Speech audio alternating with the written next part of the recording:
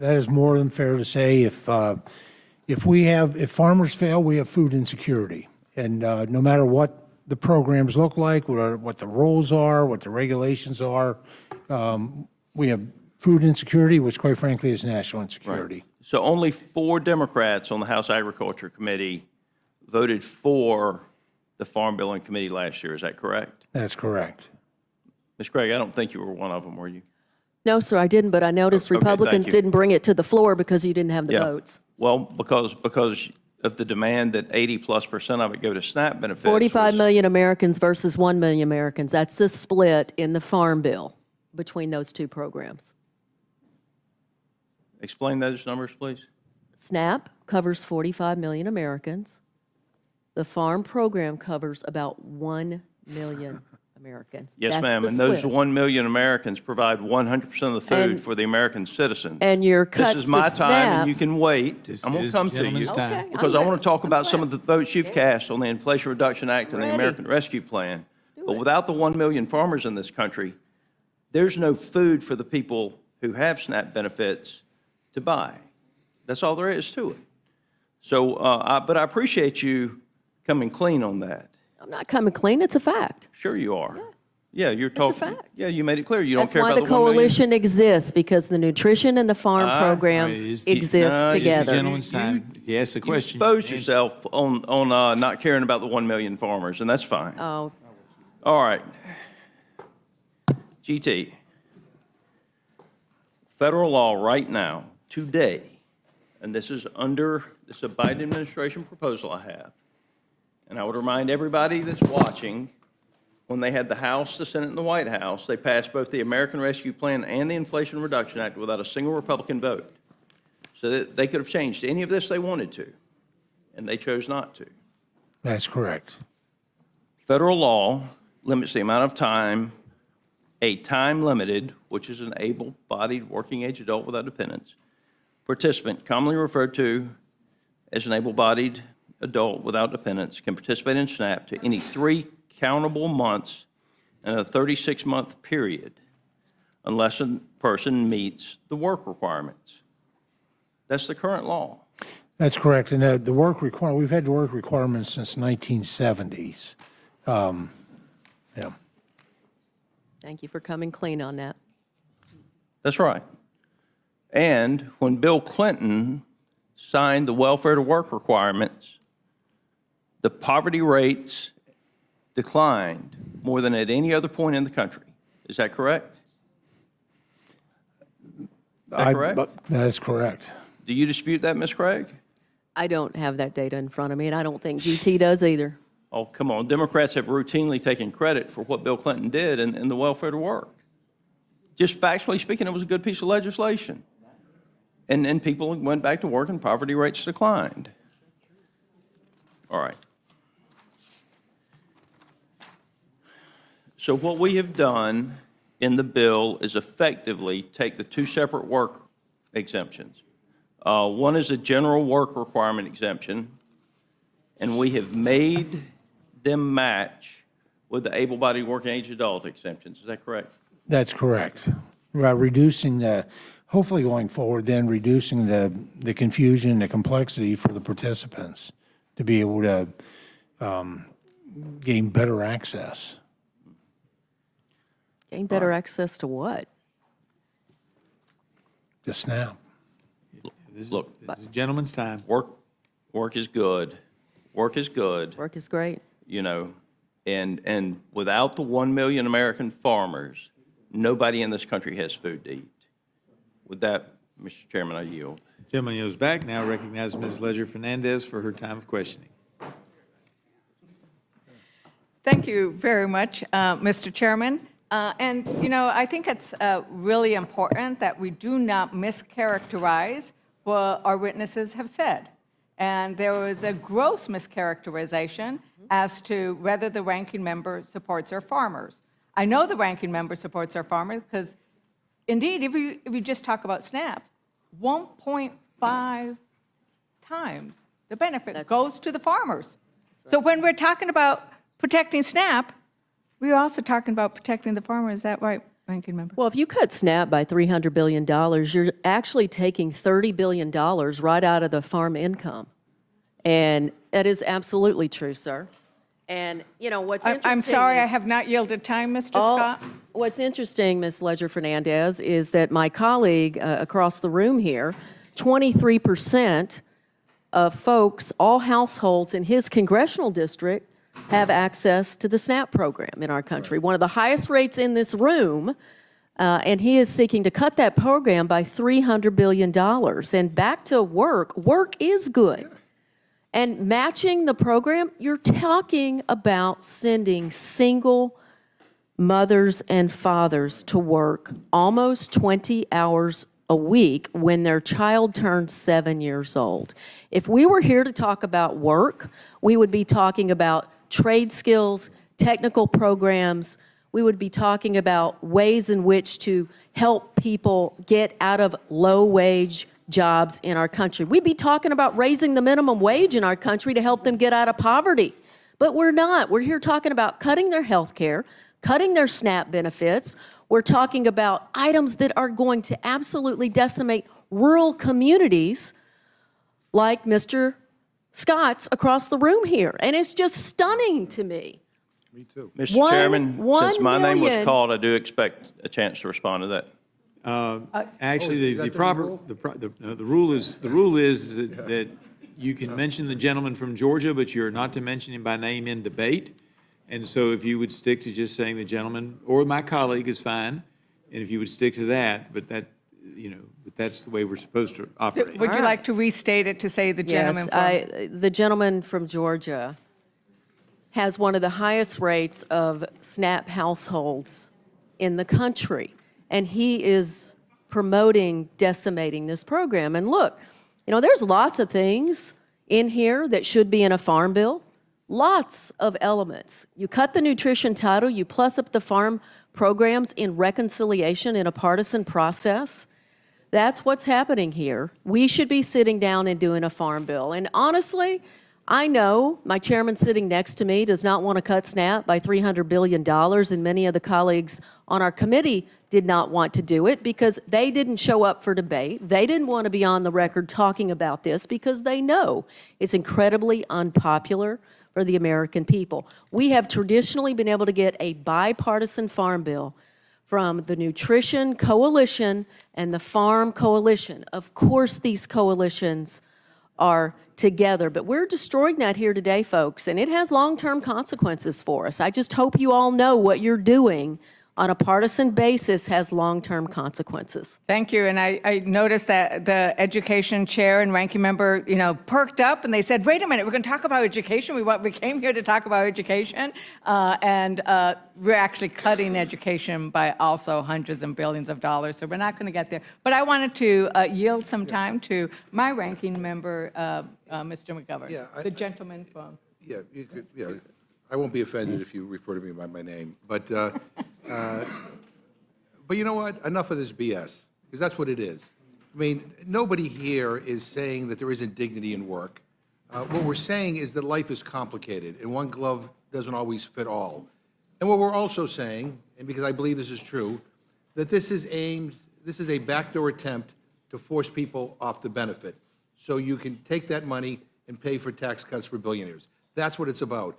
And I will also tell the gentleman that over the years, hunger has gotten worse in this country. The only time it didn't, believe it or not, was during the pandemic. And that is when we increased the SNAP benefit and when we increased other nutritional programs to help people get through that difficult time. We actually saw hunger go down, food insecurity go down. And then when some of those programs sunsetted, hunger started to rise up again.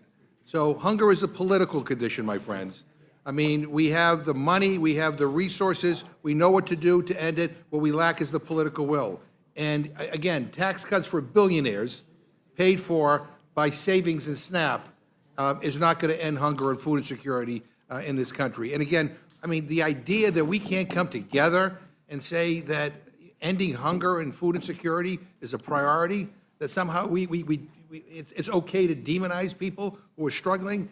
I mean, I find that, you know, appalling, quite frankly. I thank the gentlelady for yielding. I yield back. Thank you, the gentleman from Massachusetts, Mr. McGovern. You know what? Hunger is also a moral issue. It is a moral issue. And that's why 31 religious organizations have written to the chairs of all of the appropriate committees, asking them to not pass these cuts. And they point out that, so actually, Mr. Chair, or Madam Chair, I ask unanimous consent to enter into the record a letter sent to all the chairs of the committee from 31 religious organizations across the United States. Without objection. In the letter, this is why it's a moral issue. And they say it out loud. They say, they wrote it down, it is an abdication of the government's moral responsibility when the government seeks to reduce its investment in programs for the poor. Complacency can become greed and selfishness when the funds saved from the Medicaid and SNAP programs are used to ultimately widen the gap between rich and poor. Budgets are moral documents that outline a nation's priority. And I was at some of the members on here because I know that they believe deeply in the moral obligations. They know the teachings that ask us to feed the hungry, to take care of the poor. That is the essence of Jesus' teaching about love. It is the essence of almost every religion. Actually, it's the essence of everyone I know. And I think that that is a key failing of what we are doing here.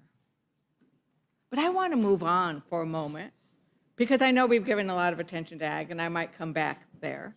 But, you know, Ranking Member Pallone, many of the children that we're talking about might be both receiving SNAP benefits and receiving Medicaid, right?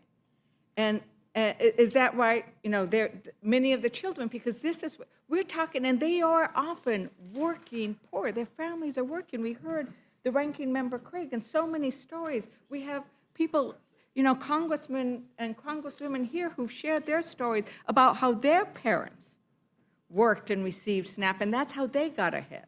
But isn't that the case, that we have many children who rely on both SNAP and Medicaid? It's absolutely the case, and I don't know how much you wanted me to expand on it, but, you know, I want to say really two things in response. First of all, you know, my colleagues and my chairman during the markup repeatedly said, and Mr. Norman said, you know, work, work, work. But the fact of the matter is that these people are working, right? The people that are getting SNAP, the people that are getting Medicaid, they're working, right? And it's the paperwork, it's the red tape that the Republicans are putting in place in this bill that is kicking people off. And I'm not suggesting that anybody's doing it intentionally, believe me, and I maybe shouldn't say this, but I'm gonna, you know, Mr. McGovern he mentioned Marie Antoinette, right? And I was, for some reason, I guess it had nothing to do, 11 o'clock at night, a couple of nights ago, there was a movie on about Marie Antoinette, right? And she said to her husband, the King Louis, she said, I don't know why everybody out there hates us so much. You know, I care about the poor. But the problem is that at the time, they were, you know, all the money was going to the nobility and nothing was going to the average person, right? And so then one of her advisors says, well, you know, Madam Queen, whatever, you realize that the people have no bread, right? And she says, well, let them eat cake, right? Yeah. I mean, it's not that anybody here on the Republican side, you know, doesn't have moral values. They just don't understand. They just don't understand what's going on out there, right? And so they say, well, we're going to have work requirements. But then if you look at the states that had these work requirements, like Arkansas or Georgia, we find that almost everybody who was eligible for Medicaid, right, was working. And the problem was they didn't know that they had to fill out the papers. It was too onerous to fill out the paper. I just wanted to give you one story because I had it here. In Arkansas, which was one of the 2 states, but they only had it for a few months because they realized that it was kicking people off. And they said in the few months that the state had its work reporting requirements in effect, 18,000 people lost coverage. That's 1 in 4 people who were eligible for Medicaid. But research tells us that more than 95% of those people were meeting the requirements, but they were kicked off because they didn't even know that they had to meet the requirements. Even when they do, it's impossible to navigate. And they have one person here, Arkansas, attempting to document her work hours, shared that my mom said I need to go online and do this, and that I was on the phone with a lady trying to, and she said I needed to do something with my hours.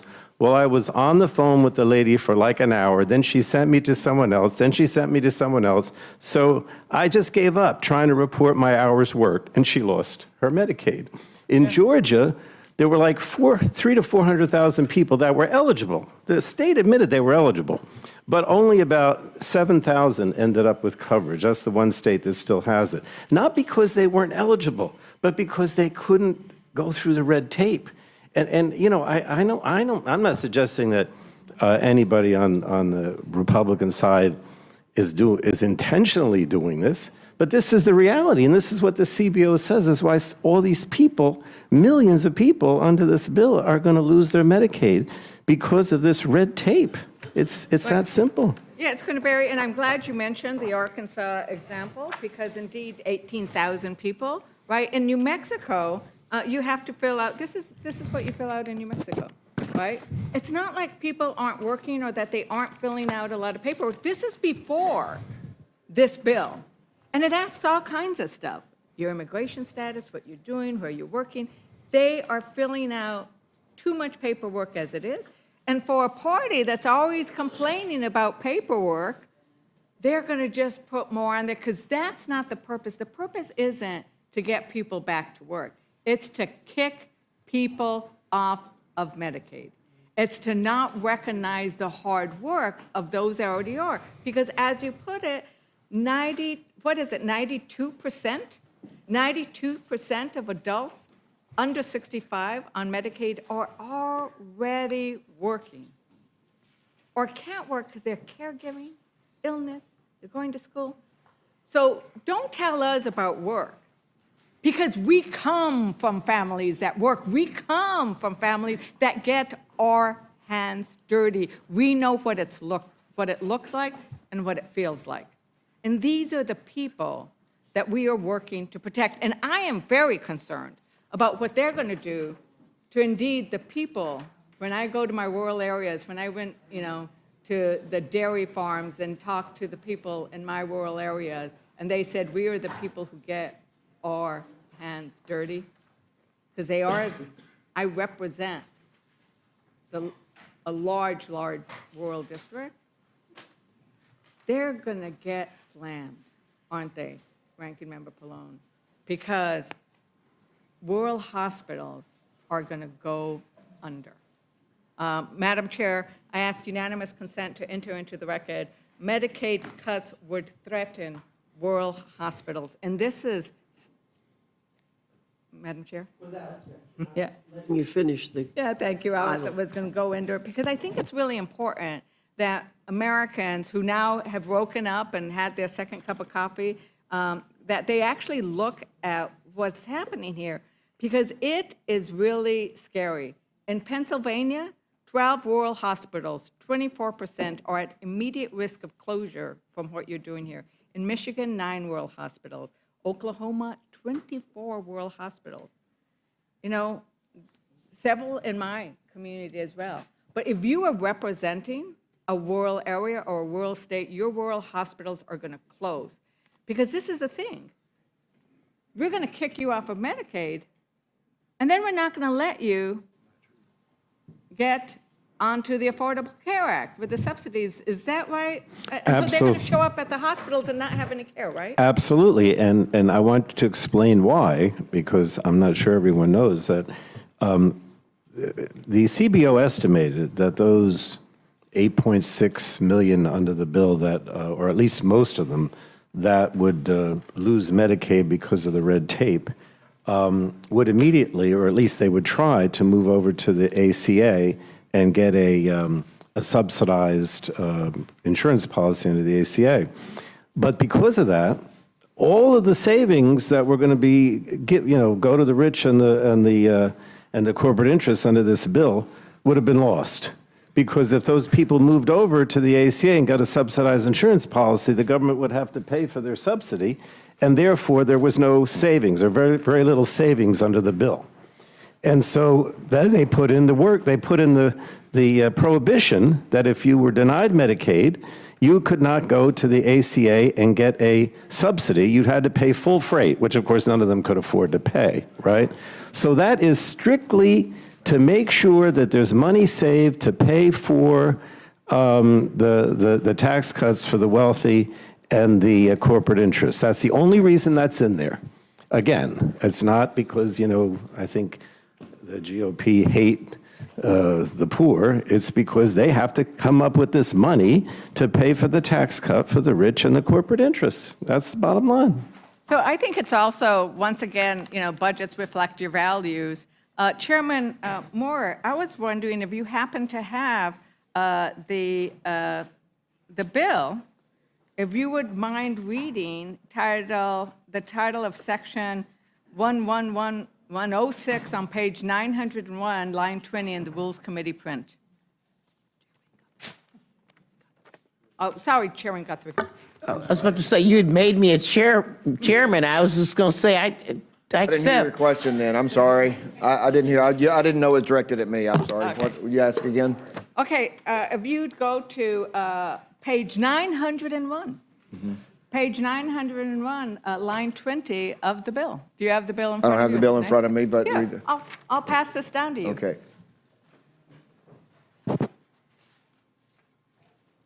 Just read that one line. Line 20.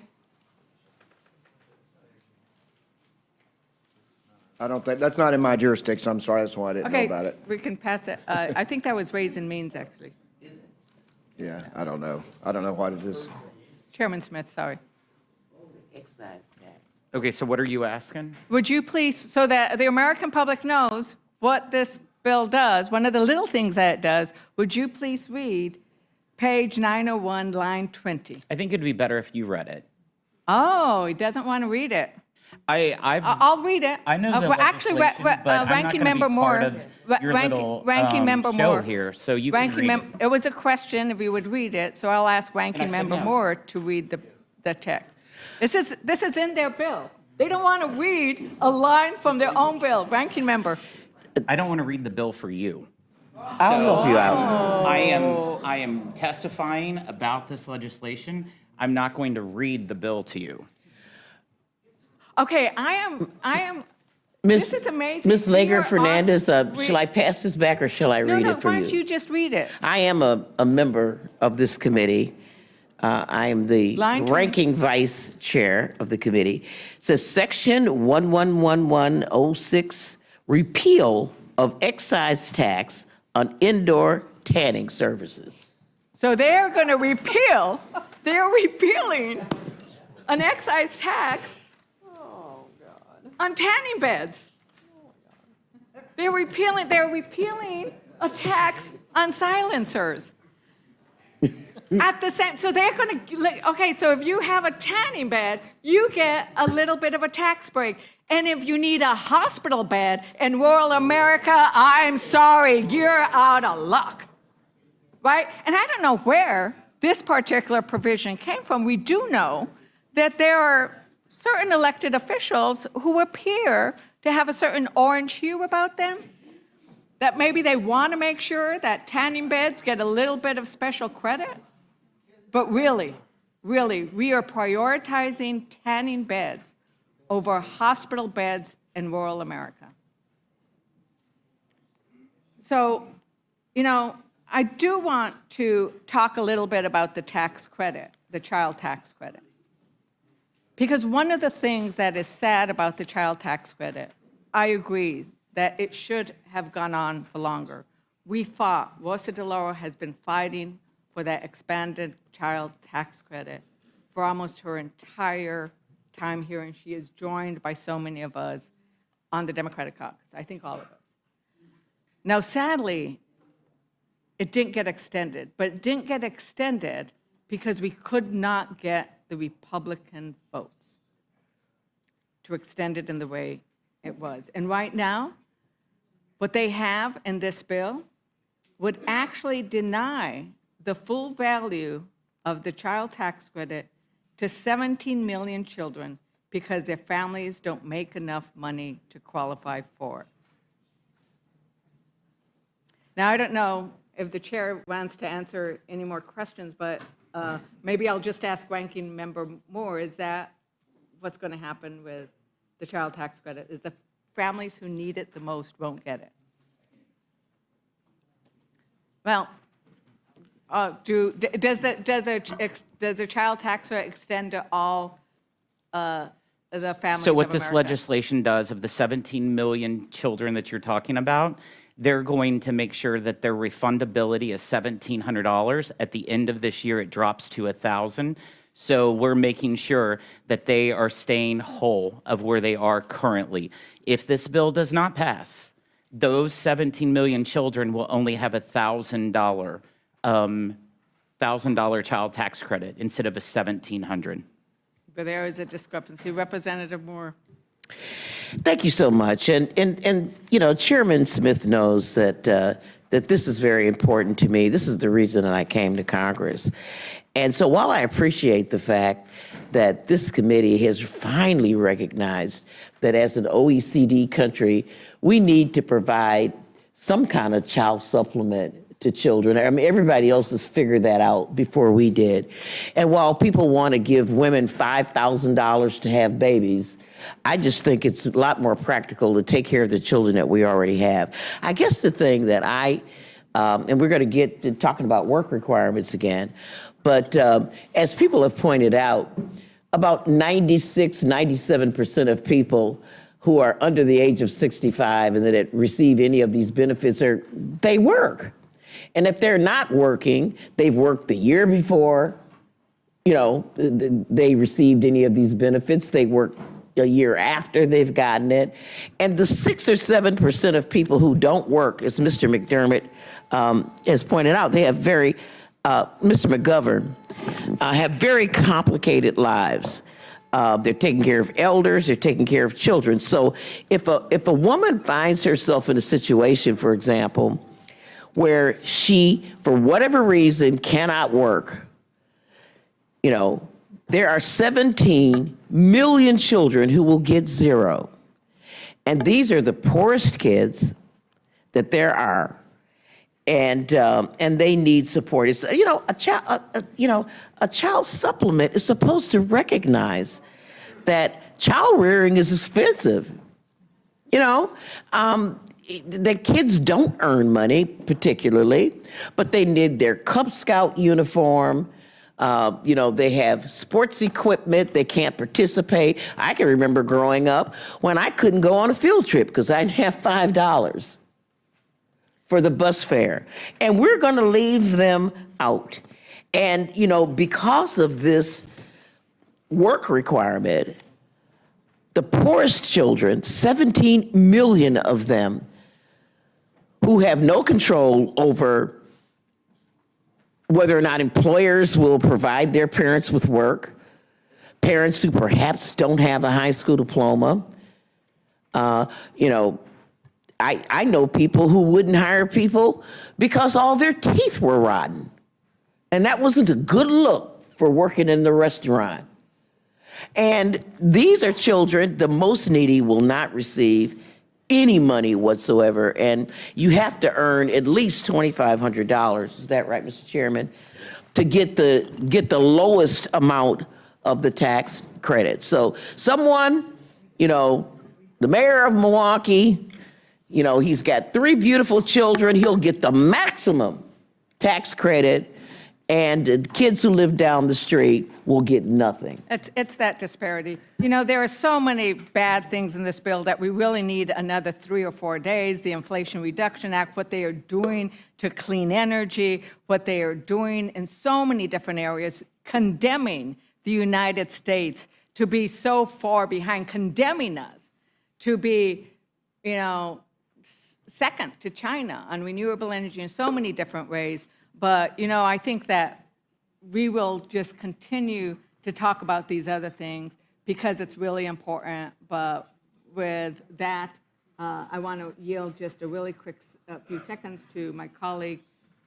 Yes, I just wanted to seek unanimous consent on an article. My colleague mentioned the issues with respect to rural hospitals, but there's a Philadelphia Inquirer article from May 19th entitled "Pennsylvania Hospitals Like Crozer-Chester with a lot of Medicaid patients keep closing. Budget cuts would speed up that trend." And it discusses how half of our adult hospitals in southeastern Pennsylvania have closed due to lack of adequate Medicaid funding.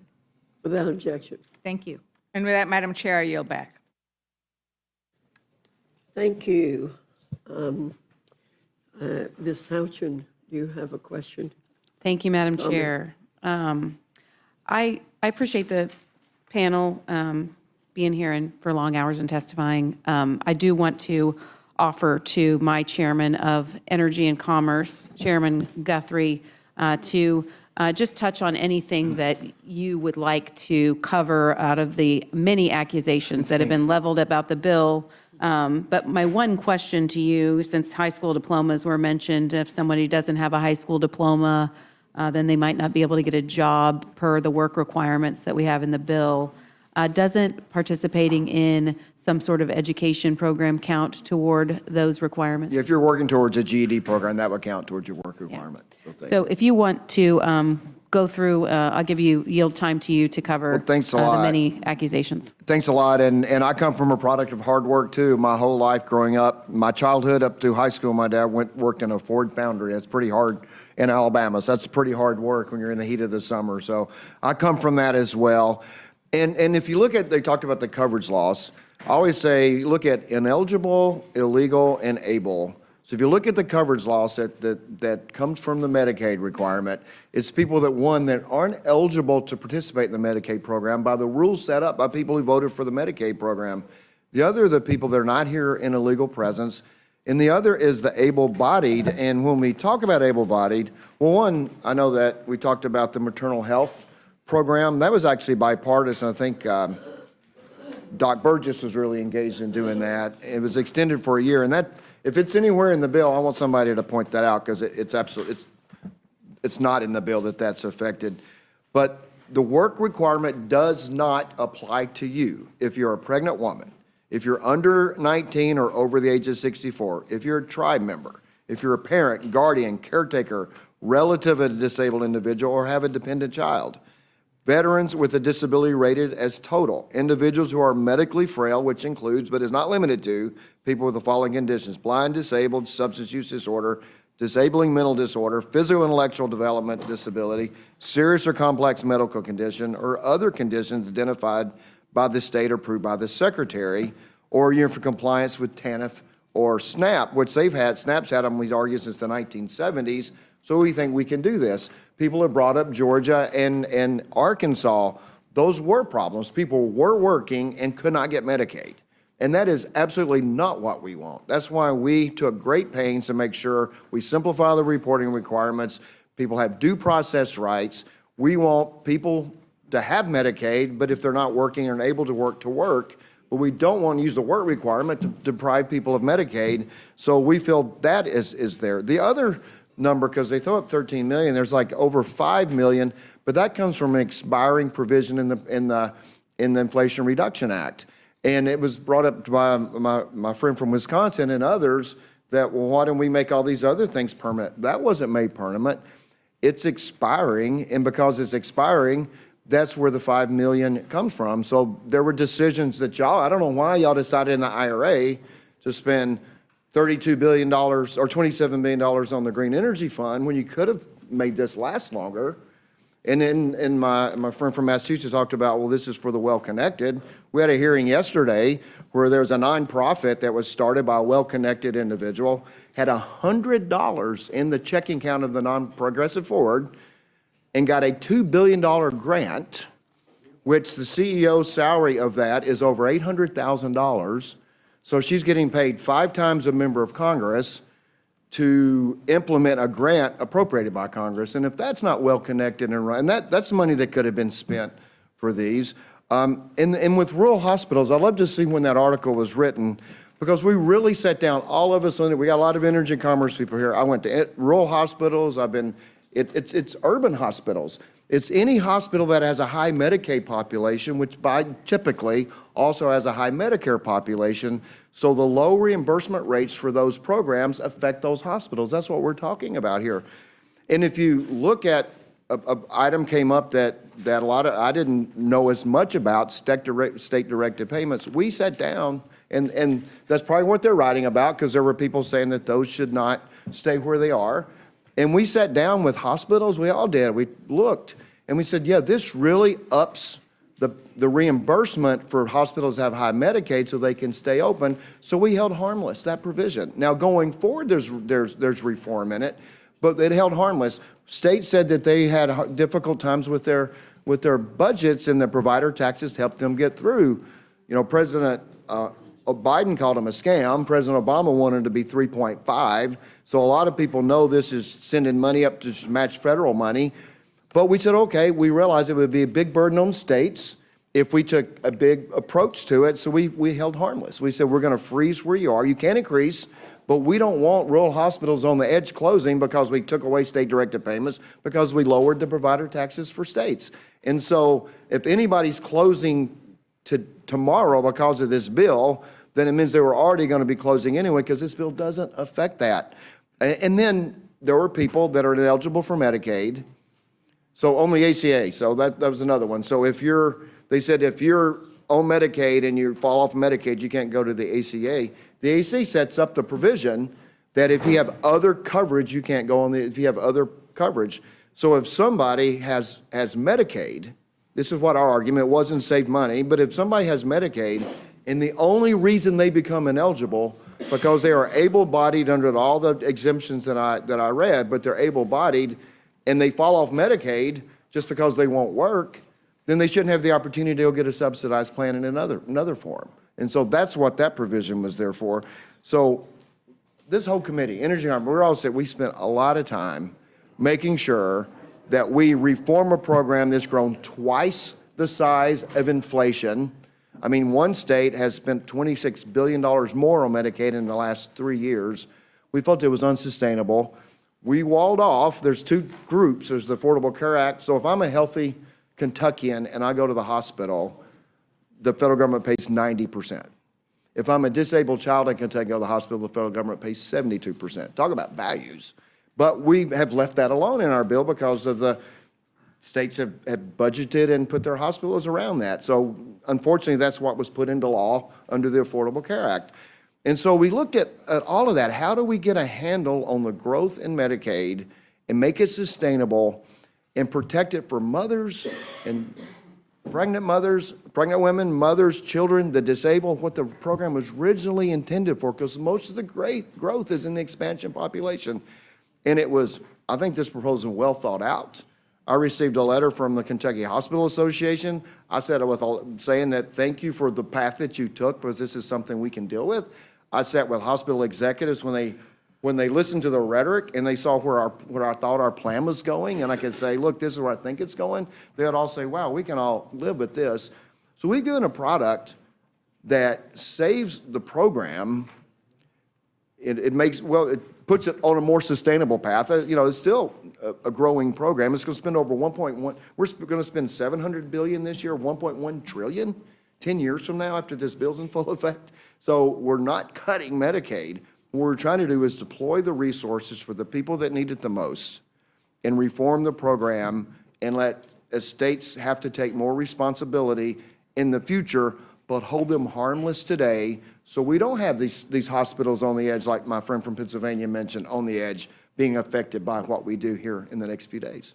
So, Mr. Chairman, I want to thank you. You did spend time with hospitals from my state, talking to them about what we were doing in this bill. I really appreciate the time that you took there with them and with many other members. Any member who had hospitals with questions, you took time to visit with, and we are grateful for that.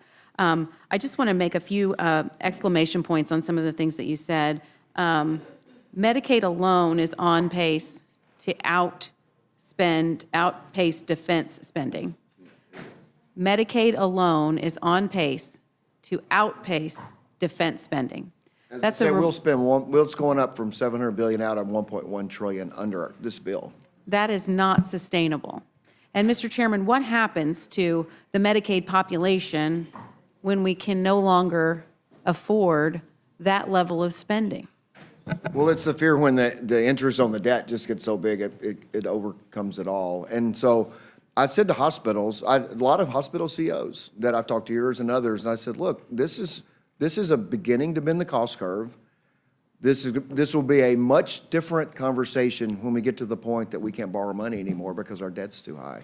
We need to have this conversation now because we can do things that's sustainable and can keep everybody operating. But we get to a point where we can't borrow anymore. It's a different conversation. And we've been talking about safeguarding Medicaid for the people who need it most. You said it best. We are preventing the ineligible, the illegal, and the able from accessing benefits and taking dollars away from the very people who this program was designed to help. Pregnant women, children, the disabled, seniors. If we did nothing, would there be more or less money available to take care of the traditional population? Well, if you think about it, if you're a state program and you get 90 cents, in my state you get 72.90. So 90 cents for one patient and 72 cents for the other. The incentive is there. I don't think it was intentional. It was to get states to expand, but now the incentive is there to spend more, have more access and care for the higher reimbursement. And finally, we are saving approximately $700 million in Medicaid over the 10-year window because of making sure people who are ineligible, illegal, and able are not accessing benefits designed for the people who need it Able most. access them if they work, but If they work, that's right. But we're saving money, but we're still increasing spending in Medicaid. So when Democrats say we're slashing Medicaid, we're still increasing our overall spend in Medicaid over the window. From Is that about correct? 700 billion to 1.1 trillion. Thank you, Mr. Chairman. I yield back. Thank you. Mr. Langworthy. Thank you very much, Madam Chair. A lot's been said here today. I would like to offer the opportunity for Chairman Thompson from my neighboring district to offer, in similar fashion, anything that he would like to rebut based on what's been said here today. Well, I thank my neighbor to the north for yielding some time. I just want to start out by saying, contrary to the disparaging remarks we've endured today, based on fear, not facts, the goal is not to hurt those struggling in poverty. The goal is to fulfill the purpose that is in law of the nutrition title. In the nutrition title, as of the FRA, by the way, any of those who voted for the FRA were the ones that approved those benefits that we talked about for the homeless, those aging out of foster care, and veterans. You that voted for that were the ones that voted to have those expire in 2030. There was a question during some of the questioning of where that came from. So, but within the FRA, we obviously food security has always been a part of the nutrition title. Really important. But it has a dual purpose. It is officially codified and in law, and that is workforce development. That became a part of that purpose. And I would say we also, not in law, but my own personal perspective is we need to achieve sustainability of this critical program, and not to have cuts. And I've said all along, we've had that discussion in committee, and I read too often about cuts that are happening, and there are no cuts. the House Committee on Agriculture is leading efforts to restore integrity to the SNAP program, the Supplemental Nutrition Assistance Program. The committee's reforms ensure that SNAP works the way that Congress intended it to, going back to the 1970s. We're really proud of that program. It has been a program that has restored rungs on a ladder of opportunity for folks to be able to pull themselves out of poverty while at the same time meeting their, providing supplemental nutritional assistance. And the goal is, and we do that in terms of the program integrity in areas by reinforcing work. Those who can work should. And there certainly are plenty of waivers and provisions so that to address kids, the reason it went, that it's always been 6 years and younger as a waiver on their general work requirements is because it was recognized that if you had a preschool child at home, that you would have to be able to care for them. It also applies if you have someone in your house that is disabled, including maybe a parent that you have to provide care for.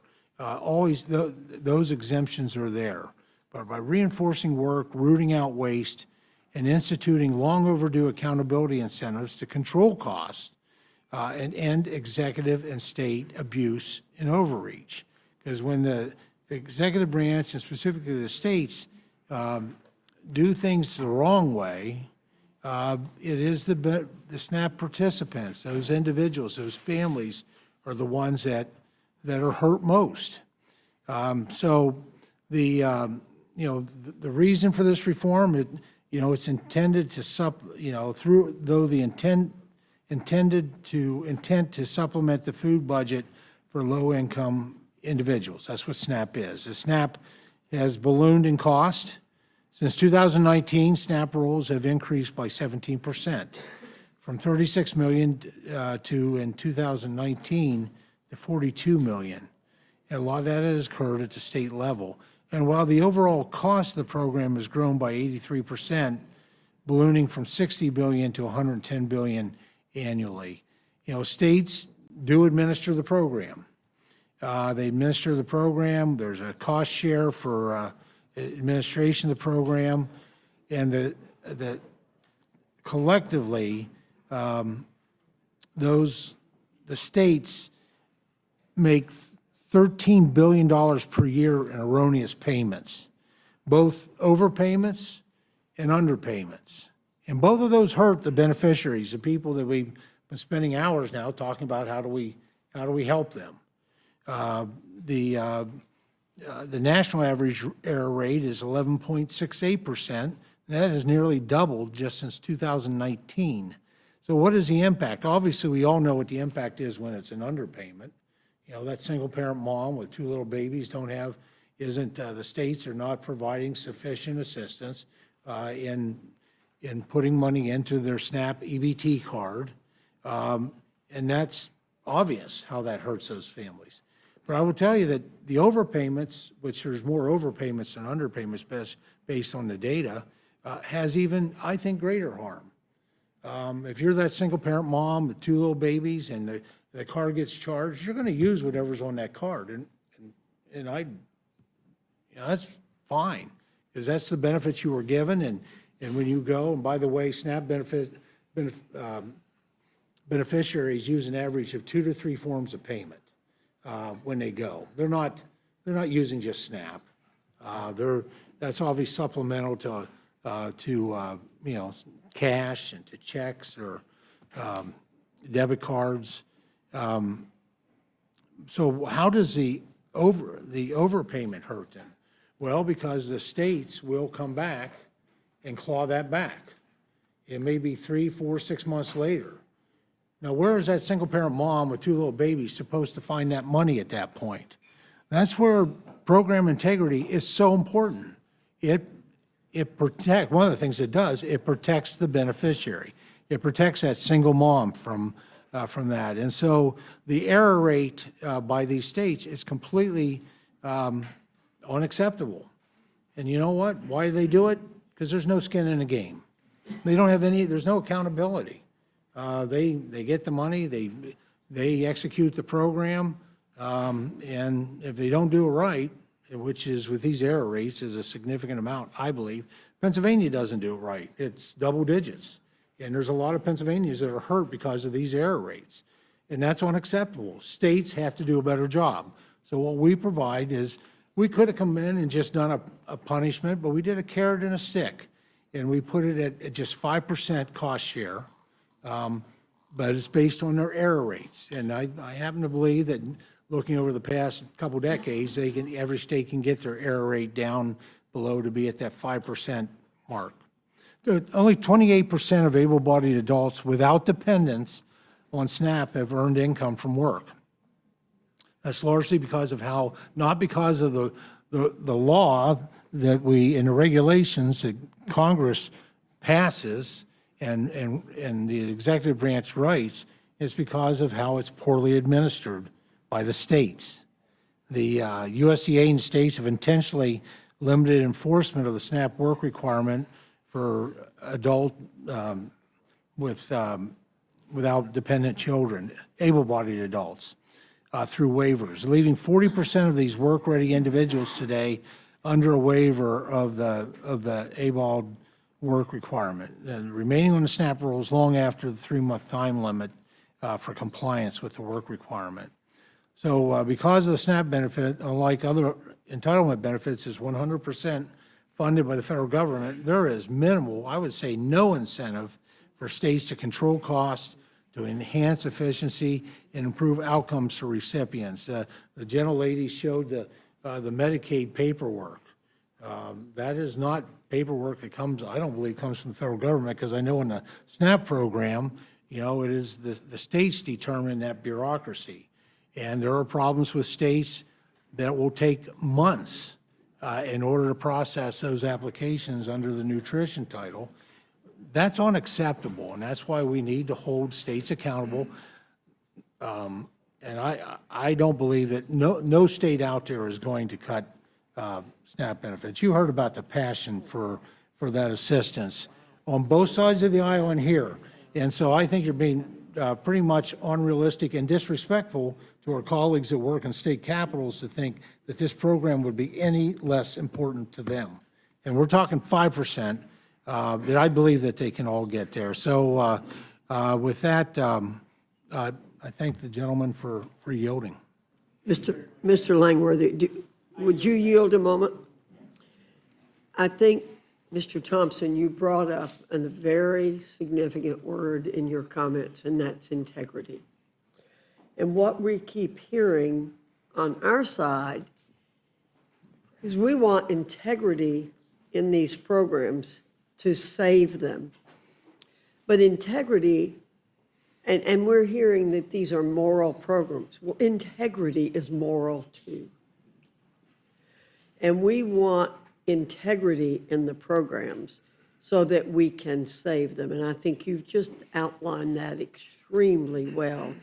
And it's a word we have not heard enough of in this debate here, and I think probably in the committees, because we keep hearing about cuts when we're talking about having integrity in the programs. So thank you, Mr. If the gentleman from New York will yield just a few minutes. Certainly. We did not roll back the daily amounts that these recipients receive. There was an increase when the market basket analysis was done at the direction of the 2018 Farm Bill. And again, I agree, it's only like $6 a day, something like that. That amount was not rolled back within this, nor are we preventing going forward adjustments based on inflation, because that is the current law. And so I think those corrections are really important to make, and I thank the gentleman from New York for yielding. And I yield back to you, Madam Chair. Thank you. Mr. Griffith, you're recognized. Thank you very much, Madam Chair. Fake news, misinformation, it has long existed in human societies. and today we heard several folks reference Marie Antoinette and let them eat cake. She never uttered those words. As historians will tell you, there's no evidence that she ever said it. I understand the intent in which it was used, but she never said those words. In fact, let me. let me finish. I just say you guys The make Marie rumor- Antoinette look like she's down to earth. That's what I said. No, not going there. But the rumor that she said those words started circulating in the streets of Paris a couple of weeks after her head had been severed by the guillotine. And as everybody knows, the brain only functions for 2 seconds. Scientific data done at the guillotine by French scientists showed the brain only functions for 2 seconds, 2 blinks of the eye subsequent to the head being severed. Misinformation is still out there, and sometimes it's both sides of the aisle that we start these stories or these rumors in the minds of people. And one of those that all of us have been guilty of is talking about work requirements related to this bill, because it's actually community engagement. So if you're going to school, as we've heard some testimony today, if you're engaged in your community in any way, going to school, getting a drug treatment program, it counts. Volunteering in your community for that 18.47 hours a week counts, or 80 hours. It doesn't have to all be done in a week. 80 hours over the course of the 4.33 weeks in a month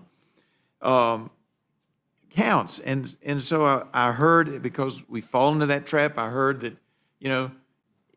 how can you work when you need daycare? Well, you could be volunteering with the local daycare and count as community engagement. So we need to try to get the facts straight in this point in history, or else 200 years from now, they're going to be talking about work requirements when in fact it's community engagement. Just as we have heard today that Marie Antoinette said, let them eat cake, which she never did.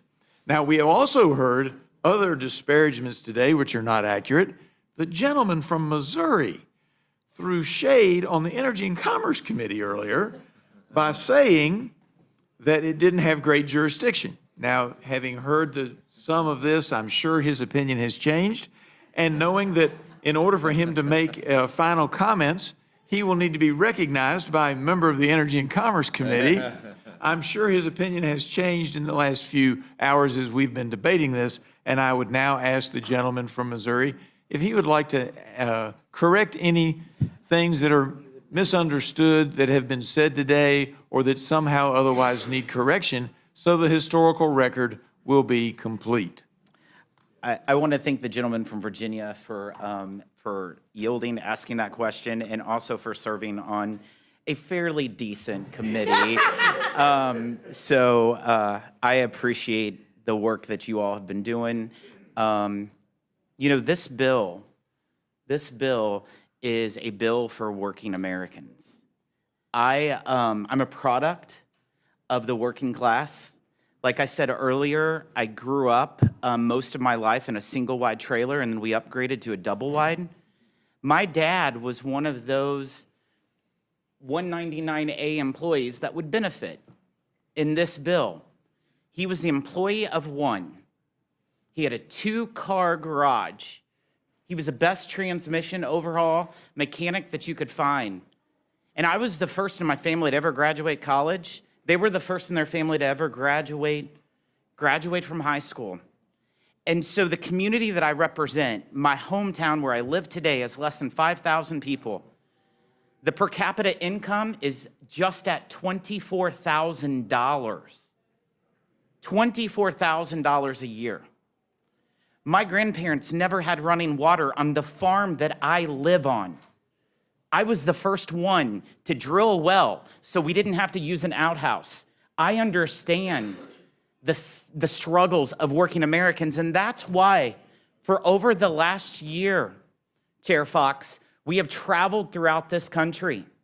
We've had 15 different field hearings from a homeless shelter in Chicago to an Indian reservation in Arizona to the second largest port in Staten Island.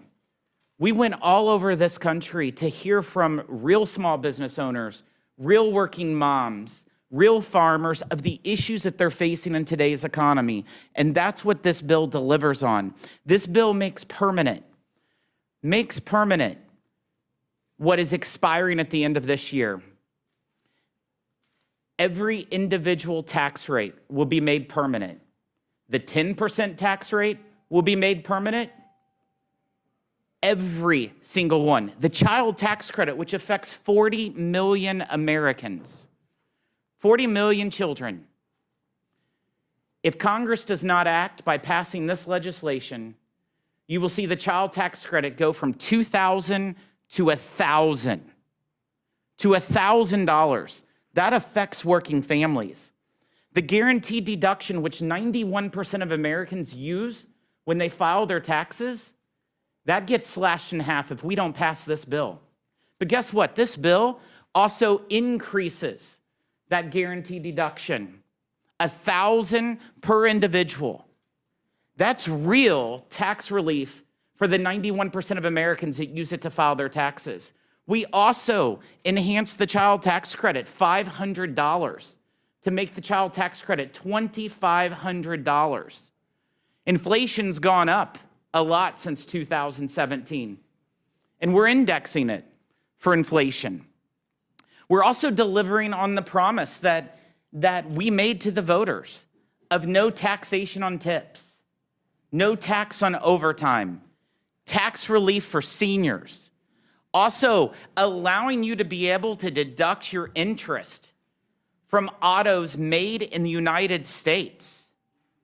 I'll tell you, the senior citizen who's an Uber driver is going to benefit the most from this tax package, because no tax on tips, senior tax relief, and also they can deduct their interest if that car is made in the United States. These are real impacts for real Americans. In fact, an average family of four under this tax bill will see their tax cuts of $1,300. $1,300. Where I come from, $1,300 is a lot of money in the paychecks of working families who are struggling just to get by. In this tax bill, what it does for small businesses, there's 26 million small businesses right now that are wondering, is their tax rate going to be 43.4% next year or 23 to 28%? And these are those mom and pops on Main Street that are just surviving. That's my parents' auto repair shop in Southeast Missouri. They're deciding of how to invest, how to grow right now with the uncertainty, and this bill will provide that certainty. In fact, we also enhance the small business deduction to 23%, allowing them to have more parity with the big corporations with having a lower tax rate as a small business owner. We also go after special interest tax provisions that were passed in the IRA. We eliminate more than $500 billion of bad green scam policies. And those policies will be redirected for the working class Americans, those tipped employees, those linemen working overtime, those seniors who are living paycheck to paycheck. That's what we're going to do with those green credits. We're also going to hold elite universities accountable. We're going to make sure that they pay their share of revenues coming from endowments. Corporate tax rate's 21%. The top tax rate will be 21%. If an endowment can have $55 billion, more than most countries, I think that they're not really paying their fair share. We're always talking about paying their fair share, but we're going to make sure those elite universities pay their fair share. It's the same way with woke non-for-profits. We're holding them accountable. We're also saving $140 billion in the tax code to make sure illegals aren't benefiting from the tax code. And this is all to deliver real relief for the average, everyday American who sent us to Washington for this mandate. I appreciate you for allowing us to be here today. Madam Chair, I Still yield your back. time. I yield back. Thank you. Mr. Jack, you're recognized. Thank you, Madam Chair, and I will engage Mr. Wahlberg. I appreciate your patience throughout this hearing. I can relate that it's a little lonely when you sit at the edge of the table, but would welcome any closing thoughts and comments from you and the incredible work that your committee members produced at the Education and Workforce Committee. Well, Mr. Jack, I appreciate that. Bobby and I are feeling like Rodney Dangerfield down here at the end of, you know, I served on the Ag Committee, my first term in office. Great committee. Got a great Ag district that I represent. I served on Energy and Commerce up until I took the chairmanship of this fabulous committee. And I never wanted to serve on Ways and Means. It's not up to my standards yet. No, I love you, Jason. I love you. I just had to get that in. But I do appreciate that. Education workforce, I don't want to belabor this, but we did some amazing work, I believe. $350 billion of savings that will, I think, foster better opportunity for students in higher education at lower costs. In the Northwest Ordinance, it's probably included in some of your state's constitutions. It says religion, morality, knowledge being necessary to good government and the happiness of mankind, schools and the means of education shall forever be encouraged. I don't think we've been encouraging education as we ought to, and for that reason, my ranking member, Scott, and I, and Representative Neguse, I'll respond to your question, which was a legitimate question. We started at 10:15 in the morning on our markup. 5.5 hours later, after 33 or 34 amendments that we debated together, we completed it. And I turned to Bobby and I said, Bobby, what happened? He said, what do you mean? I said, it's still light out. I think that shows how a committee can work together to get things done, whether we agree or not on everything, and we didn't. But I think the passion is there for education. So what we did in this bill, seeing that right now, 40% of master's degree programs and a quarter of bachelor's degree programs leave students worse off than if they never started in higher education because of the costs and the debt that they have. Within the next 10 years, if we don't do something, we have $300 billion of debt to the students that they're going to lose over the next 10 years. Taxpayers lose 20 cents on every dollar that they lend to post-secondary education right now. That's not a winning formula. So in our legislation, Mr. Jack, we attempted to reduce from 5 disparate loan programs, some without, well, most without any limit on them, down to 2. And we put reasonable caps in for undergrad, for grad, and for professional grad students. Why did we do that? To give incentive to colleges, universities, trade schools, community colleges, to live within their means, and ultimately we gave them something they've asked for many years, and now they have the opportunity to counsel their students on the basis of what their program will afford to them once they graduate, what they should take as a loan and no more. For that reason, we have a chance to give them skin in the game, that if students come out at the end of the pipeline and they are paying off their student loan, keeping on track to do that, and they have advanced in their ability to earn, we give them a special carrot called a promise grant. If they don't, and the students are defaulting and not achieving what they ought to achieve, then we give them a portion of risk sharing to contribute, that carrot and stick approach. Bobby and I agreed on a very significant portion of the bill, and that's workforce Pell, short-term Pell. We know our manufacturing entities, our trades, need people in the jobs these days. And why not give them certification programs, apprenticeship programs, short-term degrees that we can use Workforce Pell for, to bring them out of that pipeline with a skill, with a job, and without huge student loan debt. And Bobby and I are going to continue to work on other workforce programs to ramp up that deal, but we did get that into this bill as well. So I won't belabor the point, but that $350 billion of savings is all being put in to make it more accessible for students to come out of the end of the pipeline.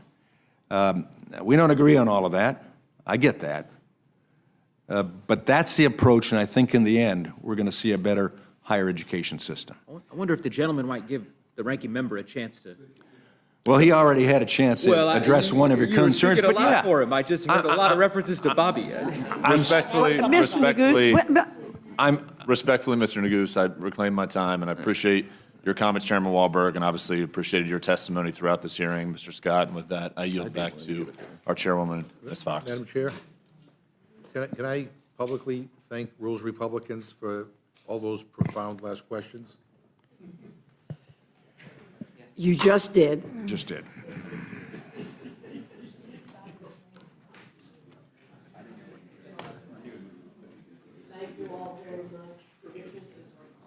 Madam Chair, Madam Chair, Madam Chair.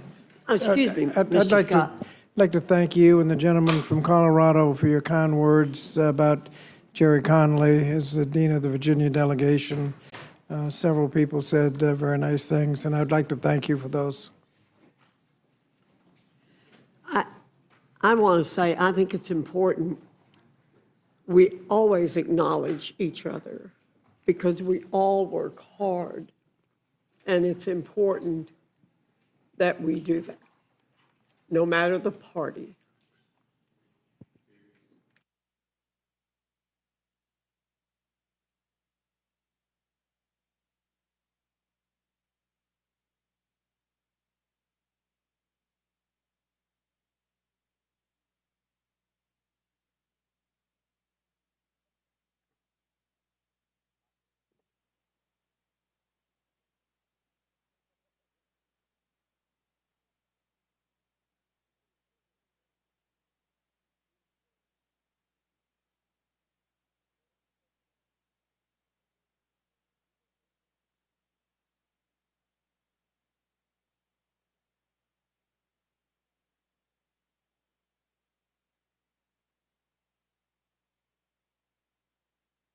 The next panel, thank you.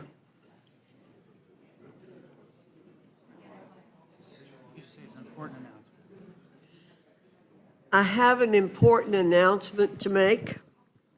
To the members in the room who've been waiting patiently to deliver amendment testimony, I have a brief announcement about how we're going to proceed. Those of you who've been excused can go.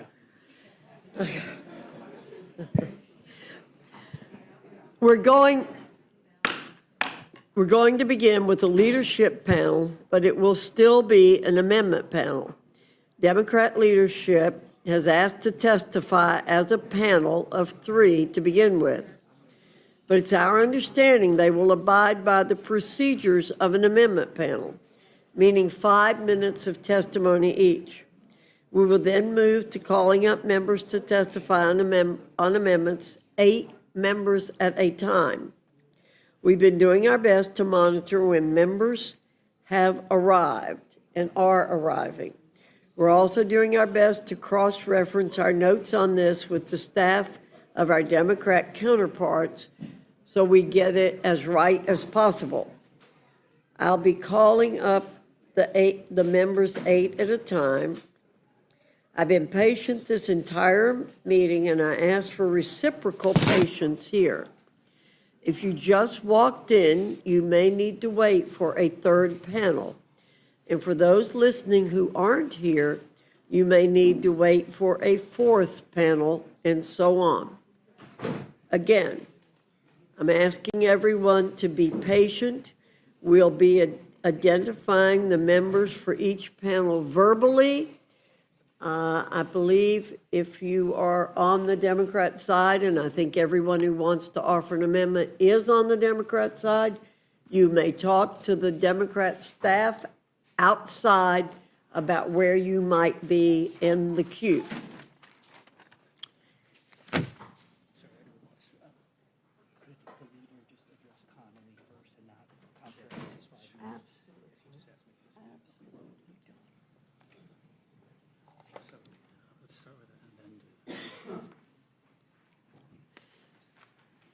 Mr. Jeffries, I understand you want to address the group in terms of the loss of Mr. Connolly first, and then I'll identify you for your testimony.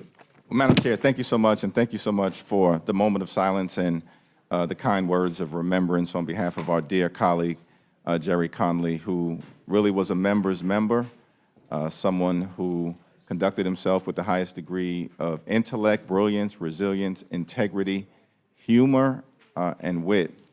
It's a great loss for his family, great loss for his district, great loss for the Commonwealth of Virginia, great loss for us as House Democrats, but certainly a great loss for the Congress and for the country, given just the depth of his representation, the relationships that he had on both sides of the aisle, on both sides of the Capitol, and the fierce representation that he provided to the people that he's been privileged to represent for decades. Thank you for giving me the opportunity to share some brief words of reflection on behalf of the House Democratic Caucus.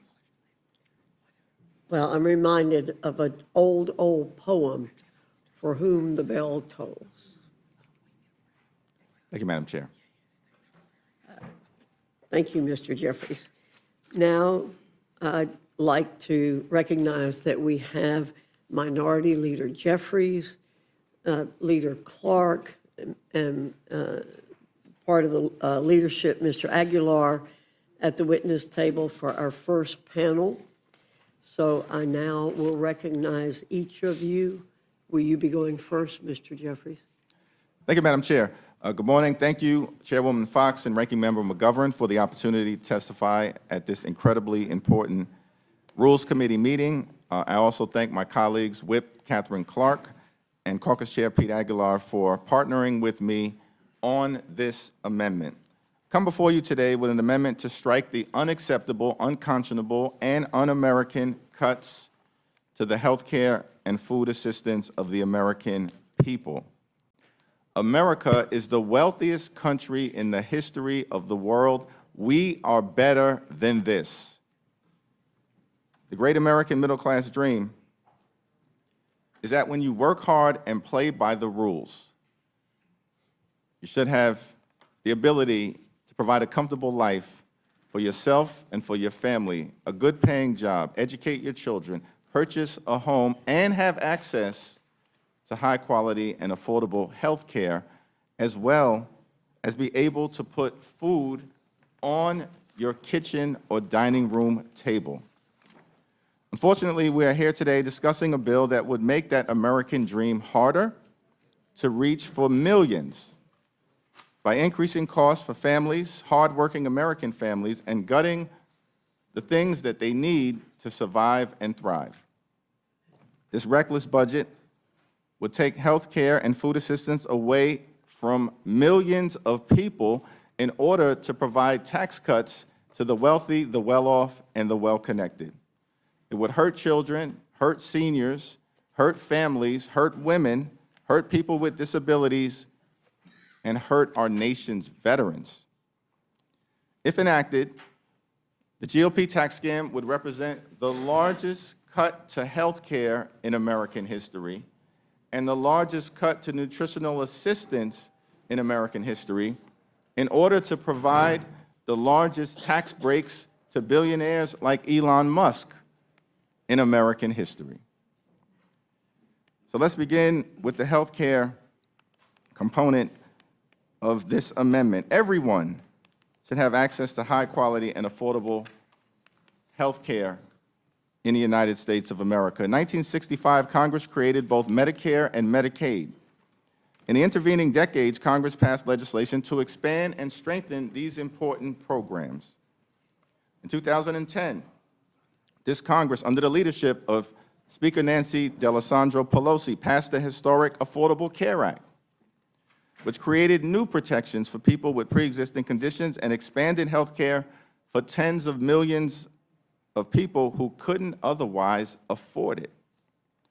Since then, we have managed to achieve the lowest uninsured rate in history. Why would we go backward? Which is what the GOP tax scam would do. We know, however, that our healthcare system is not perfect. Too many Americans continue to be unable to pay their medical bills and struggle to get access to the care that they need. As Democrats, we are ready to work in a bipartisan manner to address these challenges, but we will never support any Republican effort to rip away health care from the American people.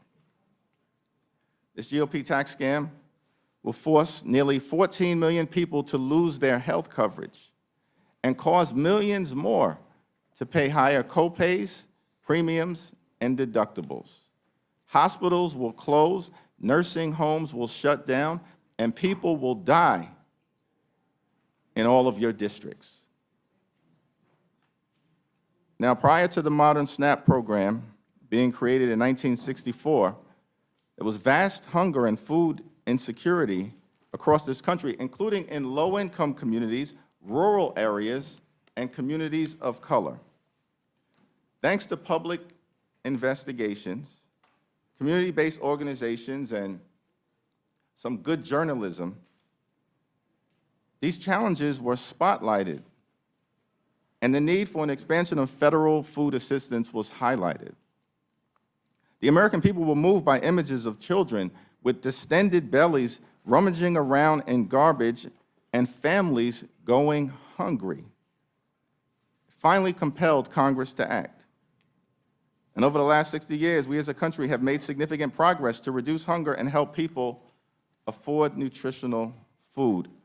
Unfortunately, the policies in this GOP tax scam threaten to undo this progress and return us to an age where far too many children or veterans or seniors are struggling to eat and get access to the nutrition that they need.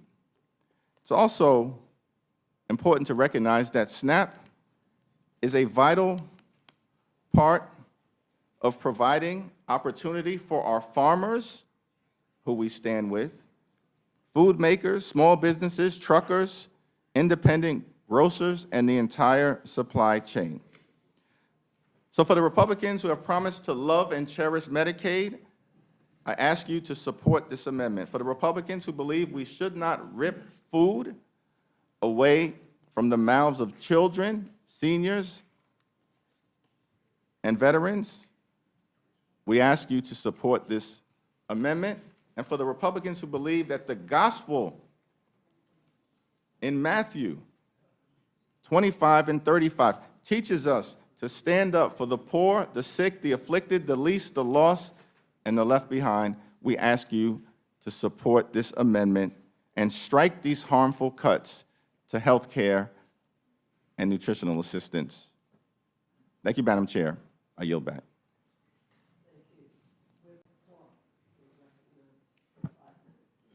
Thank you, Madam Chair, and the Ranking Member McGovern, the members of this committee. I am a proud co-sponsor of Leader Jeffrey's amendment, Protecting Medicaid and SNAP. And my Democratic colleagues have done an excellent job laying out how taking Medicaid and food from kids and seniors and veterans and moms to give tax cuts to billionaires while increasing our deficit is a triple threat to the American people.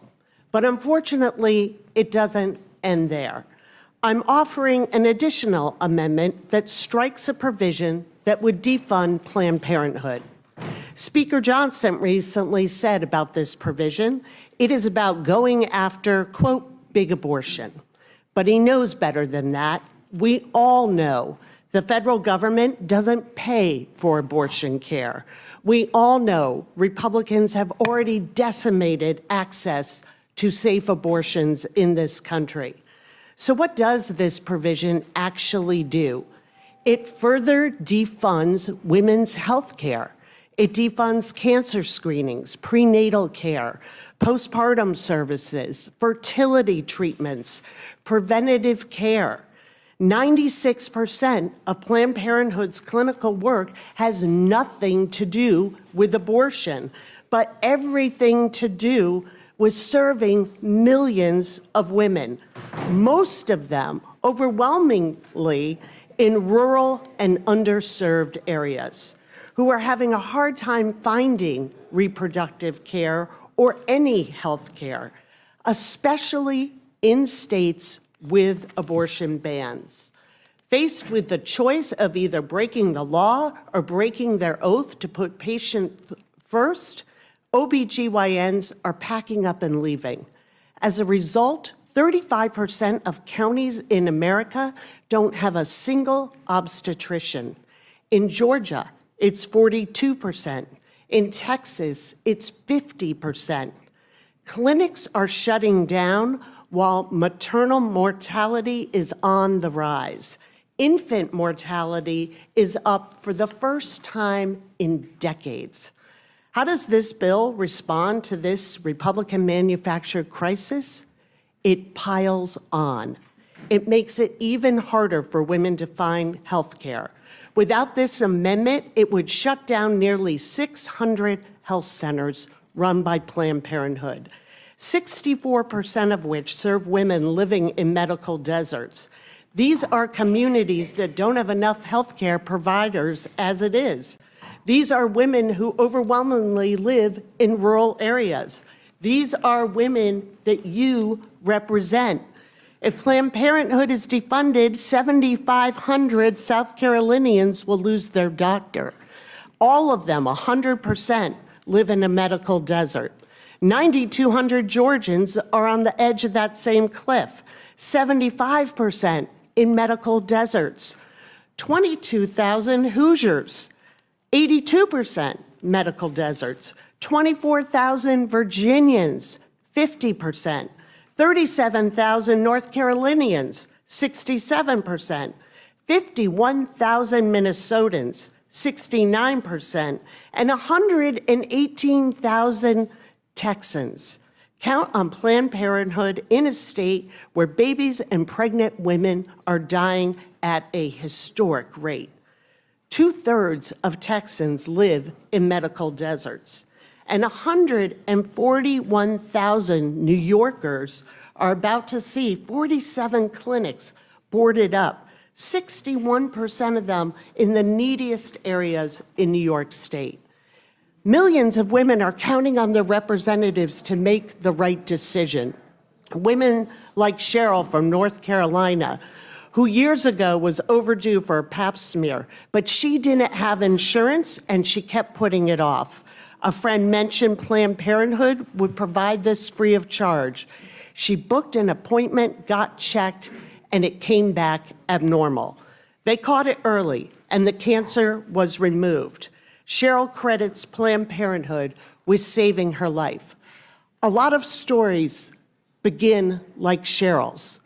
They should all end in the same way, with health care that saves lives.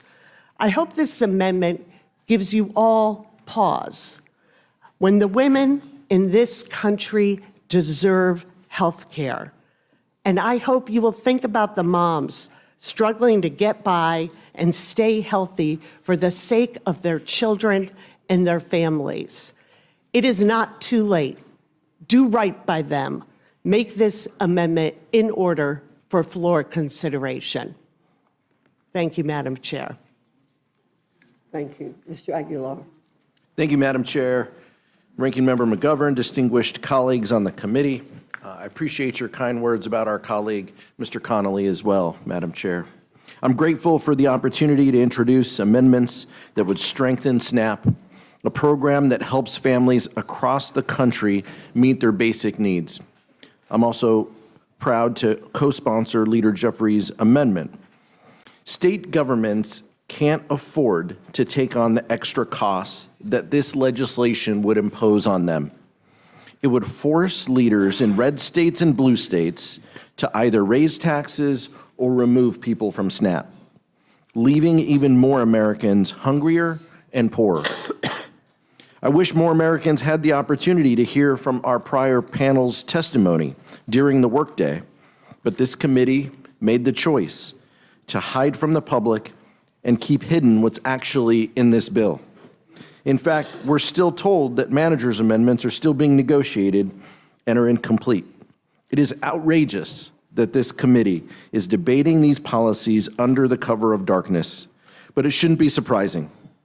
Legislation you intend to pass, started at some ungodly hour, kicks millions of Americans off their health insurance and takes away food assistance for families who need it most.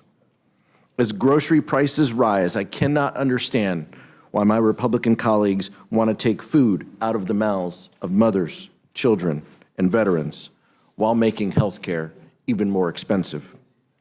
House Democrats are eager to take on waste, fraud, and abuse throughout the federal government, but we cannot find a willing partner on the other side of the aisle because of our colleagues' single-minded focus on cutting health care for people who need it most. This legislation doesn't make Medicaid or SNAP more efficient or more fair, Madam Chair. All this bill does is ensure that billionaires who have never had to worry about a hospital bill or putting food on the table can continue to pay less in taxes than a teacher, a firefighter, or a nurse. Madam Chair, it is a fact that only House Democrats want to make health care more accessible and more affordable for everyone. We will continue to fight back against this effort to drive up costs of health insurance and end basic needs programs just to make a group of campaign donors happy. The contrast is clear. House Republicans are making health care more expensive and less accessible. House Democrats want to ensure that every American can earn the peace of mind of a good-paying job with great benefits. I yield back, Madam Chair. Thank you. Mr. Aguilar, would you mind leaving your testimony with me? Because I don't believe I heard a couple of things that you said, and I just want to look at it before I make any comments. Of course. Okay, I want to double check that I heard some things that I think you said. Okay. Before I make any comments. Of course. I'm going to recognize, before I speak, I'm going to recognize any of my colleagues. Ms. Houchin, Mr. Langworthy, Mr. Scott, you're recognized. Madam Chair, I would just like to ask unanimous consent to submit for the record an article entitled Rich State Poor People. And if I might. Without objection. If I might just read from it, the oil and gas boom has helped New Mexico has become the nation's second biggest oil producing state. Taxes paid on the state's oil production would generate, and in quotations, more money than we know what to do with, according to Democrat State Senator and Legislative Finance Committee Chair George Munoz. States are flush with cash that are well run. Thank you. Without objection. Mr. McGovern, you're recognized. Yeah. First of all, let me just address something that Chairman Smith said. He went through all the things in the tax section of the reconciliation bill that, quite frankly, most of us support. I mean, the child tax credit, the no tax on tips, the middle-class tax cuts. But what he omitted, with the tax cuts for billionaires, what he omitted were the cuts to Medicaid that will throw people off of health care, or the cuts to SNAP. Leader Jeffries, we're reasonable. We're happy to work with them. But there's no way in hell we're going to support a bill that's going to throw 14 million people off of health care, or throw millions of people off of SNAP. Maybe you can maybe comment on how would children, how would seniors be impacted by the legislation that is before us? Well, thank you, Mr. McGovern. This legislation would rip health care away from approximately 14 million Americans, including millions of children who will be adversely impacted by the fact that Medicaid is being cut, in the greatest numbers in American history, children who would otherwise be able to see a doctor when they're sick, but might not be able to as a result of Medicaid being ripped away. Children who will no longer have the ability to receive preventative care that could catch things early enough to avoid serious illness or death. They're impacted by the GOP tax scam. Seniors, of course, who will have their Medicaid ripped away from them will also be adversely impacted because the majority of seniors who receive nursing home care in America or home care in America, these aren't statistics, it's our parents, our grandmother, our grandfather, our great-grandmother and grandfather. The majority of people who receive nursing home care in America or home care in America, which allows people to maintain dignity and respect in their amazing golden years, they rely on Medicaid to receive that assistance. And that, of course, is at risk of being ripped away from them. And Mr. McGovern, it's all being done in service of enacting the largest tax breaks for billionaires in American history. Billionaires like Elon Musk, who's the last person in this country who deserves a tax break. And Ms. Aguilar, I support your amendment. You know, interesting enough, the House Agriculture Committee never did a hearing on the cost-sharing issue with states. And there's a reason why governors all over the country are panicking, that they may be hit with a bill of hundreds of millions of dollars or even $1 billion in the case of Pennsylvania, which they're not going to be able to meet, and therefore it will result in them costing, it will end up cutting the benefit to people. And so I support it totally. And Leader Clark, let me ask you, is it possible at all for other providers like community health centers to absorb the patients that Planned Parenthood health centers see annually? And what services for women would be at risk? Thank you so much for the question, and let's bust this myth once and for all, because we have two things going on here. We have the nearly 14 million Americans, including many women, seniors, moms, pregnant moms, who are going to be have their health care taken away from them totally, and that impacts health care centers, FQHCs. They receive, Medicaid is the single largest source of payments, reimbursements for our FQHCs. And this is what's always pointed to by the right, as they will just pick up these services for women out of this defunded clinics for Planned Parenthood. It is impossible. At the same time that you are cutting Medicaid to these clinics, in Massachusetts alone, that'll be a almost $1.2 billion cut to these health centers, and saying if you're going to pick up what Planned Parenthood provides, you would have to increase the capacity of our FQHCs by 56%. So we're going to take away Medicaid over here, and then we're going to say magically increase capacity by 56% to serve the women who will no longer have a place to get the cancer screenings, the prenatal care, the fertility treatments, contraception, reproductive health care that they need, and that is increasingly difficult to find.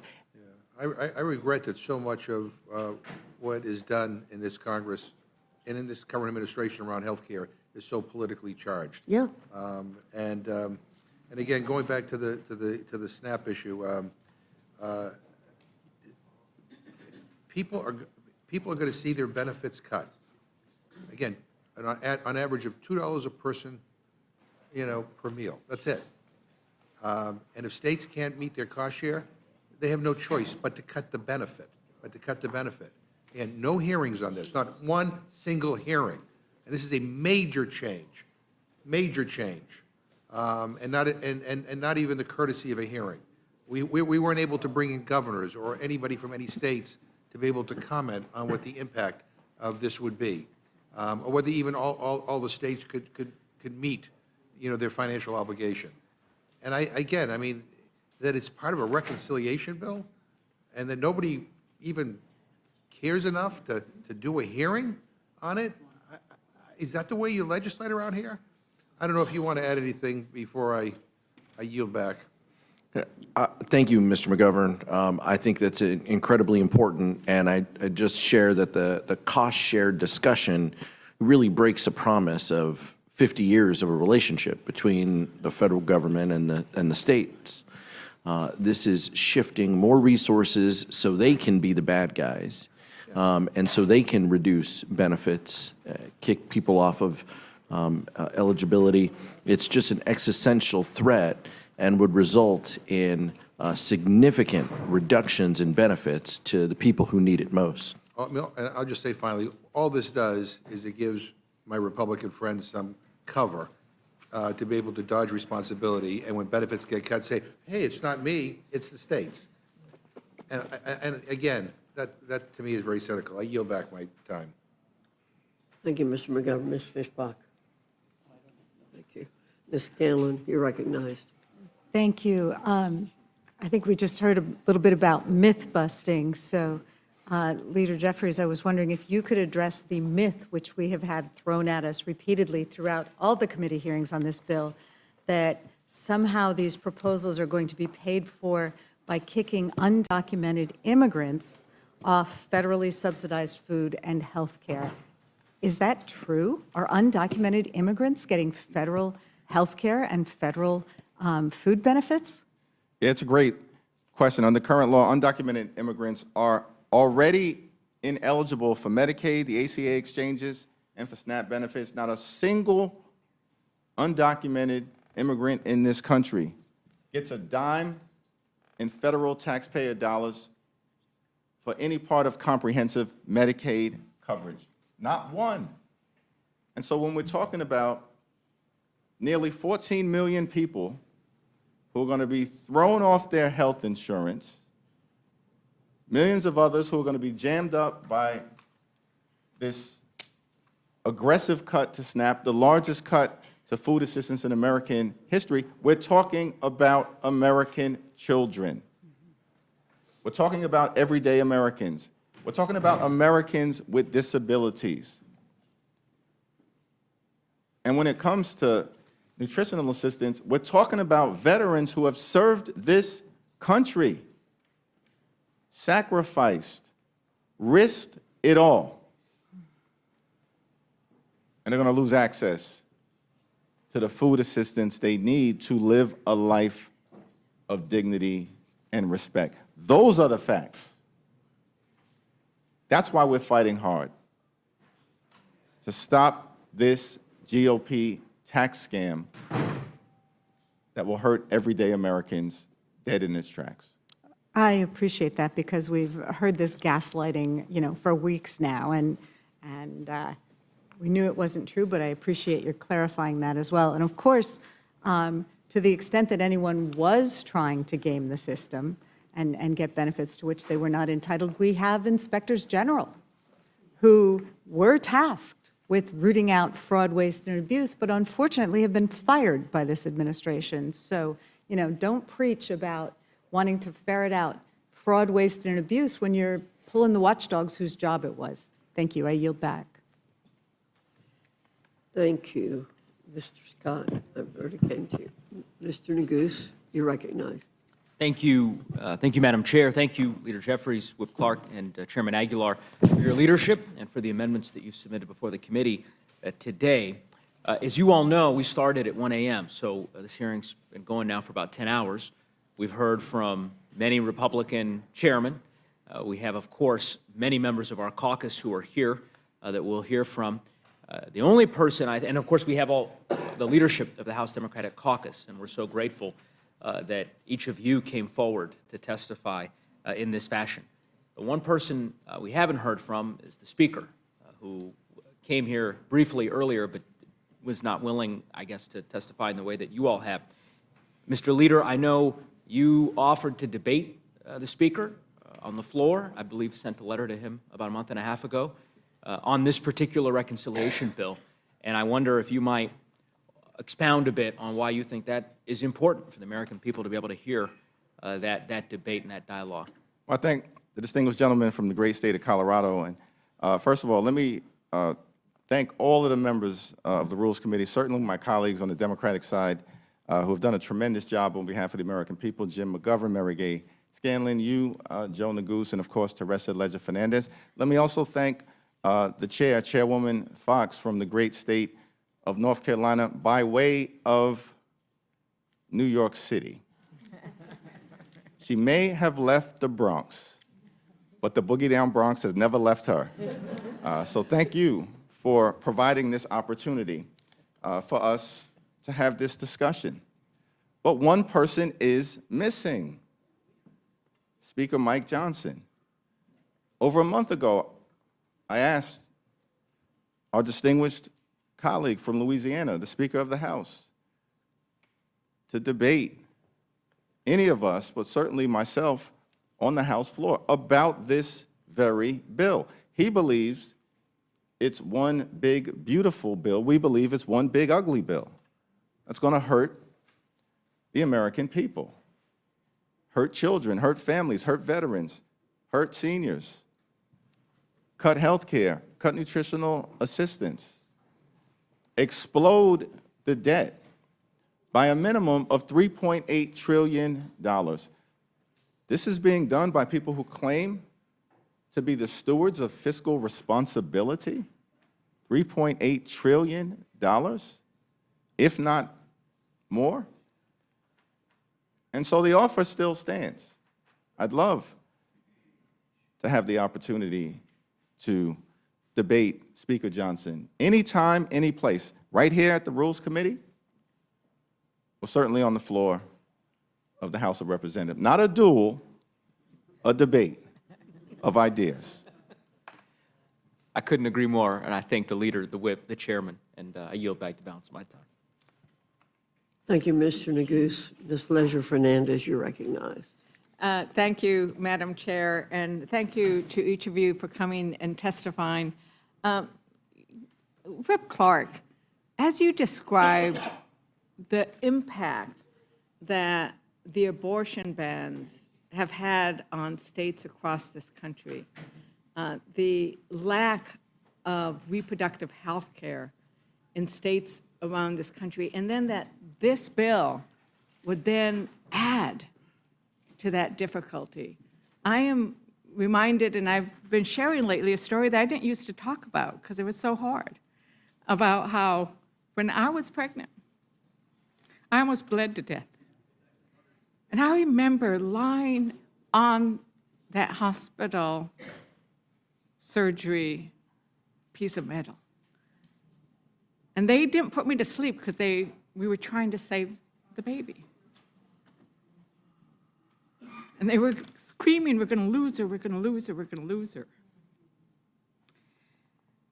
Those doctors could concentrate on saving my life. They did not have to worry about whether they were going to be criminally charged or whether they were going to have to shut down their practice because they were working on a complicated pregnancy. And now we know across the country, in rural areas especially, we are losing our OBGYN care. So I want you to talk a little bit more about what happens in those rural areas, what happens in those areas where doctors are fleeing, and how what they're doing in this bill by going after Planned Parenthood, does that make it worse? Thank you. Thank you for sharing that story. And it is the story of women across this country. Pregnancy is often complicated and it needs interventions. And we want safe outcomes. The way we get that is good prenatal care and being able to find that within a 50-mile drive from your home. And with the abortion bans, that is becoming out of reach for so many people. And it compounds the cruelty in this bill that is already there in all that they are taking away from women and children and families, from their health care, from food programs, public schools, the list goes on, for this cynical exercise of giving tax cuts to people who are too wealthy to need them or maybe even notice them. So we have to keep our eye focused on what is happening. And with this amendment, it may seem like a sort of insignificant or a very detailed part of this overall package, but the themes are the same. And at the end of the day, it is denial of health care for women in this country. And at the same time, we have a White House lamenting, why aren't women having children? Maybe we'll give them $5,000. If you don't have a safe place to have a child, if you cannot guarantee that you will survive, have the medical attention that you will need, and if you're able to have that child, that child will be able to access health care, that you'll be able to find affordable quality child care near where you go to work, that you will be able to have the fundamentals of a housing to be able to put a life together. A recent study showed the majority of families in this country, 60% of families, cannot afford the basics. And what they're saying in this, and what makes it so pernicious, is this has no place in a reconciliation bill. This is ideology, and this is policy.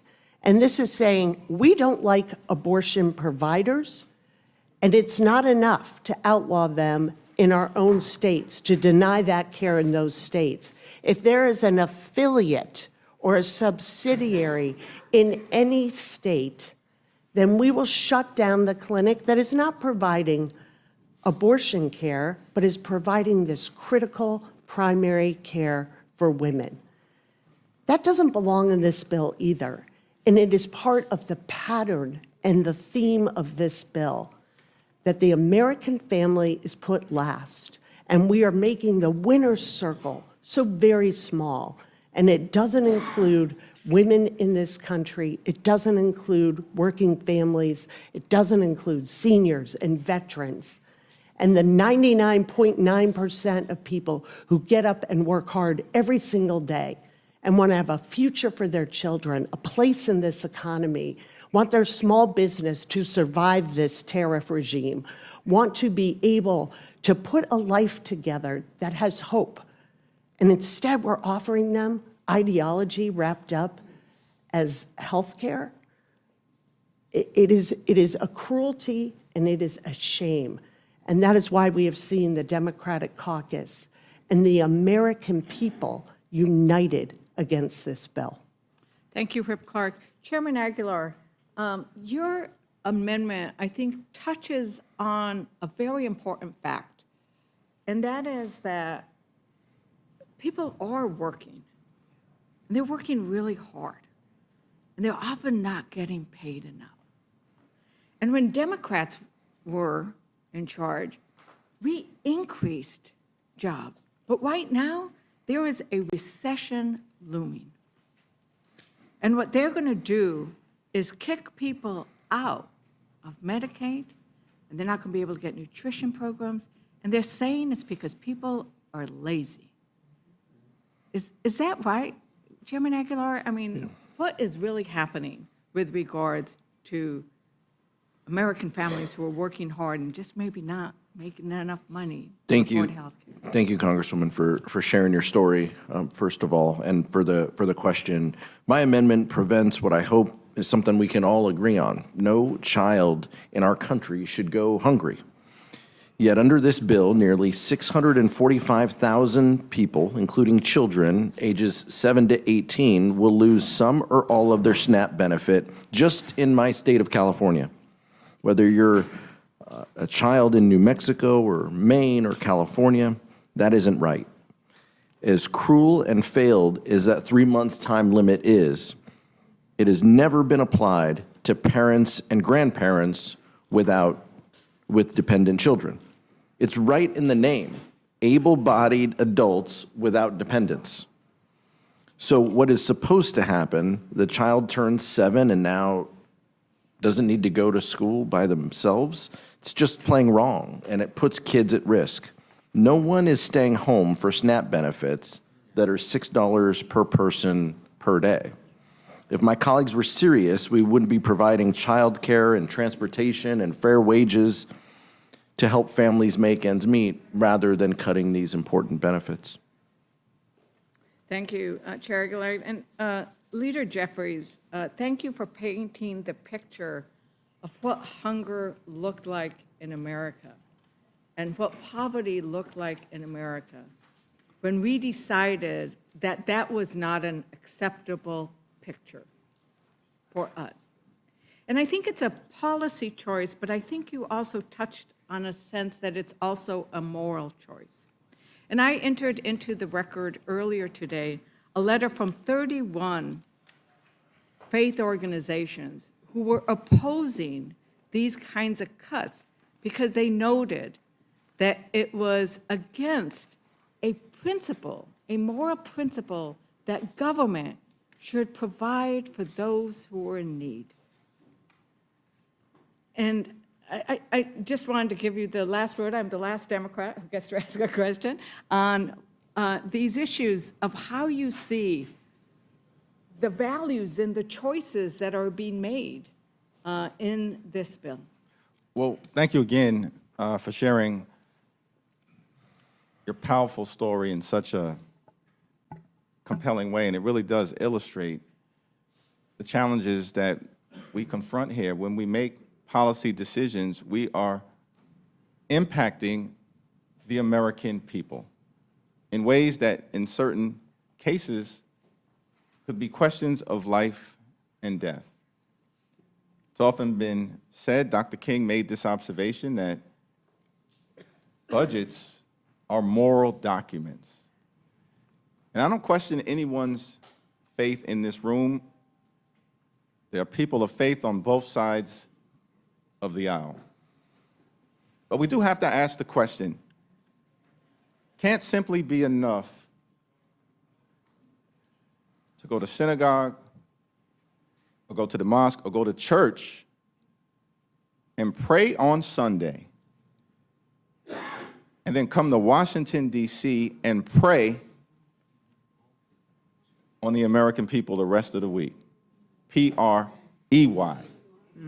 Pray on the poor, pray on the sick, pray on the afflicted, pray on working families, pray on everyday Americans, pray on our children, pray on our veterans, pray on older Americans. It can't be sufficient to go to church and pray on Sunday, but then come to Washington, D.C., advance a bill like the GOP tax scam, and pray on the American people for the rest of the week. Democrats will never stand for it, and we're going to fight hard to make sure that we do everything we can to uplift the American people, to protect their health care, protect nutritional assistance, protect our veterans, protect our children, protect our women, our families, older Americans, and to protect the American way of life. I yield back. Thank you, Leader. Thank you, Rep. Clark. Thank you, Chair Aguilar. I will say that, you know, as we did the procession on Palm Sunday, our Archbishop said exactly that he wanted to pray for all of us, that we would remember the poor and the needy, and that we would have the grace in our hearts to do what's right.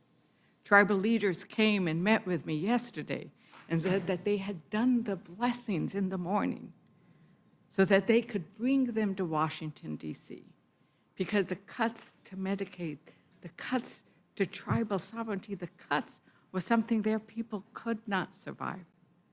And so I think those prayers and those blessings are important so that when we come to Washington, we act from our hearts, and that we let that lead our decisions. Thank you very much for all three of you for this incredible amendments, this incredible testimony. And with that, Madam Chair, I yield back. Thank you, Ms. Leisure Fernandez. Mr. Griffith, do you have any questions? I do not. Thank you. Thank you. Thank you all for coming. The witnesses are excused. Thank you.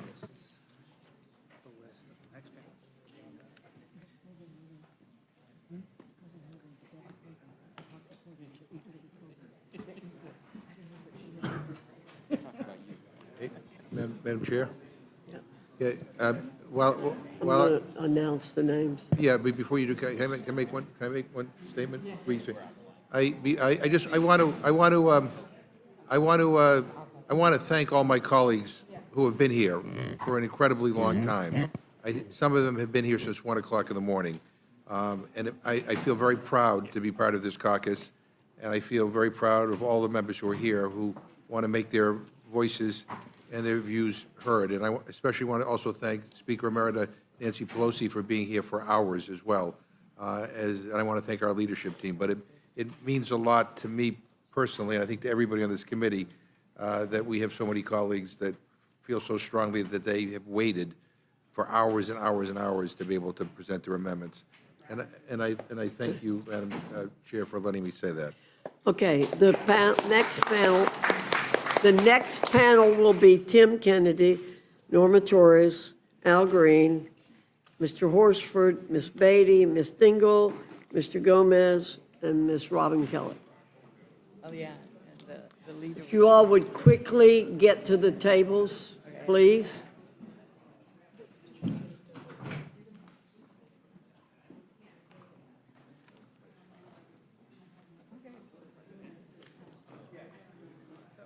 Great.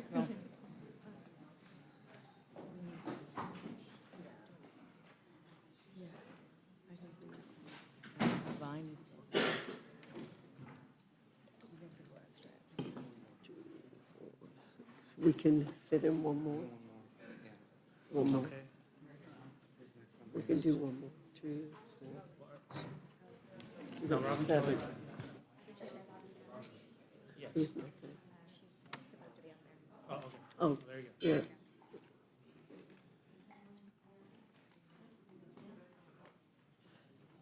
May I suggest, if you're here for the next panel, start down here and move up here. It makes it a lot easier to get people seated. Okay.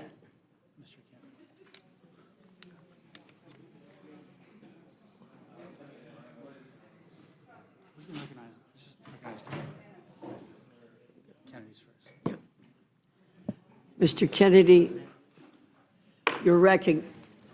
Thank you, Chairwoman Fox. For 5 minutes. Thank you, Chairwoman Fox, Ranking Member McGovern, and members of the committee. I'm here today to offer 2 critical amendments.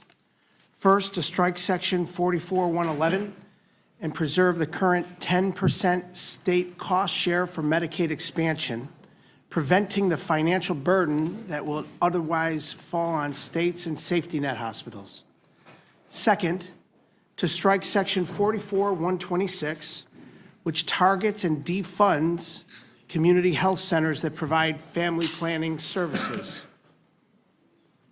Taken together, these provisions in the underlying bill, in addition to the massive cuts to Medicaid that this bill ensures, would decimate access to care for millions of Americans, particularly low-income women, children, and seniors.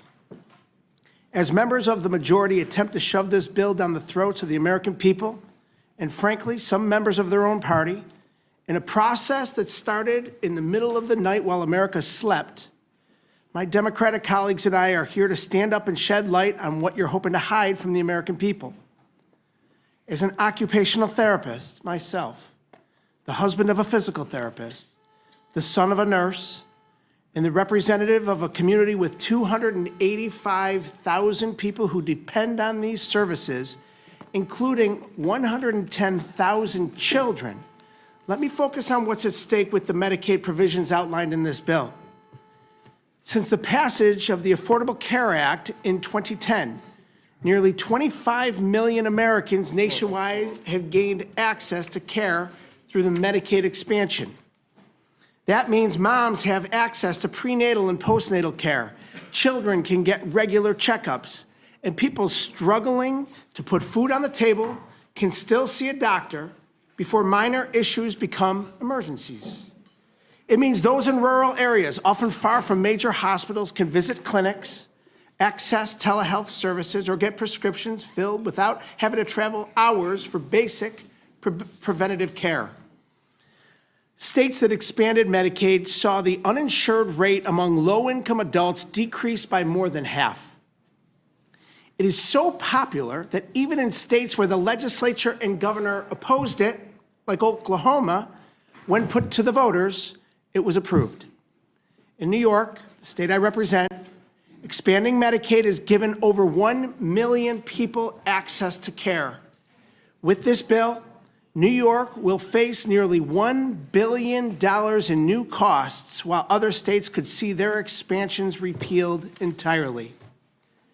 As I've been here since the wee hours of the morning, participating in a broken process that started at 1 a.m., I cannot fathom why members of this majority would choose to rip life-saving care away from your own constituents in the name of tax breaks for billionaires, aside from the fact that the president told you to do so.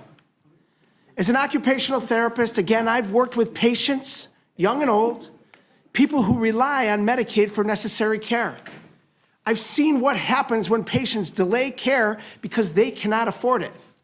Minor conditions become chronic, emergency room wait times lengthen, and hospitals cannot absorb the cost. As a result, our healthcare system becomes destabilized. In cutting Medicaid, we don't eliminate the need for care, we just eliminate access to care. And for those who aren't on Medicaid, we only make care more expensive and harder to get. We force families to choose between medicine and groceries. We push more patients into overcrowded ERs, and we risk lives. This Republican bill does not save money, and it sure doesn't help the people who sent us here to represent them. It shifts the burden to states, to hospitals, and to the people who can least afford it. Simply put, it's cruelty. My amendments protect Medicaid expansion programs and ensure that millions of Americans don't lose the care that they need, and that our public hospitals and safety net systems can continue to function. Without our Democratic amendments, this bill will make all Americans less safe and healthcare less accessible, particularly for our most vulnerable citizens. I urge my colleagues to support these amendments. Healthcare, we know, is not a luxury reserved for the few, and it shouldn't be. It is a right, and it is our responsibility to protect it. I yield back. Thank you. Ms. Torres, you're recognized. You're a former member of the committee. We're glad to have you back.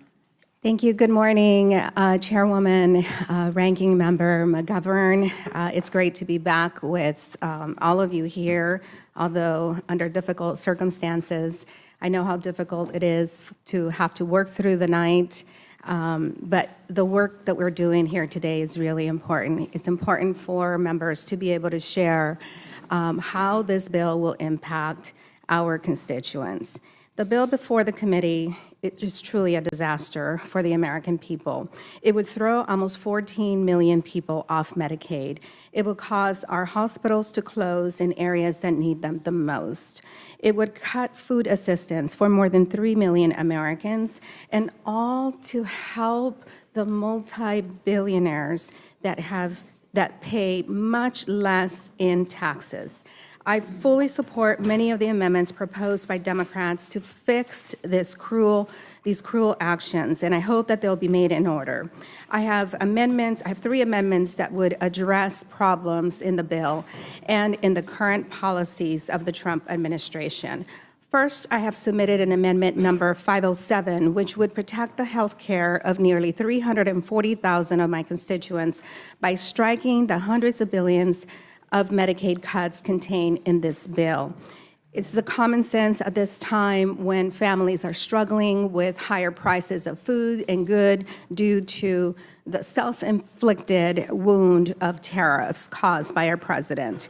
Second, I have an amendment to prevent the $300 billion in cuts to food assistance, programs like SNAP. The Republican reconciliation bill would kick more than 3 million people off of food stamp assistance, again, while we are getting imported eggs from Turkey and other countries that are willing to help us in a time of need when our food prices are so high. Third, I have submitted an amendment to lift the SALT deduction cap imposed by the 2017 tax scam bill. The reality is that this simply shifts more federal taxes to Californians when California already contributes much more than many of your states. For example, California is a donor state. We send $692 billion to the federal government, and we receive back $609. That means we send $83 billion to many of your states to help fund the quality of life that all of you enjoy. Representative Griffin, Virginia they pay $107 billion. They receive more than in federal government that they give. Chip Roy of Texas gets back $71 billion more. Chairwoman Fox, North Carolina, gets $53 billion more. Representative Norman of South Carolina, you receive $35 billion more. Representative Austin Scott of Georgia and Brian Jack of Georgia receives $35 billion more. And Representative Hutching of Indiana receives $30 billion more. So if we want to talk about welfare and welfare to the very poor, let's start with your states. Maybe your states should pay their fair share. Lastly, I have an amendment that would help stop the unlawful and dangerous firings of Federal Aviation Administration workers who maintain our air traffic control systems. They are the backbone of the air traffic control system. They are the unseen workers that help keep planes in the air and provide safe landings when we land. They support our air traffic controllers that ensure a safe flying public.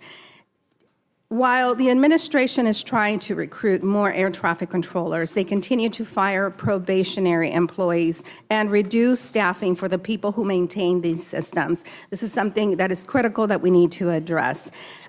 Next and lastly, I have an amendment that would strike the 5% federal tax on remittance transfers in this bill. The tax proposal in this bill would disproportionately impact immigrant workers who already pay into a system that they cannot reclaim any of the Social Security or taxes, state, local taxes that they pay into. Lastly, I have an amendment that would disapprove of the U.S. Army Corps of Engineers work plan for fiscal year 2025. This plan isn't just flawed, it blatantly politicizes the project selection process in attempts to leave, once again, California, the state that all of you depend for welfare for your constituents, to have zero projects allocated by them. I think the American people should know what is in this bill. It's a tax giveaway to the filthy rich. Thank you, Chairwoman, for your patience, and I yield back to you. Thank you, Ms. Torres. Mr. Green, you're recognized for 5 minutes. Thank you, Madam Chair. Mr. Ranking Member, members all, I am here today because of SNAP and a concern. But first, I'd like to thank Ms. Mang, Grace Mang, for introducing the Fairness for Victims of SNAP Skimming Act. It has been reduced to Amendment number 30. I had a similar piece of legislation, and this whole issue was called to my attention by a news reporter from Channel 2 KPRC in Houston, Texas. And as a result of his engagement, we produced a piece of legislation. I do not want to see block grants to Texas for health care. Madam Chair, Texas refused $100 billion to expand Medicaid. This is one of the reasons why Texas has the highest percentage of uninsured persons and the highest number of uninsured persons in the United States of America. I don't know that Texas is going to be responsible enough to accept the grants. What will you do and what will we do when Texas does what it does quite regularly, and that is decline federal dollars? So I'm here today to talk about a program that has benefited not only Texans, but persons across the length and breadth of the country. And this has been a bipartisan effort in the past. It was in existence until December of last year, right around Christmas. And it has to do with reimbursing persons who have their SNAP monies skimmed away with electronic devices such that they have to sometimes go without food. They are victims. We should not allow the criminals. Al, would you suspend for just a minute? There's a knocking noise going on somewhere. Do you all hear that? And it's bothering everybody out there because I can see it on your faces. I don't know where it's coming from. It stopped.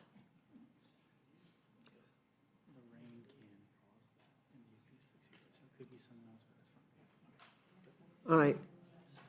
Okay. It stopped, so I don't know what's causing it, but it was hard, making it hard to hear you and understand you. So I want to make sure we can hear you, and it's also distracting. So we'll start again. You didn't lose any time. Thank you. I will elevate the level of my Okay, voice. if you I would may. speak up a little bit. Thank you, I shall. Thank you. As I was indicating, this has been bipartisan.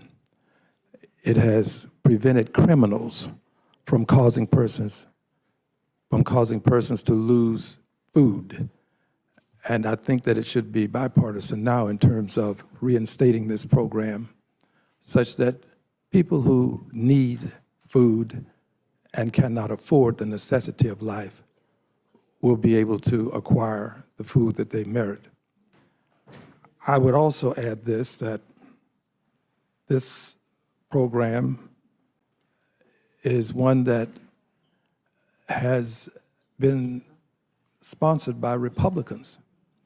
So Republicans and Democrats should be able to agree to prevent criminals from taking food. Finally, this.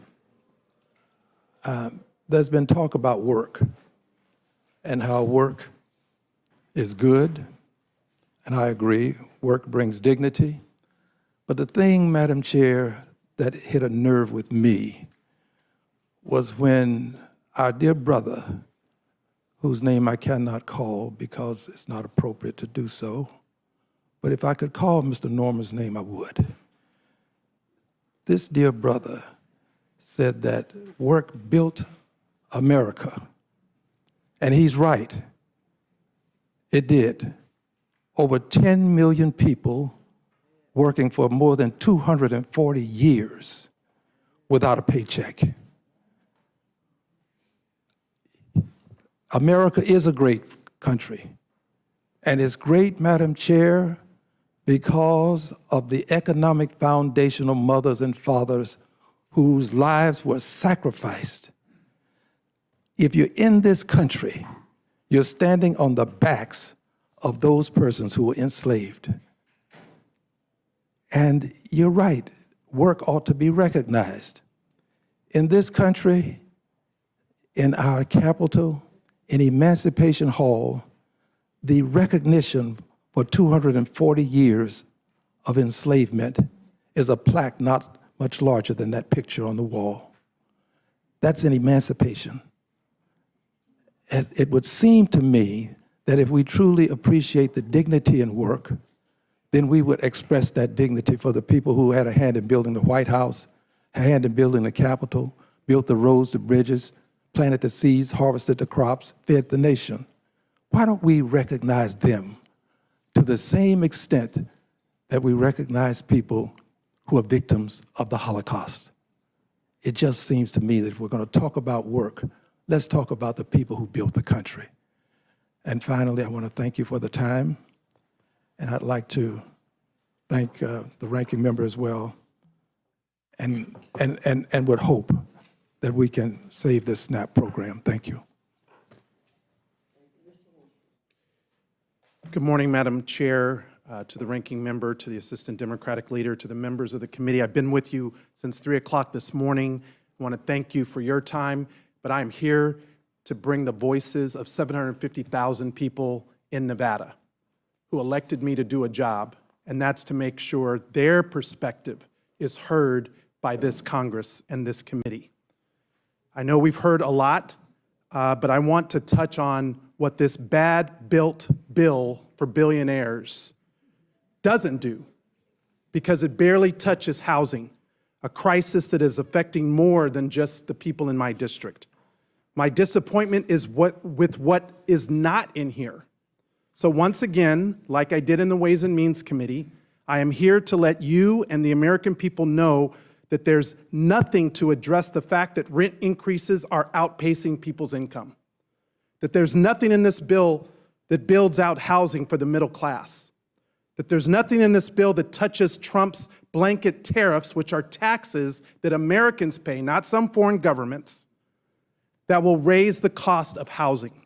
In fact, in 2018, the CBO projected that the initial Trump tax cuts would reduce residential investment since their provisions are not favorable towards housing.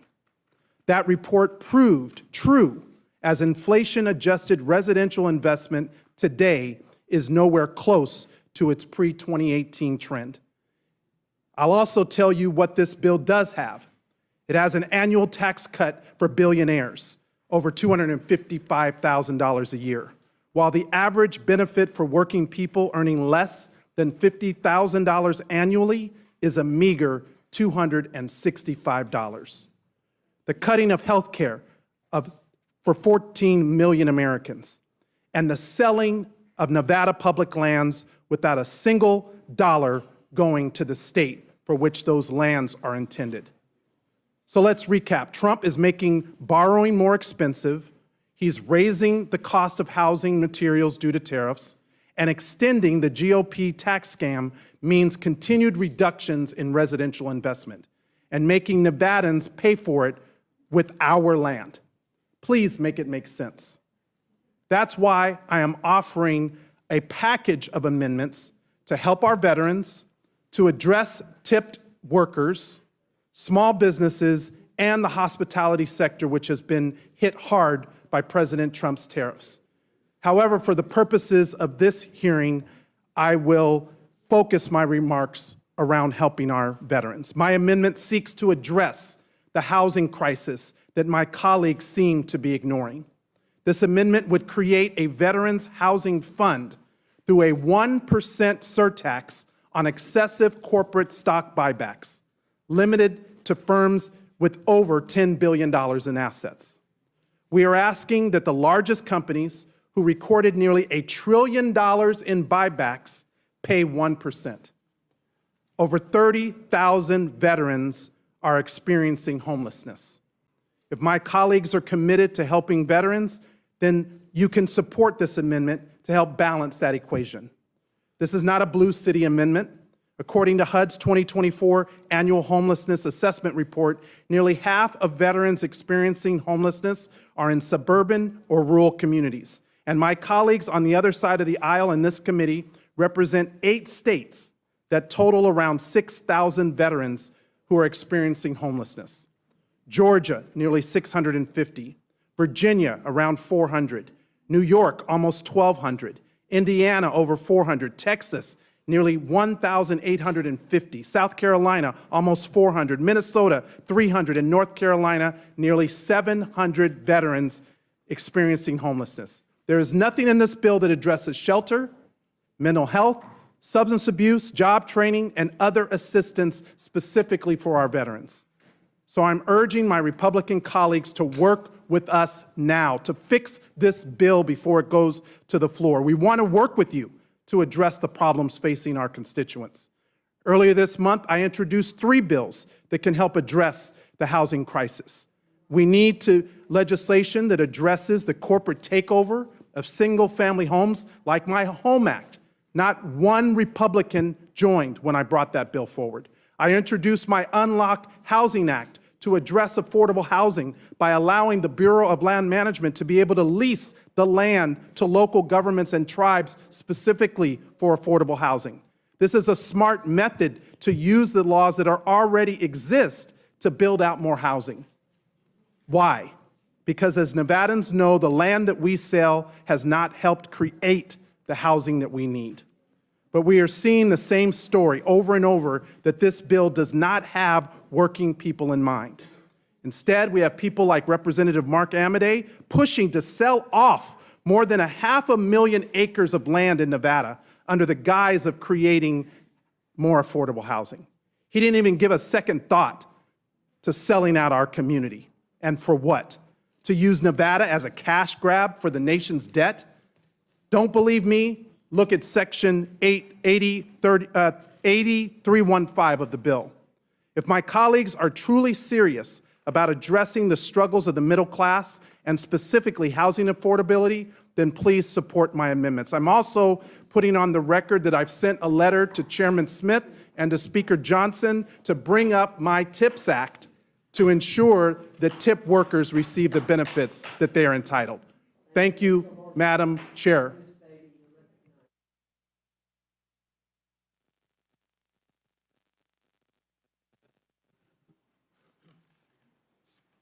Thank you, Chairwoman Fox, Ranking Member McGovern, and members of the Rules Committee.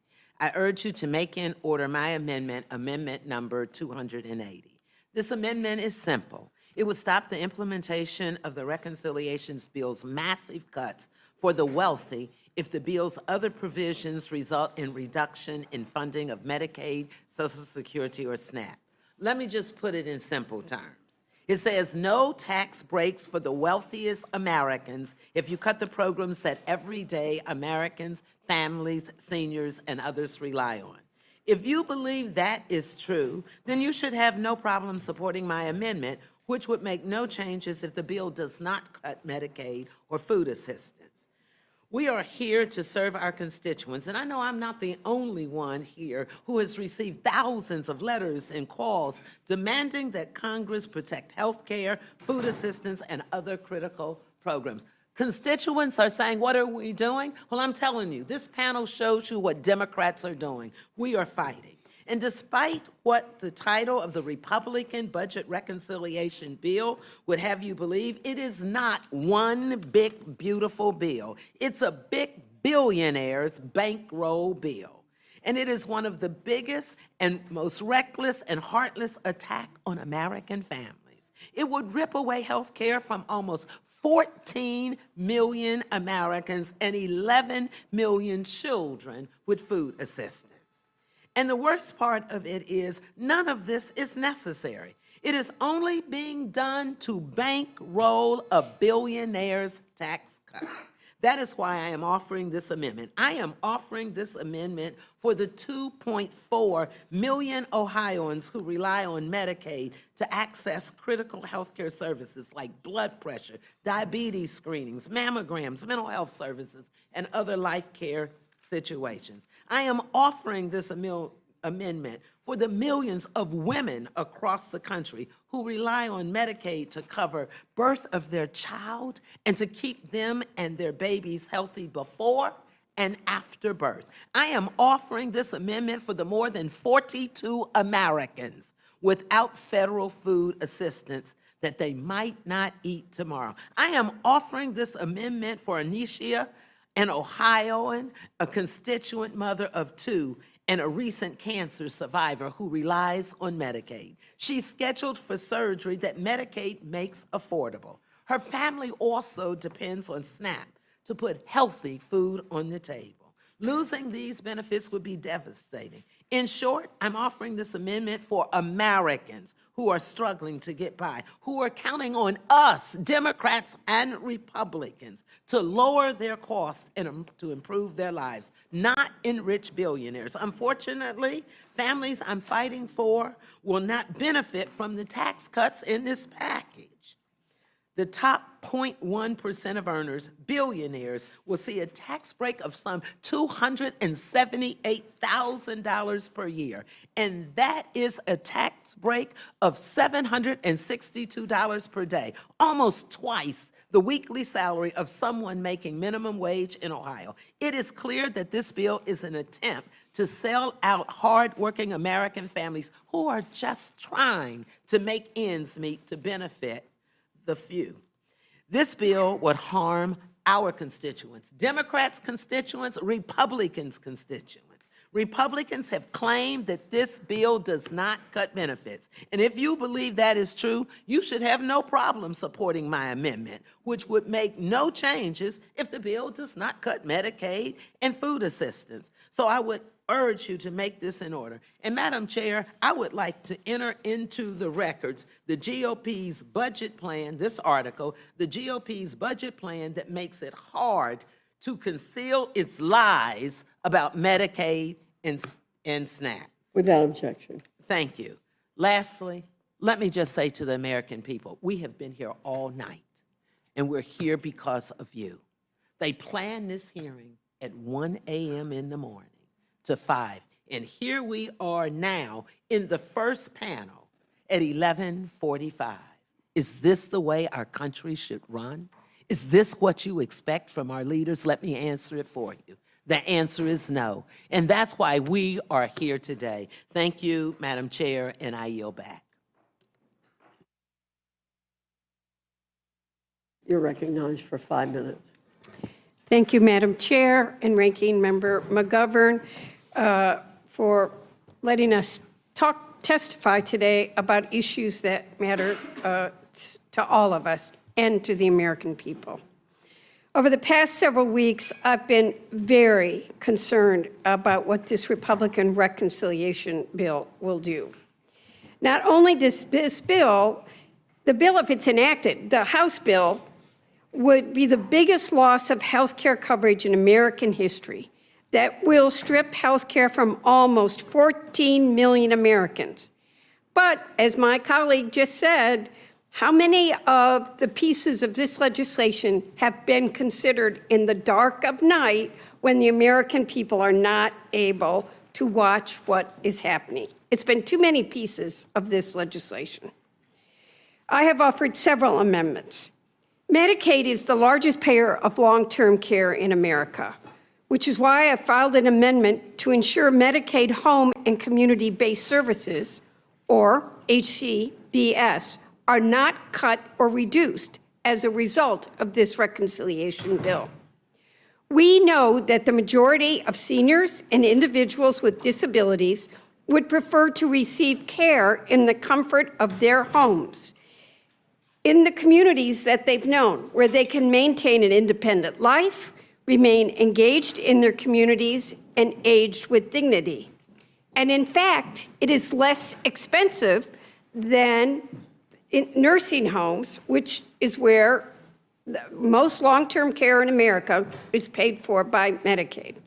Yet hundreds of thousands of Americans are already sitting on state wait lists to access home-based care, and this bill will exacerbate this issue. No one should have to sit for years on a waiting list to get the care that they deserve, and caregivers shouldn't live in poverty to do this critical work. Let's be honest. The long-term care health system in this country is broken. And until someone you've loved or you yourself are in it, you don't know how bad it is. And this system, this bill, is going to break the system even more. I'm asking that my Republican colleagues change course on this misguided bill that would harm seniors and individuals living with disabilities. I'm also strongly supportive, and am a co-sponsor of Representative Riley's amendment regarding President Trump's most favored nation executive order that was issued May 12th. In fact, I offered this exact amendment during the Energy and Commerce Committee markup last week. This amendment supports President Trump's executive order that aims to lower medication costs for Americans by preventing pharmaceutical manufacturers from charging Americans higher prices while giving discounts to other nations, when we, in fact, pay 2, 3, 4, 10 times as much as other countries do, and spend more on the research for these drugs than any other country in the world. No one in America should have to pay higher prices for medications than patients in other countries, which I have to admit to you, was shocked that every single Republican on the Energy and Commerce Committee voted against this amendment that supports their own president's prescription drug pricing plan. And I have to say, I was very surprised after being up for all night when I watched President Trump Wednesday night say this provision was going to be in this bill. So I think there's some communication issues too. Simply doesn't make sense. This logic is backwards and, quite frankly, absurd. And on top of this, we had a bipartisan deal that opened the door for a solution to lower drug costs for Americans last Congress. But thanks to Elon Musk, Republicans tanked that agreement and are now trying to pass a bill with no meaningful change that would not only fail to lower drug costs, but would also rip coverage away from 14 million Americans. I'm going to end by expressing my concerns with this legislation's impact on our environment and natural resources, which is why I filed 3 amendments that I offered during the natural resources markup 2 weeks ago. Taken together, these amendments would preserve judicial review. I think too many people forget we are a system of checks and balances in this democracy. Protect compliance with the Endangered Species Act, which has literally saved thousands of species, and prevent the Inflation Reduction Act decisions from NOAA from applying to fisheries, climate resilience, and harmful algae bloom forecasted in the Great Lakes. I'm getting that look, so thank you, Mr. Chairman, and I yield back. I thank the gentlelady. She yields back, and I recognize Mr. Gomez of California for 5 minutes. Republicans are playing Russian roulette with the American people. That's right, I said it, Russian roulette. And that's because either you're going to lose your health care, that could probably save your life, or not. You can get a tax increase or not. This is serious business. According to the Joint Committee on Taxations, Congress's nonpartisan scorekeeper says families making $30,000 or less will pay an average of $200 billion more in taxes because of this bill. Families making $50,000 a year, you have a 50-50 chance of seeing a real change in your taxes. But you'll have to wait till April to see how lucky you were. Now the billionaire establishment has nothing to worry about. They'll get a tax cut of $270,000 a year. Right here in this committee, the American people are witnessing one of the biggest transfers of wealth in American history. But Republicans are advancing legislation that will slash billions of dollars from Medicaid, health care for the working class, so that they can give trillions in tax breaks to the billionaires, ultra-wealthy, and the largest corporations in this country. Republicans are literally stealing from the poor to give to the rich, all while adding trillions in deficit spending and to the debt. They should be ashamed about this legislation, because look at not what's happening in my district, look at what's happening in their districts. In North Carolina, 400,000 people will lose Medicaid coverage. In Minnesota, 250,000 will lose the health care. Texas, 380,000. Virginia, 390,000. New York, 1.2 million. These aren't numbers. These are real people who will lose health care coverage. And if they don't have coverage, they might not have insulin. They might not have preventative care. They might have to go into the hospital to see an emergency doctor later, which can cost them their lives. We also know that 51% of new moms and their babies who are covered by Medicaid will lose. The seniors that don't get enough coverage through Medicare will lose. The sons or daughters that don't earn enough to cover their parents' assisted living facility will lose. People that live in rural communities that are mostly represented by Republicans will lose. Republicans are making it harder for working people to get by, harder for families to welcome a new child, get postpartum care, or cover basic medical needs during one of the most vulnerable times in their lives. Families are barely staying afloat. Many who are working 2 or more jobs just to get by, and they're already stretched thin by the cost of food, housing, and childcare. Now that Trump's tariffs are hitting them with an extra $4,900 a year. And Republicans always say that they're the pro-family party, but they never do actually anything that actually values the American family. And Republicans say they're the balanced budget party, but this bill balloons the deficit and saddles future generations with more debt that they have to pay off. Voters sent us here to lower costs and create real opportunities, and that's what we should be delivering on. We should make the child tax credit fully refundable and advanceable and make it bigger and pay it monthly. We should build millions of starter homes for new families and help them buy their first home so that they can build wealth. We should make childcare affordable and guaranteed paid family leave. But this bill does none of that. That's because Republicans choose the billionaire establishment that has taken root in D.C. over their own constituents. Now I ask the same question to my Republican colleagues as I asked in the Ways and Means. I want to ask you here, and they answered wrong. So I'm asking you guys, are you for the working man or woman who is struggling to get by, or the billionaires? Are you for the babies or the billionaires? Are you for the seniors or the billionaires? Are you for the American family or the billionaires?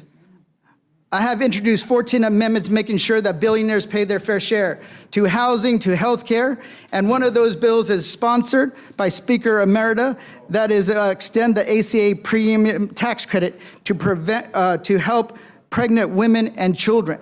That's one of the things that we know, that in some of the states that are going to have the biggest cuts to Medicaid also are some of these southern states that have the highest maternal mortality rate in the country. You know, California has its problems, but we actually have one of the lowest maternal mortality rates in this country, the lowest. So here's the thing.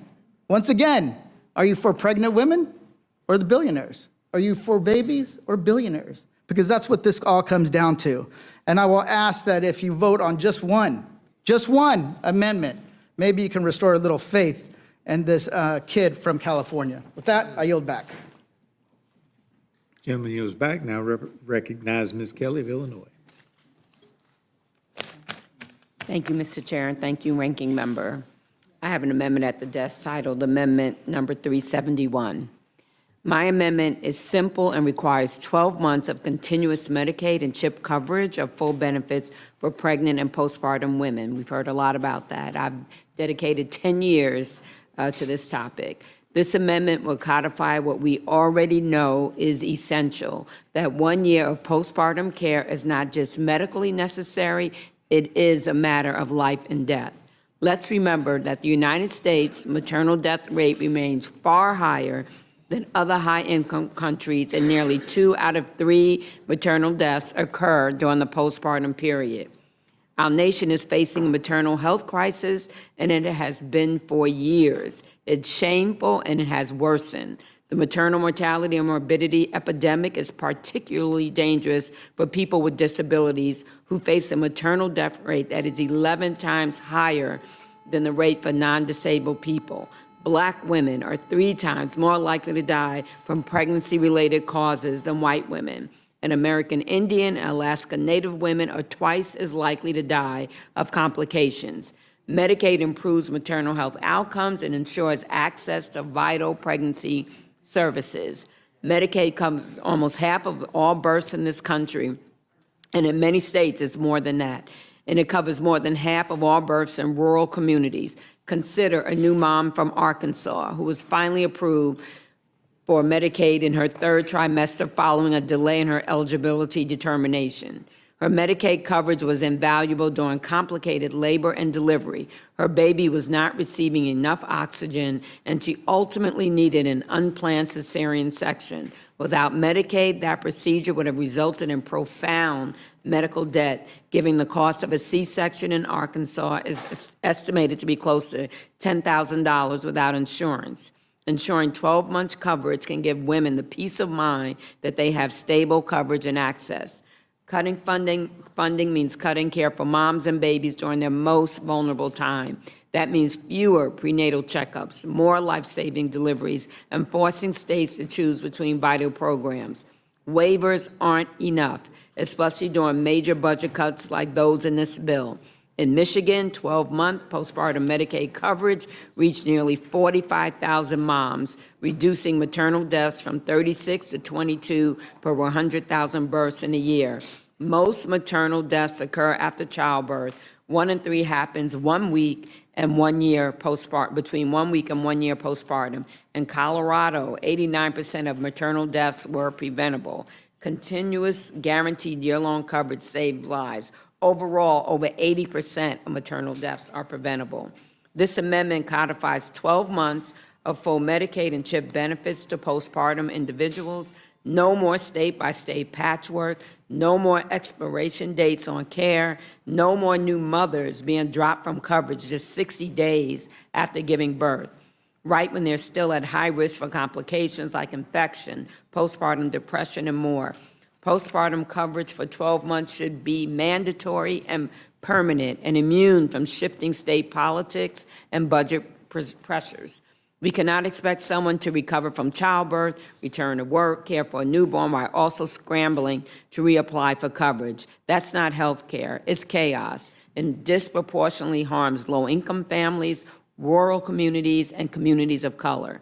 We've already seen the impact of this policy. Thanks to the American Rescue Plan, Democrats enabled states to extend postpartum coverage to 12 months, and 49 states have done so. In just 4 years, red and blue states alike chose to prioritize maternal and child health, but making it optional isn't enough. With the deep cuts proposed in this bill, states will soon face painful budget choices that could jeopardize this progress. To protect moms and babies everywhere, we must make this coverage permanent, mandatory, and nationwide. This is about saving lives, supporting families, and finally treating maternal health as a national priority it should be. I have deep concerns states will roll back care for pregnant and postpartum women. My amendment ensures that all women in the United States, regardless of where they live, can access comprehensive health care for a full year following the birth of a child to survive and thrive. I've spoken to doctors, nurses, midwives, doulas, and this is what all of them recommend. If Republicans claim, quote unquote, they want to strengthen Medicaid for mothers, as they asserted in their press releases, then this should be a no-brainer and something that we all can support. I urge my colleagues to support this amendment and help us build a stronger, safer future for all moms and families so that people are not being shut out from coverage because we have made it too complicated for them. And I yield back. Gentlelady yields back. Do I have anyone on the Republican side that wishes to ask questions? Seeing none, recognize the gentleman, Mr. McGovern. Well, thank you. Just a couple of observations. First of all, I want to again thank you all for your commitment and your stamina and for being here. Again, I appreciate the fact that many of you waited many, many hours to be able to testify, but I think that's a reflection of how strongly you feel about the issues that you brought before this committee. And I think I speak for all the Democrats here. We all support your amendments, and we'll do our best to try to see what we can do to make them in order. But I also, when I was listening to everybody here, I couldn't help but think about what could have been. You know, again, as I said before, I mean, there are things in the tax bill that I think we all could agree on. You know, the middle-class tax cuts, the no tax on tips, and child tax credit, all that stuff. We could have come together and agreed on that. And I think that, you know, we would have, you know, if Republicans wanted our vote, we could have negotiated a better deal on the SNAP benefits, which, you know, right now is unacceptable, and certainly insisted that people don't get thrown off health care. But I think you could have gotten a bipartisan bill. Maybe not every Democrat and not every Republican, but you could have gotten a bipartisan bill that might have been able to make its way to the president's desk that reflected our values, that also reflected some of the Republican values, but didn't go after the most vulnerable people in this country. But I think what's happened here in this House right now is that the way the current leadership thinks of legislating is that whatever the most extreme element of their conference wants, that's the direction. And so there's no desire, there's no attempt to try to bring Democrats into the process. I'm reading, a breaking news. Speaker Johnson and House Freedom Caucus will go to White House today to meet with President Trump. Trump is expected to tell the House Freedom Caucus that the bill needs to pass today. I don't even know, he was up here yesterday morning. I don't know, maybe this will make a difference. But it doesn't sound like, if that's the strategy, that this bill is going to moderate. And I think that's bad for the country. This is a big deal. The implications of this Reconciliation Act on every aspect that was raised by all of you today is significant. It is going to adversely impact, it is going to hurt our constituents, as well as the constituents of our Republican colleagues. There is no doubt about that. And so again, I want to again thank you for being here, and again, I support all your amendments, and for what it's worth, and I think I speak for all of us up here, it's kind of inspiring for us to see you just kind of wait it out, because you know what the stakes are, and I think people who are tuning in also appreciate your being here today. So I thank you, and I yield back to the chairman. Gentleman yields back. I recognize Ms. Scanlon for. Thank you. I want to echo the ranking member's remarks. I think the outpouring of members here is inspirational and is a measure of just how significant and impactful this bill is going to be in a negative way. And you've all raised important policy issues that deserve full legislative consideration. And also, the American people deserve to know where their representatives stand on these issues. So I would support a full vote on them. I did with respect to Representative Kelly's bill. This has been a major issue in my district, and I just wanted, in support of that bill, to seek unanimous consent to enter a Philadelphia Inquirer article from September 21st, 2022, entitled 80% of pregnancy-related deaths are preventable, CDC says, highlighting a problem in Philadelphia. Without Yield objection, Thank so you. ordered. Yield back. Gentlelady yields back. Now recognize Mr. Neguse for his 5 minutes. I thank the chairman. Well, first, let me just say thank you to my colleagues and echo the sentiments from our ranking member and Ms. Scanlon, our deep appreciation. And it's not lost on us that there are several of our colleagues here, Mr. Chairman, who testified just a few short minutes ago, who've spent more time in this hearing than Republican colleagues of ours on this committee. There are several members. No, I'm not referencing the chairman, but others of your colleagues. Mr. Horsford has been here literally since we arrived and convened. And we have members who, as has Mr. Kennedy, I'll go down the whole list, but every member here has been here for literally going on 7, 8, 9, 10 hours for 5 minutes, to be able to speak for 5 minutes on behalf of the people that they represent. And I think that's a testament to their convictions and their passions for their constituencies. I want to ask just a few questions of Mr. Horsford and Mr. Gomez as the two members who serve on Ways and Means. Mr. Horsford, you heard me earlier, if you might, maybe at 4 in the morning or 3 in the morning, I don't remember exactly when, in my exchange with the chairman of the Ways and Means Committee regarding the tax on tips. And I'm still trying to understand why the Republicans on the committee don't just put your bill on the floor, given that there's bipartisan support for it, given that this seems to be an issue that they're passionate about. I struggle to understand why that's not the case. And I know you have fought vigorously on behalf of the people that you represent in Nevada for that particular policy, but I want to give you an opportunity to expound upon it if you're interested. Thank you to the Assistant Democratic Leader. Look, to be clear, I've been working with a coalition of workers, the culinary workers, Unite Here, One Fair Wage, and others to bring legislation to provide relief to tip workers. 6 million tip workers in America today make as little as $2.13 an hour. $2.13. 70% of those workers are women, and women of color in particular.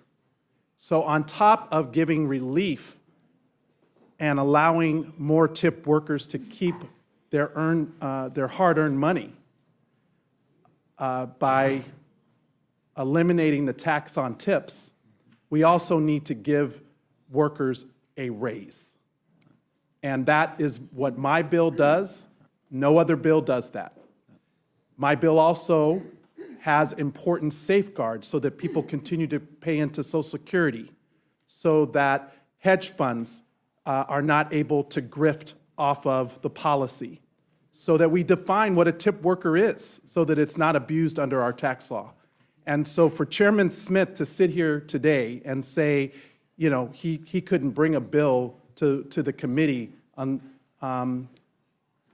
is just wrong, because I'm ready. I've been ready, and my bill has been ready since the beginning of this Congress. And it comes from the actual tip workers who are affected by the policy. I am a co-sponsor of the bill that was unanimously passed by the Senate, the same version. And I see no reason why the House cannot bring up a standalone bill to make sure that we are advocating for the needs of tip workers and all workers. You're going to have all these compounding effects of cutting health care, of cutting nutrition programs, of making it harder for working families to get by. Then let's give workers a raise. Let's give them a raise that's livable enough to actually pay the rent on and to afford to buy a home. That is what Democrats stand for. That's what we're fighting for, is to give everyone an opportunity to not just survive, but to actually thrive in America. So thank you to the Assistant Leader for the opportunity to talk about that legislation. And Chairman Smith, wherever you are, my letter to you asking for a standalone vote on my legislation is at your office. Well said. Well said.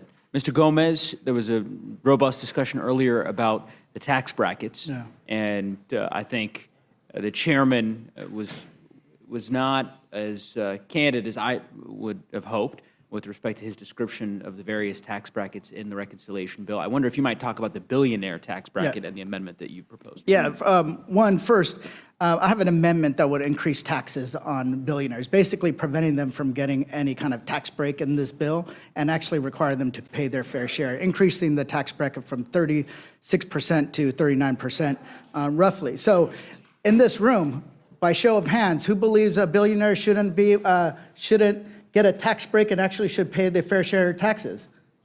Like, all right, how about on the Republicans? You guys can help me restore my faith, because here's the thing. There aren't many Republicans here on the committee, but unfortunately. here's the thing. They've all left. And the reason why is that if you increase the taxes on the billionaires, you can actually give the people who are getting screwed at the bottom rungs of the economic ladder a tax break. So for the record, I want to enter into the record the distribution chart, distribution of the estimated revenue effects of the tax provisions of the chairman's markup, basically what's going to happen, into the record.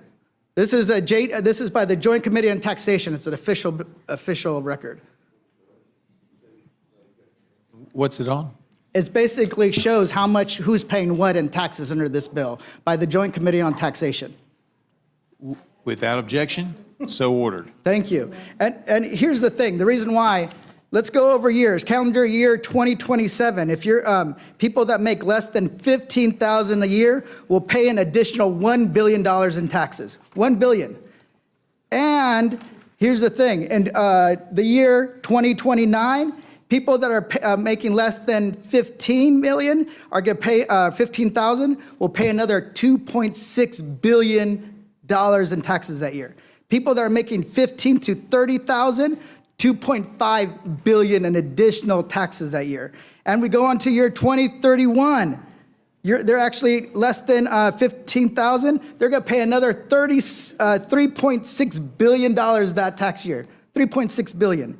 And if you're making 15 to 30,000, you're going to be, all those people will be ponying up another $4.5 billion. $4.5 billion. And by the year 2033, let people that are in that tax bracket of less than 15,000, $3.7 billion just that year. And then the people making 15 to 30,000, $3.8 billion. So anybody that says that the people at those low rungs of the economic ladder are not getting screwed or not going to be paying more in taxes are just absolutely wrong. And with that, I yield back to Mr. Nagus. Thank you, Mr. Gomez. I yield back. I did. Gentleman yields back. Seeing anyone else seeing no one else wishing to ask questions, I thank this group for presenting your amendments. Thank you for being with us, and we will move on to the next group, and I'll need the names. All right, as they're leaving, our next panel will be Ms. Dexter, Mr. Carter, Ms. Takuda, Ms. Bonamici, Ms. Barragan, Mr. Tonko, Ms. Goodlander, and Ms. Stansberry. She's raising her hand. I don't know the answer to this. She wants to know why she's not. Wow. Talk to them.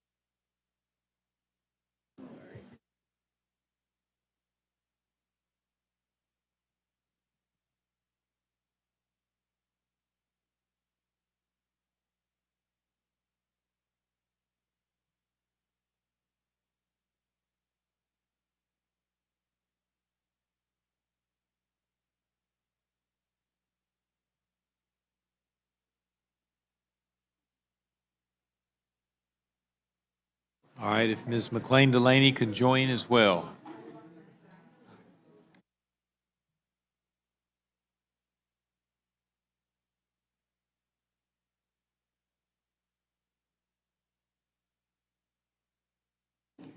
And now recognize Ms. Dexter of Oregon for her 5 minutes presentation. Thank you, Mr. Chair, and thank you to our ranking member. Today, I'm offering 3 amendments rooted in a basic principle. Government should work for the people, not silence them, not shield corruption, and certainly not rip away healthcare. Let's start with what this GOP tax scam tries to take from the public, their voice. Under current law, communities can protest oil and gas leasing decisions that threaten their land, water, or climate. This bill would impose a $150 fee, plus more for extra pages or lease parcels, just to be heard. And let's be honest about what that is. A tax on public participation, a toll on free speech. And it won't deter billion-dollar oil companies. It will deter working people, people who love outdoor places. At the same time, Republicans are slashing royalty payments and handing billions in giveaway to the fossil fuel industry. That tells you everything you need to know about where their priorities lie. My amendment would strike this unjust protest fee from the bill and protect the public's right to be heard. Second, we must ensure accountability. I'm offering an amendment to allocate a modest 0.5% of new funds to the Department of Interior's Office of the Inspector General, a nonpartisan watchdog that saves taxpayers' money by rooting out waste, fraud, and abuse. This should be easy for Republicans to support. It's the same bipartisan provision they themselves championed by our current House Natural Resources Chair in 2021. It's simple. Let's ensure transparency and pass this amendment. And now I want to speak to what I believe is the most urgent and dangerous part of this legislation, its impact on healthcare.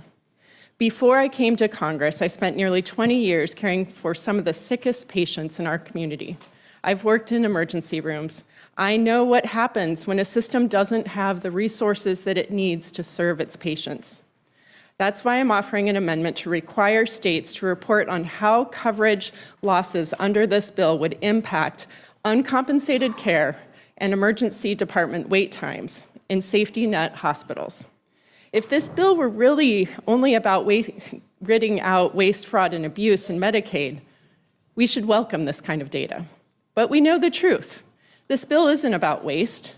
It's about ripping healthcare away from nearly 14 million Americans and destabilizing the healthcare system for everyone else in the process. And for what? To give tax breaks to billionaires. Medicaid isn't just a lifeline for patients, it's a fundamental part of our healthcare infrastructure. Providers depend on it to stay open, to serve not only Medicaid patients, but you, me, everyone in our communities. Cutting Medicaid will mean clinics and hospitals in rural towns will shut down.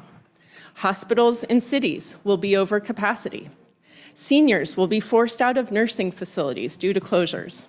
And emergency rooms will go on divert, turning away people in crisis because there simply isn't enough space for people to be seen.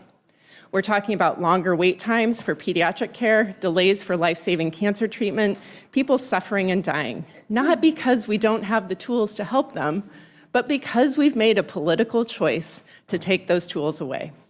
These cuts will be devastating, and the consequences won't be statistics on a spreadsheet.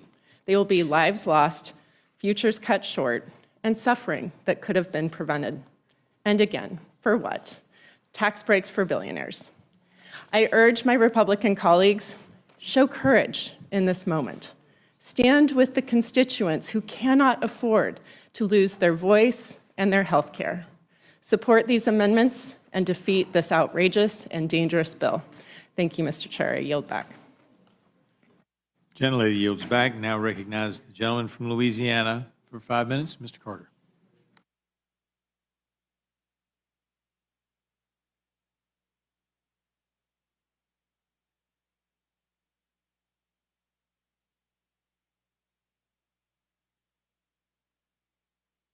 Well, okay.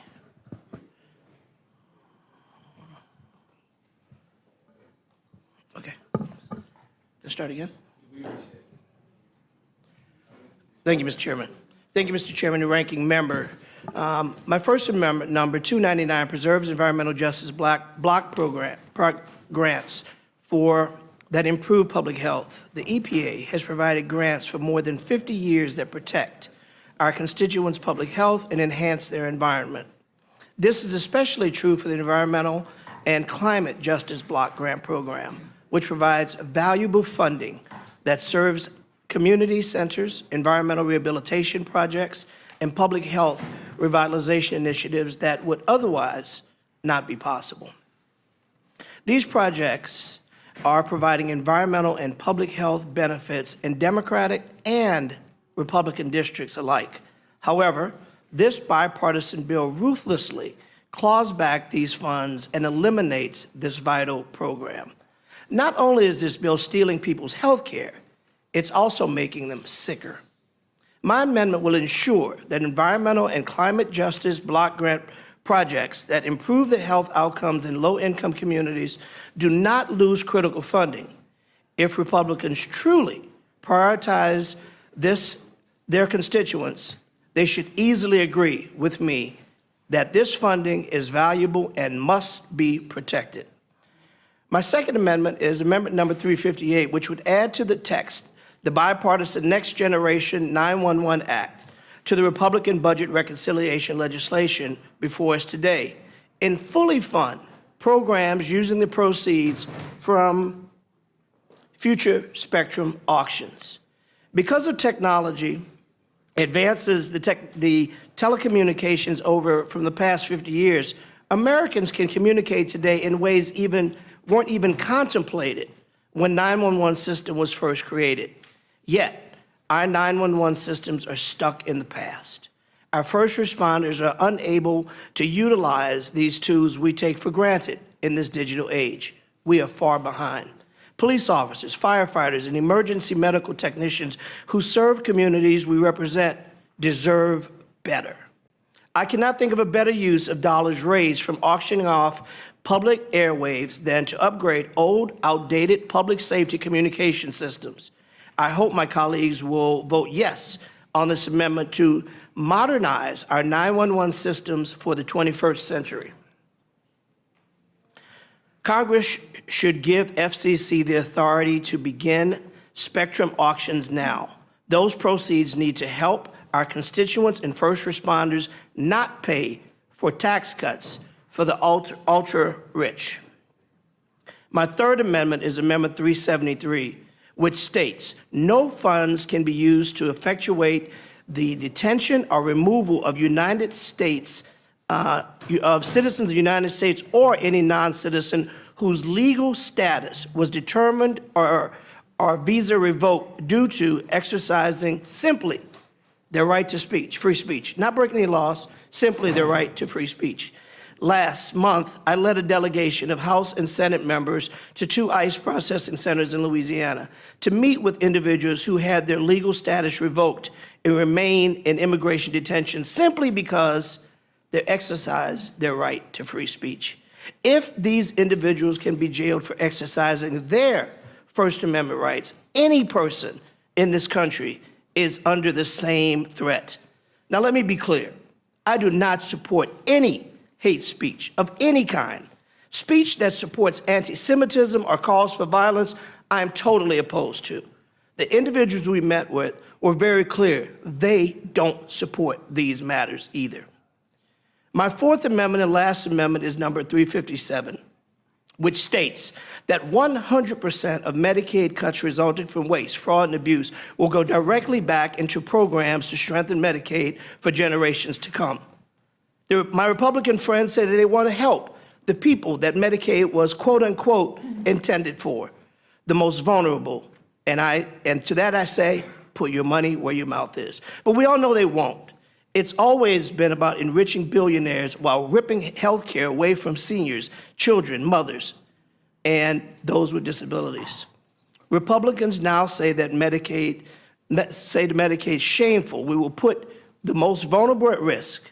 That's why we keep spinning false narratives about waste, fraud, and abuse. But don't take my word for it. Take it from Republican Senator Josh Hawley, and I quote, "Will Republicans be the majority of the people or a permanent minority speaking only for C-suite?" So, if the goal is to protect Medicaid and root out waste, fraud, and abuse, we should have no opposition to support my amendment to reinvesting these funds into Medicaid. I have one final quote, ma'am, and I know I'm shortly over, but I want to remind people. I'm told yesterday that our president, Donald Trump, said, and I quote, please forgive my language, "Don't fuck with Medicaid." I hope he was serious, and I hope this committee takes it serious too. I yield. Carter, Mr. Kuda, you're recognized for 5 minutes. Thank you, Madam Chair. Ranking Member McGovern, I submit one amendment today, 159, protecting rural Americans from SNAP cuts. Every day, millions of Americans go to bed hungry. For 14 straight years, the United States has led the developed world in food insecurity. In 2023, over 1 in 4 Americans reported struggling to afford food. Think about that. In the richest nation on earth, 85 million people are missing meals. And where is this pain felt most deeply? Rural America, small towns, farming communities, places like Hawaii's 2nd District, where food is grown, but life is hard. 87% of the counties with the highest food insecurity are rural. Families face fewer job opportunities, fewer doctors, fewer grocery stores, and now even fewer lifelines. And Republicans want to make it worse. This isn't just a bad bill. It's a big bad bill. It's a big ugly bill, a brutal assault on rural families, working parents, seniors, kids. The GOP plan is to slash $313 billion from SNAP, gut Medicaid, rip lifelines out of the hands of people just trying to survive, and hand billions in tax breaks to the ultra-wealthy. All this as part of the GOP tax scam 2.0, a reckless giveaway to billionaires that will add $5 trillion to our national debt. $5 trillion in tax breaks for the rich, paid for by taking food off tables and putting health care out of reach for working Americans. This isn't fiscal policy. It's moral failure. It's the wealthiest 10% cashing in at the expense of the poorest, most vulnerable, hardworking people who labor every day to hold on to life in communities too often forgotten. Let me tell you about Anna, a constituent of mine from the rural west side of Oahu. She and her husband run a small family business. Last year, just $200 more in monthly sales pushed them over the limit for SNAP. $200. That tiny increase cost their children meals. Anna told me she had to measure every scoop of rice at dinner. She couldn't say yes when her youngest child asked for a second helping of food. She sent her kids to school hungry. Months later, after their sales dropped again, Anna reapplied. They were approved, and she cried. But now Anna and her husband wonder every day, should we sell our home? Should we leave our community? That's the America we're creating, where a family's survival depends on a spreadsheet and, sadly, declining sales. Anna isn't a cheat. She isn't lazy. She's not gaming the system. She is the system, the engine and the heart of rural America, working, sacrificing, raising kids, building a future, and yet this bill punishes her. SNAP works. It feeds families and fuels local economies. Every SNAP dollar we know generates over $1.50 in economic activity. It supports farmers, grocers, small-town businesses. It breaks cycles of poverty. And Medicaid keeps rural hospitals open, keeps parents and kids healthy. It keeps people alive. Cutting these programs isn't just cruel, it's anti-American. But here's the truth. The cruelty is the point, because this bill is about priorities. The GOP's priorities is clear. Cater to the billionaires, crush the working families, and let's call it policy. They're ready to hand out massive tax breaks to the wealthiest Americans while robbing the rest of the country of food and care. That's not a budget. That's a betrayal. So yes, this bill will devastate rural America. It will mean more hunger, more closed clinics, more families like Anna's forced to consider giving up their homes, their communities, their dignity, so that billionaires can buy a third yacht and pay even less in taxes. But we have a choice. We can do the right thing. We can stand with the families who work hard and ask only for a fair shot. We can vote for policies that invest in people, not punish them. We can reject the GOP tax scam. We can protect SNAP. We can defend Medicaid. And we can refuse to balance budgets on the backs of people who can least afford it. This amendment is our choice. If you are confident rural America will not see SNAP cuts or decreased benefits, as the chair of the Agriculture Committee has claimed, then this amendment will do no harm. Vote yes. But if you have a concern, and quite frankly, a conscience, vote yes. Reject this big, bad bill. Thank you, Madam Chair, and I yield back. Ms. Bonamici, you're recognized for 5 minutes. Thank you, Madam Chair. My amendment, which is number 24, is pro-family, pro-children, and pro-mom. It guarantees that this bill will not take away nutrition benefits for moms and hungry kids in the Special Supplemental Nutrition Program for Women, Infants, and Children, or WIC. Federal nutrition programs like WIC and SNAP and school meals are investments in the health, learning, and development of children and young adults in communities across the country and are some of the most successful tools we have for reducing child hunger. These nutrition programs have been associated with improved educational outcomes and reduced food insecurity, which is especially important for children from low-income and food-insecure families. And it's widely known that WIC contributes to healthier births, nutritious diets, and improved infant feeding practices, better health care for children, and higher academic achievement. The benefits are indisputable. So WIC has served as a lifeline for many mothers and their young children, and I urge my colleagues to support my amendment. I would now like to make a few comments on amendments that I am either co-sponsoring or supporting. There is one by Ranking Member Bobby Scott, to protect American children from going hungry with regard to the proposed cuts to SNAP.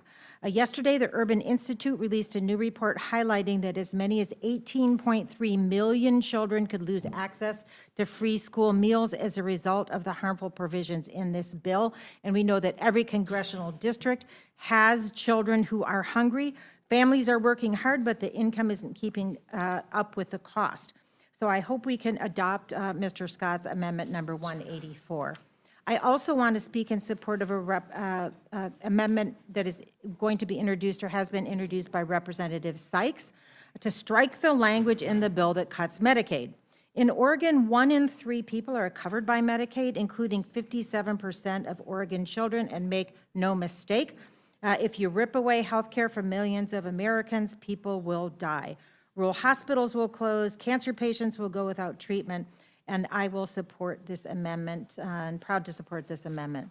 I also want to raise an issue in the amendment that is introduced by Representative Rivas, number 215. This is an amendment that will fix a catastrophic policy that's tucked quietly into this bill that would let the world's most powerful technology go unchecked for the next decade. This is a blank check for big tech. It would, and the bill, as written, will block state and local governments from regulating artificial intelligence for 10 years. That is a long time. That is a decade of risk. Let's be clear, we do not have federal policies or governance laws on data privacy, security, and bias. And I served on the bipartisan House AI task force, and we spent a long time studying these issues. And our report that was signed by both Republicans and Democrats explicitly warns against blanket and impulsive federal preemption of state AI policy. And I quote, "Without comprehensive federal AI or data privacy laws, states are well positioned to address gaps, tailor protections, and respond to emerging harms." But this bill ignores that bipartisan advice. Yesterday, 40 state attorneys general, including Oregon's Dan Rayfield, sent a bipartisan letter opposing this provision because of the unchecked harm it will cause. And let's talk about what that could look like. An algorithm that denies a disabled person access to housing and no state agency could intervene. A company that designs generative AI to imitate voices or faces without consent.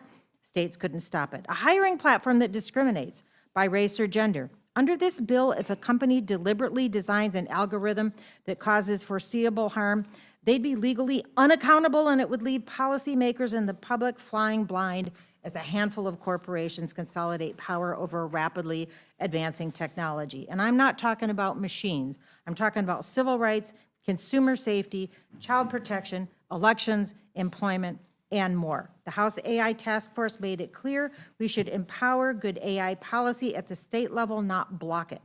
This amendment strikes the provision and gets government out of the way so states can protect their people. Let's test whether Congress stands with the public or with the powerful. I also have a few bills I want to mention that, or excuse me, a few amendments that I'm co-sponsoring. One by Mr. Byer to keep energy costs low by taking 2 of the most successful energy policies in history, the production tax credit and the investment tax credit, protecting those. Also, Mr. Byer's amendment protecting bipartisan clean energy tax credits. I also want to support, be on record as supporting Ranking Member Bobby Scott's amendment number 261 that makes it harder for students, strikes the language that makes it harder for students to access high-quality education. And one more, Madam Chair, with your indulgence, I want to support the amendment by my Oregon colleague, Representative Bynum, that ensures the Consumer Financial Protection Bureau retains current funding for protecting student borrowers. And I yield back. Thank you, Ms. Bonamici. The order now is Goodlander, Stansberry, Delaney, and Tlaib. Okay? Goodlander. Thank you, Madam Chair, and thank you, Ranking Member McGovern, for the opportunity to be here today on behalf of the people of New Hampshire's 2nd District to offer a common sense, one-sentence amendment to this truly big and catastrophically bad bill. We know the bill is big. I brought a copy with me. It doesn't fit on this very big table in front of me. This bill is catastrophically bad because of what it does and what it fails to do, and that's where my amendment comes in.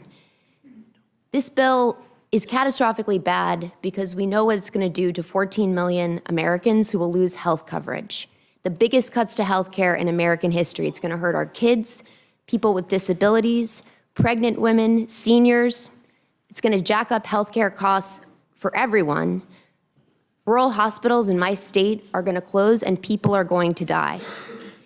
We know this bill is catastrophically bad because of what it's going to do to the more than 10 million Americans who are at risk of losing access to food because of the biggest cuts to SNAP in American history. We're talking about kids, about veterans, about hardworking people all across our country and in the most rural parts of my district, in Berlin, in Stewartstown, in Winchester. People are going to lose access to food. And for what? To give another big tax giveaway to big corporations and to billionaires. This bill also is going to bring about the biggest deficit increase in American history, $3.8 trillion, and that's trillion with a T, according to the nonpartisan Congressional Budget Office. And it's going to add trillions of dollars to the national debt. So this bill is bad for all the things it will do, but one of the things this bill will not do, and another reason why it's catastrophically bad, is what it fails to do to really make government work better for hardworking people and to actually cut down on waste, fraud, and abuse. And that's where my straightforward, common sense, one-sentence amendment comes in. Title II of this big bill provides nearly $150 billion to the Department of Defense, and does this, mind you, at a moment when that department is in a state of pure and utter chaos under the leadership of a person who has no business serving as the Secretary of Defense. That's a lot of money, $150 billion. It's 10 times the state of New Hampshire's biennial budget. It's also, I should note, $50 billion above what the House Armed Services Committee was instructed to spend in this bill. And I read every bill I vote on, and it's $50 billion above. So I'm offering a straightforward amendment. It's one sentence that would simply require the Department of Defense, before it is able to spend the additional $50 billion, to do what it is already required to do by law and what it has failed to do under law for decades now, and that is to pass an independent audit. This is about basic government oversight, but the Department of Defense has failed 7 audits. It is the only federal department that has failed an audit, and it also accounts for more than half of our discretionary spending. We're talking about $1 trillion. This is not right. If you really want to talk about cutting waste, fraud, and abuse, I'd ask the question, isn't ensuring a clean audit of the Pentagon a top priority? If you want to know whether we're actually wasting money, an audit is going to help us do exactly that. So look, at the end of the day, it's about military readiness, and that's something that our national security depends upon. It's something our economic security depends upon. It's also about the public's trust. Small businesses across this country, people across America, have got to pass an audit to keep doing what they do. The Pentagon should be held to the same standard. And it's the public's trust that our democracy depends on. And so with that, I would say this big, truly big and catastrophically bad bill cannot be cured with one amendment, but this is a step towards progress on what I think we all share, a goal we all share, cutting waste, fraud, and abuse. That is not what this bill does. And with that, I yield back. Thank you. You're recognized for 5 minutes. Madam Chair, Ranking Member, members of the committee. Before I get started, I just want to observe that we've been here for almost 12 hours, and I want to take a moment to thank all of the staff who've been holding it down for the last 12 hours in this room. And I want to also observe that I count exactly 2 Republicans in this room, while literally dozens of Democrats have sat here all night and all day to have 5 minutes in front of this committee to speak our piece on behalf of the American people. So I have a lot of ground to cover. If it's not obvious already, not only am I a no on this bill, I am a hell no. Let me tell you why. This bill puts a massive permanent tax break in place for the ultra wealthy and corporations on the backs of working Americans. It will literally make the poor people of this country poor while the rich get richer. It will give billions of dollars in kickbacks to defense contractors, private prisons, and big tech. It gives cuts to life-saving programs, Medicaid and healthcare, which all of you said you wouldn't cut for months, and here we are. Food assistance, school lunches, Pell Grants. It will decimate protections for the environment, NEPA, public lands, judicial review, climate and clean energy. It decimates protections for our federal workers. It makes them at will, and it threatens their retirement. It threatens our consumers. It eviscerates the federal budget. And, Madam Chair, despite what I have heard here for many hours of lying, it will put into place the largest increase in deficit spending this country has ever seen, ever. That is what this bill does, and that is why I oppose it.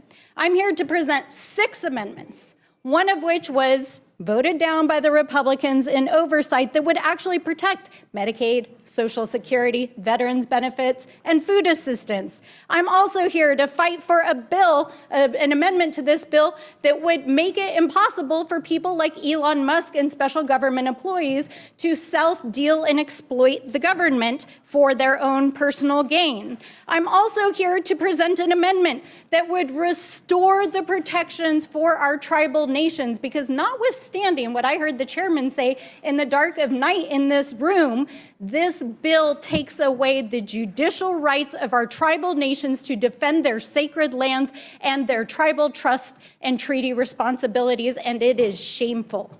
It is absolutely shameful. I am also here to offer an amendment to restore climate funding that was cut out of our national budget, and I am here to present an amendment which the Republicans have already voted on in a number of different places and spaces that would make it impossible for our foreign adversaries to mine here in the United States and take advantage of our system. These are but a small offering to a 1,000-page bill that will literally kill Americans. This is but a small offering in the 500 amendments that my colleagues and I have waited all night and all day to present in this committee.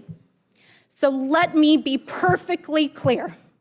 This bill will hurt the American people. It will raise the debt. It will give permanent tax breaks to the ultra wealthy. It will put billions of dollars into the pockets of Donald Trump's friends. It will cut life-saving programs. It will decimate protections for our communities. And it is happening on your watch. And we are here to fight it every step of the way in this committee, on the floor, in our communities, and we will not stop fighting. And with that, I yield back.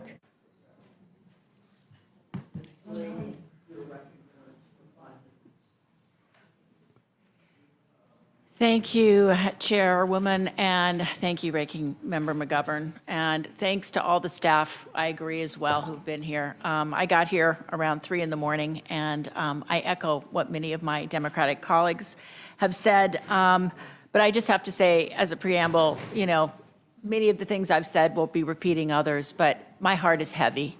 As a freshman member from Maryland, but grew up in this great state of Idaho and have lived here for 30 years. I've never seen anything like this in Washington.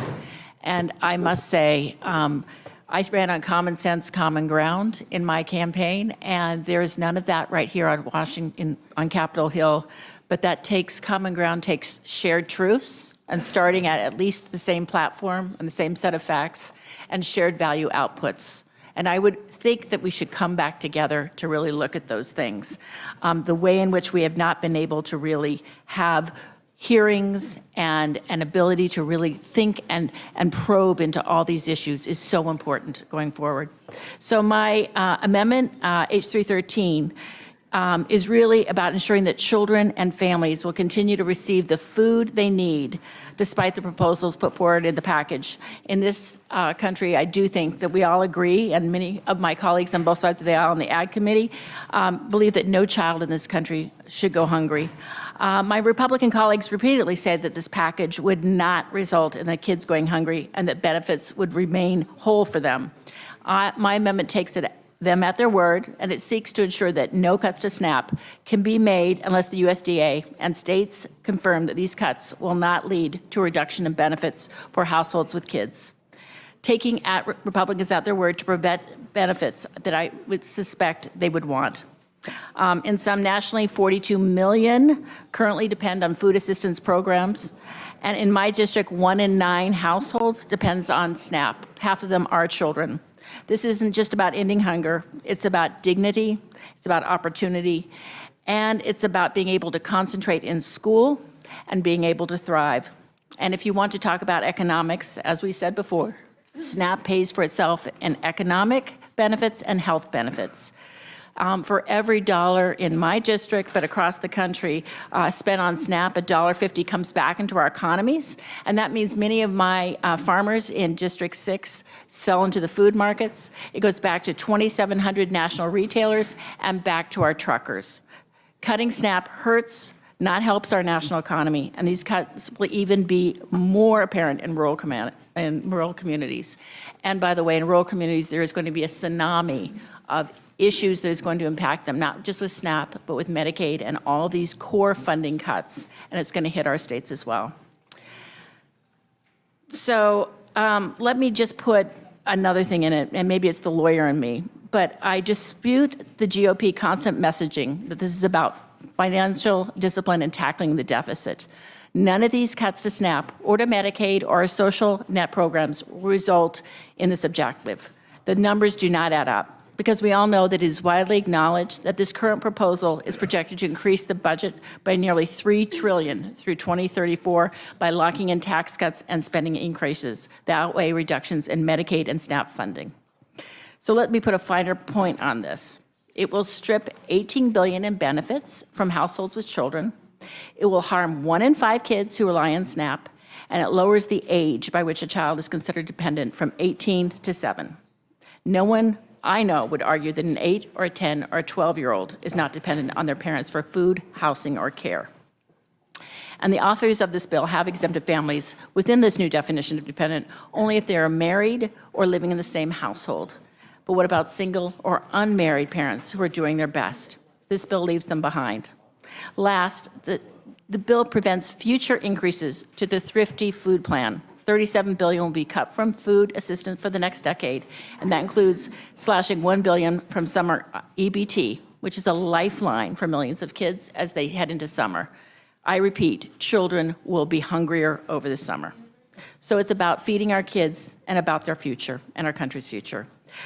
If you'll also allow me, Chairwoman Fox, I do not serve on the Energy and Commerce Committee, but I spent the bulk of my life as a child advocate at Common Sense Media.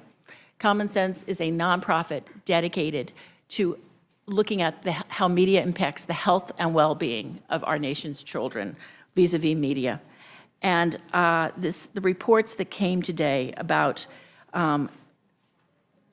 Sykes' bill, H215, is really important because we have to stand ahead of making sure that AI and the most recent proposals that it would block states from regulating it is really, really important not to. 140 organizations have already stood up against it. And I would also say for our nation's kids, we need to look at that. In closing, thank you. I yield back. Thank you so much for this opportunity, and I echo so much of what my colleagues have said, but I want to bring my district into this room. They're never going to be able to sit here in this audience and express to just, anger that they feel that yet again we're turning our backs to them and not putting them before polluters, before billionaires, and so much more. The reality is, and Madam Chair, and this is to everyone here, it is not just us saying it. It's nonpartisan organization looking at the numbers, looking at this budget. And it is our residents of all different likes, because to me, Medicaid is nonpartisan. I have met people of all different likes and backgrounds that are dependent on Medicaid. I have met so many people that are on SNAP, Madam Chair, and for all of my colleagues to understand, you all know many of our residents survivor mode. I'm not going to here to do shaming and blaming. The reality is we have broken systems in place, and we wonder why people look at Congress and shake their heads and the approval ratings are so low. It's because we don't put them first. And so I offered 6 amendments, Madam Chair, and I hope you all seriously take them into consideration. I have no health care cuts for moms and babies. This is important. As a founder of the Congressional Mamas Caucus, when I look at over 40% of births in our country are covered by Medicaid, but that's also prenatal care, postpartum. I mean, all the different things that you see. And I say this because, again, I'm bringing my district here. We have one of the worst infant mortality crises, and I mean, Look at the crisis that we have in our country, but even in my backyard. And it's because we don't have the kind of care that we have. You know, and Medicaid is a Band-Aid, y'all. It really is. Because we do have an inhumane, cruel healthcare system that's driven by profit and greed and not about healthcare. That's why a lot of my residents don't even call it a healthcare anymore. They call it sick care, Madam Chair. And so now we're about to rip the Band-Aid off. So my amendment says, do not cut prenatal and postnatal care. Again, tackling infant mortality is nonpartisan. Every community is again seeing that our children are not reaching the age of 1, and there's a reason to that. And again, it's because we're not doing our job here in Congress. You know, the other amendment, and again, it's super important, is no money for polluters. I want to reiterate to all of you, again, my community, the majority of them are frontline communities. We have one of the worst air qualities in the state of Michigan, in Wayne County, that I represent. And we're making people sicker. And then now we're saying, you know, we're not going to cover the fact that, again, we've allowed corporate polluters to be unchecked. You should see the lack of enforcement because the bills are written in a way they slap their hands, they pay a fine. It's part of doing business. But when you go to read a third grade class in my district, and I always tell them, you know, they ask me what my job is, and I tell them I'm trying to make sure we have clean air and how many of you have asthma. A third of the class will raise their hand, Madam Chair. A third of them. And you look at the attendance rates and so forth. The other is really important. I really believe that we need no more aid to billionaires. I'm calling it that because I think that's how you all see it. They don't need it. The corporations don't need it. Some of them have not paid federal income tax for years. They don't need it. They're going to be okay. I promise. But you know, I still remember the first black woman ever elected in Congress, Shirley Chisholm, say that children can't learn if they're hungry. And I'm telling you, that is very real, but also children can't learn if they're being poisoned because they don't have clean water or clean air. And so I think it's incredibly important. My other amendment expand but don't restrict Medicaid. You know, it is important to understand the importance of what Medicaid does right now. Again, the Band-Aid that I talked about, and we try to keep it tight. I know all of us that are fighting for Medicaid and making sure that we're expanding it and making it, again, closer to something a lot more humane. But I think it's incredibly important to understand this is life-saving. I've never had this many people in my community call me, parents with special needs children, petrified. They're so scared that we're going to put Amazon and FedEx and all these other corporations before them. That's what they're afraid of. And we wonder why they're so angry. My other amendment, again, is around no money for Pentagon, because I want to talk to you all about this. In my community, I tell them, don't worry, guess what? Guess what? There is one budget that got an increase. Which budget is that? The Pentagon budget. Can't pass audits, Madam Chair. 7 audits in a row. The last audit, the last failed audit, showed that over half of the assets of the Pentagon are unaccounted for. Unaccounted for. So we have money for bombs and wars. And shame on any of my colleagues that own stocks in war manufacturing. You shouldn't even be voting on this bill. That's a conflict of interest. But Madam Chair, it's important to understand, we can't prioritize to build ships that can't float, planes that can't even fly in the rain. Trillions of dollars are going to that. And we're going to go ahead and fund it $150 billion more dollars into to talk about waste and inefficiency. It is cool for us to put more money in a budget that can't pass an audit, but we're going to go ahead and throw people off of Medicaid and SNAP. With that, Madam Chair, I yield. Thank you. Thanks to all of you. Let me see if there are questions. Do you have any questions? No. Okay, Mr. McGovern. Yeah, Madam Chair, first I want to ask unanimous consent to insert into the record a letter from Jacek Furman, an economist and the former chair of the Council of Economic Advisors and the deputy director of the National Economic Council. In his letter, Mr. Furman shares an outlook of what this horrible bill will mean for our economy, and he writes, and I quote, "The legislation would drive up mortgage interest rates and inflation, lower economic growth, and ultimately require Congress to pass additional tax increases or benefit reductions. All of this would further hurt the working and middle class. So, Madam Chair, more expensive mortgages, higher inflation, basic needs like food and health care ripped away from people in need, all to give us more tax breaks for billionaires. I think it's shameful, and I think this bill will actually will hurt real everyday people. I ask unanimous Without consent. objection. And then the other thing I'm going to say is, I mean, let's remind ourselves why we're here, right? We're dealing with a bill that does a million different things. It's so wide in its scope. But, I mean, I think what has kind of brought us all together is our deep concern over people losing their health care, people losing their food assistance, all to pay for tax cuts for billionaires. And that's just unacceptable. And, I mean, we wouldn't be who we are as Democrats if we didn't fight this with every ounce of energy we have. There are other things in this bill. Ms. Bonamici, I'm glad you brought up the AI aspect of this. I am scared out of my mind that there will be a 10-year moratorium on states' ability to be able to kind of regulate AI in their within their boundaries. Congress should do it, but we can't get our act together here. So the idea that we just we'll let it go wild, I mean, there's some real dangers to our kids, to our communities, and so I thank you for raising that. But again, you know, I mean, I'm grateful to all of you for sticking this out. You know, we have been talking amongst ourselves about how incredible it is to see all of you just stay here and remain here in solidarity and to, you know, be able to present your amendments. I think the American people appreciate it, and so I support all your amendments. Again, I thank you for being here. I yield back my time. Later. 478. Using broadband. Okay, thank you. I just want to echo the ranking member's remarks. There are dozens of members still waiting.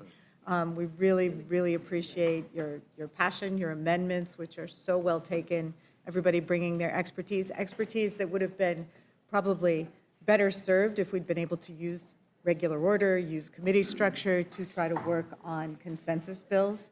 But it is so important that your constituents hear what you would do if our colleagues across the aisle were willing to work in a bipartisan manner, and just how much we could accomplish if that were an option around here. So thank you all. Appreciate it. Mr. Neguse, you're recognized. Thank you, Madam Chair. I don't have any questions. I just would, again, share the sentiments expressed by our ranking member and Ms. Scanlon, and our deep appreciation to our members of the House Democratic Caucus for hanging in and staying as long as you have. Again, we started this hearing at 1 a.m. It's now 1 p.m., so 12 hours later, and there are a number of you who have been here the entire time, all so that you could, as Representative Stansberry so eloquently put it, speak for 5 minutes on behalf of the communities that you serve, and to present very thoughtful, exceptional amendments that are developed by virtue of your expertise in your particular areas of expertise. And so I would just say thank you, and I hope that our colleagues on the other side might perhaps reconsider the closed nature of the rule. I suspect they won't, but hope springs eternal. So I thank my colleagues for being here. Thank you, Mr. Neguse, and thanks to all of you. I also thank you for coming and staying for this period of time, and you're now excused. Mr. Jackson, Mr. Fields, Ms. Dean, Ms. Schulten, Mr. Mervan, Mr. Tonko, Mr. Mannion, Ms. Wasserman Schultz. If you could come into the seats these people are vacating, please.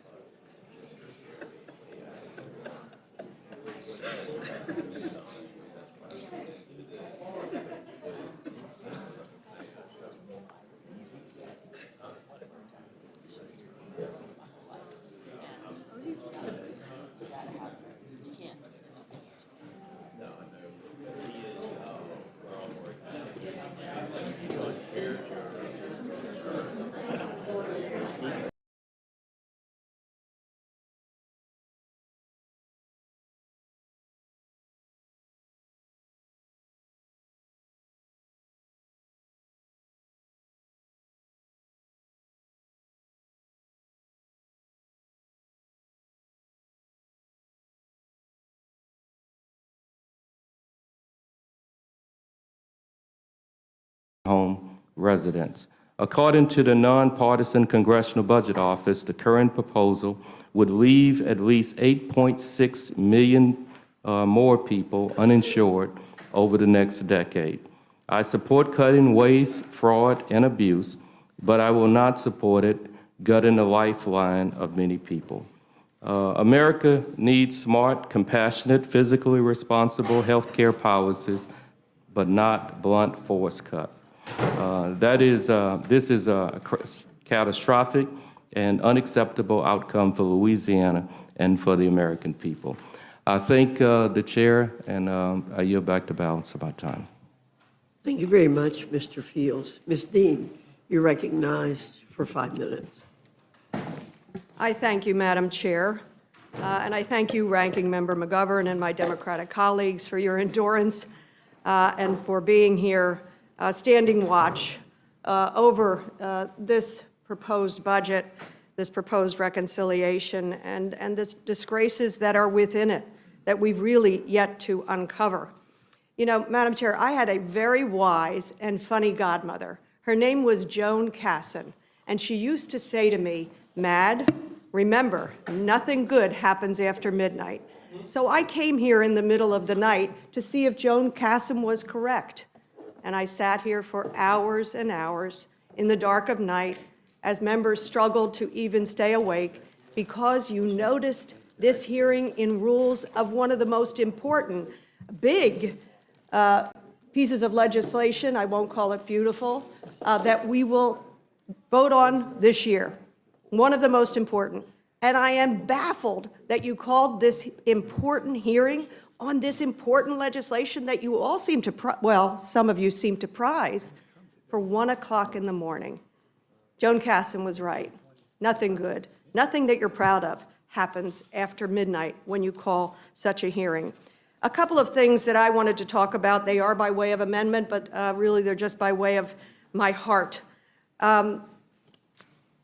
There is an amendment that our colleague, Mr. Thompson, is offering, which will strike, this is, bear with me, this is a double negative, I hate double negatives.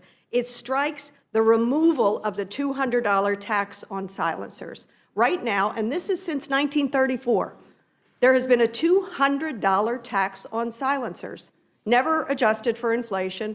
It's been solid since 1934, but I believe it's Mr. Clyde. He wants to remove the tax altogether. Baffling to me. And you know what the dollars are? It's $1.4 billion over 10 years. I did the math. That means something like 700,000 silencers are sold in this country a year. That baffles me. I don't know if that's accurate, but by the numbers and by the math, that's what we're talking about. In 1934, you know what $200 looked like, adjusted for inflation? It's at least $4,600, $4,700, $4,800 would be the tax if we did that today.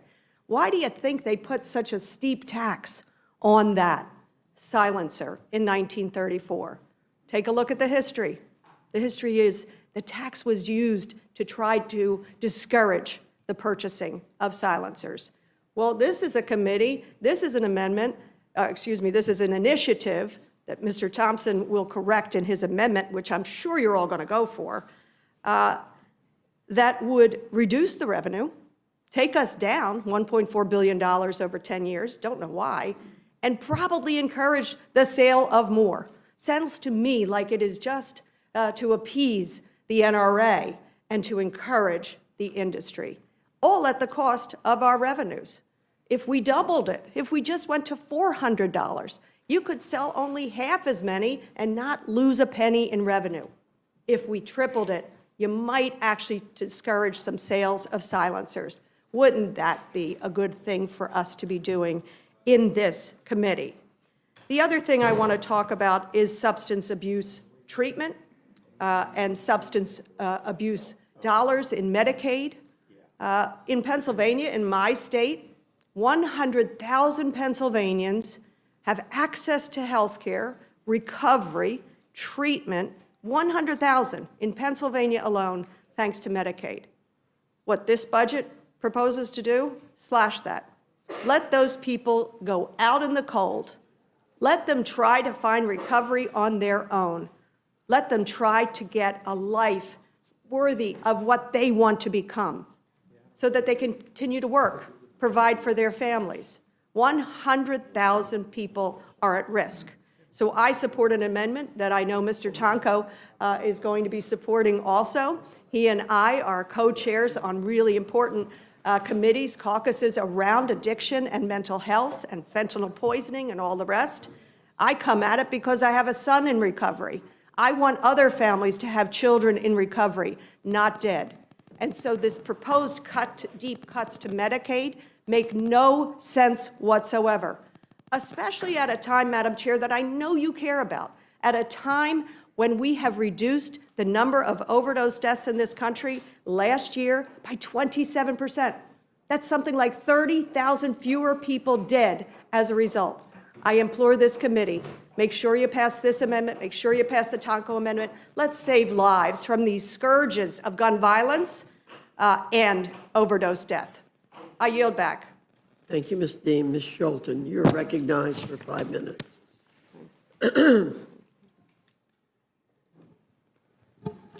Thank you so much, Madam Chair, and to this committee for your tireless efforts here, and to the incredible staff for supporting you through the night.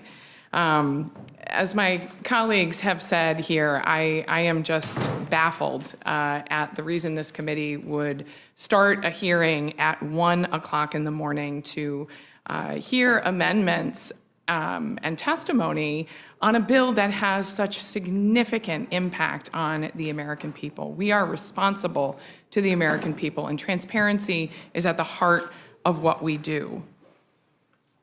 Republicans are doing this because they know that this is bad.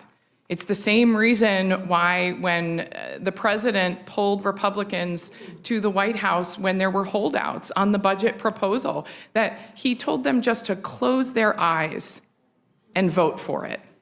Just close your eyes and get there. The same reason the Budget Committee called people back at 10 o'clock at night to do this work in the middle of the night. Well, I'm not closing my eyes. I'm paying attention to every single thing that is in here that is going to hurt hardworking Americans like those back home in West Michigan who I represent. I am paying attention. And I'm offering amendments that will help take us down a different path. I've offered several amendments here today that protect working families, our Great Lakes that I proudly represent, the largest freshwater resources in our entire country. But we only have time to focus on one. So I'm talking today about my amendment number 66 that makes the Enhanced Affordable Care Act subsidies permanent.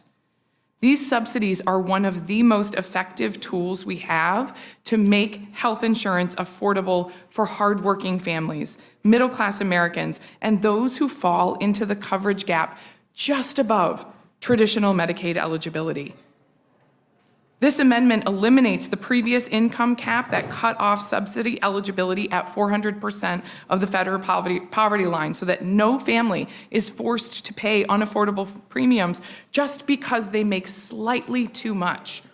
It also maintains a sliding scale cap on how much of a family's income they're expected to contribute to their premiums, ensuring no one pays more than 8.5% of their income for coverage, and in many cases, significantly less.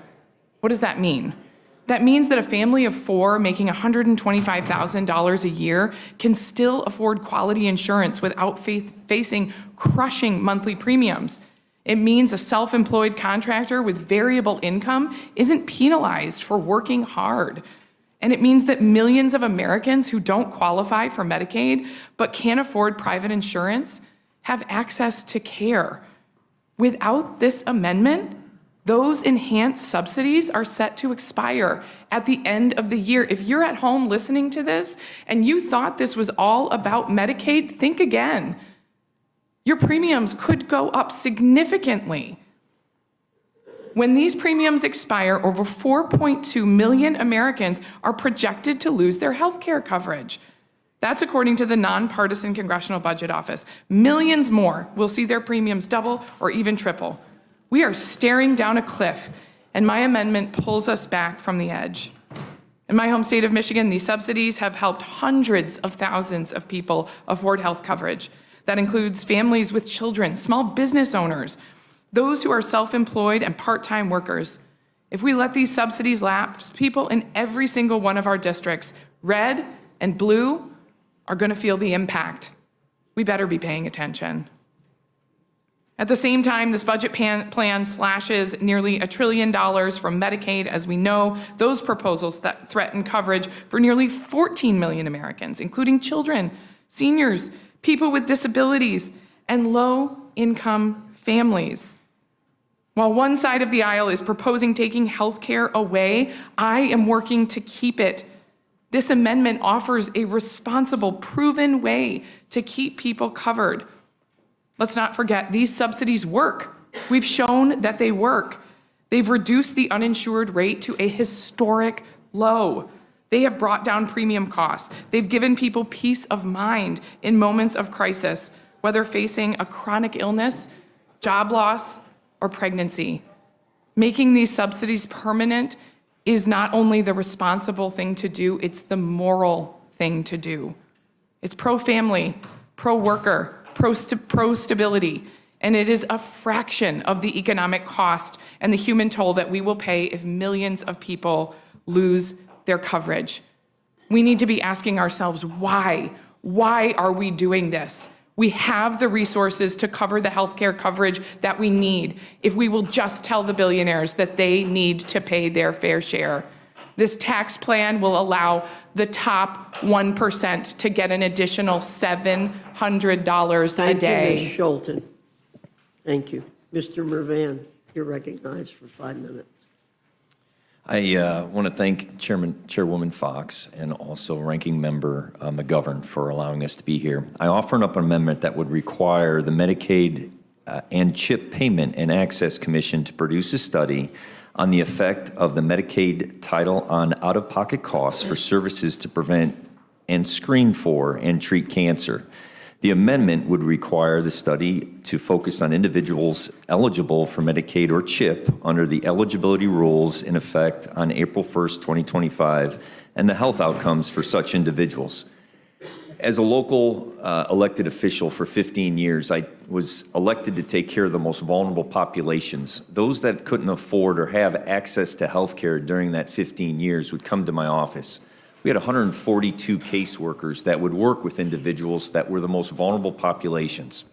That being said, this is in my wheelhouse, and it's worth being here through the middle of the night marathon to make sure we're fighting for access for health care for all individuals.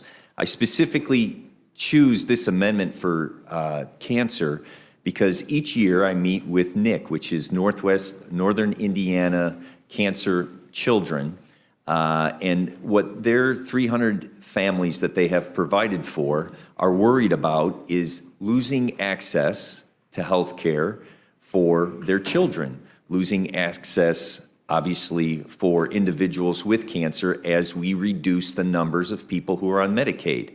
I also, as a local elected official, have a very unique position where part of the process was work requirements. Well, what happens when a family member has an illness that is going to cause death? People stop working to take care of that family member. And if you have to provide proof each 6 months while you are facing a crisis in your family, that is going to be the last thing you do, which puts your health care at risk. And so ultimately, why I'm here offering up this amendment is because what my colleagues have talked about, the features and benefits of your bill are ultimately the most wealthy and corporations are going to get tax cuts, where the most vulnerable are going to be punished.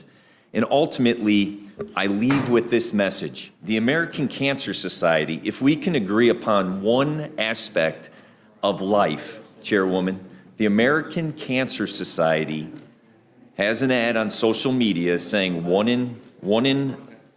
just to be specific, 1 in 3 children will have cancer, 1 in 10 adults with a history of cancer have Medicaid for their care.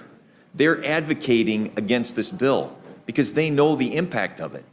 So ultimately, today, what I'm asking for is support of this amendment to make sure that the most vulnerable of populations have access to health care. And with that, I yield back. Thank you, Mr. Mervan. Mr. Tonko, you're recognized for 5 minutes. Thank you, Chair Fox, Ranking Member McGovern, and members of the committee. I appreciate the opportunity to testify on 2 of my proposed amendments. It is said that beauty is in the eye of the beholder, but I just don't see what Republicans find beautiful about this ugly bill.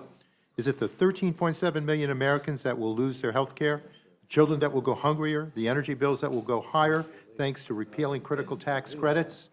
Clearly, Republicans can't be too proud of it. Otherwise, we would not have started this whole process at 1 a.m. in hopes of suppressing debate on its many, many flaws. Given the many problems with this legislation and the fact that it is being changed in the dead of night, I urge you to have an open rule so that all submitted amendments can be properly debated on the House floor. But short of that, I would ask you to make my 2 amendments, numbers 89 and 270, in order. 193,000 people in my district rely on Medicaid. That's 25% of all residents, including 57,000 children and nearly 20,000 seniors. Every single one of them will be impacted by this heinous package. These are not just numbers on a page. They are deliberate choices with real-world consequences, including real people's lives. And for what? Why are Republicans so hell-bent on cutting Medicaid and forcing people off of their health insurance? So rich people like Elon Musk can get a massive tax handout that they don't need? Amendment 89 supports continued access to behavioral health care through Medicaid. This amendment requires states to stop implementation of the red tape requirements included in the bill if access to substance use disorder treatment services amongst low-income adults decreases. You heard my colleague, Representative Dean, next to me here, speaking in favor of this amendment, and rightfully so. She knows the benefit that this could bring. This would be determined by the number of available SUD providers in the state that participate in Medicaid, the geographical distance for beneficiaries to access a SUD provider that participates in Medicaid, and the rates of SUD treatment amongst low-income residents of the state. Republicans want us to believe that these new paperwork and red tape requirements won't impact treatment for addiction and behavioral health. But Medicaid is the single largest payer for behavioral health services. These red tape requirements will rip coverage away from millions of individuals struggling with addiction and behavioral health needs. If these Medicaid cuts are put in place, states will be forced to take on more financial burden and may shift resources away from critical, life-saving services, including prevention, treatment, and recovery. Additionally, most Medicaid enrollees struggle with substance use disorder and find their way to treatment after getting on Medicaid, not before.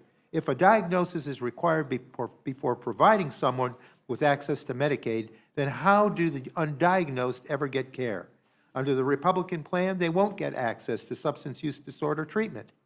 Care will be delayed or never happen, and lives will be lost. This is a common-sense amendment to ensure that Medicaid cuts won't prevent our loved ones living with substance use disorder from accessing the treatment they need. My second amendment, Amendment 270, would only allow the repeal of EPA's Greenhouse Gas Reduction Fund and rescission of its unobligated funds to take effect after GAO certifies that it will not increase costs on consumers.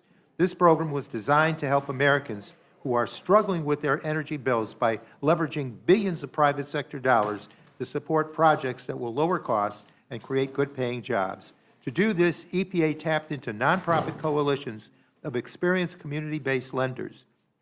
The potential benefits are massive. Recent analysis from the University of New Hampshire estimated that these investments will result in $52 billion worth of energy cost savings for consumers over the next 20 years.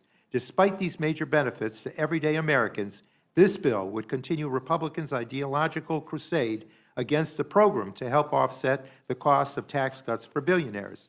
Let's be clear, there has been absolutely no evidence of fraud or criminality by grant recipients.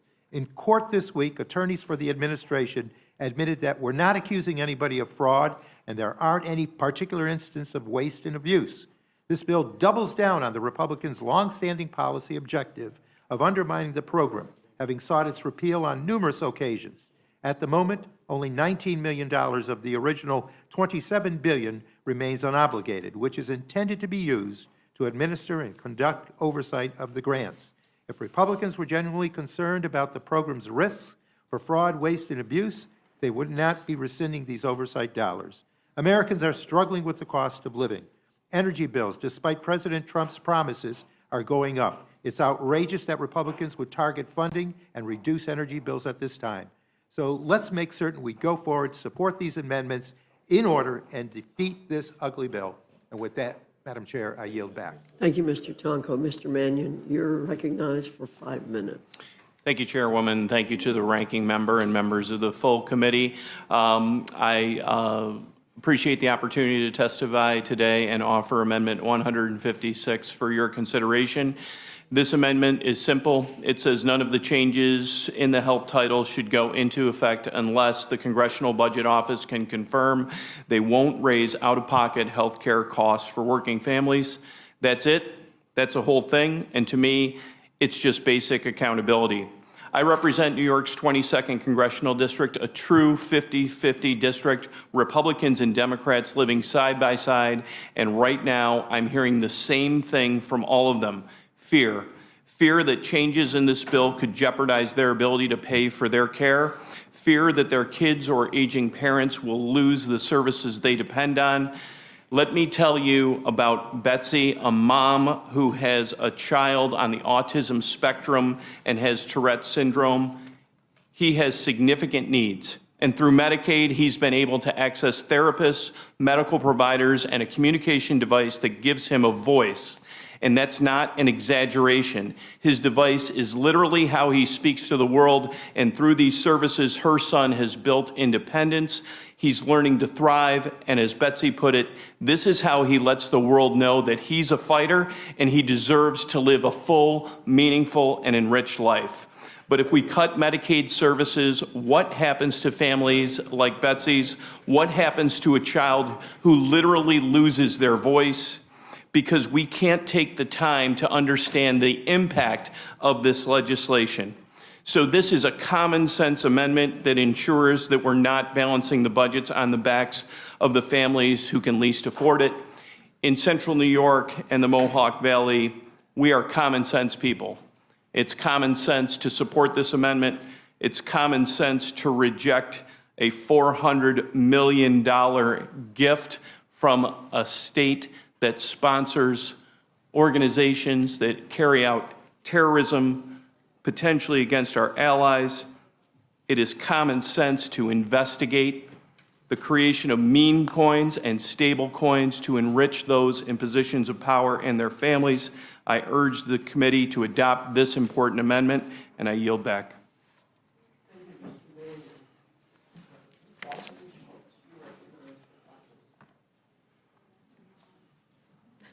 Thank you, Madam Chair, my classmate. It's good to see you, and thank you for the opportunity to present amendments to this bill. For months, Republicans promised repeatedly that their budget would not affect Medicaid, would not make any cuts to Medicaid, and that no one would lose their Medicaid. It's the same promise Donald Trump made on the campaign trail among his countless other lies. Well, here we are about to bring one big, ugly bill to the floor, with this committee hiding behind closed doors in the dead of night when presenting the details of this harmful legislation. Republicans are trying to ram through a slew of dreadful policies that will weaken our country, economy, communities, and families everywhere. This bill is pure cruelty. Republicans and President Trump lied to people all over America, and millions will lose their Medicaid coverage. The CBO confirmed this. It is a fact. Therefore, my First Amendment strikes the provision limiting state-directed payments, which I know worries many of my Democratic and Republican colleagues alike. State-directed payments are a lifeline for hospitals, nursing homes, and other providers in our safety net that treat a high volume of Medicaid beneficiaries.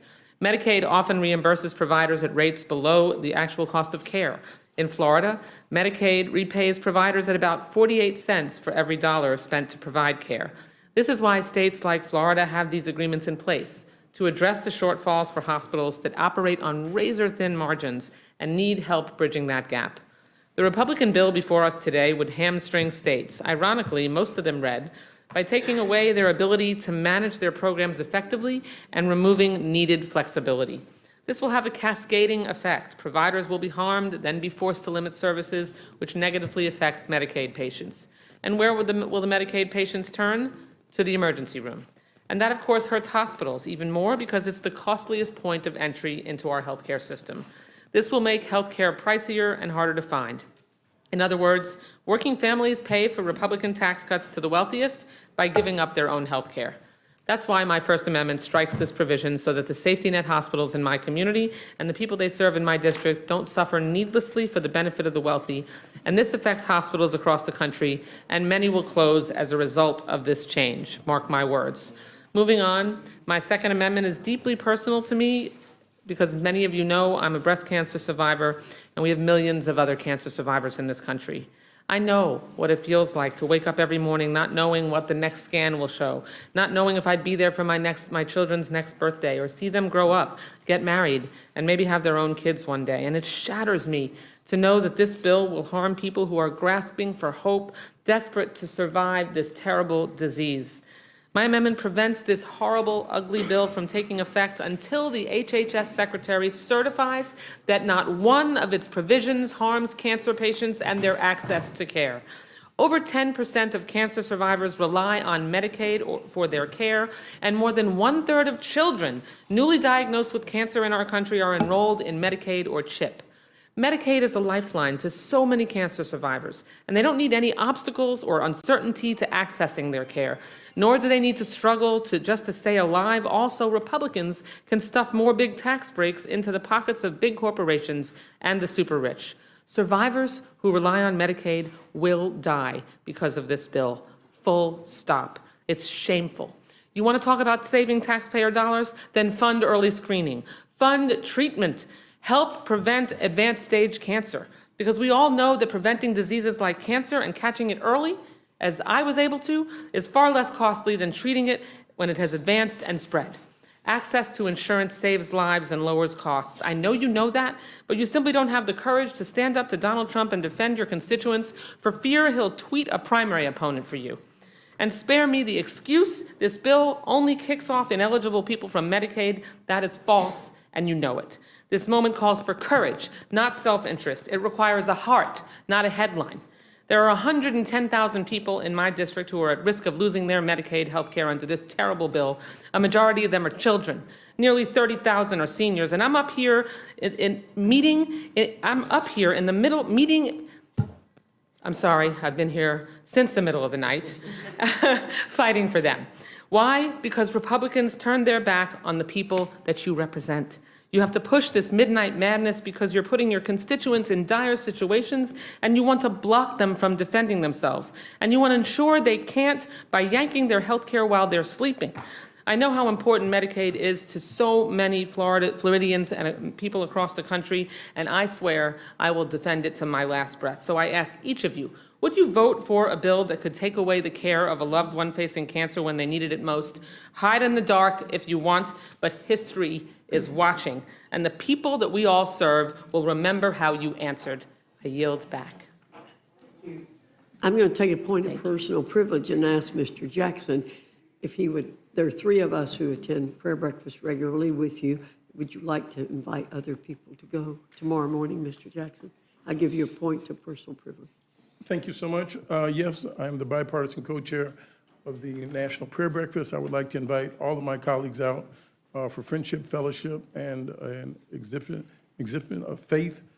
Please join us tomorrow morning, 8 a.m. Here in the members' dining room, and let us pray for the food we're about to receive, not the food that has left our table. Thank you. Mr. Norman, do you have any questions? Mr. McGovern? I don't have any questions. I support all of your amendments. You are like my heroes for lasting as long as you have and being here, because I think it's important to remind the American people that there's a lot in this bill. I mean, everything from the repeal of the tax on silencers to the issue about making sure that people get adequate health care, especially young kids when they're diagnosed with cancer. And again, I just think it's such a profoundly bad bill that is going to hurt so many people. And I think, we just need to make sure that the American people know that we're on their side. And so I thank all of you, and I yield back my time. Thank you, Mr. McGovern. Ms. Scanlon. Thank you. Again, I want to thank you all for your willingness to tough it out here with us as we're now on hour 13, which is so much fun. But I really appreciate the attention and the care you've brought with your amendments, thoughtful amendments to try to improve this bad bill and to highlight the economic, the environmental, and even the existential harms that it's likely to cause the American people. Especially want to thank my sister in service to Southeastern Pennsylvania for the life-saving amendments that she has introduced to reverse cuts to substance use disorder services and to address this tax cut that would make it easier to purchase silencers for firearms. So thank you all. Thank you, Ms. Scanlon. Mr. Scott? Sorry, I yield back. First of all, Madam Chair, Mr. Jackson, I appreciate the invitation and especially the optimism that we may be done by the time the prayer breakfast starts tomorrow. I would just point out that there's a lot that's been said about suppressors with modern printing, 3D technologies, everything else right now. You can go on Amazon and buy all the parts to make anything you want. So I think there's either way, it's unrealistic to think it can be stopped once the technology has reached the level that it has. And in many countries, it actually mandated, in many countries, it's my time, in many countries, it's actually mandated that you use a suppressor if you're gonna hunt. And with that, I yield back. Thank you, Mr. Scott. Mr. Neguse, you're recognized. No questions, Madam Chair. Just again, gratitude to our colleagues for being here and for submitting your amendments, all of which, of course, we agree with and support. And I'll yield back. Okay. Thank you, Madam. Mr. Griffith. Oh, sorry about that. That's all right. Well, you never know what I'm going to say. Today, I'm going to echo the chairwoman's comments and encourage everybody, whether it's this Thursday or any Thursday we're in session, to attend the bipartisan prayer breakfast. It really is a good group. But one thing that has not been mentioned yet is that for those of you like me who love to eat, one of the regulars provides breakfast every Thursday morning. So we have eggs and oatmeal and sausage and bacon and potatoes. It's good. It's a good time to get together and reflecting that we all have losses from time to time. Today, of course, the loss of Jerry Conley. It's sometimes good to get together, not as adversaries, but just getting together as human beings who care for one another. I yield back, Madam Chair. Thank you. Ms. Ledger-Fernandez. Thank you, Madam Chair. And I really do want to thank both all the members of this panel, the previous panels, and the people who are waiting to speak. Because I want to point out that because of all of my Democratic colleagues, we did prevent them from passing this bad rule in the dead of night. You have made sure that the sun is shining on this process. And you are, by the way, I think, the third panel, and ABC. There are nothing but great C's that I have heard in this. We have talked about corruption and the need to fight it, about having the courage of standing with your constituents, about cancer. And the fact that we can do something about it because we know what it feels like. Today of all days, we know what it feels like when you lose somebody to cancer. We've talked about the cruelty of the bill and the importance of care, which I think ties into the idea of the prayer breakfast. Care. Care for others, the elderly, those with mental health issues, those who need help with drug addiction. So thank you, this third panel, for enlightening us as to all of these subject areas. Muchísimas gracias. Thank you. Thank you. Thank you, Ms. Ledger-Fernandez. And I thank the panel for being with us. And there being no further questions, you're excused. And I will ask Ms. Berrigan, Ms. Randall, Mr. Larson, Mr. Whitesides, Mr. Caston, Mr. McGarvey, Ms. Trahan, and Mr. Danny Davis to come forward.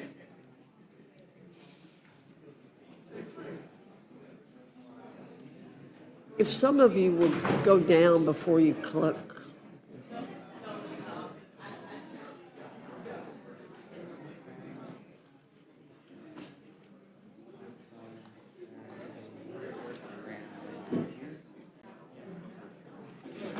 All right, here. I know some, but I don't know.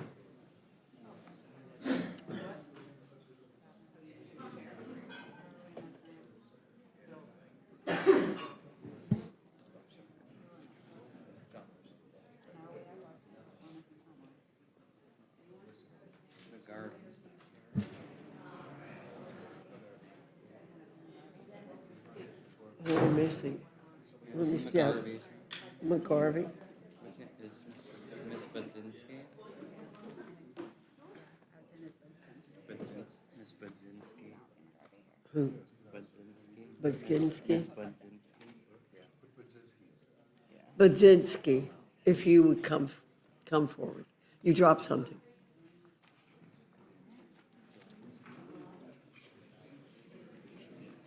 Thank you. Got it.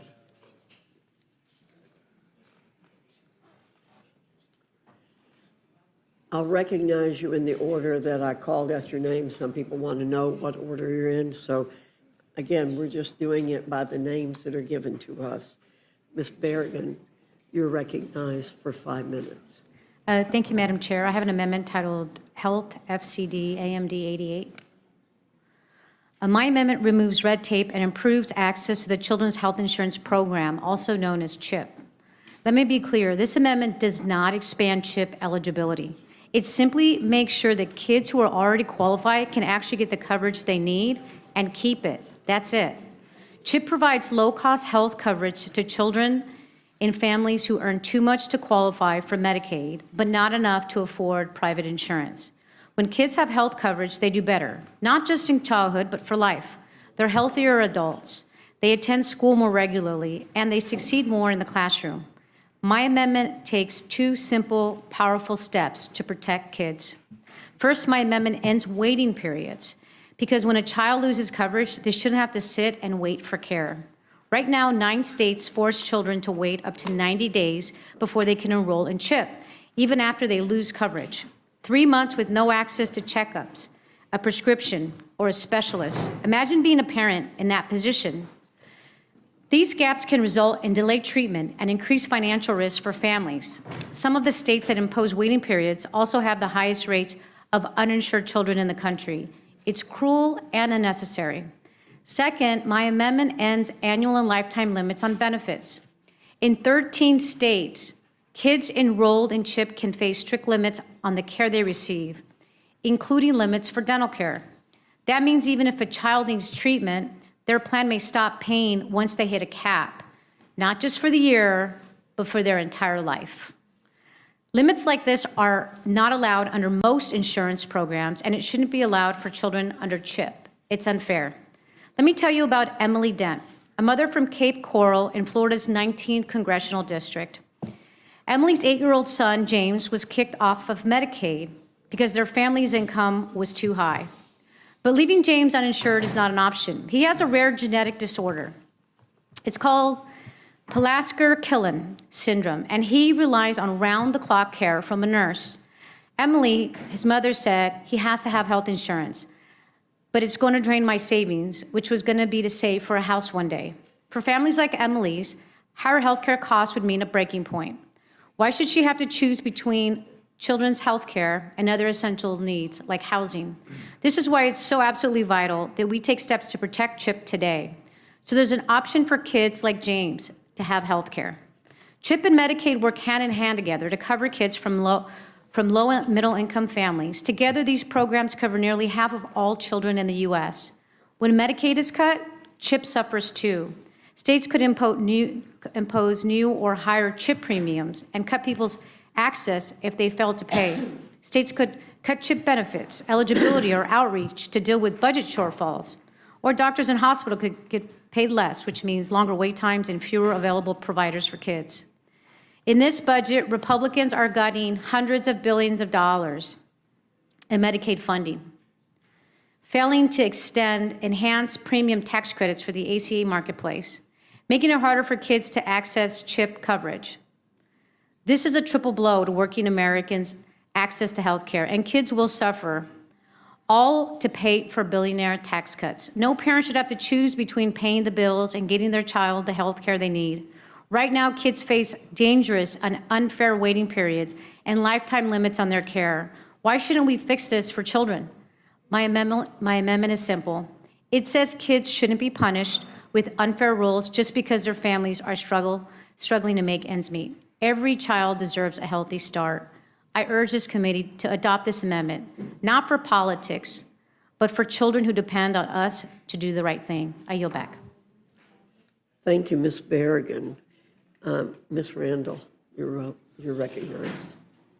Chairwoman Fox, Ranking Member McGovern, members of the Rules Committee, thank you for the opportunity to testify on the Republican budget scam. Well, it's deeply unfortunate, Madam Chair, that you chose to begin this hearing literally in the dead of night to try and hide from the American people. It's daytime now, and my Democratic colleagues and I remain here and continue shedding light on the harms of this big, bad bill that only benefits billionaires. An estimated 15 million Americans stand to lose their health care because of this deeply unpopular bill you're trying to jam through. My Republican colleagues are gutting Medicaid, which will destabilize hospital systems across the country, especially in rural communities like mine, but not only mine.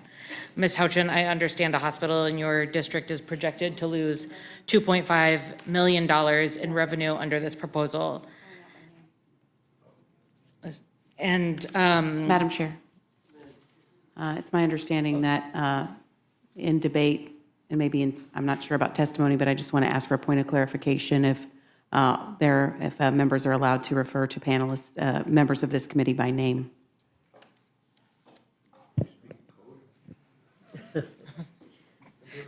Okay. Apologies. It's my first time before the Rules Committee. Yes, right. If yeah, that's okay. You can refer to other members by state. Okay. Appreciate the clarification. Thank you. And there are other colleagues on this panel whose hospitals stand to lose $884,000 from this proposal. So many of our hospitals are on the verge of shutting their doors because of this bad bill. Just yesterday, President Trump even told your conference, don't F around with Medicaid. He seems to know what members on this committee aren't willing to face up to. That so many families like mine depend on Medicaid, which is why I've filed an amendment to prevent provisions in this bill from going to effect if this administration makes any cuts to Medicare or Medicaid. Beverly from Tacoma called my office telling me that losing Medicaid will literally kill her as she has multiple surgeries she needs to have this year. Another constituent, Kelly, is worried that her daughter will be homeless if she loses Medicaid coverage. Evangeline wrote me saying, as someone with a husband who is 83 years old, a kidney cancer survivor, and living with dementia, the importance of maintaining these healthcare services cannot be overstated. They're vital for seniors and those with chronic conditions to receive necessary medical support and assistance. It's not just Medicaid that's at risk. Millions stand to lose health coverage because the majority is not extending the ACA's enhanced premium tax credits, which my constituent Denise wrote me about, saying she has lupus and she won't be able to afford health insurance and treatment without those benefits. For the American people watching at home, because, Madam Chairwoman, despite your attempts to deceive the American people by beginning this meeting in the middle of the night, know that they are still watching this majority's every single move. And the bottom line is that this bill will make your air dirtier, your water filthy, and dismantle the healthcare system so that when you inevitably have health complications from all this increased pollution, you won't even be able to afford treatment. all so that Republicans can finance trillions of dollars in tax cuts for wealthy and well-connected people. While President Trump and his friends get jets and giveaways, he wants Americans to be forced to choose between feeding their families and paying for prescriptions. I won't stand by and watch it happen. I urge the members of this committee to follow the president's direction to protect and preserve Medicaid, stand up for healthcare access in the hospitals in your communities, and support my amendment. These cuts to Medicaid are just the beginning of harmful provisions in this bill that I'm concerned will hurt my neighbors back home and hurt all of your neighbors. On behalf of the 27,000 federal employees I represent, I'm incredibly concerned that this bill would steal their retirement benefits and strip away other protections. That's why I have also got an amendment to prevent a provision that would chill the reporting and appeal process with the Merit Systems Protection Board by requiring them to spend several hundreds of dollars on fees from going into effect. Our government cannot function without a strong, healthy federal workforce and their ability to approve Social Security benefits, to work in our national forests, to protect against fire, and to protect our national defense is essential. We're seeing already how gutting agencies is harmful to critical infrastructure and tribal priorities in the Pacific Northwest.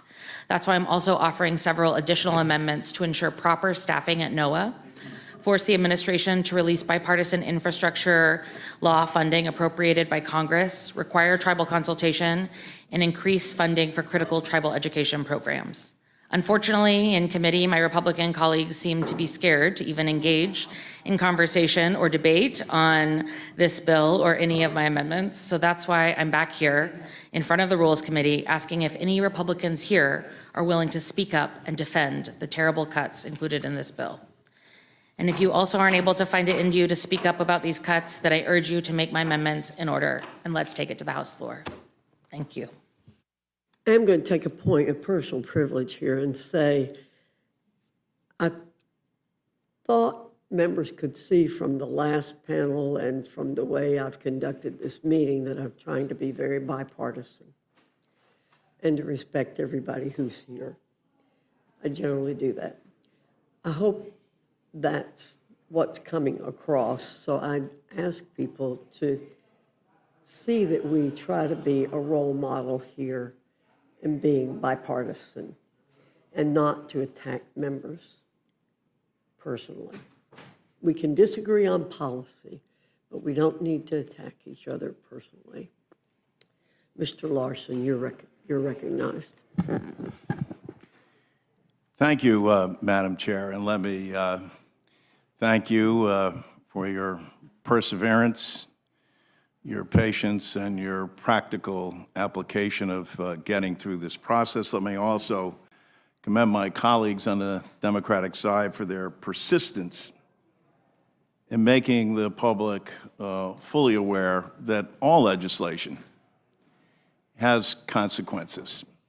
I have an amendment that's focus is on economic development, it's on tax cuts, and just happens to be the nation's #1 anti-poverty program for the elderly and the nation's #1 anti-poverty program for children. And Congress has enacted to enhance this program in over 50 years. Richard Nixon was President of the United States the last time that Social Security was enhanced. And yet it's Social Security that at its heart demonstrates the genius of Franklin Delano Roosevelt and also the Congress to put in place a plan that would be the safety net for entrepreneurialism and capitalism. How? By making sure that every congressional district and the people within those districts in difficult times, whether in retirement or whether through no fault of their own, there were layoffs, that people were able to continue to receive a payment. No one gets wealthy on Social Security, you all know that. But it is able to sustain families during difficult time. And the shame here is that these are very difficult times in post-pandemic and now in this global inflationary period that we're going through as well. People's kitchen table discussions are, how are we going to do this? And here's the startling fact, and I think every member probably knows this on both sides of the aisle. 10,000 baby boomers a day become eligible for Social Security. On average, and you're blessed here in this committee, and especially on the Republican side, the average Social Security amount of money that goes to every district monthly, is in excess of 200 million. In the case here, it's over 300 million. That's the good news. The bad news is it hasn't been adjusted in more than 50 years. Imagine how the people in all of our districts feel when they get these statistics. Now, I give every member of Congress a little card, and on that card it demonstrates not only how much people get in retirement, but what spouses, what widows, what dependent children, and disability, another thing we don't mention enough about Social Security. I come from an insurance center of the world. And, you know, the administrative costs for insurance companies run anywhere between 16 and 28%. And we have some damn good insurance companies in Hartford, Connecticut. But Social Security manages the largest insurance program in the country, maybe the world. And it does so at under 1% administrative costs. And to see the closing of regional offices, the shutting down of work, so that people aren't able to actually talk to a human being. You're all good people. You all have the same kind of constituents that we have. I know, Madam Chairman, that people like us, or at least my age, want to be able to talk to a human being. Don't want to go through press button number 1, press button number 2, press button number 3, and you're lucky if you ever get to talk to anybody. So here is something that has to be enhanced, that improves the whole economy, gives a tax cut, a real tax cut, to more than 23 million Americans. There should be no double taxation of Social Security, and yet there is. So I implore and ask your help to pass this amendment. Thank you, Mr. Larson. Mr. Whiteside, you're recognized for 5 minutes. Thank you, Madam Chair. I'm George Whitesides, a new congressional representative for California's 27th Congressional District. I find it amazing that we are working on what may be the most expensive bill that the nation has ever seen and putting it through Congress in this way, but that's for another time. I'm here because I thought it was important to bring the voices of our district to this debate. I want to start by talking about what would happen if we do not pass this bill. First, for folks in my area, if we don't pass this bill, most people would actually get a tax cut. That's because this bill does not fully fix the state and local tax deduction problem that President Trump created in his first term. If we don't pass this bill, then we won't add $3.8 trillion to our national debt. We won't saddle our children and our grandchildren with our own irresponsibility. If we don't pass this bill, then we won't cause 14 million Americans to lose their health insurance coverage and millions more who will see their health care costs increase. We won't hurt local hospitals like the Antelope Valley Hospital or Palmdale Regional or Henry Mayo Hospital in my district. We won't cause emergency rooms to become even more crowded. If we don't pass this bill, then we won't leave millions of Americans, millions of children, without the ability to put food on the table. The bottom line is that this bill threatens the most basic needs that Americans rely on. People want us to be focused, instead, on lowering their everyday costs and growing jobs. I put forward 2 amendments to this bill that would cut costs and help grow jobs. The first amendment would help folks in my area who've been devastated by the Chiquita Canyon landfill. That's number 214, ma'am. The second, number 218, would preserve the tax incentives for hydrogen, one of the industries of the future that this bill would catastrophically damage if passed. Let's be clear, these clean energy tax credits are not frivolous spending. They are strategic investments that are already yielding tangible benefits across our nation. Since their passage, we've seen roughly $500 billion in new clean energy project announcements and more than 500,000 new jobs created. This isn't not just about environmental policy, it's about turbocharging American manufacturing, creating good-paying jobs, and lowering energy costs for families. In fact, if we repeal all of the clean energy tax credits, the average American family will see their energy bills increase. Every dollar of federal investment is stimulating $5 to $6 in private investment. That's a powerful engine of economic growth, not a drain on our treasury. Hydrogen in particular is not just another fuel, it's a game changer, Madam Chair. It's the critical link to decarbonizing hard-to-abate sectors that traditional renewables struggle to address, like heavy-duty trucking, steel manufacturing, and cement production. These are the industries that employ millions of Americans and are foundational to our economy. Eliminating these hydrogen tax credits would be a catastrophic mistake. It would devastate projects already underway across the country, like the Arches Hydrogen Hub in my district. It would stifle innovation, cede our leadership in this burgeoning global market to competitors like China, Europe, the Middle East, Australia. They're not letting up. They're heavily investing in their own clean hydrogen capabilities. Estimates show that reaching our target of 10 million tons of hydrogen by 2030 could unlock up to $240 billion in investments and create over 200,000 new jobs. These are not mere projections. They are opportunities waiting to be seized. To pull the rug out from under these investments now would be to undermine our future. It would signal to investors that America is not a reliable partner, chilling future domestic and international investment. We'll raise energy costs for American households, stifling innovation, increasing pollution, and putting a meaningful portion of $500 billion of new manufacturing at risk. Let's remember, many of these investments are landing in states represented by both Republicans and Democrats. To your point, Madam Chair, about bipartisanship, demonstrating the widespread economic benefit. This should not be a partisan issue. It is an issue of American competitiveness and prosperity. This bill hurts our future.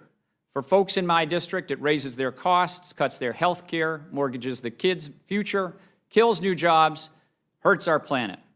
Thank you. I yield back. Mr. Keston, welcome to the Rules Committee again. Pleasure to be back, Madam Chair, Ranking Member, members. I'm here in support of 4 separate amendments.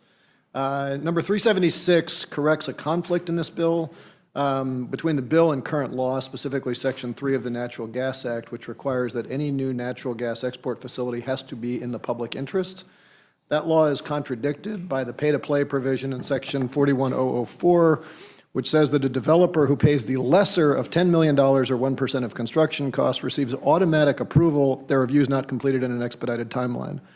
My amendment fixes this section by clarifying that the approval of any new LNG facility not associated with an existing free trade agreement has to get a prior determination by the Secretary of Energy that the project is in the public interest, consistent with an analysis that was just done by the DOE on a separate facility last year. That analysis found that new LNG facilities would raise domestic natural gas prices, makes sense, tighten domestic supply, price goes up, would not facilitate national security since new exports flow predominantly to commodity brokers and U.S. adversaries in Asia, and it also quantified the massive climate risks created by those facilities. Now, I realize that some of my Republican colleagues don't believe in climate change, and I also realize that the fossil fuel industry prefers higher fuel prices.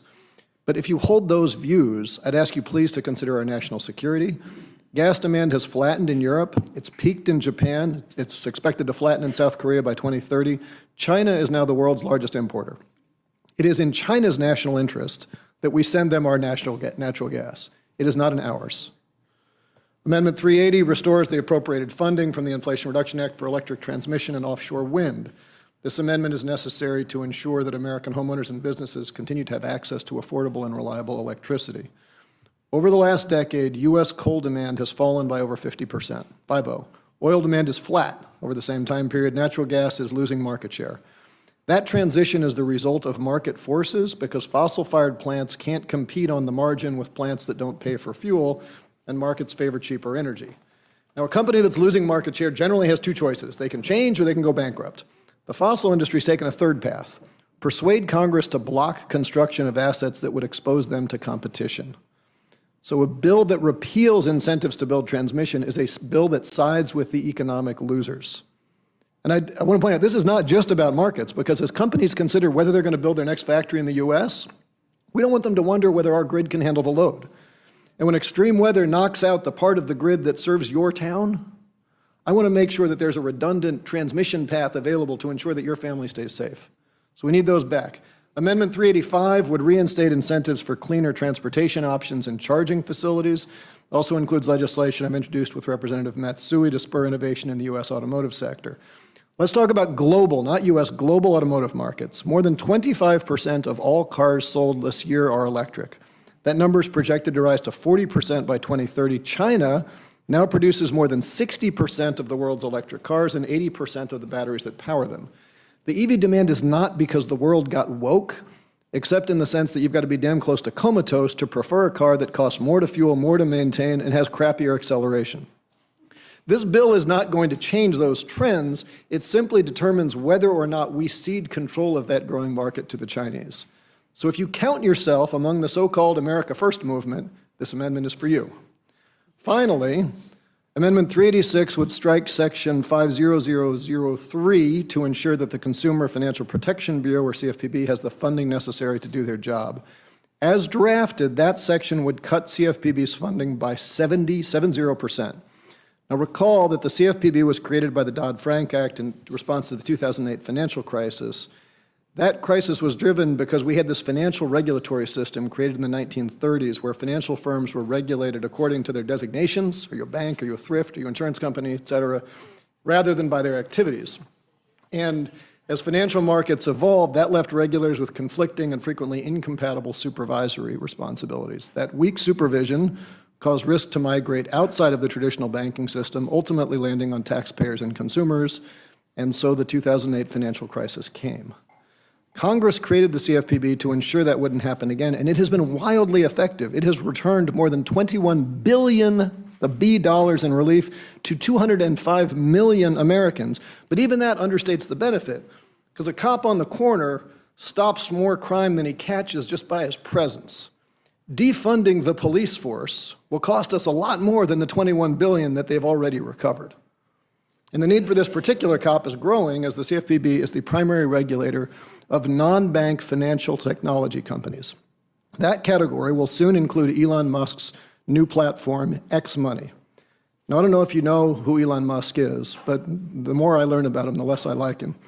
Up until recently, he was a special government employee who embedded people without proper security clearances in our Treasury payment system with read and write access, is now suspected to have private confidential information about the income, expenses, and bank routing numbers of every American taxpayer. He's an active supporter of neo-Nazis in Germany and white supremacists in South Africa, and owns several companies that have economic ties to the Chinese Communist Party. I hope you share my concern that that individual should be closely monitored. Mr. Caston, your time is over. I encourage support for all four amendments. Mr. Caston. Ms. Budzinski. Thank you, Madam Chair. I appreciate this opportunity, and thank you to Ranking Member McGovern. I'm here to testify today in support of Amendment Number 216, which is intended to make high-speed internet access more affordable. I want to also just take a moment, though, to say that I'm in part here to stand up for my constituents, that there are some really damaging provisions within this bill that are going to impact them directly. 19,000 of my constituents are going to see over $1,000 increase in their premiums for health care. 28,000 of my constituents are going to lose health care coverage, and additionally, 15,000 families are going to lose access to SNAP, and many of those families are families that have children in those homes.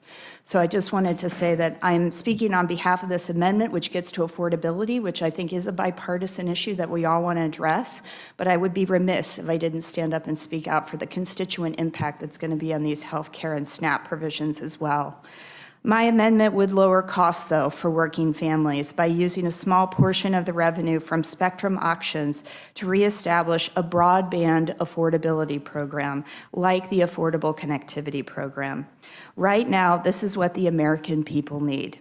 This is what rural America needs. But instead of policies to lower costs and make life more affordable, the president has entangled us in expensive trade wars. Moving forward with this bill will raise prices. In fact, these trade games could cost the average American family up to $4,000 more per year.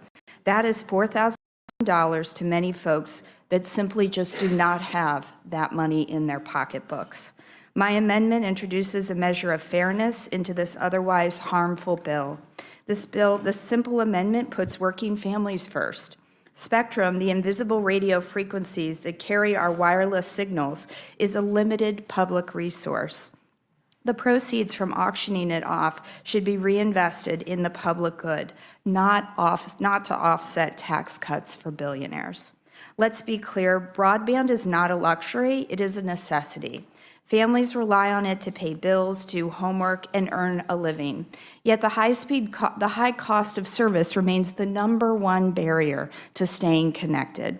A recent survey found that nearly 2/3 of adults saw their internet bills rise over the past year. 1 in 5 said rising prices forced them to downgrade, switch, or cancel service altogether. Every time a family is pushed offline because of cost, we fall behind as a country. The Affordable Connectivity Program, or ACP, was a proven solution that brought millions of Americans online. But despite its success, Republicans allowed its funding to lapse last year. Nearly 23 million households rely on ACP, including 78,000 households in my congressional district in Illinois alone. When the program expired, many saw their internet bills spike overnight, and those who couldn't afford to pay were cut off entirely. This was just the beginning of the wave of Republican-led price hikes that continue to hit working families. Now the president wants to unilaterally repeal the Digital Equity Act, the clawback funding Congress appropriated to implement it. These programs were designed to help seniors, veterans, rural residents, and people with disabilities get the tools and training they need to get online. Republicans are also attempting to eliminate the requirement under the BEAD program that internet service providers offer affordable plans, despite the fact that these networks are built with taxpayer dollars. Just this month, Senate Republicans voted to permanently repeal an FCC program that would provide Wi-Fi hotspots to school children. We've seen what these choices lead to, kids doing homework in fast food parking lots or outside of libraries, like what we saw during the pandemic, and this is just quite simply unacceptable. We have made progress in closing the digital divide, but it's critical that we finish this job. Study after study confirms that cost is the biggest barrier to broadband access.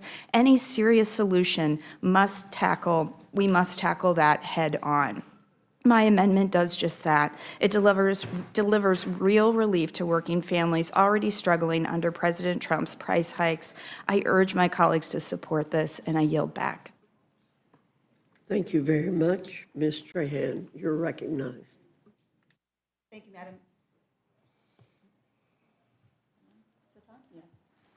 Madam Chair, I'm offering Amendment 307 to... Oh, I got it. Thank you. Thank you.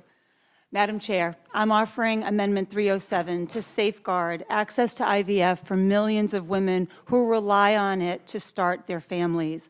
And while I appreciate the opportunity to be here and to offer this amendment, as well as this committee's perseverance, there is nothing bipartisan or transparent about this process when so much of the debate over this bill happened in the middle of the night while most Americans were sleeping. It was a blatant attempt to prevent folks from tuning in, from hearing the contents of this disastrous bill. But people are watching. They're seeing what you're trying to do, and they're going to see how you vote on this amendment, which would simply require that the Secretary of Health and Human Services certifies that the GOP's reconciliation bill does not reduce or restrict state Medicaid programs from covering infertility treatment, because the ability to start a family should never be a privilege reserved only for the wealthy. Like so many couples across the country, my husband and I turned to IVF to have our girls. I know the pain of hearing that pregnancy might not happen.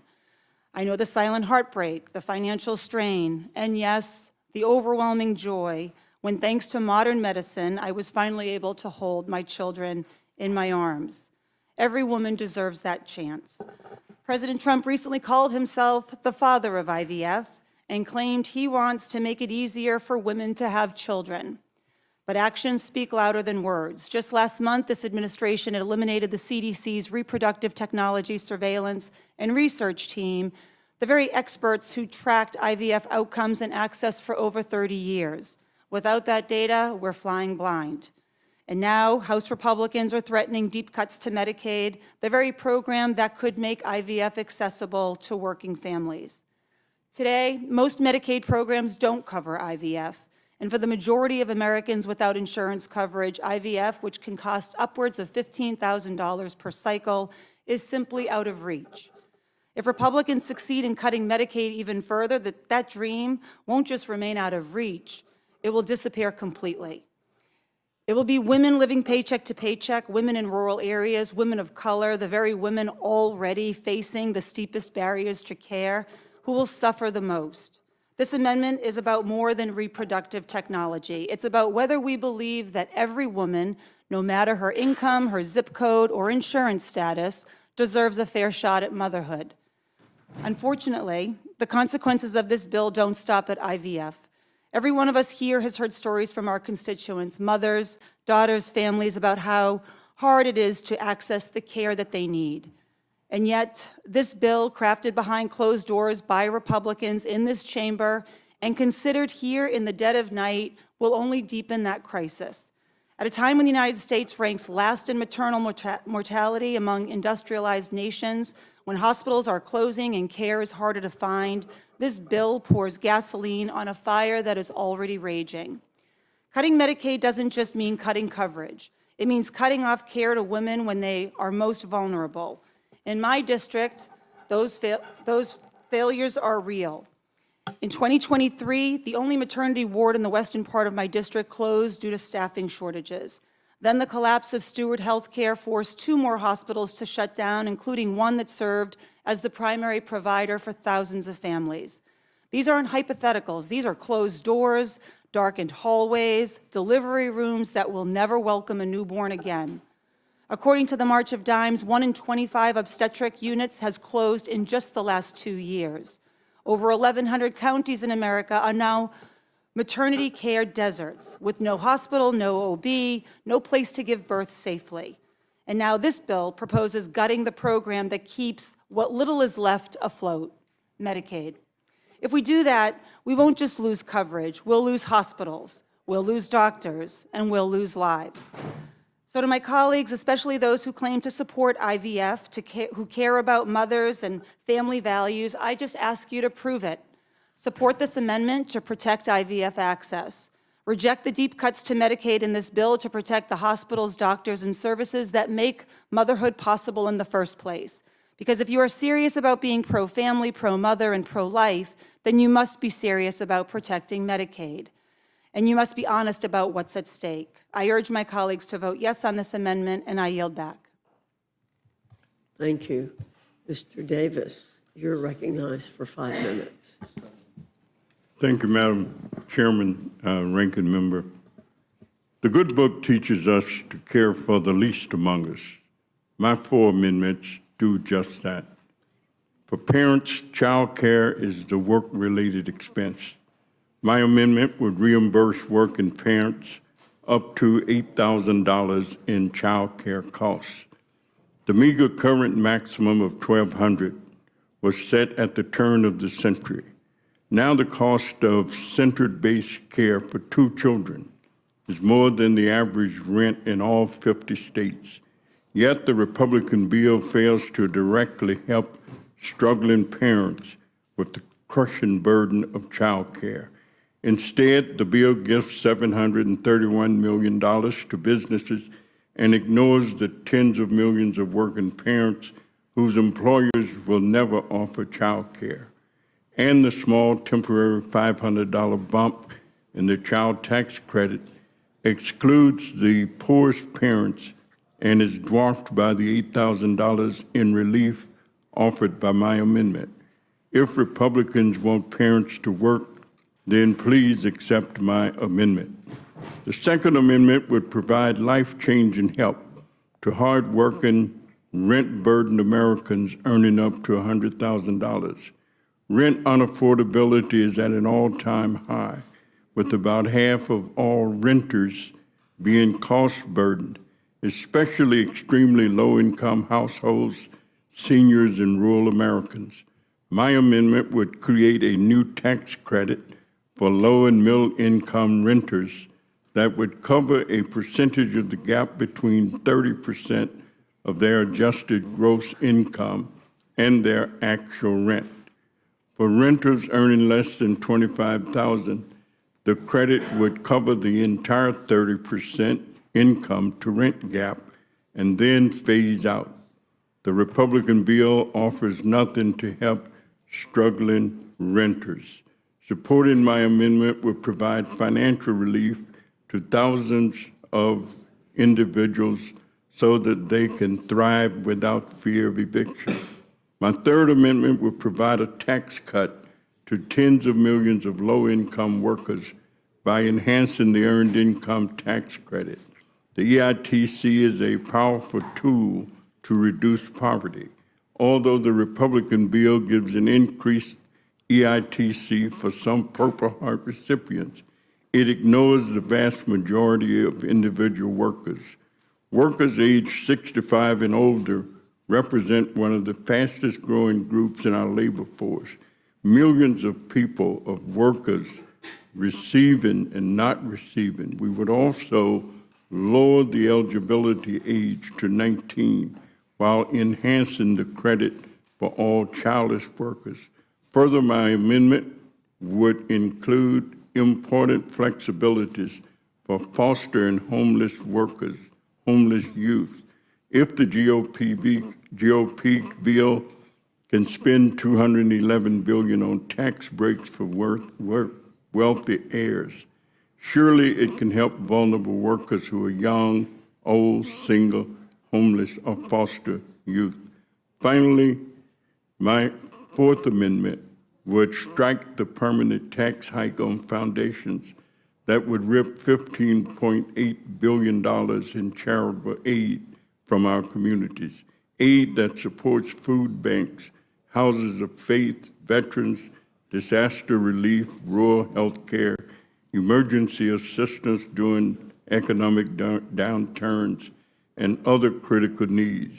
Policies that hurt foundations reduce grant-making to charitable nonprofits across the country. Forefront, the Association of Grant Makers for the state of Illinois, estimates that the proposed tax increase on private foundations would result in $168 million less in grants made to Illinois nonprofits each year. Charitable giving represents the best in American generosity and the exact time when charitable giving and philanthropy are needed the most to offset the cuts in federal investment. Congress must strike this charity-reducing provision. Government should help people, not harm them. My amendments would help lift the burdens of tens of millions of families and workers, as well as promote charitable service. I thank you, Madam Chairman, and yield back. Thank you, Mr. Davis. Mr. Norman, you have any questions? Mr. McGovern. I just want to say to all of you, thank you for not giving in and for staying the course and fighting for your constituents and for the people of this country. Those of us on the Democratic side of the Rules Committee are grateful that you're here. and I know the American people are grateful that you were here. So, again, thanks so much. I yield back. Thank you, Mr. McGovern. There being no, any of my colleagues, other colleagues, okay. Thank you all very much. You're now excused. Okay, yeah, I don't know how to pronounce that one. Mr. Schweikert, Mr. Oshevsky, Mr. Garcia, Ms. Sykes, Mr. Thompson, Ms. Simon, Mr. McGarvey, Ms. Gillen. And if you all would come down this way so we can spread out, if you don't mind.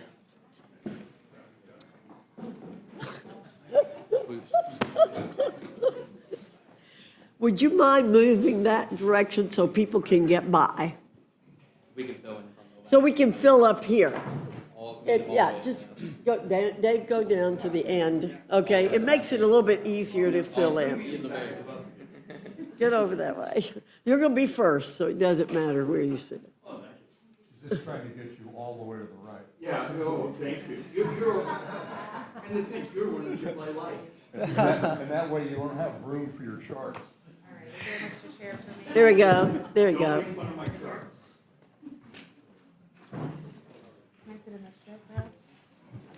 Do we have too many? Is there not another chair? Oh, Certainly, if you can get a chair in there. We got 9. we didn't call Mr. Johnson, you will be in the next group. not mine. You're not in this group, Mr. Johnson. Okay?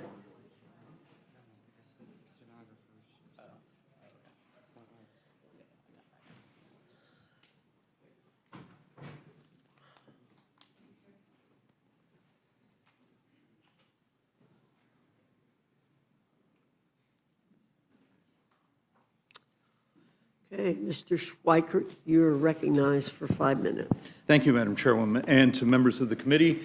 I'm really impressed. I hope you're all very well caffeinated.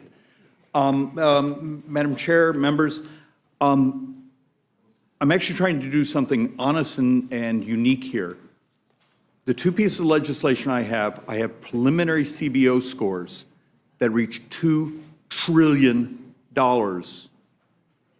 $2 trillion in offsets and savings over the next 10 years. They're both morally, economically quite rational. They do good things. The problem is they take on big concerns that often scare the crap out of all of us, but they're the right thing. So let's do the first one. I can do it fairly quickly. For anyone that's been here for a while, you've been tracking the MedPAC reports for the last half a decade, basically making it very clear that we have a major problem in Medicare Advantage and its offsets. As you saw last night, there was another scandal that broke in the media and potentially another set of indictments and criminal activities coming. So what happens when those of us who want the incentives of a system that manages care but benefits by helping our brothers and sisters, particularly in the seniors with their earned benefits, be healthier, that the insurers who manage it make their profit by having the population be healthier, and not by constantly scoring that population as sicker and those margins. And if, for those of you from the all the way back to the Obama years, let alone the Biden years, which that's what this one was written, they demonstrate that today Medicare Advantage is coming in at 120% of fee-for-service. The design was supposed to be at 95%. Just divide that by the money and then do it over the decade. That there is almost $1.5 trillion. We have introduced, oh, sorry, there goes when it happens you use binders. Piece of legislation has already been introduced, and we've turned it into an amendment for your consideration, Madam Chair, that would, over the decade, for a pilot program, but also become self-executing, realign the incentives in Medicare Advantage to actually fixate on helping populations be healthier than what is today scamming the system. There's about 20, 25 Democrats that a couple of weeks ago wrote a letter basically demanding something similar to this model. There's those of us as Republicans have spent almost a year with healthcare economists. Speaker's credit, he let me hire a healthcare PhD for the Joint Economic Republicans. This isn't Republican or Democrat. It's good policy. And just that bill, our preliminary score is $1.84 trillion. If you want to do amazing things to help this country and do the right thing, there are these handful of policy opportunities that don't necessarily break down left and right. They're just great math, great delivery of services, and alignment of incentives. Madam Chair, the second bill is one that we've worked on for about a year. Matter of fact, the young woman sitting in the back who abandoned me was actually the primary author of this, and it's a talent-based immigration bill. Within it, we added the president's golden visas, some other things. This one, our preliminary score is $174 billion over 10, but in the second decade, it makes amazing differences because we do something insane in this country. We educate populations and then we send them to their home countries to compete with us. Why would we do that? If we know we have, the models here are saying we're going to have these sorts of GDP growth. Almost none of my economists can hit that GDP number without a major change in our demographics. And that demographics is, how do you fight with the rest of the world who's trying to steal our smart people? We need to enter in the game.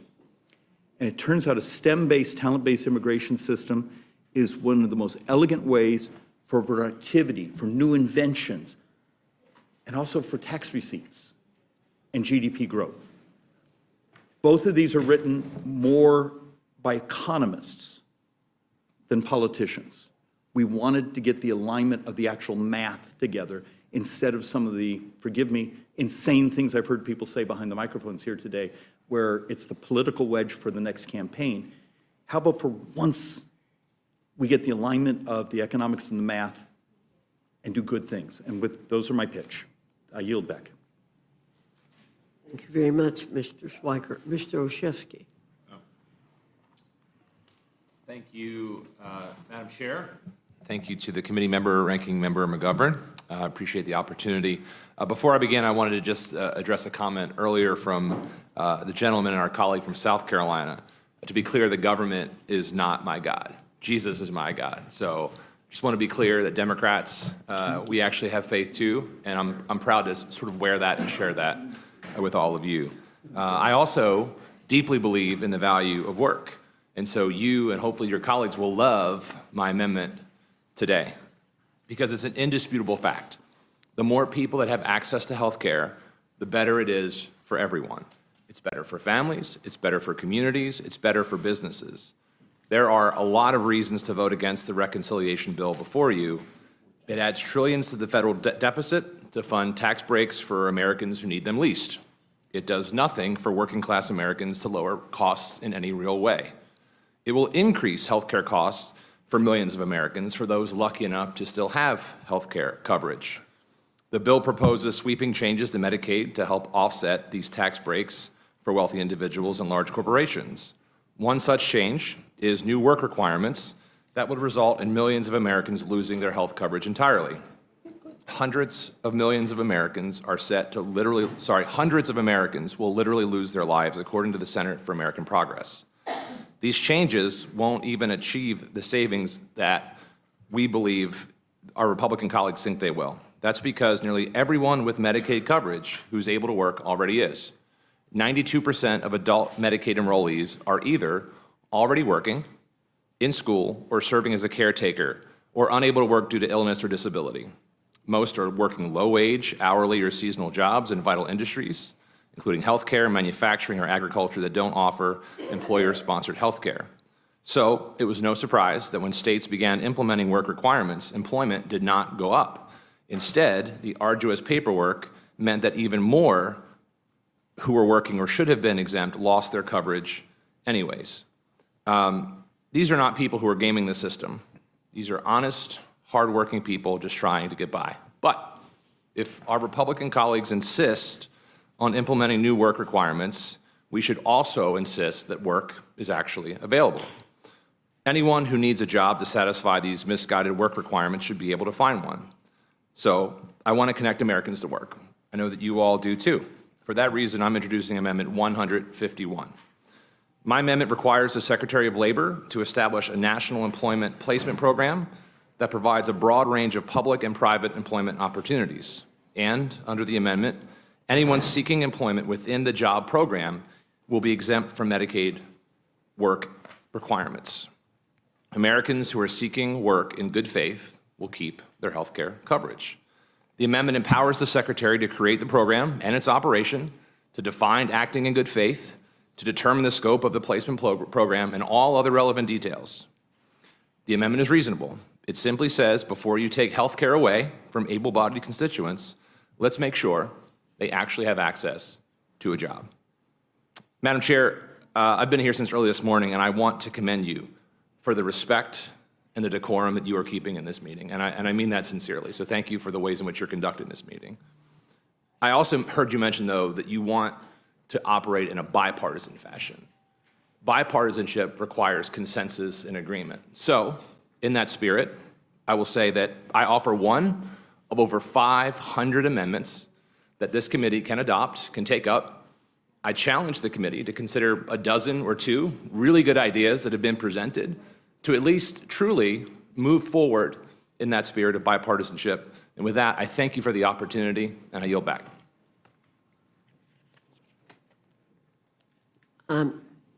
We did have bipartisan votes in the committee, so maybe you'd like to vote for the bill and make it bipartisan. Thank you. Let me see. Mr. Garcia. Madam Chair, thank you for this opportunity. I'm here to discuss the amendments that I submitted, numbers 112 and 420. Amendment 112 eliminates a provision that cancels unobligated funding from the Neighborhood Access and Equity Program. This amendment is not explicitly about the devastating Medicaid cuts that the majority is trying to move forward, kicking millions of Americans off their health care, nor is it about the billions of dollars in cuts to food assistance that families rely on to put food on the table. This amendment is about the way people move from point A to point B safely.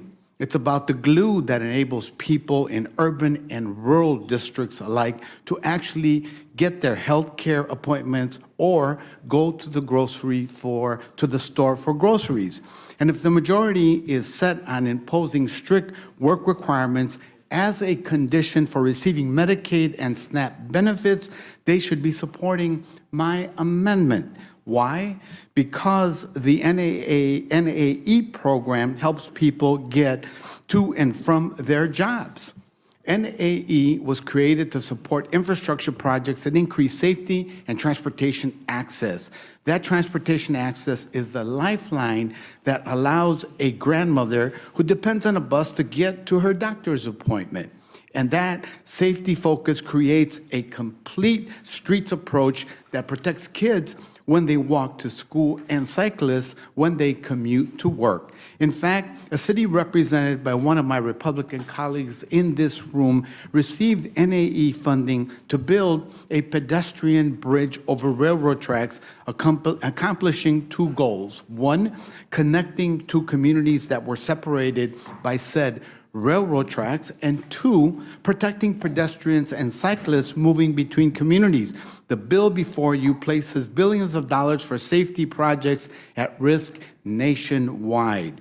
We should not be putting the safety of our constituents at risk to pay for tax cuts for the wealthy. And if you all really want people to fulfill work requirements as a condition for Medicaid and SNAP, the very least that you can do is ensure that people get to their jobs safely. I urge you to support Amendment 112. Next, I'd like to discuss Amendment 420.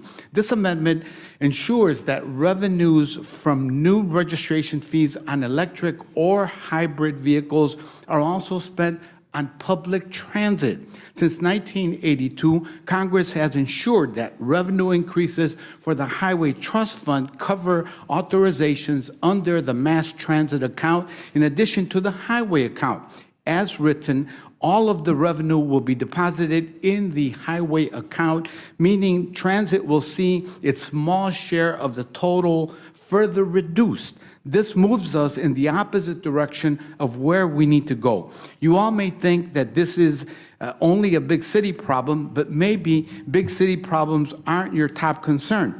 But defunding public transit is just as much a problem for rural America. In April, the Transportation Committee heard from the executive director of the Prairie Hill, South Dakota Transit Agency, not a big city. She testified that America's rural population is declining, but rural transit ridership increased 15.6% in 2007 to 2019. And who are the people relying on rural transit? Senior citizens who take their local bus to get to the grocery store, disabled veterans trying to get to the VA, and patients who rely on non-emergency medical transportation to get to their dialysis appointments. Amendment 420 simply directs the vehicle registration fees in the reconciliation bill to cover authorizations from both the highway account and mass transit account. I urge your support on Amendment 420. Thank you, Madam Chair, and thank you to the members of the committee for allowing me to testify. Thank you, Mr. Garcia. Ms. Sykes, you're recognized for 5 minutes. Thank you, Chairwoman Fox, to the ranking member, and to all the members of this committee. Thank you for allowing me to come and testify before you today. This is my first time in the Rules Committee, and hopefully next time it won't be as long of a committee, but you all are lovely, and it's been a pleasure getting to know you, and hope I can acquaint myself with you further. I am honored and proud to represent Ohio's 13th Congressional District, and we are in Northeast Ohio. And I often call my district the birthplace of champions. We work hard, we're kind, we're creative. We have the Midwestern grit that people are so jealous of all over the country. And the people who I represent are worthy of my being up almost all the night in the morning to advocate on their behalf. The people in Ohio's 13th Congressional District are looking for opportunity, and that's exactly why I came to Congress. They want the opportunity to live. In Ohio, we have some of the highest infant mortality in the entire country. In Ohio, we have some of the highest maternal mortality in the entire country. And for Black women and for Black babies, deaths are even higher than their white counterparts. We were proud to expand Medicaid in the state of Ohio to make sure that we had healthy moms, because if you have healthy moms, you'll have healthy babies. But this current reconciliation bill will put that in jeopardy and make us lose all of the gains that we have, saving the lives of these gorgeous, beautiful infants and their mothers. We also, like many other parts of this country, have an issue with substance abuse and mental health treatment. And because of the Medicaid expansion and Medicaid itself, people are able to get the treatment that they need and want. People want to live, and I want to make sure we're giving them the opportunity. Furthermore, Madam Chair, our seniors rely on Medicaid, many of them as their primary way in which they get their long-term care. I don't think most people thought going into this election that the mandate was that their grandmothers would be kicked out of the nursing home. And so I am very concerned for this reconciliation bill, especially as if it were to pass. And unfortunately, as this bill continues to take access to care for my constituents, to counter this, I'm offering an amendment to strike the entire section addressing Medicaid from this bill that protects more than 201,000 people, including more than 83,000 children and nearly 18,000 seniors who would risk losing coverage in my district. Madam Chair, I heard one of the members of this panel, one of the Republican members, say that if you have your health, you're pretty rich. Unfortunately, this bill will bankrupt people all over the country in more ways than one. And I also heard some Republican members on this committee talk about the value of work. Well, here's an interesting fact for all of you. The #1 employer in Ohio's 13th Congressional District, our #1 employers are healthcare systems. And I can guarantee you, if this bill were go forward, you would be putting people out of work. Let me say that again. You would be putting people out of work in Ohio's 13th Congressional District. The nearly 30,000 people who work for our hospital systems, who rely upon the Medicaid program to reimburse hospitals for care, will be jeopardized. Their jobs and their livelihoods would be jeopardized. So not only is this a matter of decreased care in my community, you are going to put people out on the streets, impoverish them, and decimate our local community. That is the reason why I was willing to be up all night and stay here for hours to testify on my community, because we cannot afford this bill. Additionally, as it stands, this bill moves to defund Planned Parenthood, wiping out access to reproductive health care for at least 20,000 Ohioans. With my amendment, with one of my amendments, because I have 8 of them, this section of the bill would be removed, ensuring that Planned Parenthood can continue to provide health care access across the United States, including the clinic that is in my district in Akron, Ohio, which, by the way, is the most active clinic in the entire state of Ohio. This reconciliation bill, as it stands, does not improve the lives of people of Ohio's 13th district, or really anywhere in this country. And if the committee were to adopt my amendments, constituents in all of our districts would have more money in their pockets, greater access to health care, and more food on their tables. My third amendment is the Lower Your Taxes Act, which is a bill that I introduced early this year and 2 years ago, and would love it to be included in the reconciliation bill. This amendment would help families across the nation by making corporations pay their fair share and expanding the earned income tax credit and the child tax credit. Additionally, I am offering an amendment to include the earned income tax credit look back, which would allow all taxpayers to use their earned income from previous years for calculating the EITC. People have told us they cannot afford living in the United States, and putting more money in people's pockets in order for them to pay for gas and groceries and housing and health care. Madam Chair, I see that my time is coming to an end, and I want to continue to be respectful of your committee, so I won't offer the other 2. But thank you for giving me the opportunity to speak before this committee and advocate on behalf of my hometown. Thank you, Madam Chair, and I yield back. You may submit your statement for the record. Thank you very much. Mr. Thompson, you're recognized for 5 minutes. Thank you, Madam Chair, and all the members, Ranking Member McGovern, for being here all day, all night, all morning. And thanks to all of my colleagues who came to testify to ensure that our constituents would have an opportunity to have a little daylight shined on the debate regarding this terrible bill. A bill that adds to our national debt somewhere between $3.4 and $4.3 trillion, and that doesn't include the interest on that debt. Takes health care away from 13.7 million people, and it doesn't make them immune to being ill or injured, it just makes them uninsured. So this is going to add extra cost in the way of uncompensated care to our hospitals. 9 million people would lose food security, and all of this is to give a big tax cut to people who really don't need one in this environment. Madam Chair, I have a couple of amendments. My first amendment would strike the energy provision and restore the green energy tax credits. The American energy resurgence is at a crossroad, and my Republican colleagues seem eager to take the country down the wrong path.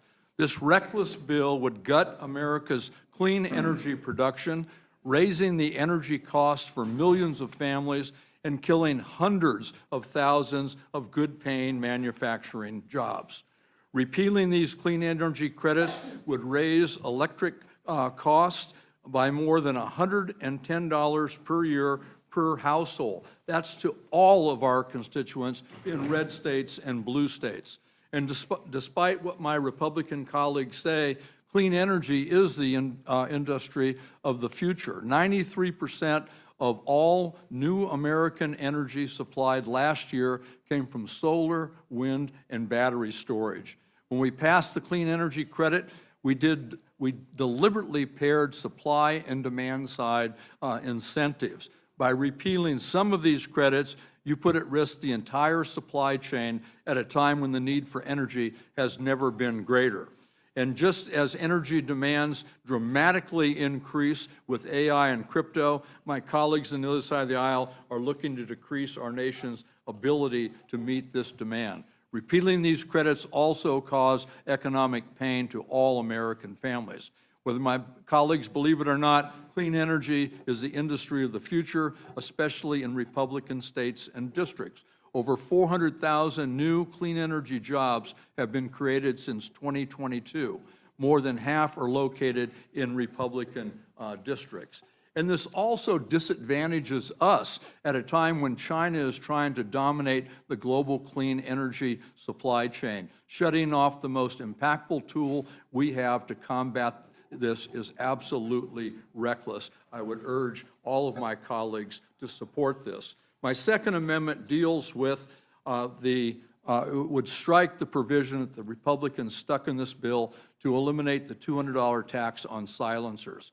At a time when Republicans are taking health care away from 3.7 million Americans, food assistance away from 9 million Americans, and child tax credits away from 4.5 million children, it's outrageous that they would spend $1.4 billion to make silencers cheaper.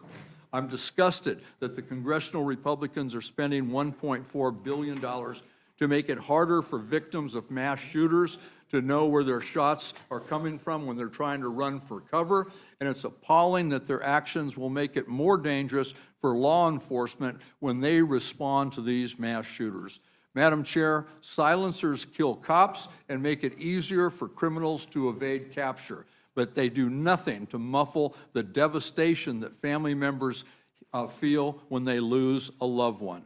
As a combat veteran, a lifelong hunter and gun owner, I can tell you this provision has nothing at all to do with hearing protection, but it has everything to do with making money for a certain segment of the gun industry.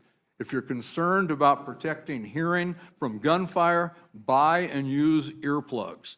I urge members to support these two amendments, and this one in particular to restore the tax on silencers and to promote public safety.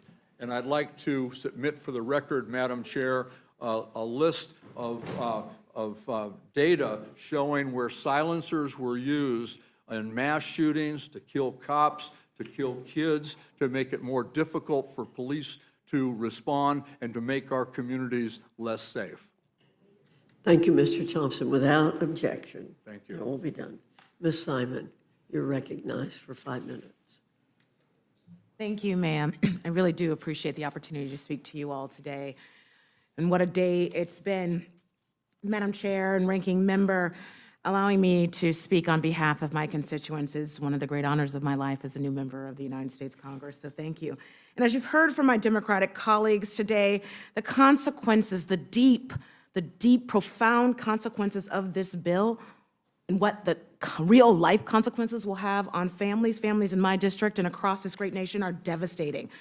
My amendments are about 1, protecting access to reproductive health care, and 2, protecting our social safety net and our federal workforce. 1, my amendment focusing on repro health. We all know that Medicaid ensures that millions of Americans, millions of working poor and low-income Americans have access to essential reproductive health care, including birth control, including prenatal care, including postpartum.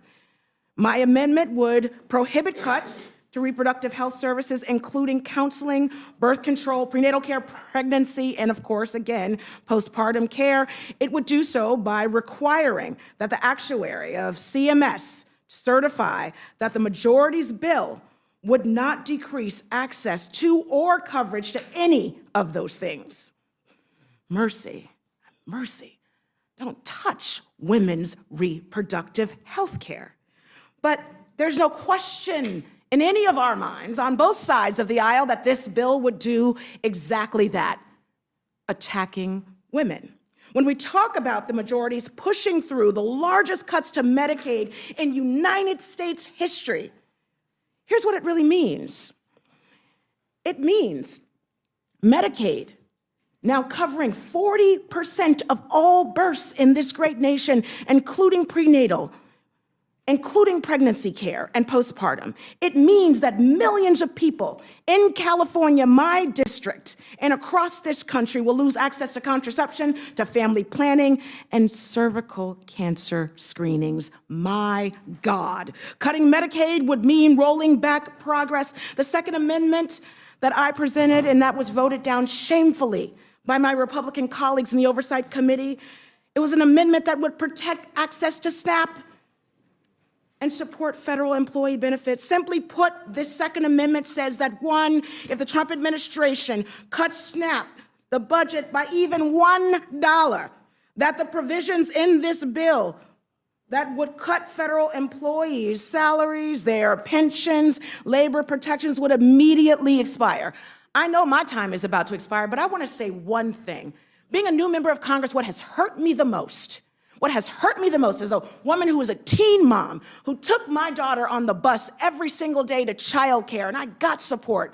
I then, as a transit-dependent person, once a month took an hour-and-a-half bus to get $26 worth of food stamps, then would go to college, and then my day job, and then pick that baby up and come back again. That baby is an attorney. She passed the bar on the first time. How dare we cut benefits of hard-working Americans? I got to tell you a second thing that's really deeply on my heart. I learned that the child care workers in this here building who take care of the children of members of Congress make $30,000. You think they can pay for a 2-bedroom in Washington, D.C.?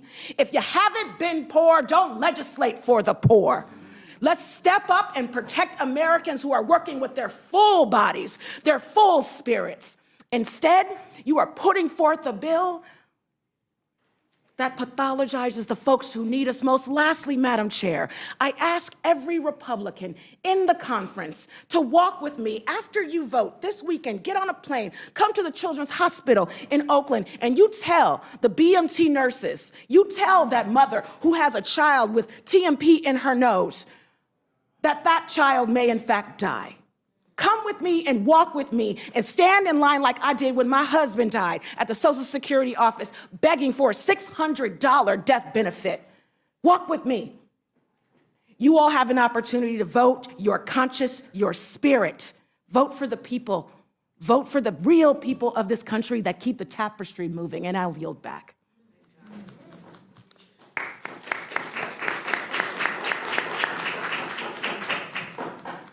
Thank you, Ms. Simon. Thank you, ma'am. Mr. McGarvey, you're recognized for 5 minutes. Thank you, Madam Chair and Ranking Member. The Congressional Budget Office and every single credible expert who has looked at this proposal says that this bill cuts Medicaid. It takes health insurance away from millions of Americans. But despite that, Republicans insist that this doesn't cut Medicaid. Okay, fine. Great. If that's the case, then my amendment should be the least controversial and most bipartisan thing we've heard today. This amendment, Amendment 224, merely states that every child and disabled veteran who gets their health care through Medicaid gets to keep it. The bill doesn't go forward unless children and disabled veterans are guaranteed to keep their health care. And this is incredibly important, because 40% of Medicaid recipients nationwide are children. In my state of Kentucky, it's over 40% of our kids rely on Medicaid for their health care. Veterans, 10% of our veterans use Medicaid to get health care. So for our children who need us, for our disabled veterans who have served us, let's protect their health care. The numbers don't lie about how important it is, but the numbers don't tell a story. I had a Medicaid roundtable in my hometown of Louisville, Kentucky. And June, her mom, Meg, showed up. June's a little girl. She has quadriplegic cerebral palsy. She relies on PT, OT, speech therapists, so she can stay at home with her 2 brothers, her dogs, Vinny and Pepper, and her mom, who's the only caretaker who can make her smile. She can't be at home getting the care and the love she needs without Medicaid.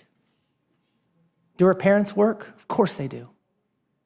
Her mom works multiple jobs. But a couple of weeks ago, June had 3 spine surgeries in a week. Medicaid paid for that. No family can cover these types of costs. And June wouldn't have them if it weren't for Medicaid and the Medicaid waiver she's on. Madam Chairwoman, we simply cannot deprive June or any other child or any other family in this country of the health care that they need. This should not be controversial. It should be guaranteed. And my amendment does that. And the only way this bill should go forward is if we know that our kids will not lose their health care. Thank you, and I yield back. Thank you, Mr. McGarvey. Ms. Gillen, you're recognized for 5 minutes. Well, good afternoon, everyone. It's a pleasure to be before the Rules Committee again. Thank you, Madam Chair. Thank you, Ranking Member McGovern.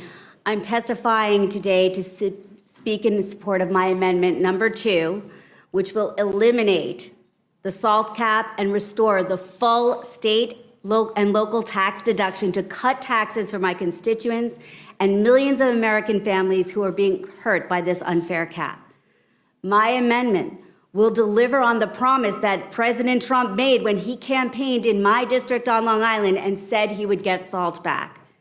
Madam Chair, state and local taxes were made deductible from federal income tax in 1913 based on the fundamental principle that Americans should not be double taxed on the same income. Double taxing Americans is simply unfair. And this principle held firm for over 100 years. My constituents pay some of the highest taxes in the country and send far more to Washington than we get back. Many of them are facing a cost of living crisis right now, and they're counting on all of us to lower their taxes and bring their costs down. I came to Congress to try to make their life more affordable. However, despite 100 years of precedent, for the past 8 years, Long Islanders have been crushed by double taxation of the SALT cap. Right now, Congress has the opportunity to correct this wrong and ease my constituents' burden by eliminating the SALT cap that's making it so hard for families and small businesses in my district get by. This is about fundamental fairness for high-cost states like New York, which again, give more to Washington than we get back. And let's just put an end to the inaccurate proposition that reinstating this full deduction of SALT is red states subsidizing New York, California, and other high-tax states. That is false. And in fact, the exact opposite is true. For every $1 that New Yorkers send to the federal government, we only get around 86 cents back on average, while the majority of other states get more back than they send to Washington. In 2017, the year that the SALT cap was instituted, New York sent $35.6 billion more to the federal government in taxes than it received back in federal spending.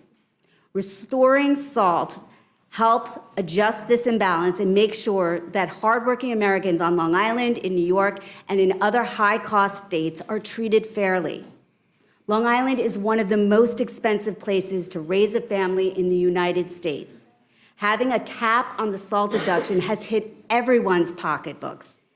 The president has talked about red versus blue, but I assure you this double taxation hurts Republicans and Democrats alike in my district. It hurts union members, it hurts teachers, it hurts firefighters, and it hurts police officers. I've heard from countless hardworking families and small business leaders in my district who've had to pay tens of thousands of dollars more in taxes, making their lives even more expensive. And Madam Chair, by way of example, I'd like to offer a letter into the record that was sent by a delegation to every member of the Long Island delegation from business leaders and economic development leaders in the district asking us to reinstate the full SALT deduction. Without objection. Since taking office, I have been fighting to fully restore this deduction by writing to leadership in the Senate and in the House. by testifying before the Ways and Means Committee. I joined the Bipartisan SALT Caucus. I even volunteered to go to Mar-a-Lago to talk to the president about how important it is for my constituents to get the full deduction back. And that is why I'm proud to lead this amendment to lower taxes for Long Islanders and others who are harmed by the SALT cap.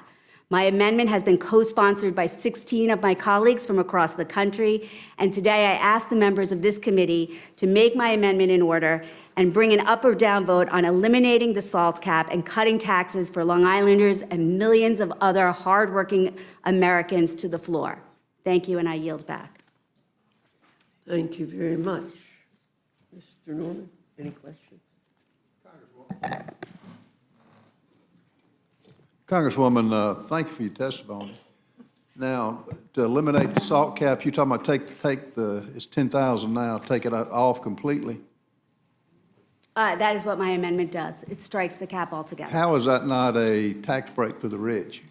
Oh, Congressman, in Long Just Island. real quick, I've got 5 minutes, just real quick. It's an easy answer. In my district, this cap impacts middle and working class I families. get that, but if you own 5, let's say, and I'm a real estate developer, if you have 5 houses, should I be able to deduct the local and state property tax on 5 houses? You should be able to deduct it for all the houses that you own. Okay. Okay. Ms. McGarvey, now you said Medicaid for everybody ought to be guaranteed. Did I understand you right? My amendment is for children and disabled veterans only, Mr. Norman. Oh, just for disabled veterans? Okay. And children. Children and disabled veterans who are already on Medicaid should be able to keep their Medicaid. It's a guarantee that this plan doesn't kick them off. You would make sure that it's not done fraudulently, that something wasn't, there's a lot of fraud and abuse in the Medicaid system. Your President Biden admitted that. Was that not, if it's fraudulent, regardless of who it's for, are you for rooting that out?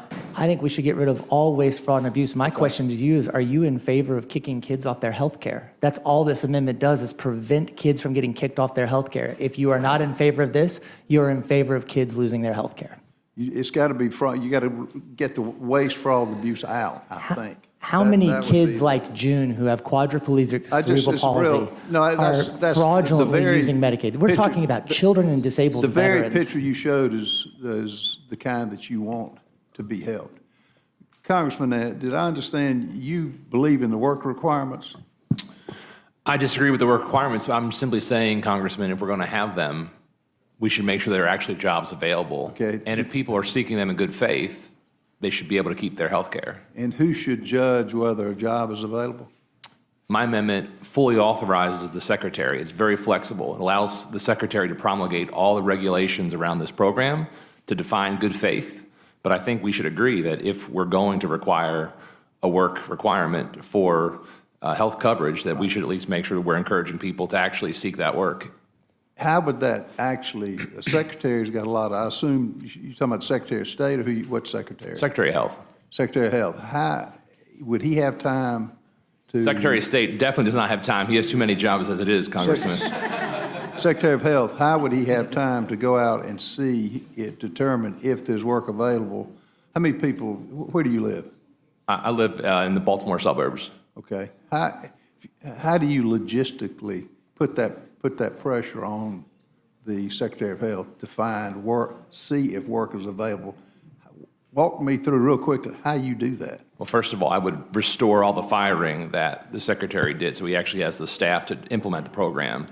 But following that, this is what I said in testimony. We know that we actually have not seen the savings in states that have implemented these work requirements. But if we're going to, let's provide the Secretary with the supports and allow, again, this is why the amendment's flexible, allows the Secretary to define what that job placement program looks like and what acting in good faith looks like. What if it doesn't fit what the particular person wants?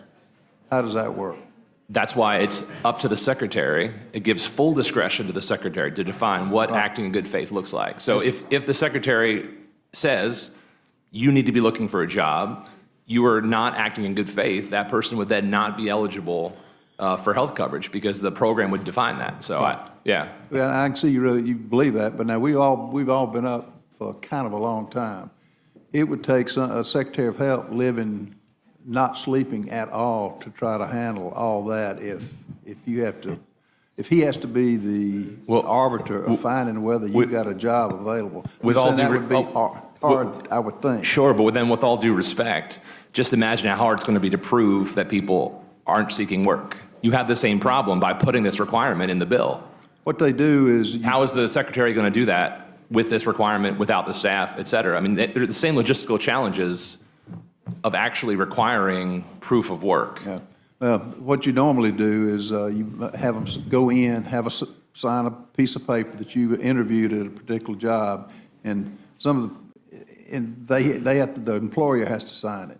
So that's the only way. I don't know how one man would be able to do that. Well, then But if I they're going to do understand. that, you got the foundation for a job program that allows people to be connected to those job opportunities. And ma'am, thank you. And this is your first time. Welcome here. Thank you. You did a good job on presenting your amendment. I've done it before. Thank you, sir. Y'all, I'll just tell you, I think sleep is overrated, Mike. We don't need sleep. We can do this.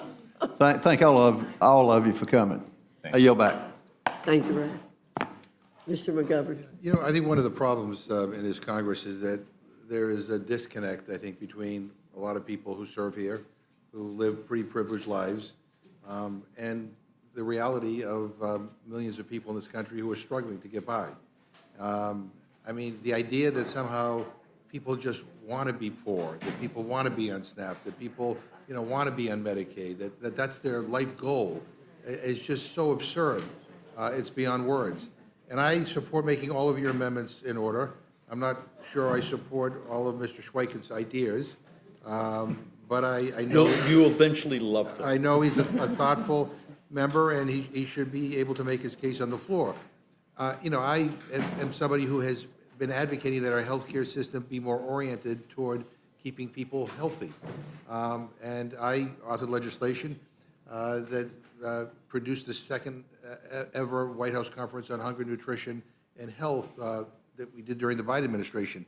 And you might want to read that report. I mean, it has a plan to eliminate hunger, but also has a plan on how to change our healthcare system, focus more on keeping people healthy as a way, you know, not only for good healthcare, but for controlling costs. And I think we had to figure out a way, maybe that's a bipartisan area where we can work together. But that's precisely one of the reasons why you have been hearing me scream about not cutting programs like SNAP.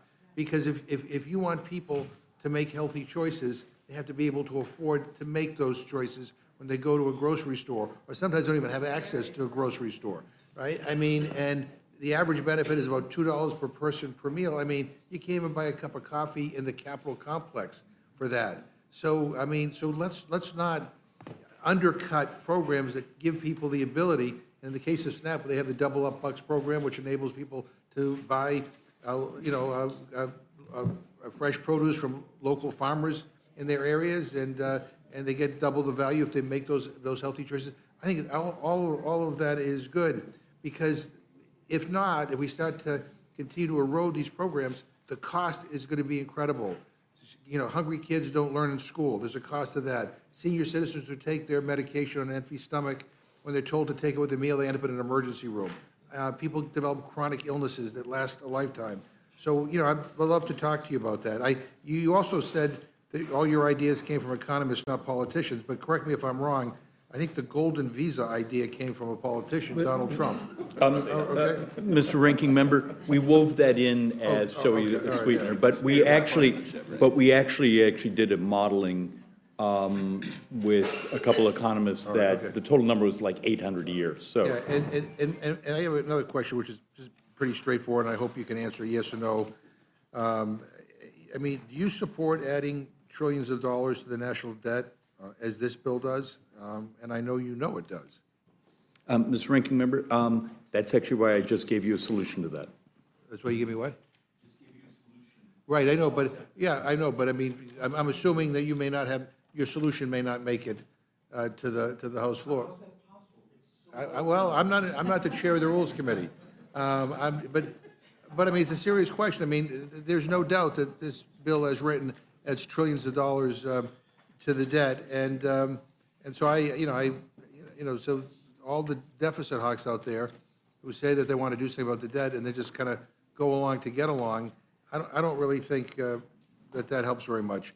But I mean, and Ms. Simon, whatever you're taking and drinking, I want to do that too. I want some passion. I'm out of steam, and but I appreciate everybody's passion here. Sir, can I say one thing? And I want to say, as I said to every panel, thank you for being here, for presenting your ideas. I think it means a lot to people who are observing this process, and I think it's reassuring to the American people that people get it and people are fighting for them. So I yield back. Oh, hold on. What am I doing? What am I?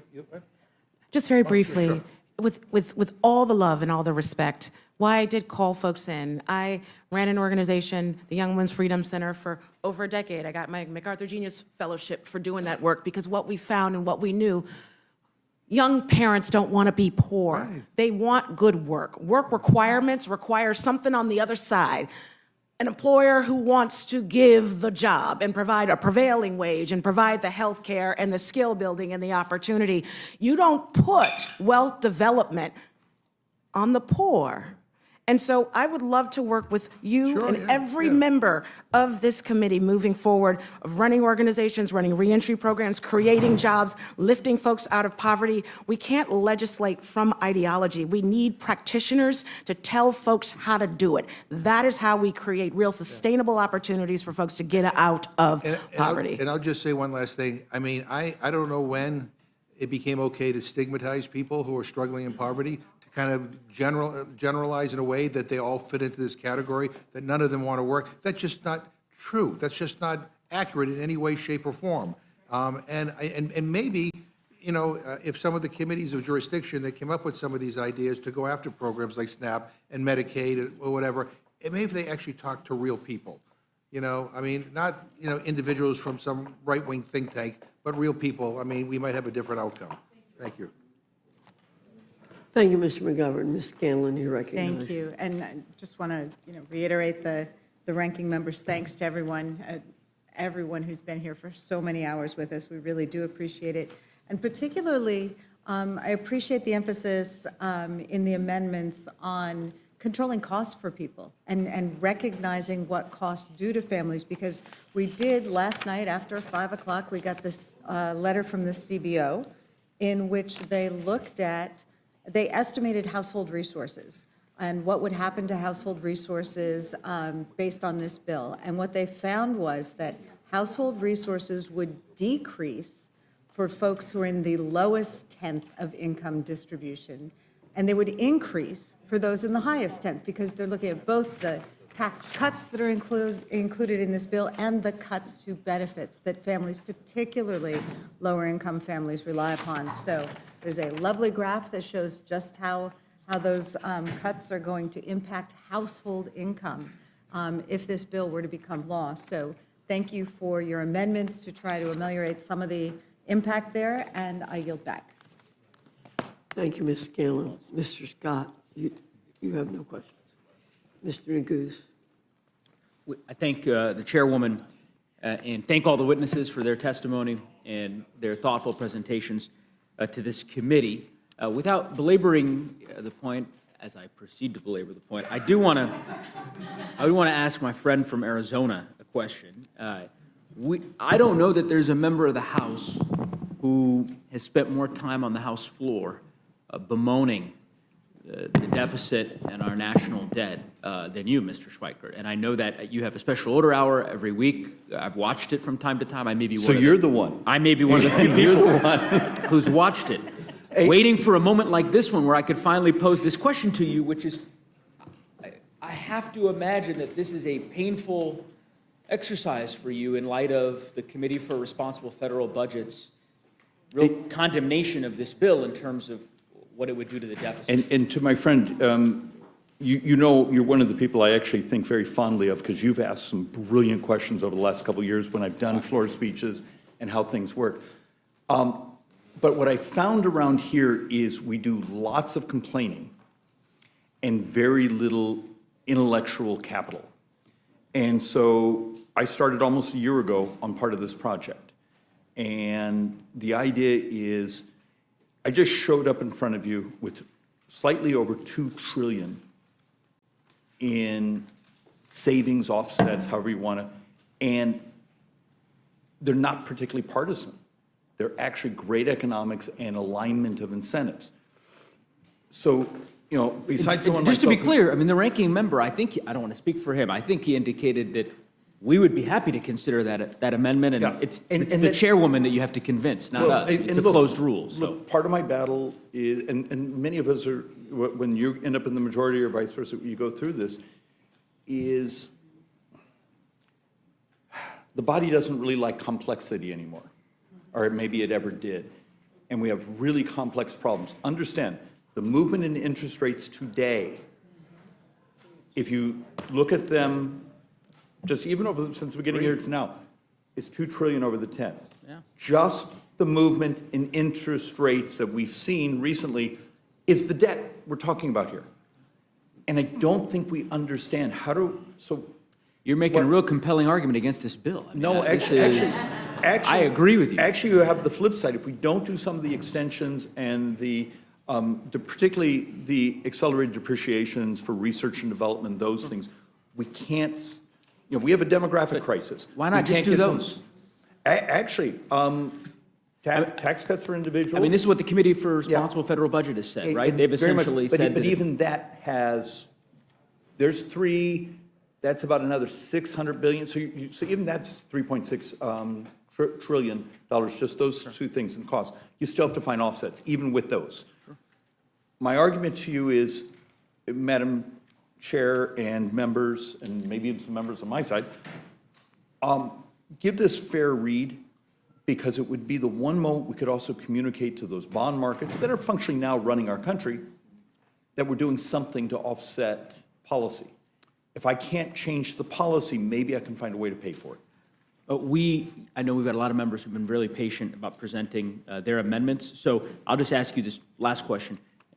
Is I struggled to get some of your colleagues to provide what I would deem to be an intellectually honest answer, just again, in terms of the impact of this bill on the deficit. So the Committee for Responsible Federal Budget, they put out a press release yesterday, or I guess it's May 20th. I don't know if that's today or yesterday. It all blurs. It's blended through multiple days.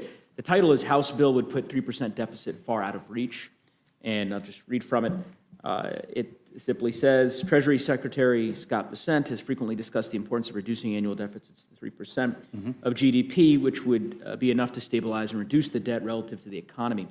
Unfortunately, the House Reconciliation Bill, the One Big Beautiful Bill Act, would increase deficits significantly and put the 3% deficit target further out of reach. You don't disagree with that, right? Oh, no, the math is, look, this year. No, I'm just asking if you agree with that or not, if they're right or wrong. Let's get this in. This year, we're going to borrow 7.33. Sure. Every tax hike proposed by the left is 1.5% of GDP. All the austerity is 1% of GDP. The fact of the matter is, we're not telling the truth. None of us are here telling the truth, that all the tax hikes and all the spending cuts, I can get 2.5, we're borrowing 7.3. Moody's says, and now a couple others, in 9 budget years, we're borrowing 9% of GDP. Now, we can't tell our voters that because they'll lose their minds if we tell them the truth, that interest and demographics are the driver of debt. So unless we do the revolution. Is the Committee for Responsible Federal Budget right? I guess I don't, Oh, no, what I just read is wrong? Or? But in some ways, that's the same numbers just came out from CBO. Correct, that this bill would increase the deficit Oh, yeah. significantly, right? No, You concede that. This bill will increase the debt by about 2.3. Okay. I would add another 400, and I can do the math off the top of my head because, you know, that's my parlor trick. I would add another 400 in interest. I just gave you 2 trillion in savings. Please vote for it. I hope the chairwoman gives you a chance to consider it. I will yield back. Ms. Leisure Fernandez. Thank you very much. And thank you, Mr. Stryker, for suggesting a lot of amendments that we know are not going to go into this bill, right? So in the end, there can be a lot of proposals and suggestions, but in the end, our job is to vote. And you have acknowledged that this bill will increase the deficit. And so the question then that the ranking member asked you is, you stand up week after week, and I've sat as the presiding speaker. That's how I first got to know this man with the graphs. and said this is the wrong thing to do. But what will your vote be if you are so against increasing deficits? Will you be as principled as Tom Massey, who says, I am not going to vote for this bill because it will increase deficit? It's a yes or no answer. Are you going to vote this bill? Are you going to vote for this bill with deficits? It's actually not a yes or no answer, because your baseline, no, let's do intellectually capital for them. Just a second. Baseline borrowing is $22 trillion over the next 10. Okay, this is adding 2 1/3. But if you don't do a series of things to actually start to promote growth and the technology savings, I'm sorry, the differential between being at 8.8 in 10 years percent of GDP to debt, that's our baseline. The question to going is, to 9.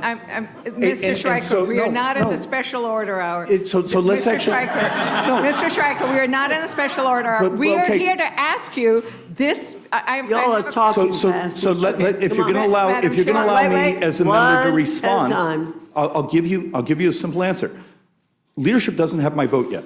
I have whipped no at this point. Would they come to me and say, David, this is too big to go in this bill, but I will guarantee you an opportunity to get a fair hearing on it? I got to run. You got to run with that, because you got to run with that because the fact of the matter is your side does the same thing, and there's very few of us who are willing to take both the political risk and the mathematical risk.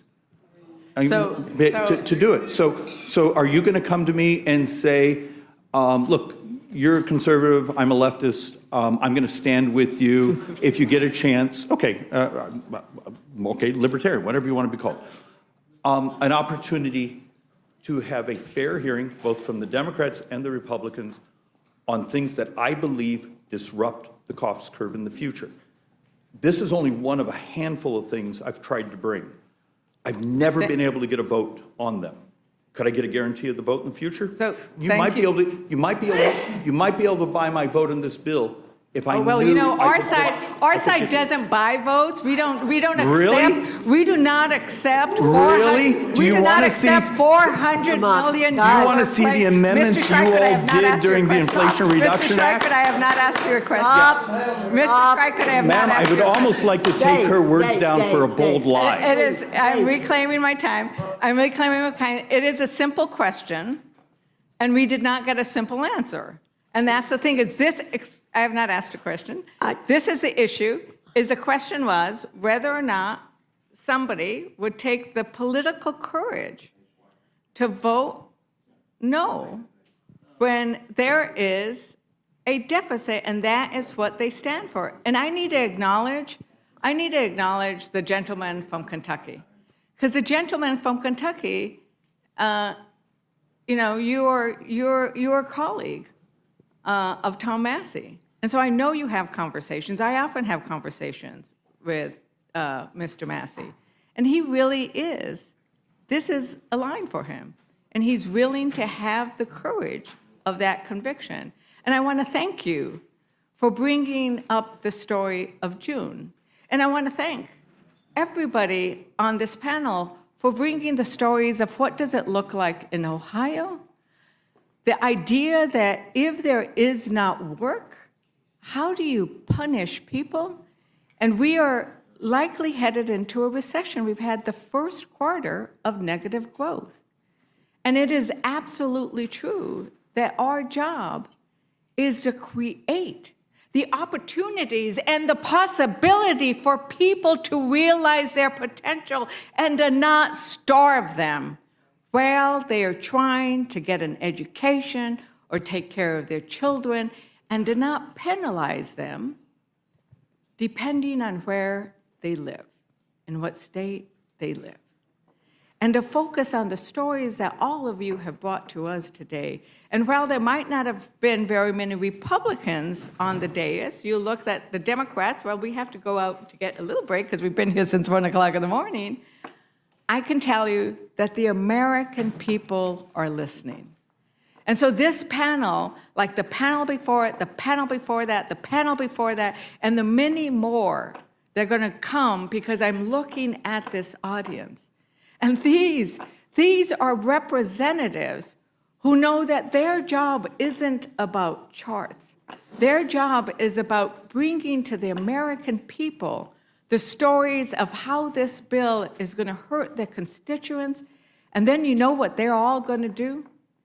Is they're going to have the courage to vote their conscience whenever this bill makes it out of this committee. And so thank you very much. And Madam Chair, I want to tell you that I did say I would learn how to say devuelvo la palabra in Spanish. So muchísimas gracias for the time, and I am yielding back. Devuelvo la palabra. Thank you, Ms. Leisure Fernandez. There are, I believe, no other questions for the panel. Therefore, you're excused. On the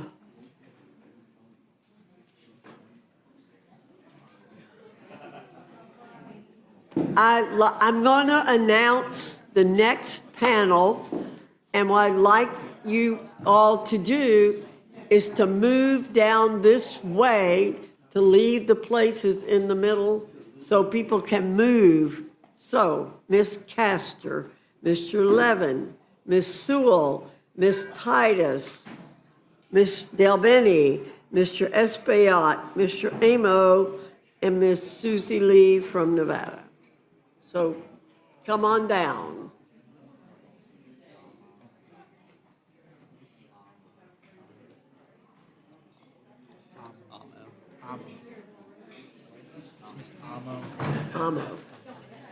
Amo, sorry.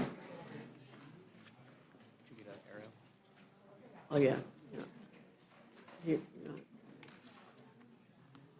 I know some, but I don't know them all. I know most of these.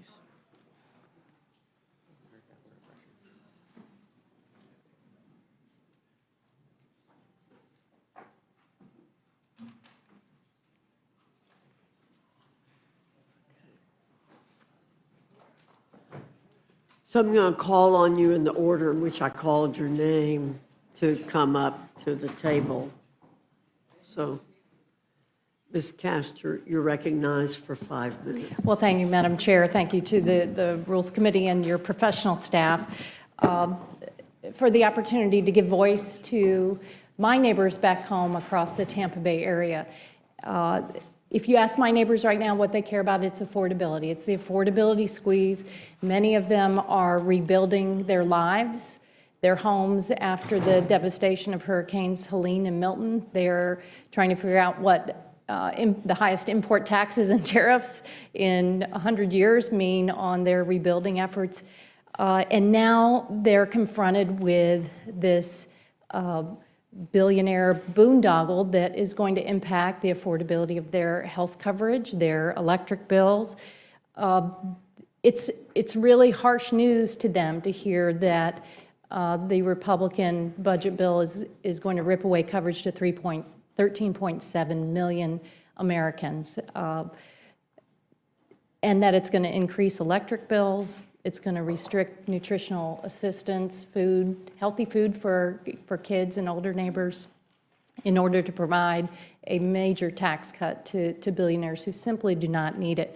And then on top of all of that, this last discussion was very illuminating. Let's not forget, this will add about $3 trillion to the debt. So that's going to weigh down their purchasing ability. It's going to weigh down their lives. Everyone who has kids, you're looking at this huge weight around their necks going forward. And this bill is one that's going to hit Floridians particularly hard because we have the most neighbors who use the Affordable Care Act for affordable health care coverage. So when you rip away that little bit of help to pay for their co-payments and their premiums under this bill, that means that they could lose coverage or they're going to be paying a whole lot more. For the 3.9 million Floridians who rely on Medicaid, which is really a lot of children, it's the people we love the most, our parents and grandparents in long-term care. It's 40% of every birth in the state of Florida. They just look at this and they say, what a contrast to what Democrats focus on. We focus on making sure people have affordable health care coverage. That's what the Affordable Care Act was all about. Outlawing discrimination against pre-existing conditions, allowing young people to stay on their parents' plan to age 26, lowering the cost of prescription drugs, restraining the cost growth in health care. That's why it's been so difficult to listen, and we've done some myth busting here. It's been difficult to listen to, okay, no one's going to lose health coverage under the billionaire tax giveaway, but we know what the CBO has said. And that's why I'm offering a couple of amendments. One with Representative Gray that says none of the provisions of this bill will have the effect of increasing the number of uninsured individuals. And then another that's focused truly on Medicaid fraud. If you all haven't followed this story out of Florida on Medicaid fraud, I encourage you to do so. And we can do that by passing my amendment here. There was a settlement for overpayment, overbilling of drugs by Florida's largest Medicaid provider. They entered into a settlement agreement, but the governor took $10 million out of the $67 million settlement and funneled it to political action committees to oppose constitutional amendments on the ballot last year that were totally unrelated. It was actually on cannabis. So it took the Medicaid dollars, funneled it through nonprofits, and then to political campaigns. So this has been a bipartisan investigation in the Florida legislature. And while there's been so much discussion here that there's so much fraud and waste and abuse in Medicaid, it's time to really go after some of the fraudsters in Medicaid. And I think this can be a bipartisan effort to tackle it. But, you know, back to the affordability, and the fact is, what I'm hearing from folks, it's not just from neighbors, it's from all of our hardworking providers. Most doctors groups are opposed to the billionaire tax giveaway, nurses organizations, and I wanted to read just a few for the record that have come to my attention. This is a letter from leading health advocates. Okay, I'm going to offer this for the record and maybe hope that a few of my colleagues will ask about these when we get to Q&A. But this isn't right. Let's put the people's interests first over the special interests. Thank you. I yield back. Without objection, they'll be put into the record. Mr. Levin. Madam Chair, thank you. My colleagues have made many powerful arguments against this bill today, and I'm here for a very simple reason. That's to offer what I believe is a reasonable bipartisan amendment focused on a shared goal, protecting the American people from higher energy costs. This amendment would ensure that key provisions in this bill, particularly those that eliminate support for clean energy and roll back environmental protections, cannot take effect unless the Energy Information Administration confirms that they will not increase monthly household utility bills. That's it. If the policies in this bill are truly going to reduce costs, then this amendment simply adds a common sense verification step to confirm it, nothing more. But independent analysis already indicates this bill would raise energy costs for American families by at least 7%.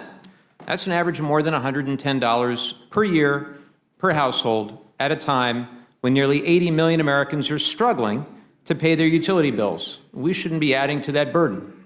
Now, some of my colleagues have asked, look, if clean energy is so affordable, why does it still need tax credits? It's a good question, and the answer is this.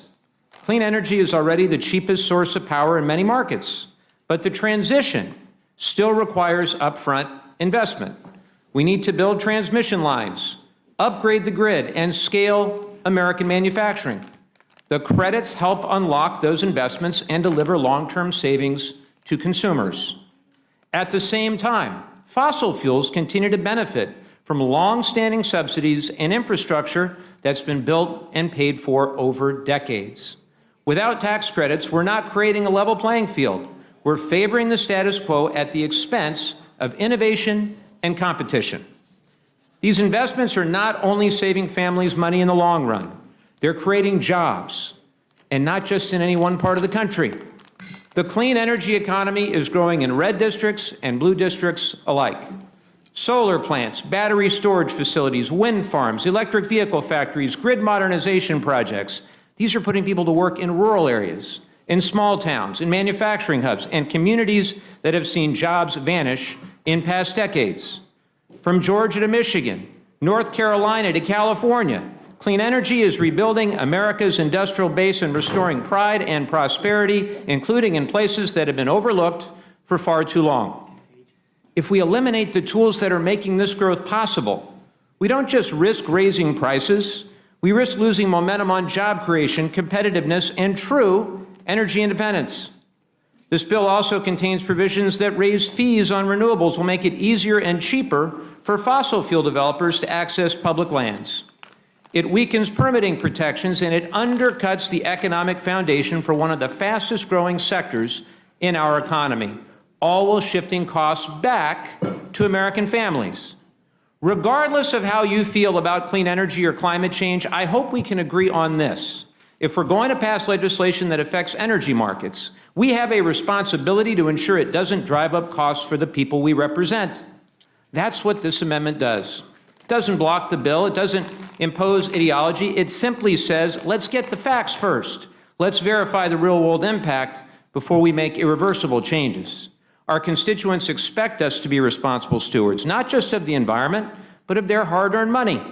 Let's show that we can work together to protect them from higher utility bills and preserve the job growth we're finally seeing across this country.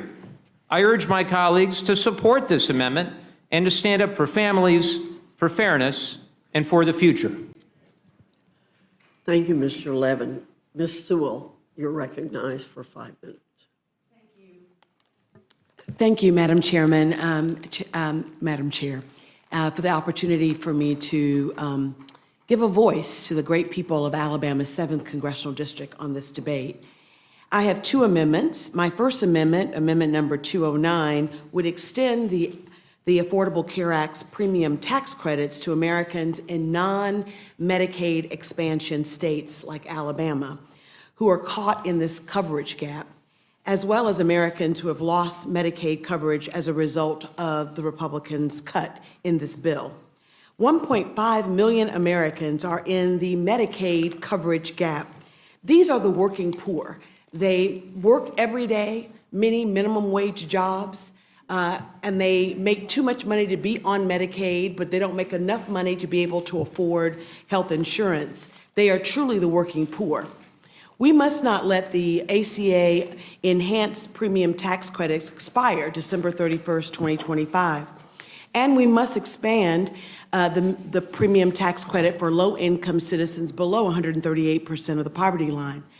I have heard from countless constituents who fall in this Medicaid coverage gap and are desperate to get health care. I spoke recently with one of my constituents, Kiana, who is caught in this gap. She lost her health care, her Medicaid coverage, following the end of the COVID public policy emergency exemption. When she tried to qualify for Medicaid again, she was told that she made more than the $295 a month that would make her qualify. This was no help to her, and you know what? The big billionaire boondoggle bill won't be of any help to her either. In my state, Medicaid is a bare bone minimum program. You have to be really, really poor. Back home in Alabama, we call it being po. You can't afford the O or the R in order to get Medicaid in my state. So instead of giving handouts to the billionaires, I would say let us use this opportunity to increase the number of Americans who have health care coverage. This amendment would jumpstart coverage for people who have been left out for far too long. These are parents, they are people with disabilities, individuals who work but can't afford and don't have jobs that have health care benefits. Simply put, as 10 states seem committed to denying benefits for Medicaid expansion, I want my residents in the state of Alabama who fall in this Medicaid gap to get coverage. So I'd ask you to consider that amendment. My second amendment is amendment number 139. It strikes the $5 billion worth of private school voucher schemes that are in this bill. Under the Republican plan, donors who contribute money or stock to these voucher plans will receive a tax credit of 100% contribution back in the form of a discount on their tax bill. It really is outrageous that we would actually help the wealthy and well-off pay for private schools for their own children. There's nothing in this bill that stops them from making their own children eligible to receive this private voucher. I know this issue way too well. My home state of Alabama has adopted a dollar-for-dollar tax shelter for donations to voucher schemes, and Alabama's public school children and teachers are paying the price. The private school voucher scheme is modeled after states like Alabama. Many Southern private schools were established during and after integration. Today, these same schools are benefiting from taxpayer dollars flowing rapidly expanding voucher programs that are rampant with waste, fraud, and abuse. Instead of tackling the fraud in these programs, Republicans are hell-bent and overdrive giving tax shelters in the form of a federal level. There's nothing in this bill that stops Alabama's wealthiest from being able to take a tax credit on the state level and now on the federal level. These academies do not have to live by the same standards as public schools. You know, in the state of Alabama, school choice doesn't really mean a choice. When you live in small rural communities that only have two schools, one that is public and all black, and one that is private and all white. That's in 2025. Not in 1965. We should not be promulgating these opportunities. Public schools don't have the same benefits. And I know that my colleagues will probably ask me about these private schools in the state of Alabama, and I look forward to that robust discussion. But I ask Madam Chair for unanimous consent to put into the record these articles about segregated academies across the South that are getting millions in taxpayer dollars. Without objection, Ms. Thank you so much, and I ask for support of both of these amendments. Thank you. Ms. Titus, you're recognized for 5 minutes. Thank you, Madam Chairman, and members of the committee. I agree with many of the things that have been said so eloquently before me about the cuts to SNAP and Medicaid. And I have several amendments offered. They range from helicopter roundups of horses to saving the National Endowment for the Humanities. But I'm here now to advocate for an amendment that would strike a provision in the reconciliation bill that allows for the sale of at least 65,000 acres in Clark County, Nevada. Now, my amendment doesn't impact northern Nevada, nor does it impact Utah, where the representatives there agree with those sales. I'm talking about my district in Clark County, Nevada. About 2 weeks ago, during the 11th hour of the House Natural Resources Committee meeting, Representative Amadei introduced an amendment to sell off public lands in southern Nevada. Again, this is an area that he does not represent. He snuck this provision in during the middle of the night without consulting with me, any members of the Nevada delegation, or the Clark County Commission. If he had, he would have known there was not support for this, and this was not a responsible way to accommodate growth or manage our natural resources. So I'm here to defend the public lands in my district and stop them from just being auctioned off by the GOP and have the money used from the auction to pay down the tax breaks for the wealthy. Decisions to sell public land should not be made on a whim. They deserve careful consideration with input from the public and collaboration with the stakeholders who will be impacted by the sales. I know this because I've worked on this issue for decades as a member of Congress and as a state legislator. In fact, I had a bill that came to be known as Ring Around the Valley when I was in the state legislature that looked at growth boundaries. It encouraged high-density development, rewarded infill over sprawl, and required developers to contribute to the cost of infrastructure. Well, that didn't become law. It was kind of called Ring Around the Neck or Ring Around the Collar by some of the opponents. Had a picture of me with a noose on the cover of a magazine, but nonetheless, it started the conversation, and some of those things over time have been adopted.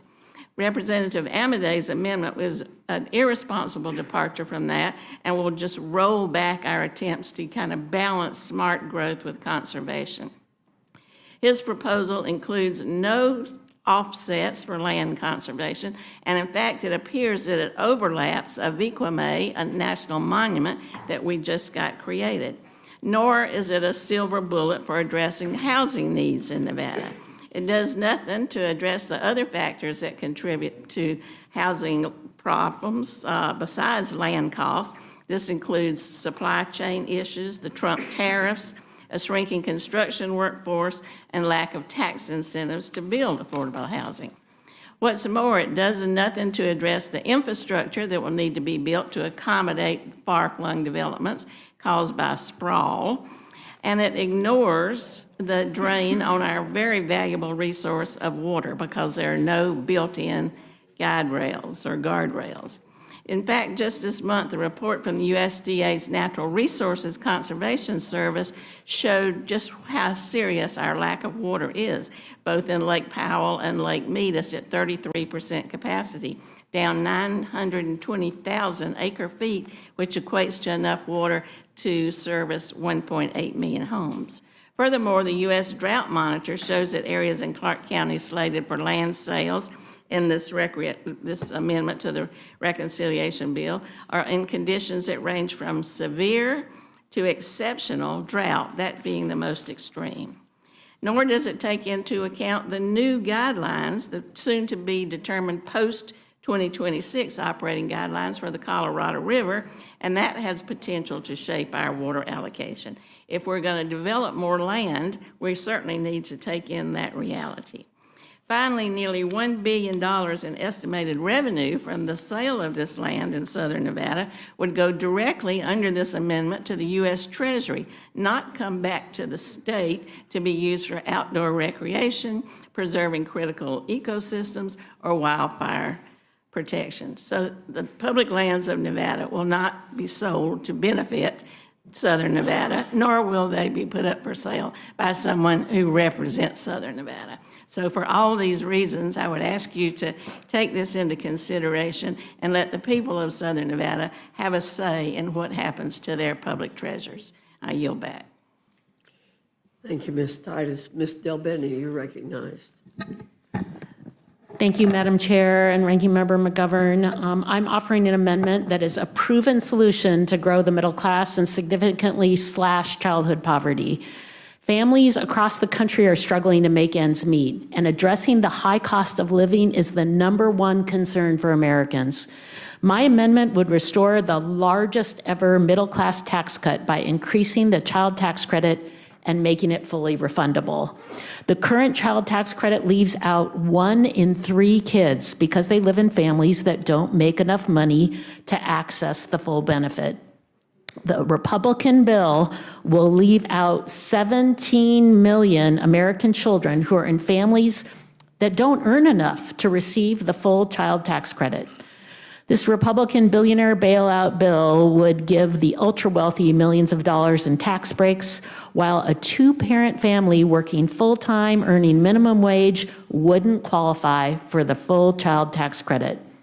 Republicans claim to be pro-family, but they are knowingly leaving out the parents and children, the families that are struggling the most to make ends meet. I recently met a mom from Washington who has 4 adoptive kids. One of her children has a severe developmental disability and requires constant care. She worked multiple jobs so she could provide for her children. In 2021, she began receiving monthly child tax credit checks under the Democrats' American Rescue Plan. These payments allowed her to bring in extra help to care for her special needs child, so she could also spend more time with her other children and do things like taking them sledding in the winter. She told me that she finally felt like she had room to breathe with the extra money that helped support her family. That's what families really want, the stability and certainty that they can not only just get by, but also get ahead.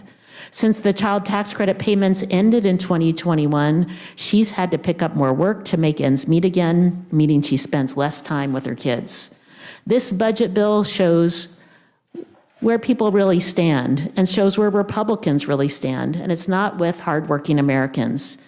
If they did, they'd be giving tax cuts to the middle class, not the wealthy and the well-connected. They'd be expanding programs like the child tax credit so that parents who are working full-time but still struggling to make ends meet can get the full benefit.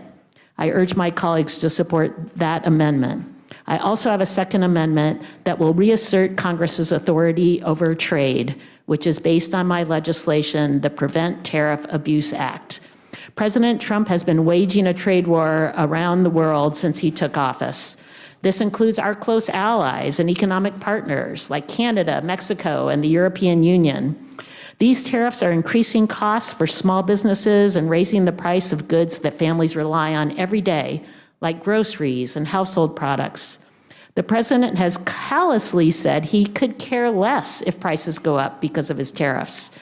Trump is openly telling Americans that they'll have to live with less and pay more under his economy, and for no reason. It's abundantly clear that there's not a plan or ultimate goal for what he wants to accomplish with these tariffs. He imposes tariffs one day, then removes or delays them the next, and this chaos is damaging to our economy and making America a difficult place to do business. If someone comes to the White House or Mar-a-Lago to bend the knee, maybe they'll get a special deal, and that reeks of corruption. The justification the president used to enact these tariffs was the International Emergency Economic Powers Act, or IEPA. For example, Trump imposed tariffs on Canada under the guise of a national emergency over fentanyl. But in reality, significantly, orders of magnitude more fentanyl goes into Canada from the United States than comes the other way around. Sweeping tariffs should not be put in place at the whim of a president. There should be a vote in Congress. We used to have bipartisan support that we needed to assert our congressional constitutional authority over trade. And we had that bipartisan support when President Biden was in office, but suddenly Republicans are silent. If a Democrat was in the White House today, would you let them raise taxes on your constituents by thousands of dollars a year without a vote in Congress? I offer this amendment to give everyone the opportunity to make it clear that any president must come to Congress for a vote before he can put in place sweeping tariffs. We are a co-equal branch of government, and it's our job to stand up for our communities, not blindly follow the executive branch. I urge my colleagues to support this amendment as well, and thank you, Madam Chair. I yield back. Thank you, Ms. Delbene. Mr. Espaillat. Thank you, Madam Chair, Ranking Member. Madam Chair, this debate about Medicaid cuts is really a debate about life and death. The Medicaid program is not a Democratic program. It is not a Republican program. It is an important program for constituents in red districts and blue districts. And I have 488,000 people in my district that are Medicaid recipients. And I'm sure that many members across the aisle, perhaps including yourself, have many constituents that rely on the Medicaid program. So this is ultimately a debate about life and death. And I feel that this bill does not live up to the promises that the majority has made to the American people. For months and weeks, we've heard how Medicaid would not be touched. Americans were told that this bill would also reduce the deficit and restore the middle class. Instead, the bill will allow for millions in tax cuts to the very wealthy and increase by $2.3 trillion the national debt. Americans were told that the Medicaid program was safe and cuts are occurring. Instead, we see provisions that would cause nearly 14 million Americans to lose their health care, and millions more will have to pay higher premiums and co-pays. Adding ineffective work requirements and lowering the federal matching rate for Medicaid in states are just some of the provisions that will result in millions of Americans losing their health coverage. Again, this is a debate about life and death. The loss of coverage would have a rippling effect on healthcare. Federally qualified health centers and safety net hospitals rely heavily on Medicaid reimbursement to provide high-quality care. In my home district, New York's 13th district, 72 federally funded health centers rely on federal investment to serve close to 1 million patients. Clinics like the Borinquen Health Center in Harlem, the Morris Heights Medical Center in the Bronx, and the Ryan Health Center in Washington Heights in Manhattan are essential to the medical ecosystem of that district. These clinics are much more than just health centers. They provide primary care. They provide preventive health care to kids with asthma, adults with diabetes. They host food pantries. The ranking member was in my district to see one of those at a school because they understand that food is medicine. Because this is a debate ultimately about life and death.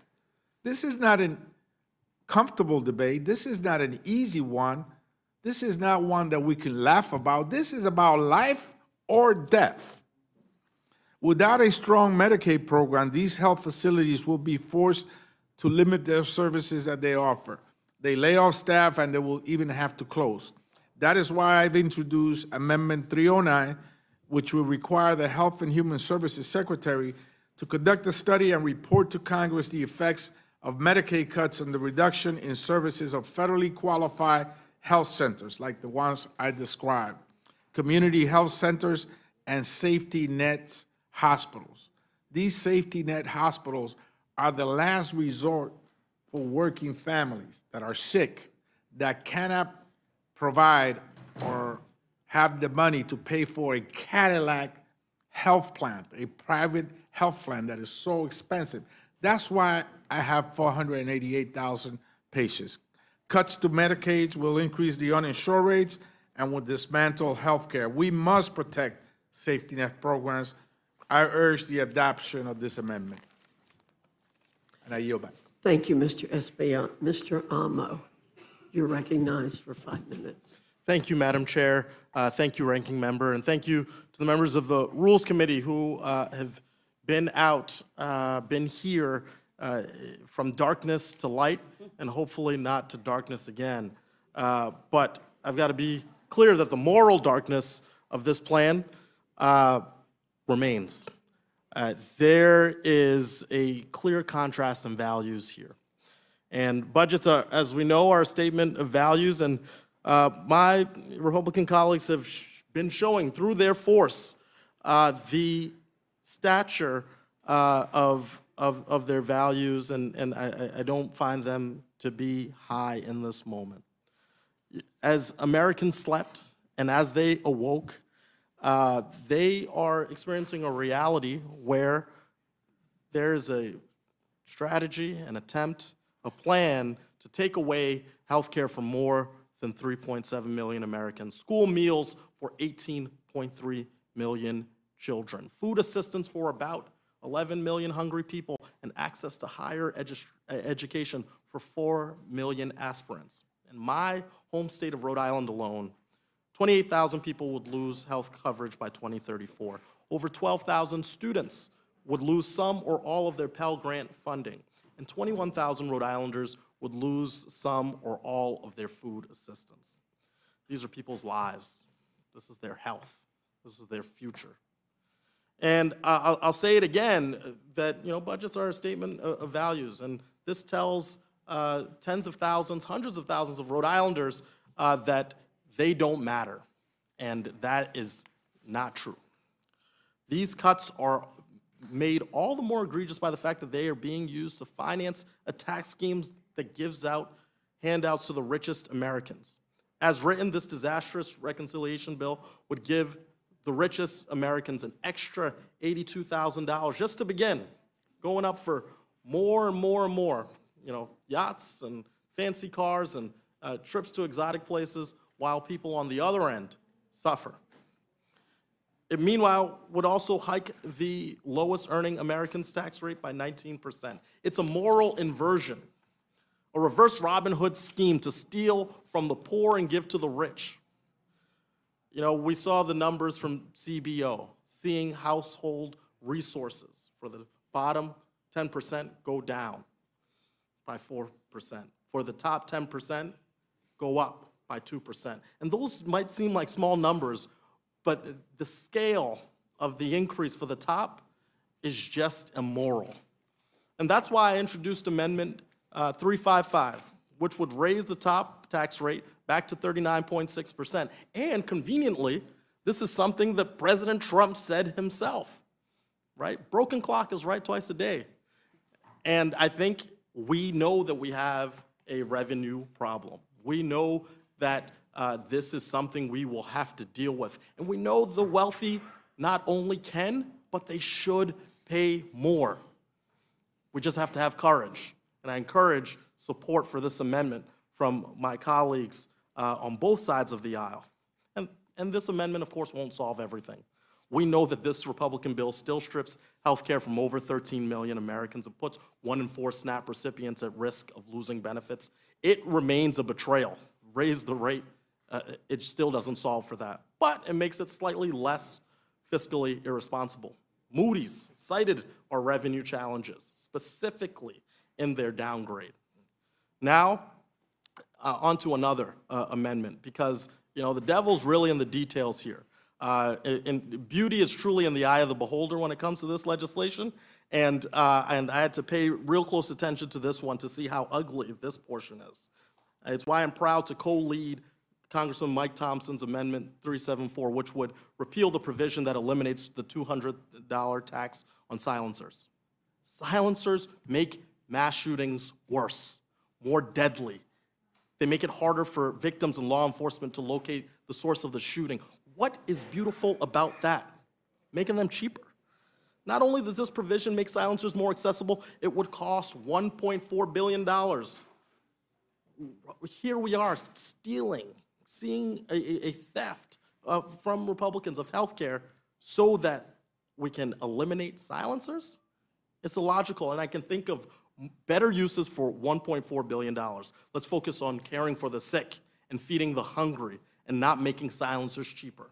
It's not fiscally responsible that you would do all of this while adding trillions to the national debt. And because of policies like these, we will face challenges. So with that, I encourage support for these two amendments, and let's get our house in order and focus on the people who need our support. Thank you. I yield back. Thank you. Ms. Lee, you're recognized for 5 minutes. Thank you, Madam Speaker. I'm here to ask for support to my amendment to this big, bad billionaire bill, or whatever it's called. It's not about the nearly 100,000 Nevadans who will be left without health care. It's not about the thousands of homebound seniors who will no longer receive Meals on Wheels.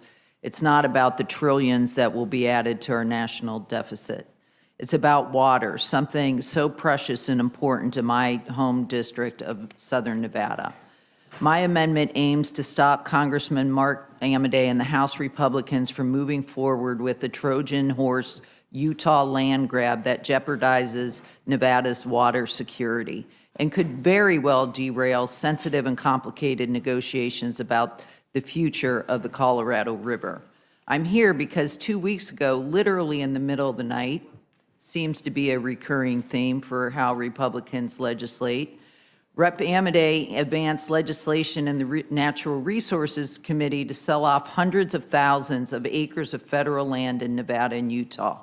The proceeds from those sales would go to Washington to pay for billionaire tax breaks in the budget bill. Mr. Amodei claims that this sell-off is necessary to lower the cost of housing. I've always supported releasing more federal land for housing in Nevada. In fact, I've introduced and passed bipartisan legislation to do exactly that. But my first problem is that this proposal really isn't about housing. The Amodei proposal doesn't require that land sold in Nevada be used for housing. In fact, there is very little information on how exactly this land would be used, which leads me to my second issue with the proposal. For decades, the law has ensured that proceeds from federal land sales in southern Nevada, which, as Congresswoman Titus has said, have been negotiated and supported by local government, but that those proceeds stay in Nevada. This proposal from Amadei would instead send these proceeds to the federal government, and Nevada would lose billions of dollars. This would mean less money to build more schools, water infrastructure, parks, and so much more. In fact, federal land sales in southern Nevada have generated about $500 million to date to invest directly in southern Nevada water priorities. Under Rep. Amadei's own projection, this move could divert nearly $8 billion over 10 years from Nevada. Think about it. Who would then pay for things like water and parks and schools? Nevada homeowners. So Amadei's move actually increases housing costs for Nevadans, not decreases them. And let me remind you that Rep. Amadei does not represent any part of Clark County, and his proposal is not supported by the county government or any member of Nevada's federal delegation elected by voters of Clark County. I would never introduce a bill to sell off land in another congressperson's district without consulting with them. Congresswoman Titus just proposed an amendment which I support, but I finally want to talk about the third issue with this proposal and the purpose of my amendment, which relates to Nevada and the Southwest's water security. Arizona Congressman Greg Stanton and I have been alerted by water officials in Nevada and Arizona that the public land that Amadei wants to sell off in Utah could be used for a controversial water pipeline. The parcels of land marked for sale in this proposal, coincidentally, line up with the land in Utah that has been targeted for the so-called Lake Powell pipeline. This proposed pipeline has greatly concerned water managers in Nevada, Arizona, California, Colorado, New Mexico, and Wyoming. These are 6 of the 7 states that depend on the Colorado River, every one except Utah. If this land is sold and the pipeline is built, this could divert 28 billion gallons of water each year from Lake Powell and the Colorado River to communities in southern Utah, away from Nevada, Arizona, and other basin states. Look, Amadei did not consult local authorities in southern Nevada, and it shows, because he clearly doesn't understand the relationship between water and development and housing costs. I support the Titus Amendment, and I'm asking you to advance my amendment to repeal the Amadei land sale in Utah so we can stop this Trojan horse to steal Nevada's water. Thank you. Thank you. Mr. Langworthy, you have any questions? No. Mr. McGovern? Ms. Sewell, I don't know, did you have anything else you wanted to add?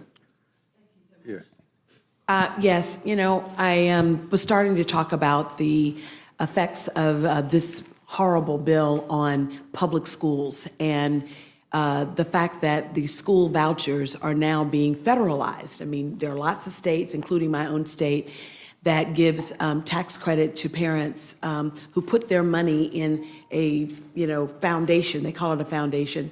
There are no requirements as to who's eligible.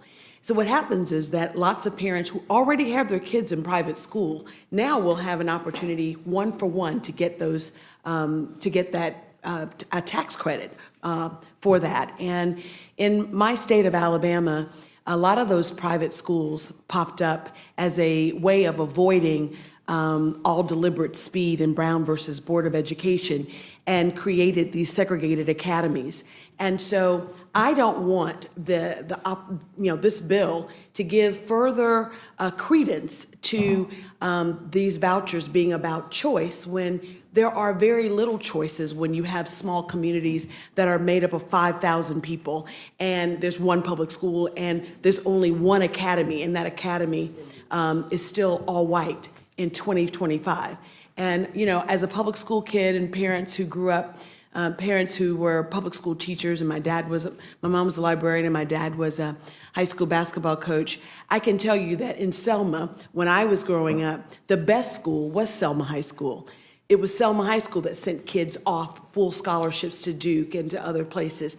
It wasn't the private academy that was private but didn't have a full array of sports or debate team or any of that. And I don't want to, as a member of Congress, promote these vouchers, which are, and this bill gives $5 billion, set aside of $5 billion for these private school vouchers. So thank you so much for giving me the opportunity to talk about it. You know, and I know that these private schools don't have to take the disabled or special ed kids. They have very different standards. Yeah, so thank you for that. And to everybody on the panel, thank you for your amendment. Thank you for waiting around. Thank you for, again, your passion and your commitment to trying to make this bill better. I support them all, and I'm just so grateful that you are here. I yield back. Thank you. Ms. Sewell, you just said something, though, that I have to correct, because in this bill with the vouchers, if a student does have an IEP, that has to be honored if the student goes into a school with a scholarship.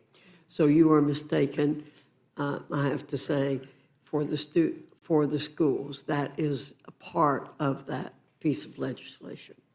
So they do have to take students who have IEPs. If they're in the public schools and they have IEPs and they transfer. Well, I can just tell you that in Alabama State, because they're going to take both. And I understand what you're saying, but clearly, because schools are mostly controlled by the states. But in this legislation, there is a provision on that. It may not be true in Alabama, but it is true in this legislation. Okay. Thank you, Ms. Scanlon. You're recognized. Thank you. I would just add, however, that the way that would be enforced would be through the Department of Education's Office of Civil Rights, which has just been gutted by the Trump administration. So That's a very good point. thank you. I did that work for a long time.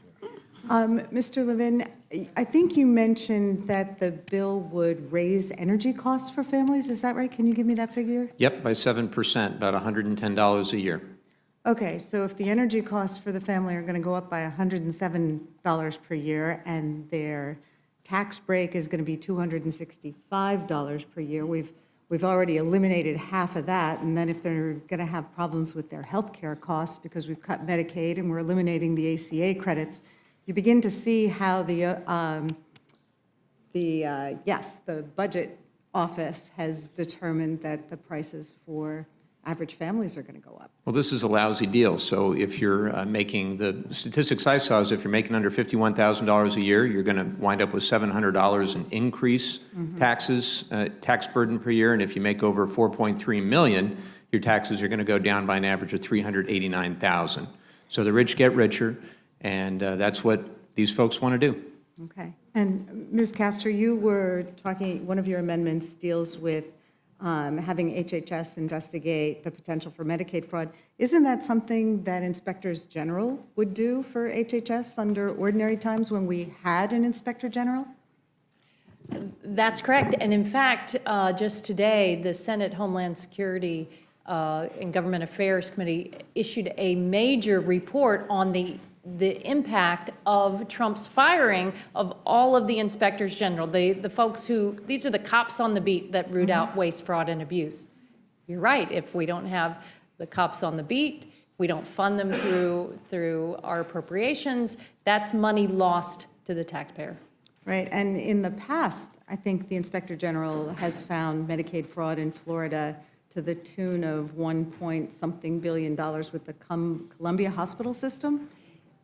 That is correct. Unfortunately, Florida is a magnet for a lot of the fraudsters. We have a lot of older neighbors, a lot of retirees that are often subjected to this. But I mean, it knows no bounds. So why don't we instead of creating this false narrative that there's a hardworking person with a child with a complex condition trying to rip off Medicaid? It's often these large-scale schemes by different insurance providers or managed care providers, and that's where the focus should be. Well, and that was the presumption that I wanted to push back against, this idea that you have individuals who are out there committing fraud against Medicaid when in fact the big dollars that do from time to time get wasted, get defrauded, tend to be from large-scale providers, and that's the kind of thing that we do need these inspectors to root out. Thank you all for being here. Thank you for everyone who's still waiting in the wings. We'll continue the rules rave as we head into our 16th hour. So thank you. I yield back. Thank you, Ms. Scanlon. Mr. Nagush, you're recognized. Thank you, Madam Chair. Thank you to our colleagues for your testimony, for your patience, and for being here on behalf of your constituencies. I want to talk a bit with my colleagues from the West, with Ms. Titus and Ms. Lee, about what I think to be one of the most insidious provisions of this bill, which was this midnight public lands sale. And both of you articulated well what makes this provision so problematic, so repugnant, something that I actually thought Republican leadership would have already removed. Perhaps we'll see that in the manager's amendment. Time will tell. But I think insofar as neither of your amendments are accepted in order and this language isn't removed from the bill, I think it would be violative of a core norm that has governed land conveyances and the consideration of land conveyances by this body for a long time. So just to kind of unpack that, as you know, I serve as the ranking member on the Federal Land Subcommittee. One of the most bipartisan subcommittees in the Congress. It was the most productive subcommittee in the last Congress. We marked up more bills than any other subcommittee in the House. The vast majority of them are bipartisan, mostly on suspension, most regarding land conveyances.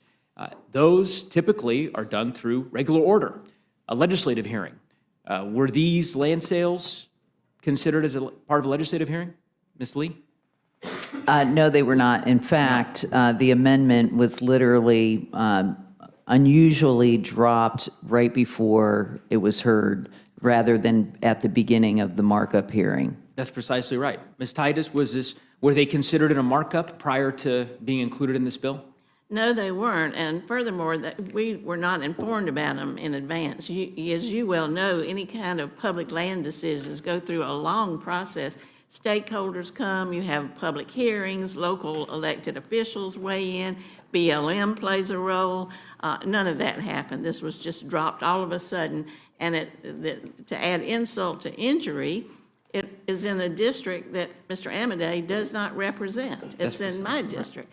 And it goes against all of the SNPLMA provisions that have been in place for years, where the money from land sales in Nevada returns to Nevada to be used to save Lake Tahoe, to do bicycle trails, energy conservation, firefighting, even some goes to education.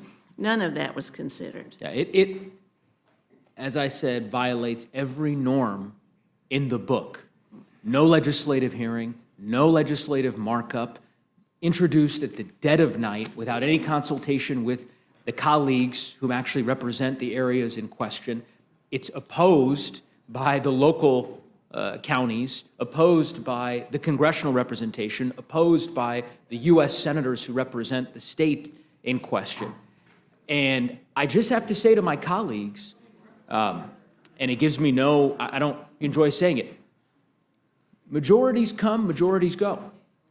And my colleagues will have reaped what they sow insofar as this measure is included. And I made that case to Chairman Tiffany on the Public Lands Subcommittee, just to give you a sense of what this looks like so that we just kind of understand what the future holds. I haven't had the privilege of visiting Mr. Langworthy's district. I hope one day, maybe I'll get an invitation, but just so he's aware, I would hope that he makes the case to Mr. Tonko and Mr. Morelli and the neighboring districts that are adjacent to his, let's say Chautauqua County, for example. Because if Mr. Morelli comes to the Public Lands Subcommittee, if we're in the majority 18 months from now, and says, you know what, I think I'd like to pursue a wilderness designation in Chautauqua County. I don't represent Chautauqua County. Nicholas Langworthy represents Chautauqua County. But I know the county is against this measure, but that's okay. I think we should proceed. There'll be no legislative hearing. There'll be no legislative markup. There'll be no consideration of how your constituents feel. If we applied the principle that you're applying today, that land measure would be on the floor for full consideration by the body without a moment's care for your position on it. And so I am again in awe that we haven't been able to convince my colleagues that this is not a precedent that they want to establish. I suppose we'll see what happens on the floor. Last point I'll make, Ms. Lee pointed this out. I was unaware when this was introduced about the water diversion project. I mean, this is part of the reason I suspect why they introduced it in the dead of night in the land sale, because it would be disastrous for the state of Arizona. And I don't know how any of my colleagues from Arizona on the Republican or Democratic side are going to justify a vote against protecting their water sources. It makes no sense to me how they're going to rationalize that. Had this been vetted in a legislative hearing, we would have had an opportunity to hear from the Bureau of Reclamation and the various water authorities and have the necessary sunlight to expose this. We were deprived of that opportunity. And now you have 6 basin states, all including the state of Colorado, the headwaters of the Colorado River, as Ms. Lee knows, are in my district, opposing this effort. And I hope we'll hear, I certainly plan on spending some time on the floor on this issue, and I would welcome my colleagues from Arizona, my Republican colleagues, if Mr. Gosar is watching somewhere in the building, I would welcome him to the floor, because I'd love to hear what his response would be. Ms. Lee? And for that matter, any colleague from the West who has a large percentage of federally controlled land in their state, who traditionally this type of move would never be made, one, without any input from a representative from the district in which the land is, which is mine, and or any county official. So I know that Representative Zinke has led an effort to withdraw this amendment, and I hope that other Republicans join him. Yeah, I couldn't say it better, and I appreciated Mr. Zinke's leadership, frankly, in pushing that forward. I support his effort, and we'll just have to see. But in the interim, if folks have ideas about, potential wilderness designations in Western Virginia, or perhaps parts of northern Minnesota, or Chautauqua County in New York, we're taking ideas, and we've got 17 months, I guess, to do that. So anyway, I'll yield back the balance of my time. Gentleman yields back. Now recognize Ms. Ledger Fernandez. Thank you. Oh, I'm supposed to use this one. Thank you very much. And, I think that this testimony that we've heard today and all day long really talks about that there are a lot of transfers going on in this bill, right? Transfers from working families to the wealthy. Transfers, in your instance, I think you wanted to talk a little bit more about the idea that we're transferring resources from public schools. And what does that then mean for the children of those public schools? The transfer of wealth away from the children who need it most with the child tax credit to those who need it the least, right? It would be my guess that my kids are too old now, but I could make do without that child tax credit. But somebody who's making $15,000 could really use it. And Representative Del Bene, and I think this education piece to the both of you goes to what does it mean for a child to have the right kind of education, but also the child tax credit removes the stress that is in a household that has high poverty. And Republicans refuse to continue the expanded child tax credit they have. Could you just real quickly, maybe the two of you, just some quick thoughts on that impact on the children's education? Well, we know when we had the expanded child tax credit in place, we cut childhood poverty across the country almost in half in just a year. Childhood poverty costs us $1 trillion a year in the United States. So not only is this important policy because it supports families, helps our kids get off to a great start, it also is fiscally responsible policy and actually saves us money. So the challenge that we face in this bill is that 17 million kids across the country are left out because their parents don't make enough money to have the tax burden to get the full credit. And what we did previously with the expanded child tax credit is we said we are going to make sure that the families who need the most, the lowest income families, they may not make enough to have a huge tax burden. We're going to make sure they get the full benefit. And what did people spend that money on? On housing, on food, on school supplies, making sure their kids were doing okay. It's an incredible investment, but those 17 million kids across our country who are in the most need, they won't receive the full benefit in the way this bill is written. We can fix that. We've done it before. And we need to trust families to make those decisions. And we know it worked. What's fascinating is that Republicans sort of, they want to say no regulations, but boy, do they regulate families. I don't know if you want to have, you said you wanted to add something more, so that's why I think I wanted to make sure we gave everybody I just a really chance. wanted to, I think that this is a further, we're further degrading public education. I mean, the education is a great equalizer. It gives people opportunities. It can level the playing field. And when you take away and siphon public dollars that should go to public schools and you're giving tax credits for private schools, I think we're sending the wrong message. And I can tell you that Head Start gives people a head start. And when you are taking money away from public education, you're decreasing the amount of chemistry labs we have, better libraries that we have, books and teachers for that matter. And I just think that it is a transfer of wealth and of dollars from one to another. And it's sort of like Robin Hood. You're taking from the least of these and giving it to the most of these.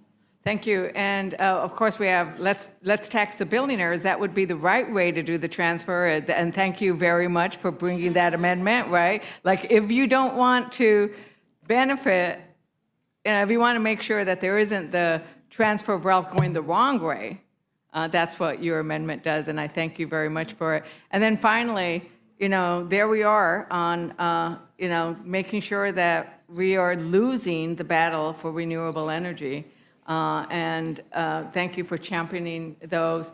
And then finally, the respect that we should have for due process for our immigrant population and to say, let's stop demonizing our immigrants because they pick the food. Somebody was saying, well, it's the farmers who do the food, who produce the food. You cannot, demonize the farmers earlier today. But actually, who's the one who's actually picking that food and, helping care for our elders, helping care for our children, all of that.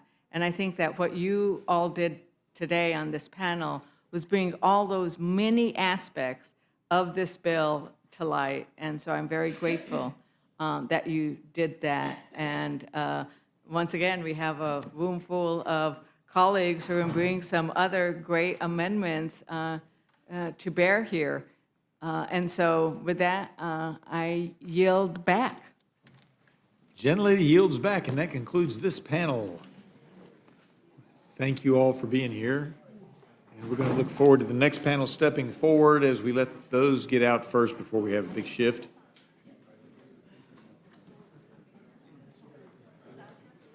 Starting on this end, so that we have everybody in order.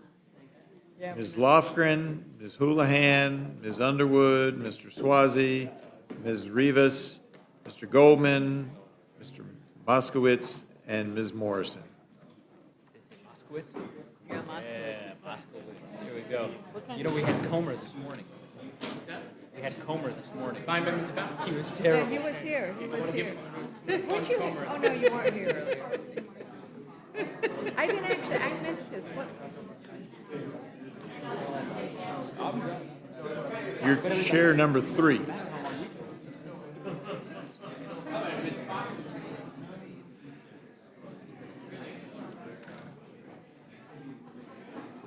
No, I hear you.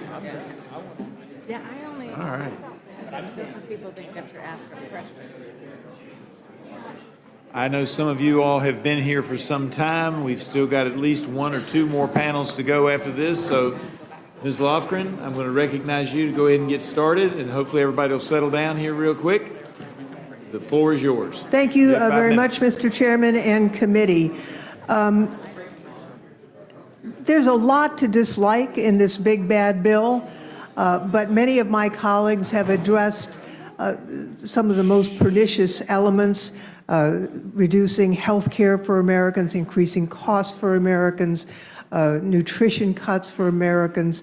I want to address something else with my amendments. We need to grow our economy if we want to have a prosperous country. And key to that is to make sure that our science enterprise is not destroyed. My first three amendments deal with the Trump administration's threats to significantly cut indirect cost funding provided to universities and other research partners by the National Institutes of Health, Department of Energy, the National Science Foundation, and other federal agencies. The administration has proposed capping those costs at 15%. That is ill-informed and completely arbitrary. These indirect costs are not unnecessary. They're the funds that are used to pay the electricity for labs, to feed the lab animals, to make sure that the research can be done. And they are carefully negotiated in each case with the grantees. To cap them is just to cut the science, and it's a big problem for America's future. Many of these research universities are not just in blue states, they're in Republican-led districts and states, and it's going to hurt not only science in the country, but your districts as well as all of ours. You know, the Idaho National Labs posted something recently indicating that up to 85% of GDP growth in America is directly connected with science. And so the science reductions that we are seeing that are being undertaken are going to have a direct adverse impact to our economy and to our future prosperity. I have an amendment dealing with broadening participation in the science area. The current administration has severely cut science agencies' work on broadening participation. In some cases, they've ignored or defied explicit congressional direction in law, and I will add that that direction was always adopted on a bipartisan basis in the Science Committee. We've known for a long time that there are parts of the American population that is lagging behind in science participation, including people in rural communities, women. You know, we can't afford to write off any zip code in the United States. If we don't address this disparity, we're going to lose our competition with China, which has more than 4 times the population of America. So if we don't include all Americans, we lose to China. This amendment addresses the short-sighted actions by the Trump administration. Finally, I have 2 amendments that deal with agriculture, the Specialty Crop Block Grants Program and the Specialty Crop Research Initiative. While the Skinny Farm Bill has some provisions I would support in a vacuum, I have serious concerns that the bill does not do enough to ensure the competitiveness of our agricultural industry, given the context of what the Trump administration is doing to the ag industry. As the chaos of the Trump administration and DOJ's senseless cuts continue across the USDA, we're already seeing a brain drain as highly trained staff with extremely specialized expertise leave or are fired. At this year's joint session, I invited a Salinas scientist, a PhD-level scientist, U.S. Air Force veteran, who had been fired despite receiving a recent positive performance review. His situation represented one of the many mindless firings by Trump and Musk that undermines the country's science and innovation prowess. You know, diminishing agricultural research capacity in my district, America's Salad Bowl, is unwise. Monterey County agriculture pumps more than $1.3 million into the local economy each hour of every day. USDA scientists like my guests conduct important research and development projects that boost American innovation and help keep food on our tables. The U.S. will no longer be the envy of the world if the administration keeps firing smart, capable public servants advancing America's best interests. Yet, this reconciliation package pretends that these cuts aren't happening, and I'm here to say that they are. My amendments would undo them and promote economic growth and prosperity, and I see my time is up, so I yield back, Mr. Chairman. I thank the gentlelady.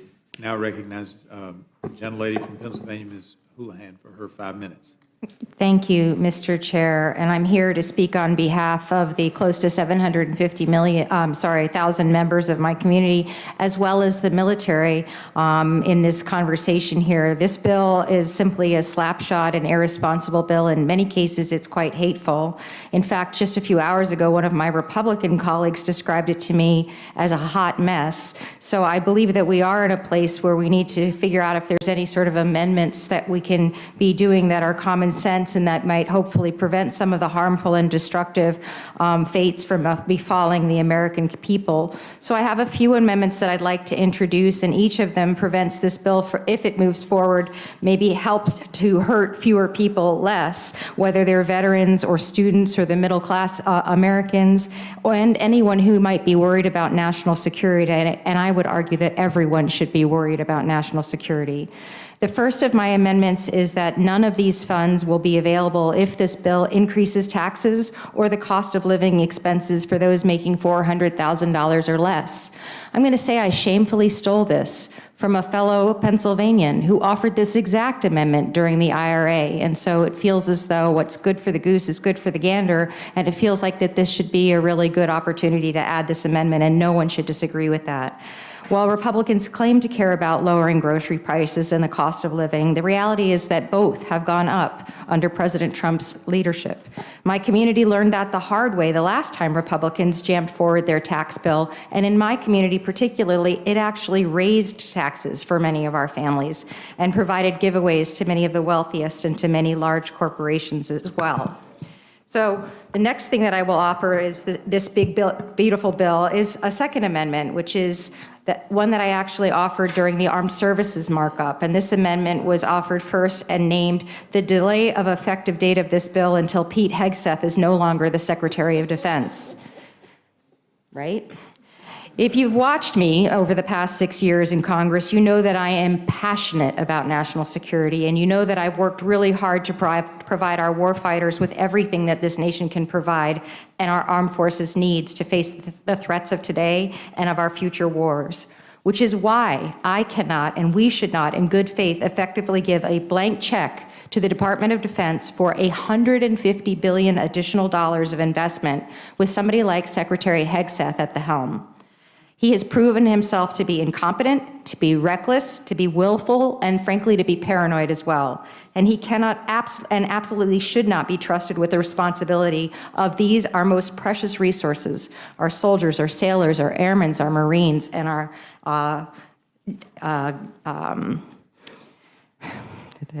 the Air Space Force Guardians, thank you, the fun uniforms. So until such time as Secretary Hegseth is no longer serving as our Secretary of Defense and no longer threatening our national security and that of this world, the authorization of $150 billion will not be unlocked and this bill will not be in effect. And finally, none of these funds may be used to dismantle the VA or benefits, including those of Coatesville VA.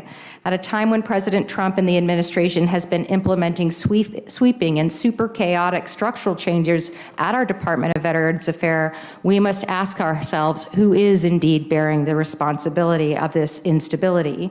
The answer, unfortunately, is sometimes that the men and women who have worn the uniform of the United States, many of whom we will observe this Memorial Day weekend, those who have faced combat and endured, in some cases, lifelong injuries and sacrificed not just their time, but often their peace of mind, their health, their families, their well-being, and their lives, those are the people who deserve the stability, the transparency, and the unwavering support, not a system in disarray and an administration that have used them as line items in a budget.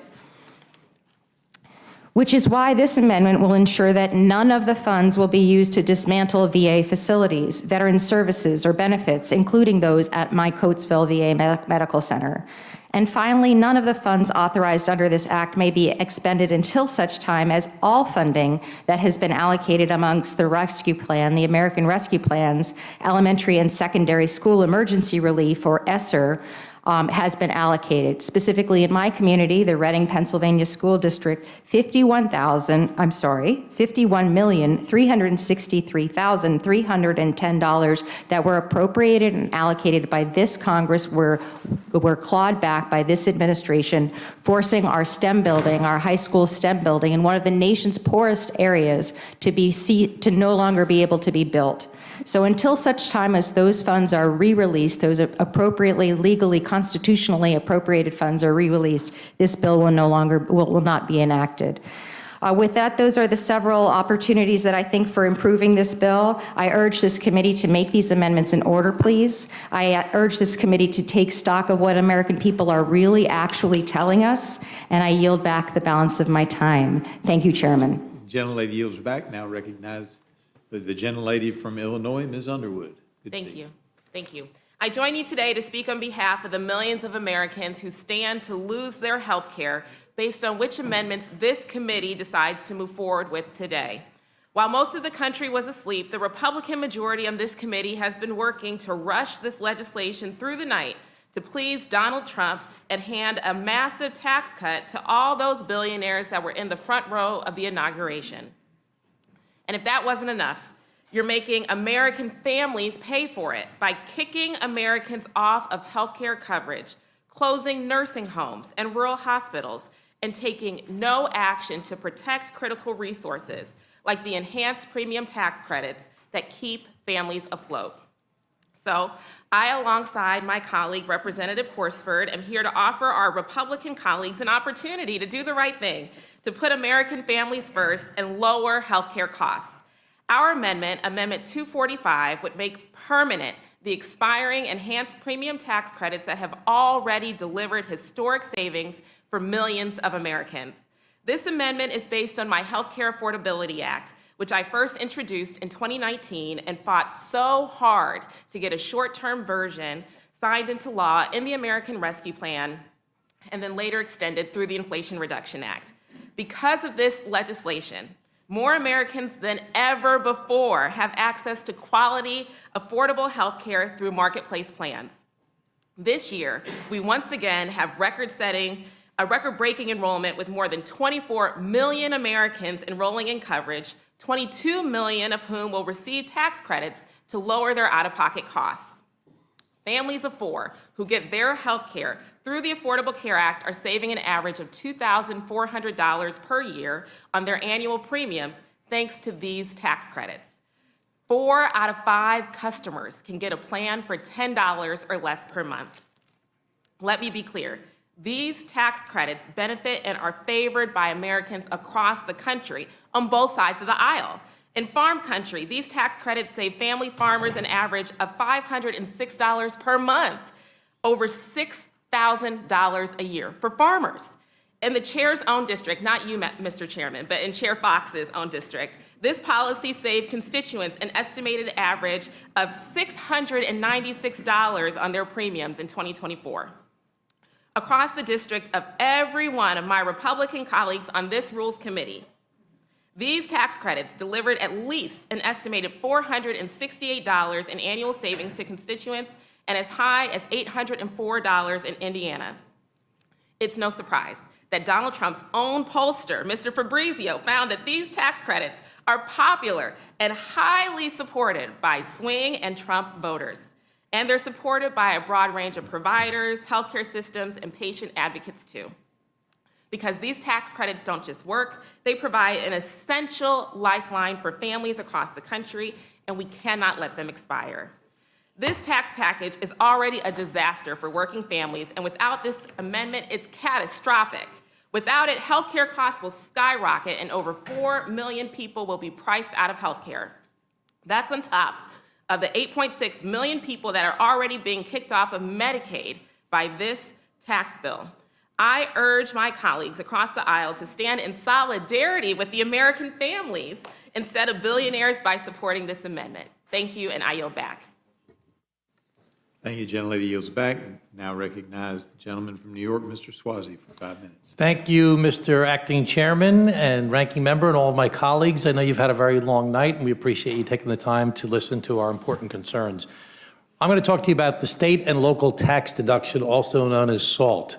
Under the current law, the SALT deduction has been capped at $10,000.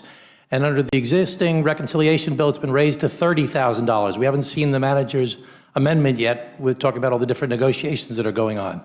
But we believe that's very inadequate, or I believe it's very inadequate. And in fact, 6 of my Republican colleagues have come out and said it's insulting to only raise it to $30,000. And they said they will not vote for this bill at that level. So I know there's a lot of negotiations going on. But I want everybody to understand the basics of the state and local tax deduction. Before 1913, the only time we had an income tax was during the Civil War. Lincoln had put it in place, was declared unconstitutional. That was changed in 1913. We said we're going to create a federal income tax. And the governors and the mayors of the different states and cities throughout the country said, we don't want a federal income tax, because we have to take care of our schools, and we have to pay our police officers, and we have to pick up the garbage and take care of the roads, and we need to tax at the local level. And we want the federal government to continue to raise your revenues from tariffs and from customs and things like that. And the federal government said, no, don't worry about it. We're going to create a state and local tax deduction so that you will not be taxed at the federal level on the taxes you've already paid at the state and local level. And that was a covenant between the states and the federal government for over 100 years until 2017, when the majority party at the time, the same majority party as now, and the president put a cap on the state and local tax deduction at $10,000. Now that's really was a body blow to a lot of different states, not just my state of New York, but also other states like New Jersey and California and Connecticut and Illinois and Massachusetts and Maryland and Michigan and Minnesota and Oregon and Pennsylvania and Virginia and Hawaii.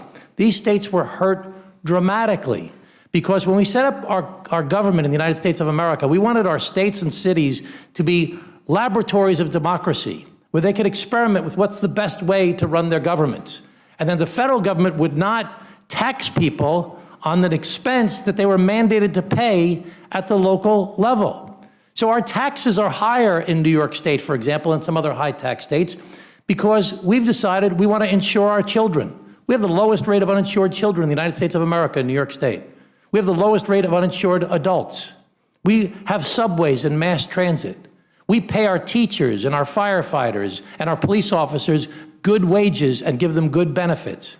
And that experiment worked. In fact, we've been a very productive state, so much so that we've contributed much more to the federal government in federal income taxes than we actually get back in services from the federal government. We are net donors to the federal government. In fact, most of the states hardest hit by the state and local tax deduction cap are donors to the federal government, where most of the states not affected that have low taxes are net takers from the federal government, with the exception of Texas. So it's just patently unfair that we broke this covenant, this idea of federalism, with a long arm of the federal government reached into our local municipalities and said, we don't like the way you're taxing your people. We don't like what you're doing. We don't think you should pay your teachers. We don't think you should pay your police officers. We don't think you should pay your firefighters. We don't think that you should insure your children. In fact, the highest rate of uninsured children in the country are in Florida and Texas, low tax states. They chose not to do that. Now, right now, they're booming. And we're in trouble in some of our higher tax states. People are leaving our states and going to these other states. And you know what happens when people leave our states and go to the lower tax states? The people that are left behind, the middle class and the lower income people, are left holding the bag. And their taxes are either going to go up or their services are going to be cut, and neither one of those is acceptable. So as a matter of basic fairness, I'm asking that this amendment be adopted by the Rules Committee that increases the state and local tax deduction cap to $80,000. Nobody wants to pay the full restoration. I understand that. As a compromise, I'm suggesting that we increase the state and local deduction cap to $80,000. And let's pay for that. Let's not add to the deficit as this current bill does, which is creating some of the biggest deficits in the history of the United States of America. Let's pay for it by raising the top rate for the highest income earners in America from 37 back to 39.6. It's only fair. It's only fair that these donor states that take care of their residents, that do the best job that they can in their laboratory of democracy, are not penalized for doing what they see as being the right thing to do. That was a covenant between the federal government and the states and local governments for over 100 years. With that, I yield back, and I thank you for your time and attention. Gentleman yields back. Now recognize Ms. Rivas of California. Thank you, Mr. Chair and Ranking Member. I want to start by thanking Ranking Member Pallone for providing me with the opportunity to lead this important amendment on a subject that is quickly becoming part of our everyday lives, artificial intelligence, or AI. From healthcare to housing to banking, AI is playing a critical role in all areas of our lives. AI is evolving every day, which is why it demands swift attention and continuous action to keep Americans safe. State legislatures from across the country have enacted their own laws, including legislation that limits bias in the housing, healthcare, and financial sectors, as well as actions that protect the health and safety of users from harmful AI systems.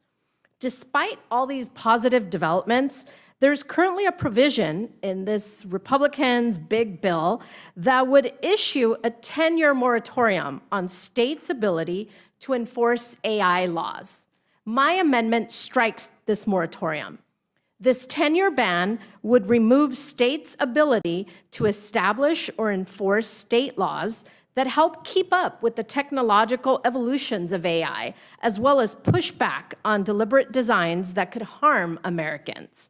Under this ban, state and local governments won't be able to enforce current, new, or updated regulations around AI use in the workplace, in procurement, guidelines, or in eliminating biases, even regulations that only impact their specific locality. As a former state legislator, I believe we can and should learn from the states and champion solutions that protect Americans, especially workers and children, from harmful AI systems and not put unnecessary stoppages on their progress. Regardless of where you are on AI policy, enacting this moratorium is bad practice. AI has shown tremendous potential to improve and enhance our lives, but if we do not take immediate action to address the threats it poses on consumers as they arise today, we will not be prepared to address the threats that could arise over the next 10 years as a result. I'd like to submit a letter for the record. This letter to Speaker Johnson was signed by over 100 organizations, such as Unidos US, the National Immigration Law Center, National Women's Law Center, and SEIU, in opposition to this provision that's tucked into this bill. In their letter to the Speaker, the organizations state that as we have seen during other periods of rapid technological advancement, like the Industrial Revolution, the creation of the automobile, protecting people from being harmed by new technologies, including holding companies accountable when they cause harm, will spur innovation and the adoption of new technologies. The Republican moratorium on AI will block new innovation from occurring. AI policy touches every aspect of American lives now, and most certainly will over in the next 10 years. Thank you for considering my amendment. I urge its adoption, and I look forward to answering any questions. And what was the date on the letter? May 19th, 2025. And without objection, so ordered. All right, now recognize Mr. Goldman of New York. Thank you, Mr. Chairman. I'm here to introduce two amendments, but I want to say just a couple things about the broader bill before I get to them. And most of what I'm about to say is really directed at blatantly false statements that many of my Republican colleagues have said, are saying, and likely will say about this bill. First, this bill slashes Medicaid, cuts Medicaid. More than 8 million Americans will lose their health care because of this bill. You can sugarcoat it all you want with eligibility and work requirements and any waste, fraud, and abuse, but the reality is that that's dressing up a pig, and it is cutting Medicaid. Second, the bill increases taxes for the poorest Americans and dramatically reduces taxes for the wealthiest. If you make less than $51,000 a year, your taxes will go up $700. If you make more than $4.3 million a year, which is the top 0.1% of Americans, your taxes will go down by nearly $400,000. That is reducing taxes for the wealthy and increasing taxes for the poor. Third, this bill repeals tax credits for American energy production that has resulted in hundreds of thousands of jobs created in this country and hundreds of billions of dollars of investment in American manufacturing. The vast majority of both of those are in red districts. These credits also reduce energy prices and increase our energy independence, two things that the America First gang endlessly talk about. And yet, this bill cuts all of that progress. And finally, you will hear my Republican colleagues say that cuts to essential government programs are needed to reduce an exploding deficit.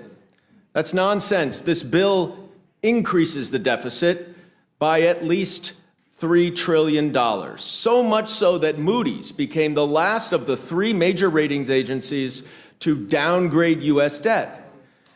Now, this deficit increase will increase annual interest payments on our debt to 9% of total GDP in 10 years. 9%. That is just unsustainable. And yet it is the Republicans who are jamming this through. Now, my amendments address two separate things. One is a very simple amendment that I was shocked did not receive unanimous support in the Judiciary Committee, Amendment 258. It simply says that no federal funding can be used to deport American citizens. Remarkably, every Republican in the Judiciary Committee voted against it, and I hope this committee does not. My second amendment, Amendment 135, addresses what is truly a cruel and cynical attempt to make America hungry again. This bill does not trim SNAP around the edges. It does not cut waste, fraud, and abuse. It cuts SNAP to its core, to the tune of approximately $250 billion, which may sound like an abstract number, but there are human lives at stake. There are children who will go hungry. There are seniors who have to choose between prescription drugs and food. There are working parents who rely on that few $100s a month to put food on their table. My amendment would strike one of the most damaging provisions of this bill, a provision that would shift 75% of the administrative costs onto the states, up from current 50% split. In my district in New York City, more than 118,000 of my constituents use SNAP to put food on the table. And across New York State, 1 in 7 residents depend on it. This bill wouldn't just cut the benefits, it would starve the program. The GOP's proposed changes to SNAP would create a new burden on New York State of over $2.1 billion. And let's be real, what happens when administrative costs shoot up like that? The states can't backfill that amount of money. It's just not feasible. So what happens, of course, is benefits are cut. It's incredibly cynical because you will hear Republicans, and New York Republicans in particular, my colleagues, who have nearly as many SNAP beneficiaries as I do, and they will say, oh, well, it's just putting it on the local officials, on the state. But make no mistake, it increases administrative costs, which is just cutting benefits by another name. This program averages $6 per person per day. And the work requirements that we hear so much about would actually cause 300,000 New Yorkers to lose some or all of their SNAP benefits. That is what this bill is doing, and my amendment would fix that. I urge the committee to support it and rule it in order. Gentleman yields back. Now recognize the gentleman from Florida, Mr. Moskowitz. For 5 minutes. Thank you, Mr. Chairman. My amendment today would prohibit the executive branch from using federal funds to eliminate FEMA, transfer its responsibilities to another agency, or reduce its staffing or funding in a way that impairs its ability to fulfill its statutory functions unless expressly authorized by Congress. In fact, my amendment today just says again what's in the Stafford Act and what's in the Homeland Security Act, which was passed after Katrina. The president was right that FEMA needs reform. Let me say this again. The president was right that FEMA needs reform, as the chairwoman knows from her experiences in North Carolina after Hurricane Helene. But the Secretary of Homeland Security is dead wrong that FEMA should be deleted.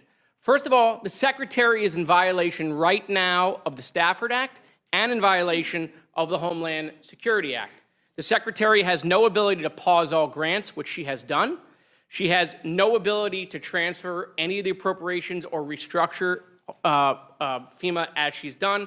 Both of those are in direct violation of the Stafford Act and the Homeland Security Act that was passed after Katrina. So grants are paused. What does that mean, that all grants are paused? That means states right now that are going into hurricane season don't know whether or not they're going to get a declaration, which this administration is holding back. What happens if you don't get a declaration? Just go ask the governor of Arkansas, Governor Huckabee, who worked for the president. It took her weeks to get a declaration. You can't move, you can't respond, you can't spend money because you don't know that you're going to get reimbursed. Fiscally constrained cities and counties don't make decisions. It's analysis paralysis. It's actually in direct contradiction with what we're trying to do. We're trying to speed up FEMA. We're trying to make it faster, right? Which is why I have a bill with Byron Donalds to get FEMA out of Homeland Security. Homeland is disabusing FEMA. They're using FEMA to do grants for the other 22 agencies. That's why we got to get FEMA away from Homeland Security. They're not paying vendors. You know what happens when we don't pay vendors? They can't pay subcontractors. They're not going to be ready to perform in hurricane season. They fired 30% or got them to retire of the workforce in FEMA. Most of the senior people with that experience. You've got regional offices in FEMA now that are half empty. By the way, remember that DOGE, remember the E at the end of DOGE, the word efficiency? Nothing at FEMA has been made more efficient. In fact, I would tell you that the Secretary of Homeland Security has turned FEMA into the Newark airport, okay? It is going to fail this summer. And so look, there's no doubt that FEMA needed reform, but what they've done at Homeland is they've taken something that needed help and they broke it further. Do you know what happens if there's no FEMA to the state that the Speaker represents or Steve Scalise represents? Louisiana goes bankrupt without FEMA when there's a hurricane that comes in from the Gulf of Mexico or the Gulf of America, comes right into Louisiana. They're bankrupt. Alabama's bankrupt. Mississippi's bankrupt. You get an F5, F4 tornado in Tornado Alley. Those states go bankrupt without FEMA. And yet, I don't see my Republican colleagues calling out the administration on how we're going to save FEMA and reform it. Let me say this. I think the Secretary of Homeland Security has exposed the president in significant ways. And I'm not in the business of protecting the president, but I am in the business of protecting the American people and the country. I don't think the president is aware of the current condition of FEMA and its potential inability to perform. We may get lucky, and hopefully we do. Hopefully we don't have a bad hurricane this season. Hopefully we don't have some unforeseen disaster like an earthquake that hasn't happened since the 90s. Lord knows we had a 1 in 100-year pandemic in the first term of the Trump administration. Hopefully we don't have anything like that, because they have decimated FEMA in ways that we won't know until it happens. And I know the chairwoman represents an area that didn't have the best experience after Helene. There's no question about that. There's dramatic improvement that needs to be done at FEMA. But I'm deeply concerned what's happened at Homeland, and I don't think the president is aware the current condition that the Secretary has put him and the men and women that work there and the states that are going to go to FEMA and rely on them to help them in their time of need. And those resources are going to come slower. Think about it. You don't get to move your logistics. You don't get to move your water, your ice, your power generation, any of your stuff. And let me remind you, I did this for a living. For a Republican governor, I worked for Ron DeSantis for 2.5 years, took my political hat off. So I'm not giving you partisan coverage. I'm giving you the current state of affairs in an agency that has been absolutely destroyed. And with that, Madam Chairwoman, I yield back. Thank you, Mr. Moskowitz. Ms. Morrison, you're recognized for 5 minutes. Thank you, Madam Chair, Ranking Member McGovern. My amendment today is simple. Before the House advances the largest Medicaid cut in program history, Congress needs to review how this bill will impact hospitals and Americans' access to services. My amendment simply says that the bill cannot take effect until an independent study confirms that these proposed Medicaid cuts will not result in hospital closures or reductions in service, including obstetric services. The Medicaid policies in this bill will strip healthcare coverage from millions of Americans and put essential labor and delivery services on the chopping block. Our country is already facing a worsening maternal health crisis and carelessly ripping away women's access to care without any consideration, and it's just plain cruel. We're already dead last in maternal mortality compared to our peer nations, and instead of putting forward a bill that will actually improve women's health and support moms and babies, my Republican colleagues have chosen to gut the program that covers more than 50% of births in many areas of Minnesota. Having cared for women and their babies for over 20 years as an OBGYN, I am appalled by how callously members of this chamber have turned their backs on their constituents. In my home state of Minnesota, 1.4 million Minnesotans get health care coverage through Medicaid, and millions more depend on the hospitals and providers who have been unequivocally clear that the Medicaid cuts in this bill will decimate their ability to provide care. Unequivocally clear that the cuts will force them to reduce services or shut down entirely. And the reality is, if hospitals are unable to keep their lights on and deliver care, we will all pay the price. People will not be able to access care. People will have more medical debt and they will be less healthy. People will suffer. People will die. I would encourage my Republican colleagues to believe the words of the hospitals that serve their constituents, the patients that live in their districts, and analysis after analysis that confirms that these cuts will cost millions of Americans their access to care. So my Republican colleagues who hold majority rule of this chamber, let's be very clear here. You can stop this right now. You can stop the hospital closures. You can stop the cuts to services. You can stop 14 million Americans from losing access to health insurance. You can stop the worsening of the maternal health care crisis and rural hospital crisis. You have the power. You can stop this. More than a dozen of our Republican colleagues here in the House have spoken out and said they cannot support deep cuts to Medicaid. Other Republicans have called these massive cuts morally wrong. And more than a dozen state legislators from my home state of Minnesota wrote our Republican delegation and the president making a very clear case about how this would be a disaster and begged them not to go through with these cuts. I have a copy with me here, Madam Chair, and I request consent for this letter to be entered into the record. Without objection. Thank you, Madam Chair. And I'd like to highlight just a couple of their points. The Minnesota Republican legislators wrote, and I quote, "Too deep of a cut is unmanageable in any instance. Massive Medicaid reductions could punish Minnesota for being such a strong leader in greater efficiencies and better outcomes. Drastic reductions to Medicaid funding have the potential to impact the 1.4 million people we serve and place incredible pressure on our overall state budget."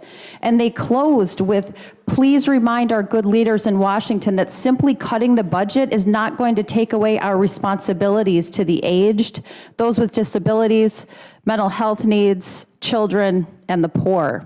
End quote. So to my Republican colleagues, please hear the pleas of your state counterparts as you consider this bill today. I also have with me here a letter from Minnesota's nonprofit hospitals, and Madam Chair, I would request consent for this letter to be entered into the record. Without objection. Thank you, Madam Chair. And I'd like to highlight just a couple of their points. They wrote, and I quote, "Any reduction in federal support would trigger immediate consequences. Patients will lose access, hospitals will be forced to reduce services and will face impossible choices. And communities across our state will feel the effects whether they are covered by Medicaid or not. We know these are difficult budget discussions, but cutting Medicaid doesn't erase the need for care. It simply shifts the burden to states, to hospitals, and ultimately to the very people the program is meant to protect." End quote. Their pleas are clear. Their threats are real. The facts are undeniable. So please, on behalf of all Americans, I implore you to do the right thing, rule this amendment in order, and stop these cuts. I yield, Madam Chair. Thank you. Thank you very much. Ms. Fishbach, do you have any questions? Mr. McGovern? Again, I want to thank all of you for your patience and for being here. And you remind all of us of the fact that the underlying bill, the reconciliation bill, is a lousy piece of legislation.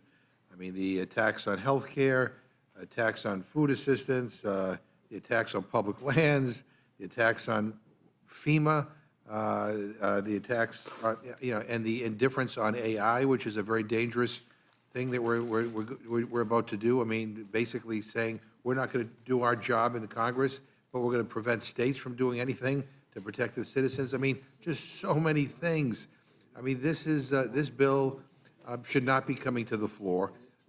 Your amendments are all good, and we're going to make the case that they should be made in order when we get to the point of actually reporting out a rule.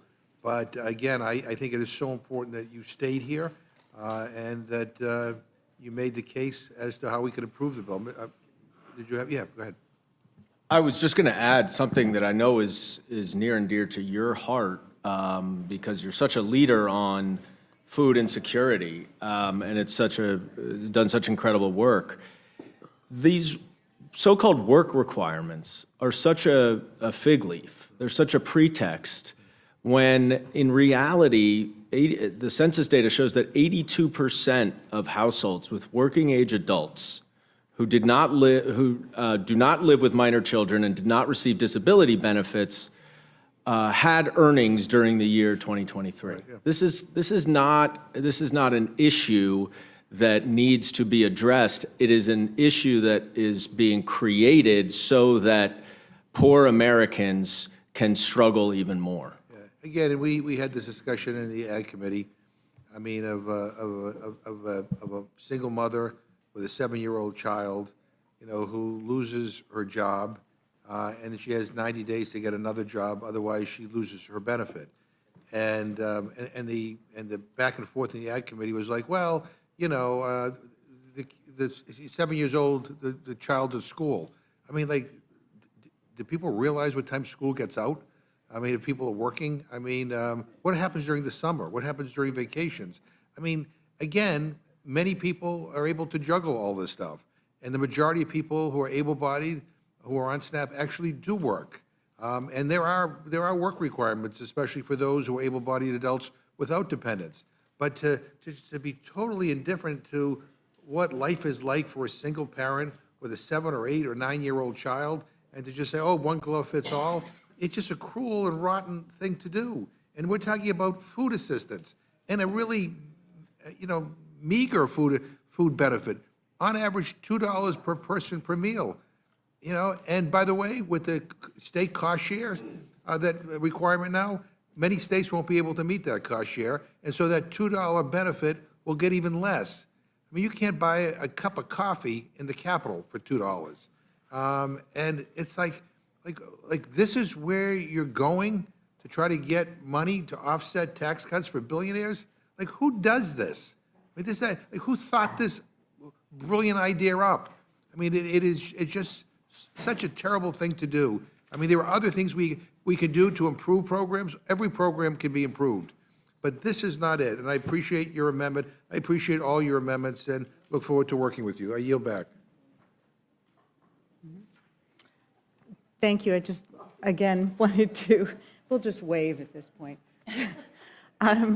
I want to thank you all for your amendments and for sticking around so long.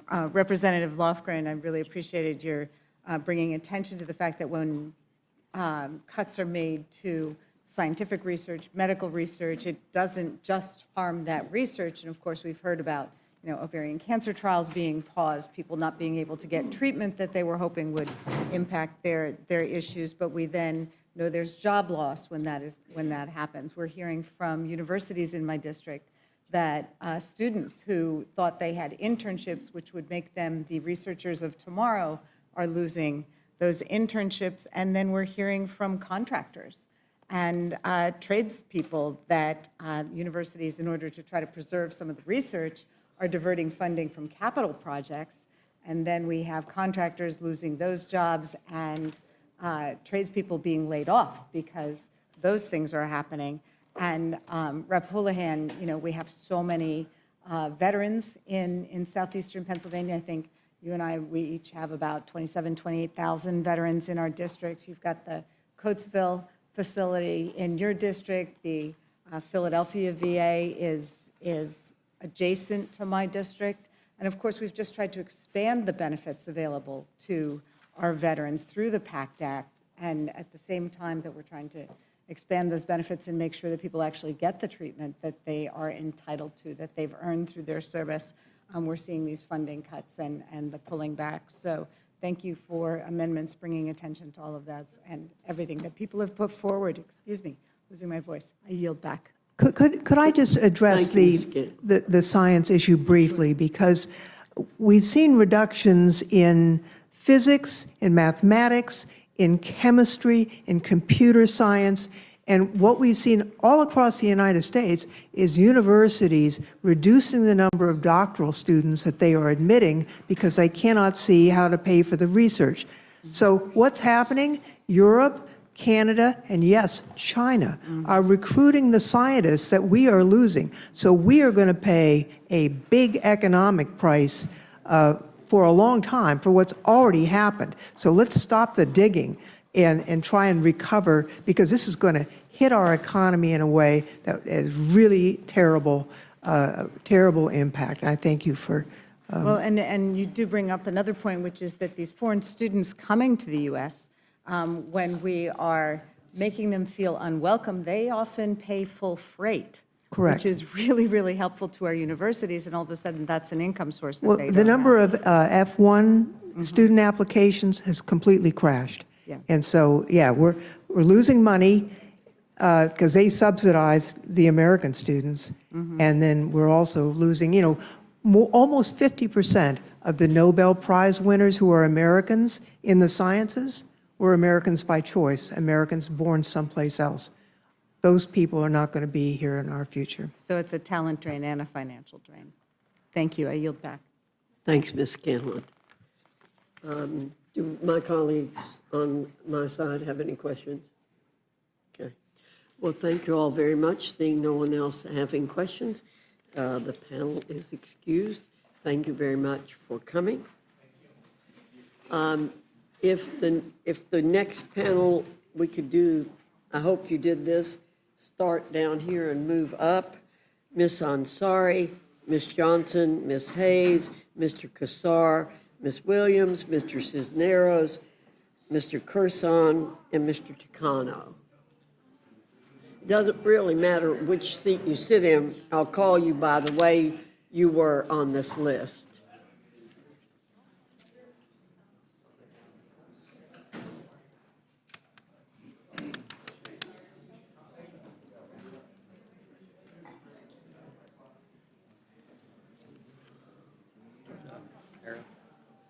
Yeah, Markham.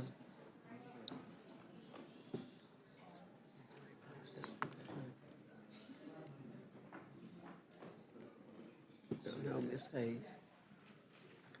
I know Kassar. Cisneros. Miss Ansari, you recognized. for 5 minutes. Thank you, Chairwoman Fox and Ranking Member McGovern, for allowing me the opportunity to join today's hearing. First, let me start by saying that the fact that we have been here since the literal middle of the night at a committee markup that will determine the federal government's budget, something that affects every single American, is absurd. But I'm proud of the showing of Democrats in this room, of colleagues who have been here for decades, alongside some colleagues who, like me, have been here for just a couple of months. We hail from different parts of the country, different backgrounds, different ideas on policy, but we stand united against this bill and the process by which it is moving through this committee. I urge you to support my amendment that would strike the text of the bill and replace it with the Stock Act 2.0. This would prevent government officials and their immediate family members from being able to trade individual stocks. The original Stock Act barred members of Congress, the president, vice president, and high-level staff from engaging in insider trading or otherwise using non-public information for their own benefit. It also included important updates to financial transparency by requiring these high-ranking government officials to disclose financial transactions to the public. It is because of this latter provision that we discovered earlier this month that the chairman of the committee with jurisdiction over oil and gas, as well as mining lease sales, bought up to $150,000 in stock throughout the month of March. Those stocks included shares of oil companies like ExxonMobil, Chevron, BP, ConocoPhillips, Suncor, and Canadian Natural Resources. They also included mining companies like BHP, Freeport-McMoRan, and Rio Tinto, for whom the largest shareholder is a Chinese state-owned corporation. These oil and mining stock trades took place while the chairman was writing a major portion of this very bill, the portion that is an unprecedented multi-billion-dollar giveaway to oil and mining companies. Now, so many of these CEOs are set to directly benefit from this partisan budget that makes draconian cuts to the programs on which my constituents and my Republican colleagues' constituents rely on. This is bigger than any one member benefiting from a stock trade. It's about this legislation as a whole, a budget that endorses this kind of behavior, uplifts it, and makes it into real policy that benefits the ultra-rich getting richer over everything else. Let's be clear, this so-called big, beautiful bill is not in the interest of the American people. It includes billions of dollars in cuts from critical programs such as SNAP and Medicaid. Over 7.6 million Americans would lose their health insurance just from these cuts. And that doesn't include the millions of Americans that would lose access to health care when hospitals that rely on Medicaid are forced to shut down, all while giving trillions of dollars in handouts to mega corporations and the ultra-wealthy. And now we also know that at least one member of Congress could personally and directly enrich himself from these provisions. This is corruption, plain and simple. My amendment would strike the text of this bill and replace it with legislation that would prevent this sort of corruption from public officials. This is not a partisan issue, it is common sense. Members of Congress should not be able to use their positions of power for personal financial gain, nor should there be a perception of such. We should not have to rely on the self-restraint of members of Congress to resist the temptation of self-dealing and insider trading. It just should not be allowed. Even Speaker Mike Johnson voiced his support for banning stock trading for members of Congress last week, stating that members of Congress should not, quote, have any appearance of impropriety, end quote. The oil and mining stock trade that happened while the chair was writing this bill to give away unprecedented sums to oil and mining industries most certainly has the appearance of impropriety. I sincerely hope that it is just an appearance. At a time when public trust in Congress is abysmal, we have to work harder to rebuild it. Banning stock trades by members of Congress is the first step. It's the lowest hanging fruit. There is absolutely no reason why Republicans on this committee should oppose this amendment. I urge the committee to make my amendments in order. Thank you. Thank you so very much, Madam Chairman, Ranking Member McGovern. There's so much to talk about in this bill, and I have several amendments, and I want to highlight two of them. But before I do that, I wanted to make some general comments on behalf of the residents of Texas 32 and the great state of Texas.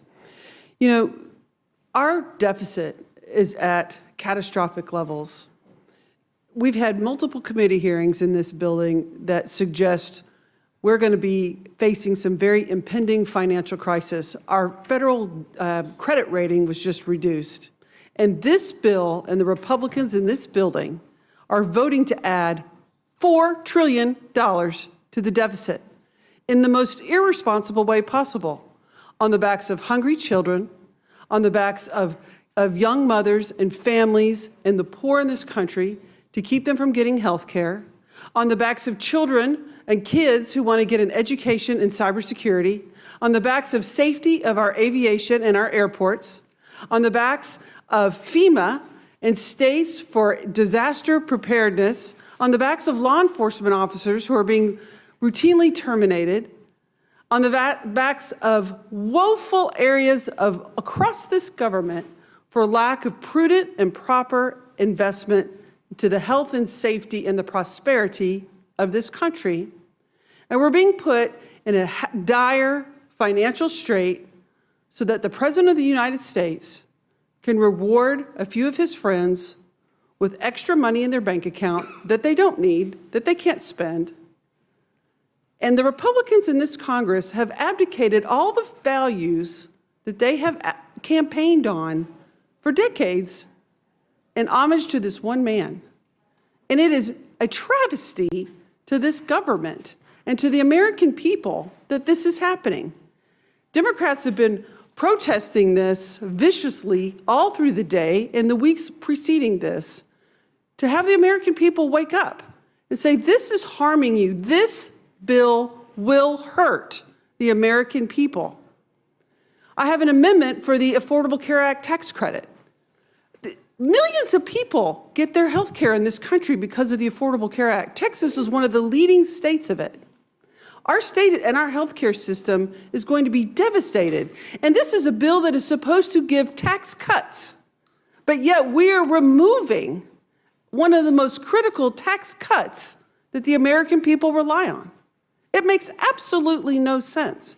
How can we tout the greatest tax cut bill to the American people at the same time we are cutting one of the most important tax cuts that benefits the vast majority of the American people? And I really would like to urge this committee to restore the tax cuts of the Affordable Care Act. Millions and millions of people in the state of Texas and across this land desperately rely on that to get the desperate needs of healthcare. Small businesses, our new entrepreneurs, the young people who don't work for big corporations with vast amounts of employees to have diversity of risk. They rely on the Affordable Care Act. And health insurance is already one of the leading expenses of a family in this country, and it is prohibitively expensive. And this initiative, the Affordable Care Act, and these tax credits make it possible. The other amendment I would like to address for this committee is to restore funding to FEMA. I sit on the Homeland Security Committee. I've heard so much testimony about the urgent need and the critical role that FEMA plays as the backstop for states and American families when nature and the disaster strike out of the blue without ability to prepare. It's the safety net that is so critically relied on by so many. Our country will be at an peril on our national security, on our preparedness, if we don't have FEMA to come in and put the pieces back together. To just today, horrible tornadoes ripped through Alabama. I mean, no state is free from natural disaster.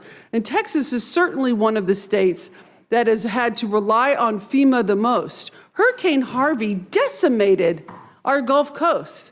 Tornadoes decimate North Texas. We're the 6th largest economy in the world, the state of Texas. And without FEMA, we will be so burdened in putting our country back together that the federal government will also be harmed. I appreciate the consideration for this committee, and I strongly encourage you to adopt my amendments and make them in order. And with that, I yield back. Thank you. Thank you, Ms. Johnson. Ms. Hayes, you're recognized. Thank you. Hungry kids don't learn. This issue has always been important to me. Unless and until you've come into your classroom on a Monday morning and seen a kid with their head down, knowing that they haven't had a decent meal since they left, you can't understand. Unless and until you find yourself automatically packing a second piece of fruit in your lunch because you expect that one of your students is going to ask you for it, you can't understand. It changes you. It does something to you.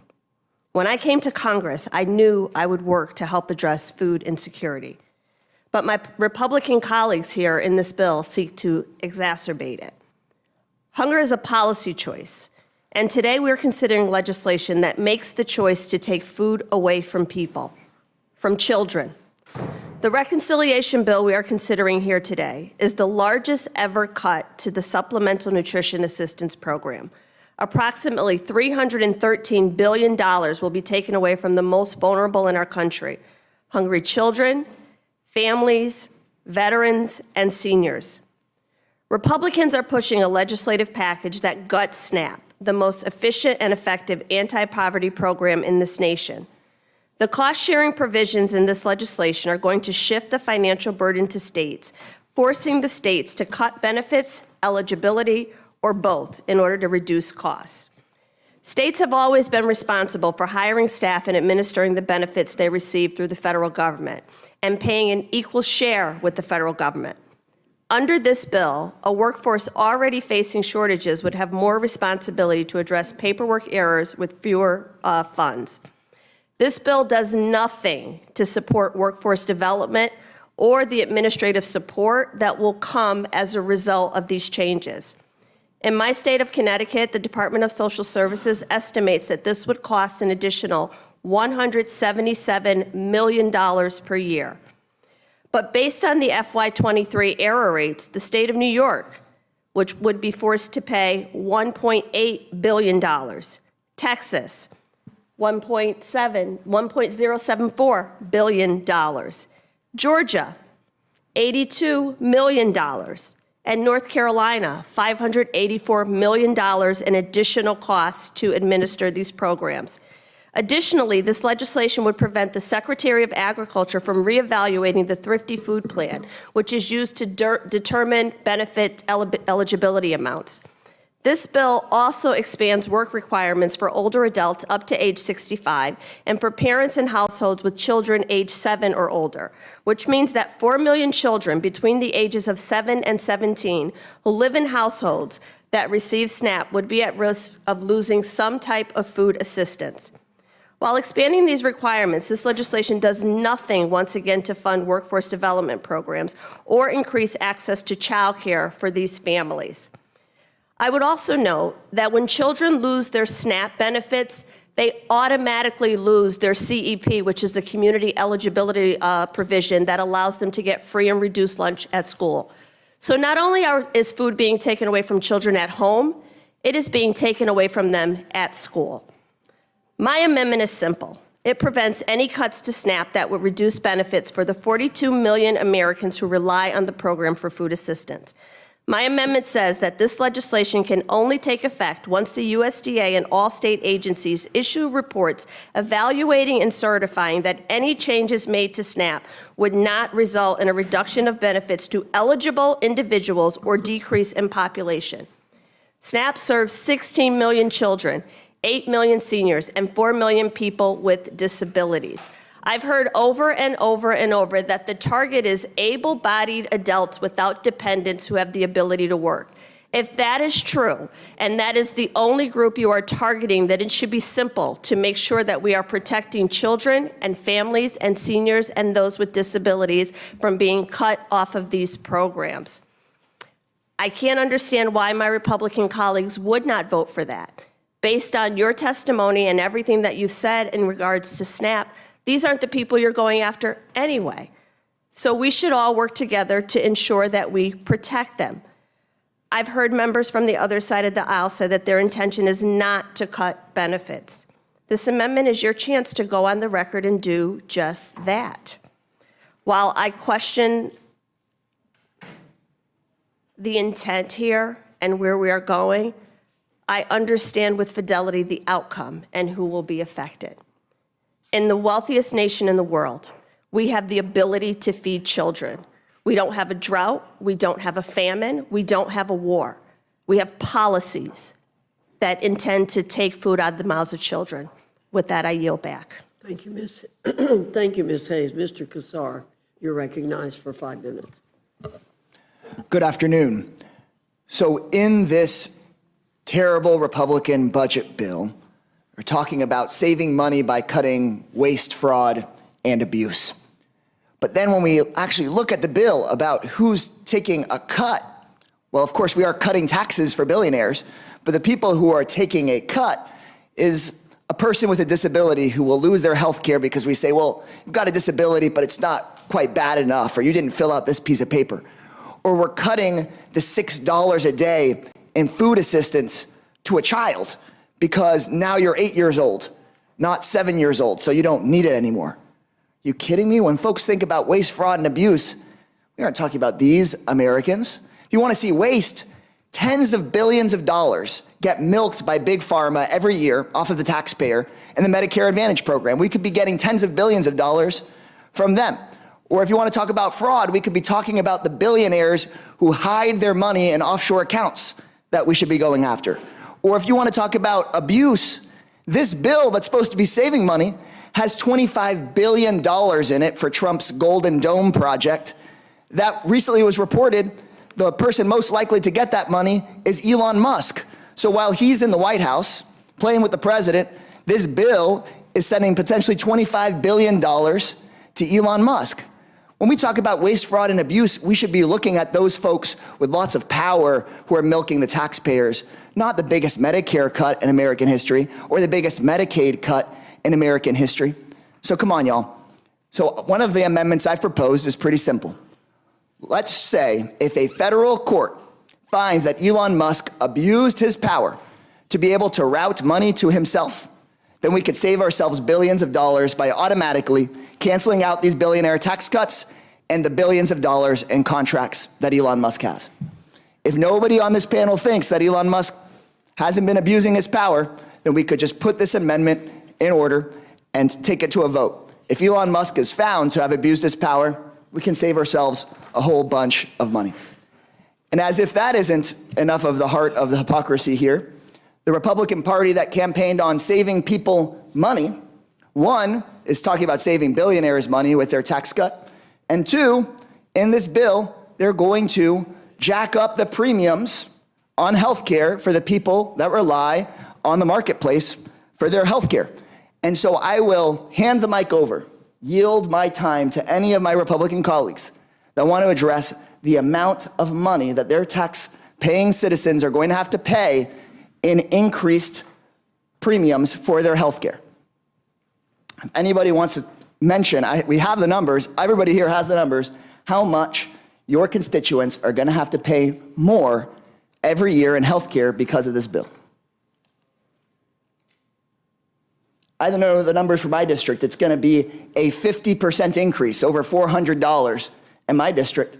And that's actually not even close to how much in many of the Republican districts there's going to be an increase. I would yield the mic.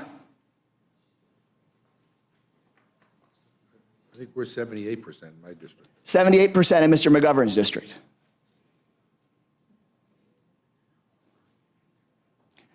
Maybe none of the Republican members want to mention it, but the Republican gentleman from New York, there would be a 44% increase, $2,000 a year hit to his constituents in their health care costs. The distinguished gentleman from Virginia, his constituents would face an increase in $770 a year in their health care premiums. The distinguished Republican chairwoman of this committee, a 60% increase in health care premiums, and that's on average. The distinguished Republican congresswoman here from Minnesota was recently told here by the committee on the budget that a 60-year-old couple with a joint income of $85,000 a year in her district would see an $11,000 a year increase in their costs while we're giving tax cuts to billionaires. And what bothers me the most is that we want to hide it. Nobody wants here to talk about the fact that they're jacking up insurance costs on their own constituents while giving a billionaire a tax break.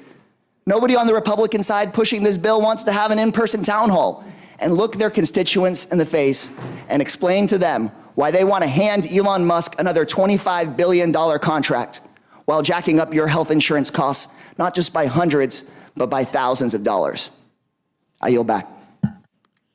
Thank you, Mr. Kassar. Ms. Williams, you're recognized for 5 Thank you, minutes. Chairwoman Fox, Ranking Member McGovern. Y'all, this meeting started at 1 a.m. and has been going through the entire night, morning, and now day.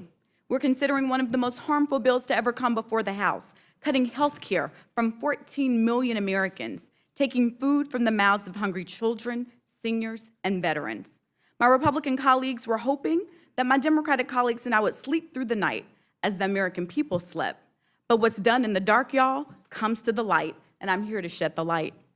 That's why I stayed up all night, and that's why I'm here right now as the voice of Georgia's fighting 5th Congressional District. I follow in the footsteps of the late Congressman John Lewis, known as the conscience of the Congress. And if there's anything Republicans need more of these days, it's a conscience. Because who with a conscience would rip health care away from 14 million people in this country? Who with a conscience would make the largest cut in history to food benefits for children, seniors, veterans, and people with disabilities? Who with a conscience would add $5 trillion to the deficit with nothing to show for it but billionaire tax cuts? No one with a conscience would do any of that, but that's exactly what this Republican so-called one big beautiful bill would do. Congressman John Lewis would be ashamed of y'all. I know that I am. But you know what? He'd be proud of his Democratic colleagues for making the good trouble by unleashing that on behalf of the American people. House Democrats wrote 537 amendments to your so-called one big beautiful bill. Just because Republicans aren't willing to change their bill to actually help the American people, it definitely won't stop us from offering these amendments because we know that it doesn't have to be this way. I have 16 amendments myself. 1, to invest in programs to increase our housing supply and lower housing costs. Another, to stop taxpayer funding for anti-abortion clinics that spread disinformation about women's health care. Another, to stop Trump from cutting essential federal workers without at least getting a report from Congress on how it'll harm government services. Another, to stop Trump from profiting off funding for presidential security. An additional one, to increase nutrition benefits and eligibility for students. Another, to require reports on how the policies in this bill affect low-income individuals and racial inequities. Another, to stop January 6th insurrectionists from getting a settlement from the federal government for their crimes. And yet another, to ensure that members of Congress can continue conducting lawful oversight in ICE facilities. Another one, to make maternal medical care, menstrual products, and broadband costs covered expenses for determining people's eligibility for food assistance. Another, to stop Elon Musk from selling the federal government AI systems while he's employed by our federal government. And yet another, to stop any funds in this bill from being used to unconstitutionally remove a United States citizen from this country. Another, to require the Consumer Financial Protection Bureau to remain independent of whoever is president, Democratic or Republican. And yet another, to keep the funding for sustainable aviation fuel, which supports our aviation industry to be cleaner and more environmentally friendly. If my Republican colleagues really want to do right by the American people, you'd approve all of these amendments. I can't fix everything in this horrible bill, even with the 16 amendments that I'm offering, but these would definitely be a start.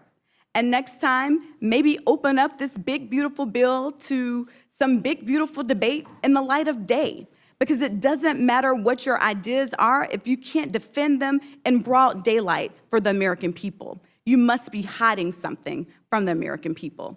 The children, seniors, and veterans in my district that will lose health care and SNAP benefits, y'all, they are more than a line item in a budget.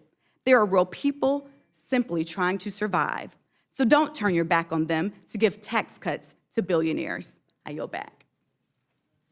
Thank you, Ms. Williams. Mr. Cisneros, you're recognized for 5 minutes. Thank you, Chairwoman Fox, Ranking Member McGovern, and members of the Rules Committee. I am deeply disappointed with how this hearing came about. The majority scheduled a hearing in the middle of the night to further their agenda without debate or scrutiny. But the timing of the hearing cannot hide the fact this legislation rips off the American people. It increases tax breaks for the wealthiest Americans, paid for by nearly $700 billion in cuts to Medicaid and $267 billion cuts to SNAP. I'm here to offer 4 amendments to this flawed legislation and urge the committee to make them in order. My first amendment seeks to ensure Congress is authorizing the funds needed to pay our child care workers and maintain or modernize the facilities where they work in the Department of Defense. My amendment would increase child care fee assistance to $200 million, add $1.3 billion for Army, Navy, Air Force, Marine Corps, and Space Force Child Development Center facility maintenance, and include $1 billion for child care provider compensation under the Department of Defense's modernization of the Child Development Program staffing model passed in the fiscal year 25 NDAA. I want to be clear, my amendment does not raise the top line. Instead, it will take from an expensive and unnecessary program and instead support our service members' family needs. My next amendment seeks to reassert congressional oversight into the activities of the Department of Defense. My amendment allows the department to access the first $100 billion of the bill's funding, but before the department can use the last $50 billion, it simply requires the department to answer some elementary oversight questions about DOGE and the Department of Defense. I support better efficiency and program management at the Pentagon, as I know many of my colleagues do. I've been proud to support numerous efforts to that effect, and I look forward to working with my colleagues in a bipartisan way in the future, but that's not what this bill is.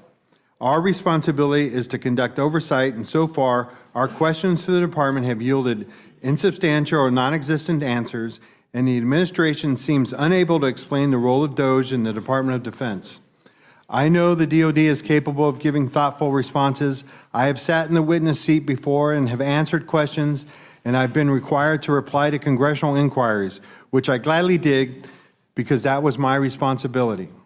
At the very least, we should understand what this unauthorized department is doing to one of the departments that we are supposed to be overseeing in Congress. My third amendment seeks to expand eligibility for the employer-provide child care tax credit.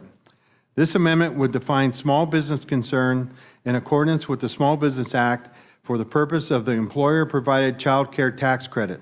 This would help small businesses attract and retain employees that are working parents. My final amendment seeks to revise the short title of the bill to the One Big Billionaire Bailout Act.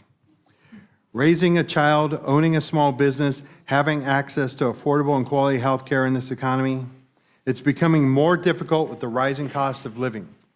Again, this bill, instead of helping hardworking Americans nationwide, gives a government handout to billionaires and the wealthiest Americans at the expense of everyone else. The name matters because it tells the truth of what this fine print hides. I am happy to tell the American people who this bill really serves, because it is not them. Again, I urge you to make these amendments in order. Thank you, and I'm happy to take any of your questions. Thank you, Mr. Cisneros. Mr. Chicano, I'll go to you next. Well, thank you, Madam Chair. Let's begin with the obvious. This bill, the so-called budget reconciliation package, is not even finished. Republican leadership is asking members to vote on a moving target with text still changing and details still unclear. Even Republican members don't know what's in it, but they're being told to rush this to the floor before the holiday weekend so they can hand Donald Trump a political win. Trump has made his demand clear. Unite behind what is possibly the most budget-busting piece of legislation in modern U.S. history. And now, Republicans are stuck between their talking point of deficit reduction and their obligation to do whatever Donald Trump tells them to do. Last night, the Congressional Budget Office released its score. It found that this bill would increase the deficit by $2.3 trillion over the next decade. Let me say that again, $2.3 trillion. That would trigger automatic cuts to Medicare and other vital programs unless Congress steps in. And who benefits? According to the CBO, the richest 10% of Americans would see their incomes go up, while the poorest 10% would see theirs go down. So yes, this bill deserves a name, and I would call it One Big Billionaire Payout. And while billionaires and corporations are poised to win big, the people I serve, veterans, students, and working families are set to lose.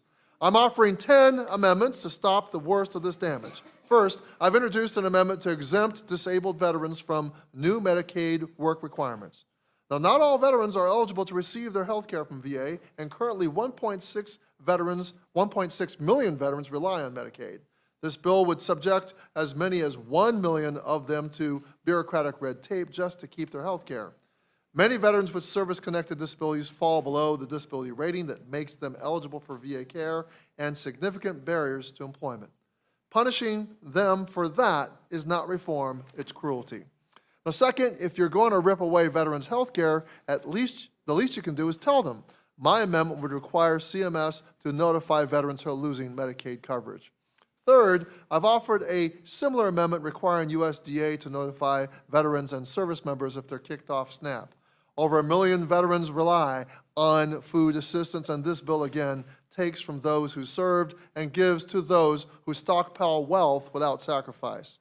Fourth and fifth, I propose creating websites through HHS and USDA to help veterans navigate the fallout, healthcare and nutrition resources for those losing coverage. It's a modest effort to clean up the mess this bill creates. Sixth, I'm offering an amendment to preserve nursing home staffing reforms. In 2024, CMS finalized a rule to address dangerous understaffing. This bill delays that and could cost lives. University of Pennsylvania research estimates 13,000 lives would be saved annually under that rule. Who exactly are we protecting by delaying that? Certainly not the seniors living in those homes. My seventh amendment strikes the repeal of the 2023 Borrower Defense Rule, a protection for student borrowers defrauded by predatory colleges. In just 1 year, over 770,000 students filed claims. This bill would make it nearly impossible for future victims to get relief. Eighth, I strike the repeal of the 90-10 rule fix, a bipartisan protection that keeps for-profit colleges from targeting veterans as dollar signs. Without it, GI Bill recipients become cash cows for worthless diploma mills, and taxpayers foot the bill when these shady schools collapse. Ninth, I proposed a certify no harm amendment which would simply require federal agencies to confirm that these provisions won't increase fraud against student veterans before they take effect.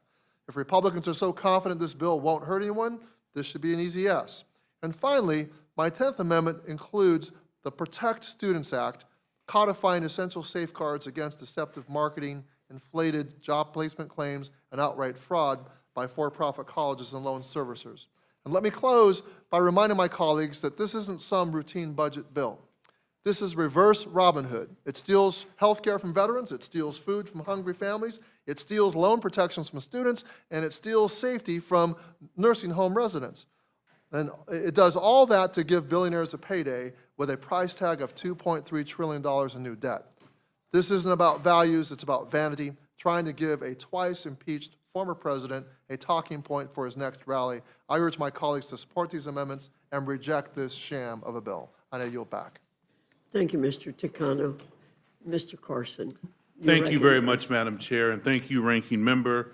Thank you for providing me the time to testify this afternoon. I have 4 amendments to this reconciliation bill. My amendments protect Medicaid, passenger rail, our environment, and would protect the middle class.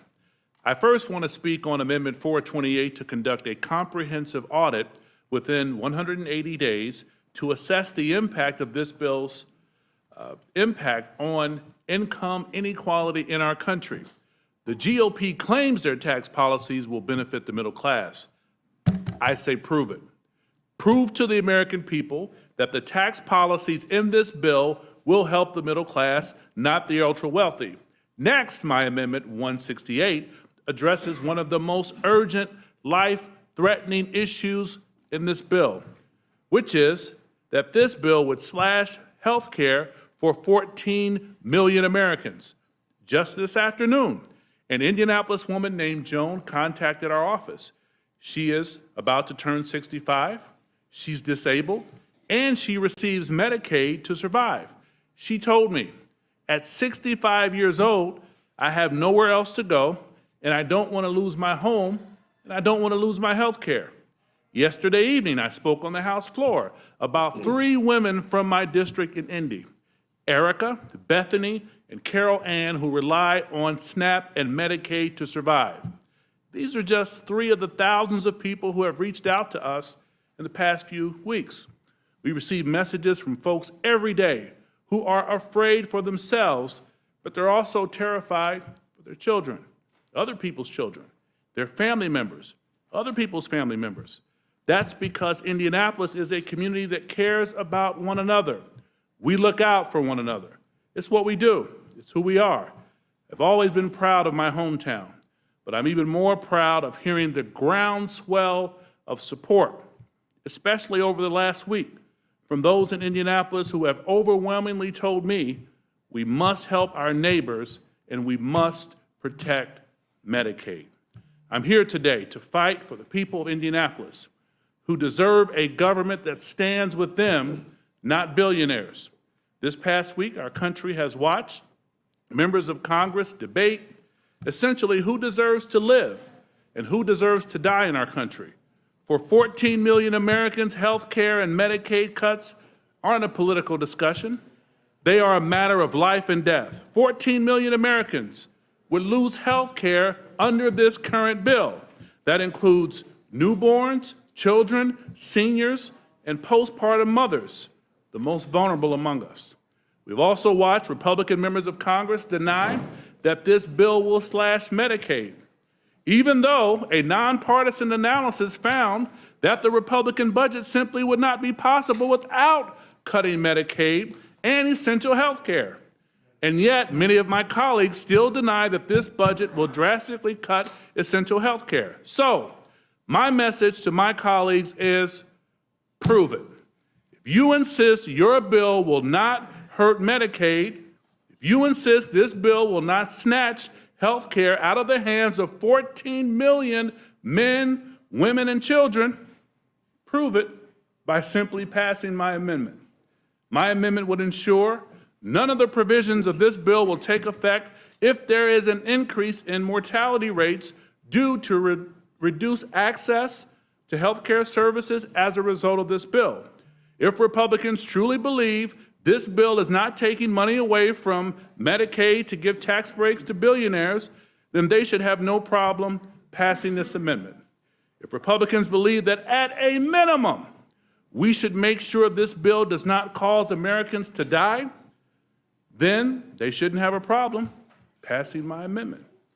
I would like to close my remarks, Madam Chair and Ranking Member, by reminding us again of Joan, Erica, Bethany, and Carol Ann in the great Hoosier State. I implore you to remember their humanity. 14 million people who stand to lose their health care are relying on us to do the right thing. Protect Medicaid, protect health care, protect our children. I yield back, Madam Chair. Thank you, Mr. Carson. Does anyone on my side wish to ask any questions? Mr. Scott, Mr. Griffith? Okay. Mr. McGovern, you're recognized. Yeah, no, again, I want to thank everybody here for being in the fight. There's too much at stake. I mean, you highlighted many of the concerns that have been echoed over and over again today. Thank you.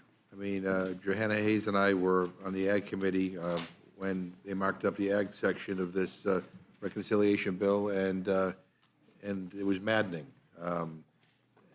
And not just because of the impact of the cuts on children, on vulnerable people, on senior citizens, on veterans, on people with disabilities, but this kind of indifference, like it's no big deal. And it is a big deal. It is a big deal. If you can't put food on the table for your kids, that's a huge deal. That's every parent's worst nightmare. You know, if you're a senior citizen, not being able to afford your medication and your food, that's a big deal. And you know, a lot of the issues that were raised by this panel, you know, point to the fact that it seems that the people who are going to suffer the most are the most vulnerable, and the people who are well off and well connected and have the most are going to get even more. And so, again, I thank you for staying. some of you have been here like since 1 o'clock in the morning. Some, I've seen you in the hallways at 2 o'clock in the morning, and and so you've been around. And but I really do think it's important that people speak up. And Ms. Hayes. I just want to say that, thank you for that, but as many of you know, I spent my career as a classroom teacher, and when you're on the other side of these processes and you're in a building with children and not really understanding how these policy decisions are being made, everything from protecting them from gun violence to mental health and wraparound services to something as basic as food.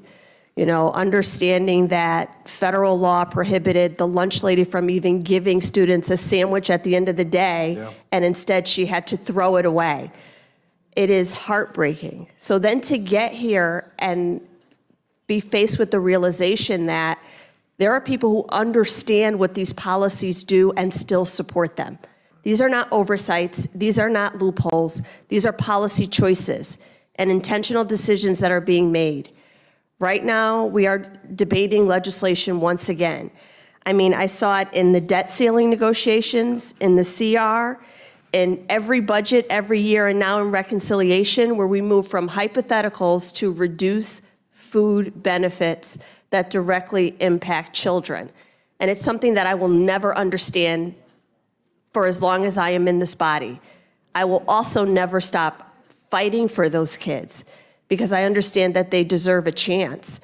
And in the same breath where we are talking about subsidies and tax cuts and corporations and tax breaks and even deductions, something as basic as food should just not be an issue. And the idea of, I've heard many people just keep throwing out waste and fraud and abuse. If that was truly the concern, we would be supporting SNAP administrators and making sure that we had highly qualified staff to process these applications. If that was truly the concern, we would be investing in workforce development to put people back to work. Because I can tell you, no one wants to be poor. And $6 per person per day is not a come up. And if we're really interested in fraud, waste, and abuse, I don't know why we don't look at the Department of Defense, which can't seem to pass an audit, but that we're giving No, them, we've increased their yeah, budget. we're increasing their budget. But this is a fight worth having, and I'm glad you're all in the fight. With that, I yield back. Thank you, Mr. McGovern. Ms. Scanlon. Yeah, I appreciate Mr. Carson's amendment, which really tries to get at what the underlying principles are in this bill, and is this tax policy really going to help people? And as we've been locked in our little room here for the last however long, 2 hours ago, I've got an article from CNBC. Dow slides more than 800 points as spiking Treasury yields and deficit fears spur a sell-off. And there's multiple articles out there now talking about the fact that this bill moving through with its deficit increases, although they're being used to justify all these cuts to essential services, but the fact that this is going to explode the deficit is causing another stock market dip and causing Treasury bonds, something I never thought I'd spend a lot of time talking about, to spike. It's just, it undercuts the whole argument for this bill. So thank you for thinking about that. I yield back. Thank you, Ms. Scanlon. Mr. Neguse. Thank you. Ms. Leisure Fernandez. Thank you. And thank you very much. I mean, I think a lot of what we have been talking about today is what is fair, right? What is right for the American people, how we build back trust up, and how what we're seeing in this bill is this big transfer, this favoritism to the wealthy, this prioritizing them over the hungry kids in the classroom, over the families who need that assistance with the health care premiums, the Affordable Care Act. Americans love the Affordable Care Act, right? And one of the ways, Representative Ansari, when you suggest we do the Stock Act, you're essentially saying, let's put trust back in the system. Is that right? I mean, what is the impetus for that?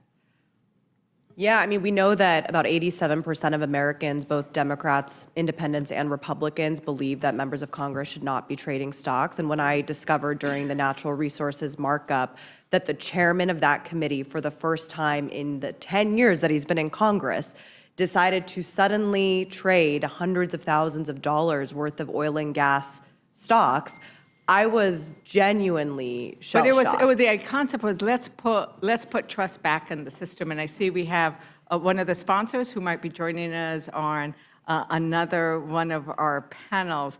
But I think that that's this concept of who is benefiting and how do we actually say this is what government can do and this is how we put trust back in the system is really playing throughout all of the testimony, whether it's from veterans, healthcare, hunger, or just let's make sure that Americans trust us. And so thank you for taking the time to make sure that Americans know what we're doing here.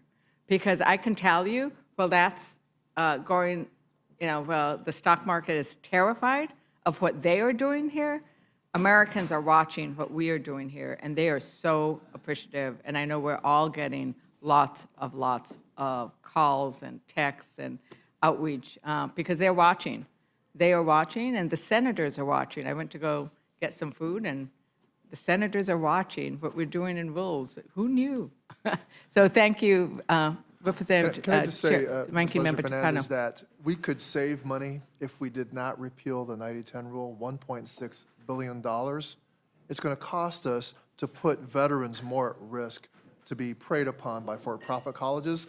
And I would say to my friend Johanna Hayes, I'd like to put that $1.6 billion that we would save if we did not repeal 90-10, that would protect our veterans, to put it toward feeding those kids in your classroom. Yeah, that's what all this is about, was who do we prioritize, right? Let's feed the kids. Thank you, Madam Chairwoman. I yield back. Thank you, Ms. Ledger-Fernandez. There being no further questions, the panel is dismissed.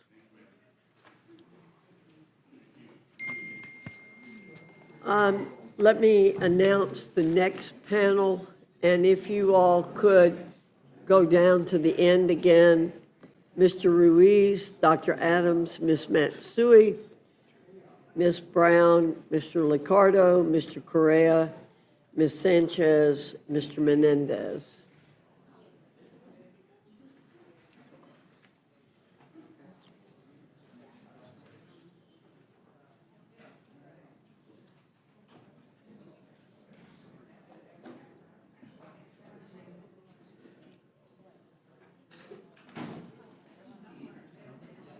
One more, yeah, there you go. Did you call Ms. McCloud? I did. No. What was it? Ms. Liccardo. Liccardo. Liccardo. Mr. Liccardo, pardon me. It doesn't matter. I'll call you the spot. It's okay. You can sit either place. Thank you, Dr. Adams. I'll call you number 2, even if you're the 3rd chair.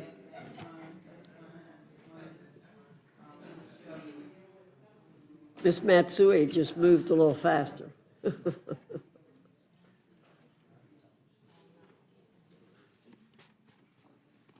Well, thank you all very much for being here this afternoon. And I will start with Mr. Ruiz. You're recognized for 5 minutes. Thank you, Madam Chairwoman, and thank you, Ranking Member, for letting us offer amendments to this big, ugly bill. We all know that taking health insurance away from 13.7 million people, 12.4 million U.S. citizens is going to cause an increase in those that are uninsured. And we all know that when they get sick, their only place for care is going to be in the emergency departments because our EMTALA laws mandate that emergency care physicians like myself will need to take care of patients if their life, sight, or limbs are threatened. And that uncompensated care is going to increase costs, and it's going to affect everybody, whether or not you have Medicaid or private insurance.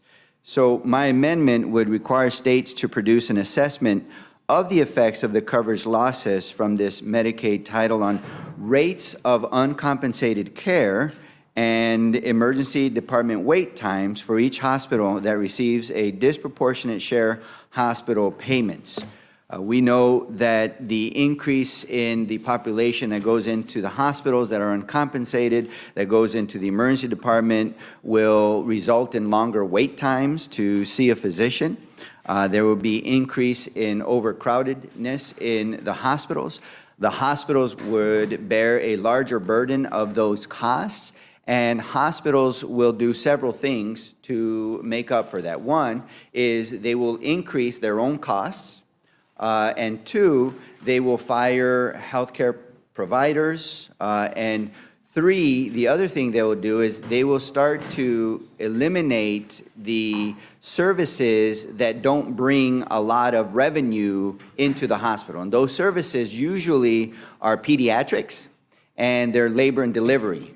So children will be affected, maternity care, women, pregnant ladies who are also covered in Medicaid will be affected because those services won't exist in the hospital. And the final thing that they would do, and there's evidence from this, the Inland Empire Health Plan that manages 90% of Medicaid patients in Riverside County and San Bernardino County in California, recently sent me a letter saying that co-signed by 8 hospital CEOs, saying that if there are significant Medicaid cuts, they would be forced to close. So think about this.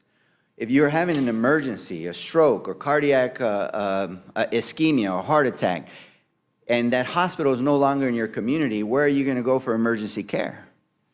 And this is those that are on private health insurance too.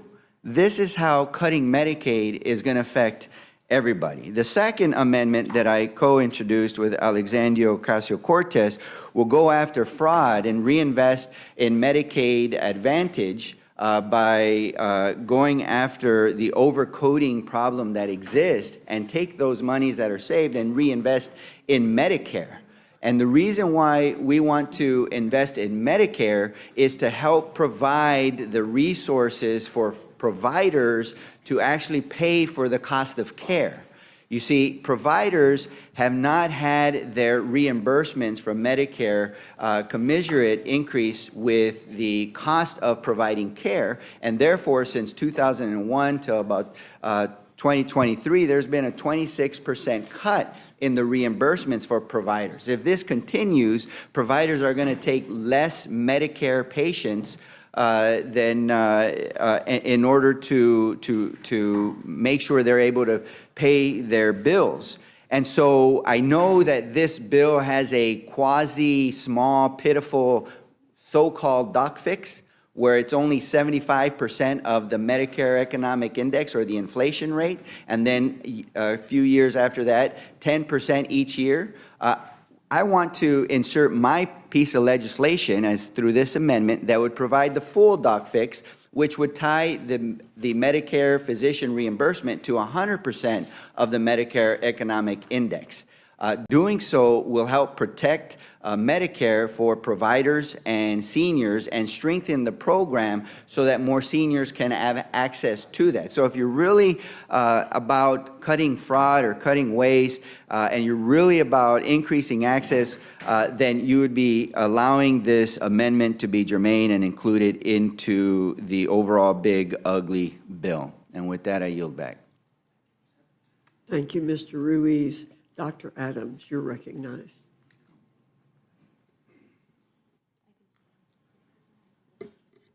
Thank you, Madam Chair, and thank you to the ranking member for the opportunity to speak this evening. Today I'm offering 2 amendments, both rooted in things that I thought we all supported, helping families and helping students.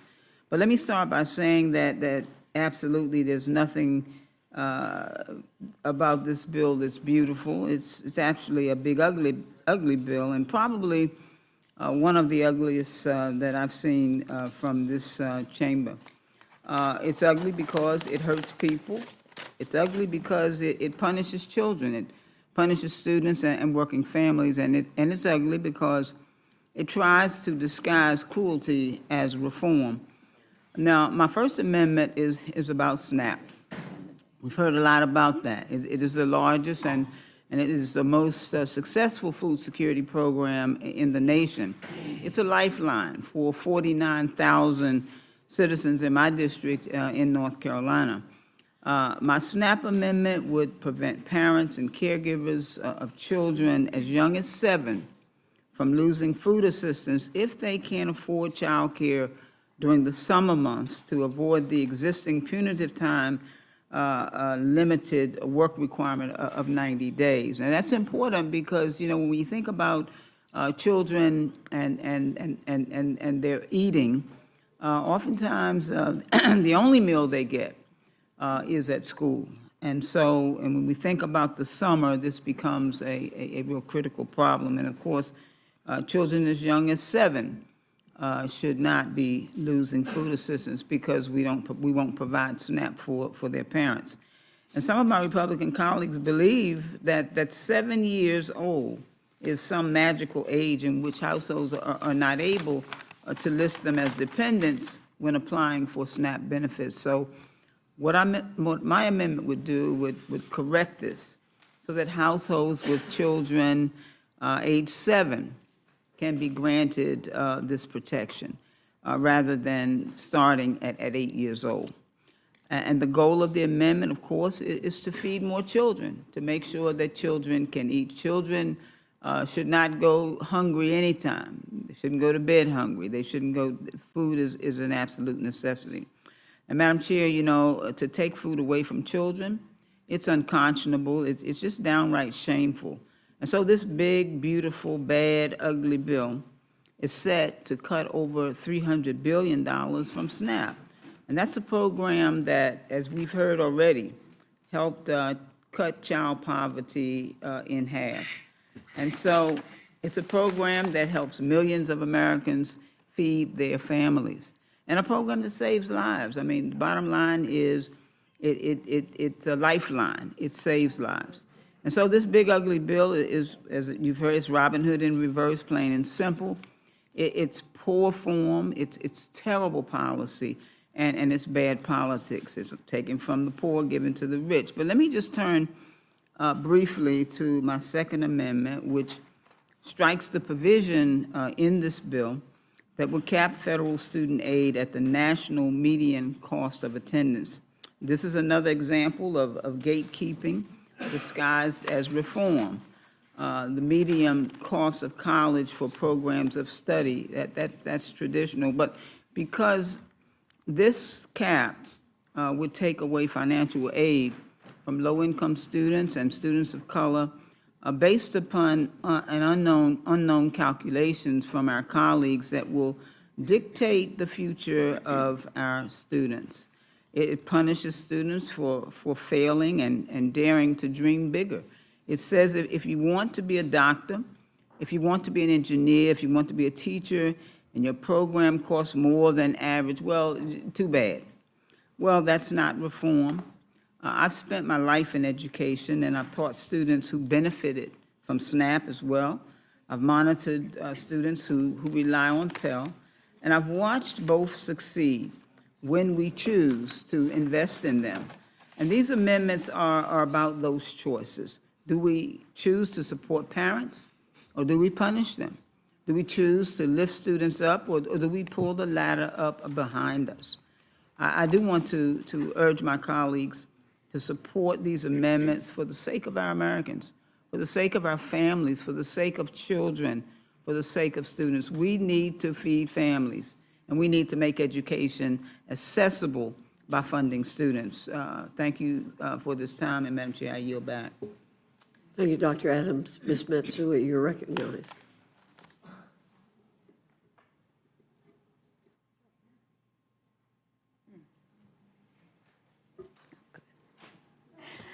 Madam Chair and Ranking Member McGovern, I have 2 amendments on this rule. I'd like to offer these two amendments. My first amendment is simple. It protects Medicaid eligibility for pregnant people, children, parents of dependent children, and people with disabilities. Republicans keep insisting that their bill won't harm vulnerable Americans, that it won't touch people who really need Medicaid. But that's simply not true. That's not true. They said they should have no problem supporting. Then they should have no problem supporting my amendment. These are the very groups the Republicans claim they want to protect. But if they're serious, they should support it. But I doubt they will, because the only way to claim $800 billion in savings is to keep people like Christine, who is a single mom in my district, and millions of others off their coverage. Let's take a second to think about what this means in a person's life, not just as a line item on a spreadsheet. Christine is a single mom doing everything she can to support her two kids. She has been interviewing for jobs but has struggled to land full-time work. In the meantime, Medicaid is how she keeps her family healthy. Because of Medicaid, her children get regular checkups. Her son even recently got braces. That's what Medicaid means to this family, and not a number on a chart, but a healthier future. This bill is filled with red tape and impossible bureaucratic hurdles. It would throw families off of Medicaid and rip away life-saving care, not just from parents, but from children whose health care is tied to their parents. Of the more than 13 million people who will lose their care under this bill, 4.7 million would be because of the red tape requirements in this bill. That would undoubtedly include parents. It will undoubtedly include children, and it will undoubtedly include people with disabilities. So if Republicans are serious about protecting the people they claim to care about, they should support my amendment. And just as this bill undermines health care, it is also weakening our digital security. My second amendment addresses a critical threat, cybersecurity failures that put Americans at risk. It would require cabinet-level officials to receive basic cybersecurity training before auctioning off critical spectrum. That includes following rules about secure communication, rules this administration has routinely ignored. Cyber attacks like Salt Typhoon just show how vulnerable we are, yet instead of strengthening our cyber defenses, the Trump administration is gutting them and turning a blind eye to basic security protocols. We cannot allow sensitive data, health records, or public safety systems to be compromised because this administration refuses to take cybersecurity seriously. So let's be clear. Both of my amendments protect American families. One defends their health care, the other defends their digital safety. If my Republican colleagues truly care about protecting families, they would vote yes on both. I yield the balance of my time. Thank you very much, Ms. Matsui. Ms. Brown, you're recognized. Thank you, Madam Chair, for the opportunity to speak on this amendment. My amendment would strike an especially harsh provision in this bill that is rooted in cruelty, not policy. This simple, straightforward amendment would strike the work requirement provision in this big, bad, ugly bill that lowers the age of what we call a dependent child from 18 to 7. From 18 years old to 7 years old. So I'm abundantly clear, we're saying that 8, 9, and 10-year-olds are no longer considered dependent children. Where did this come from? Why is this necessary? Since when is a first grader not a dependent child? Preventing families with children as young as 7 from losing food assistance, that is what we're debating here. This isn't about waste, fraud, or abuse, and we all know it. It's the excuse, not the reason. So I'd like to invite the Republicans on this panel to explain to me, to my colleagues, and to the American people, how exactly does taking food away from struggling families with young children make this country safer, stronger, more secure, healthier, or even great again? Because the Republicans on the Agriculture Committee couldn't answer that question. And maybe that's because they didn't even bother to speak up when asked. Well, my guess is you can't answer that question either, because the answer doesn't exist. There is no national security strategy that says that hungry families are a path to stability in this country. There is no economic model that says that kids going to bed with empty bellies will suddenly lead us to prosperity. The only reason this provision is, the only reason for this provision is to put some cash in the bank so Republicans can turn around and hand out tax cuts for the wealthiest in this country. Right now, SNAP rules allow parents and caregivers with kids under the age of 18 some flexibility. If they can't meet the 80-hour-a-month work requirement because they are raising a kid, caring for family, or stuck in a job with unpredictable hours, they don't lose access to food. This bill changes that. It pulls away basic benefits from the moment a child turns 7. That is a cold, calculated cut that targets struggling families. This provision alone would make this bill reckless, but combined with the sweeping cuts to family services my Democratic colleagues have been highlighting all day and all night, it's not just irresponsible, it's cruel. This bill doesn't serve working Americans, it punishes them. If you don't own a yacht or fly on a private jet, this bill makes your life harder, not easier. It makes your life worse, not better. And it gives you a shove down, not a hand up. This is a backwards, out of touch policy that ignores the real lives of working families.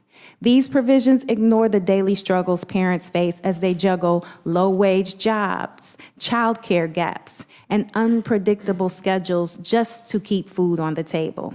It doesn't encourage stability or self-sufficiency. It punishes poverty. And it sends a dangerous message. If you are struggling, you are on your own. I hope you will support my amendment, and perhaps more importantly, I hope you find it in you to really take the negative impact of this entire bill into consideration and vote no. And with that, Madam Chair, I yield back. Thank you, Ms. Brown. Mr. Liccardo, you're recognized for 5 minutes. Thank you.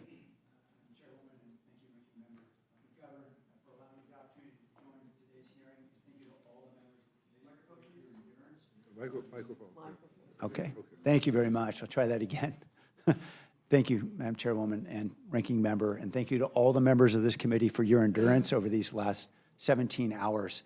I urge the committee to make my amendments in order to take those amendments, amendments 50, 51, and 166, but rather than delving into the details of those amendments, I'd like to express a larger concern about what I call the big bloated borrowing bill. I'd like to talk about what this budget and its borrowing does to our children. In March, I visited Meadows Elementary in East San Jose, where I read a favorite book, The Giving Tree, to a group of fourth graders in a high-need neighborhood in East San Jose. And afterward, a tall girl sitting in the front asked me what it is that we do in Congress to help kids like them. And I talked to her about school lunches. I talked to her about helping her and her mom when they go to the doctor. And I talked to her about how when she has dreams to go to college, we can help her with what we call Pell Grants. No longer, not if this budget is approved. You've heard from my colleagues over the last 17 hours about what this proposed budget will do for our children. Yesterday, the Urban Institute issued a report revealing that the reconciliation bill could cause up to 18.3 million children to lose their access to free school meals. We know many of those children will rely on that meal as their only and their best source of nutrition. We also know that children comprise 40% of the estimated 9.7 to 14 million Americans who will lose their health insurance because of these cuts.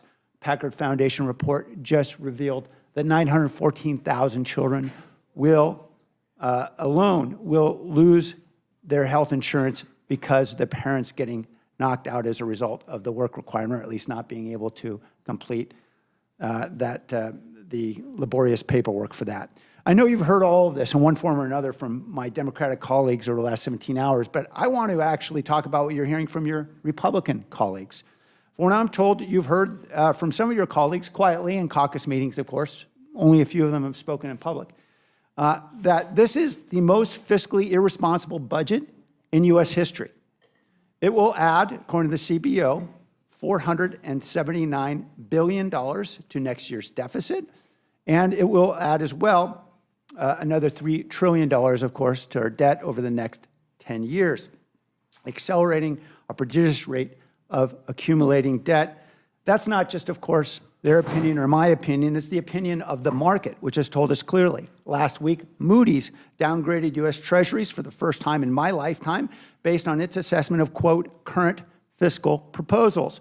Tomorrow's Wall Street Journal is already online if you'd like to check it out. The lead story in the markets, a weak auction for 20-year bonds, exacerbated worries about rising deficits, and I'm quoting, in Washington, and drove sharp declines for stocks and bonds, sending the Dow Jones down more than 800 points and the 30-year Treasury bond yield to its highest level in 2 years.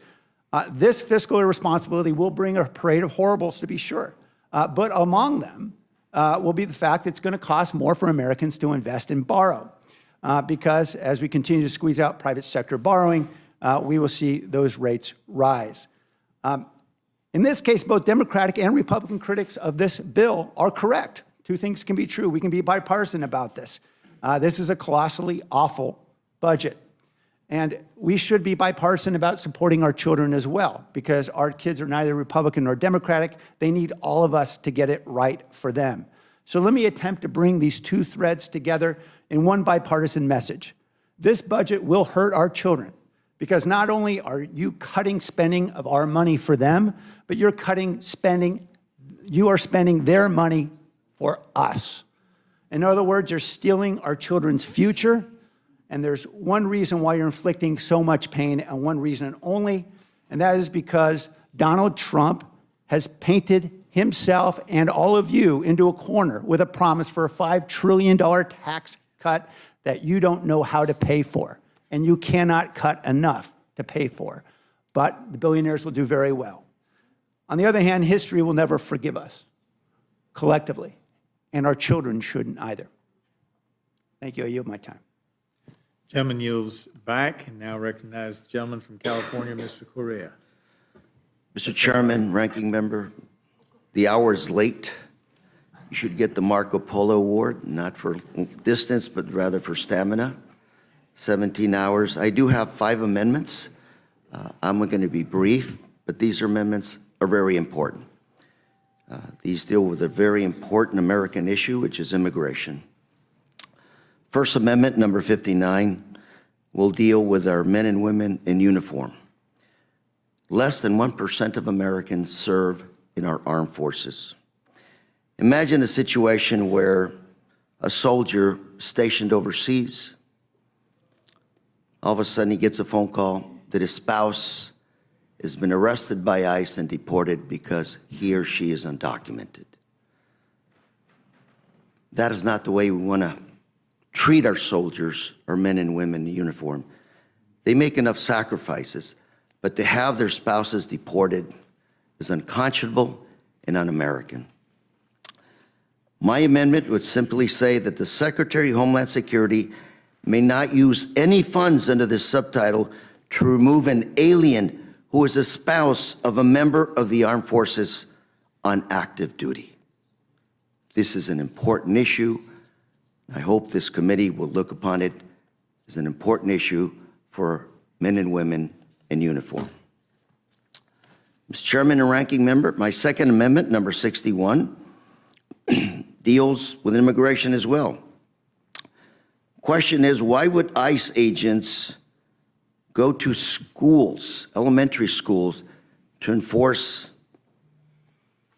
ICE laws to deport individuals?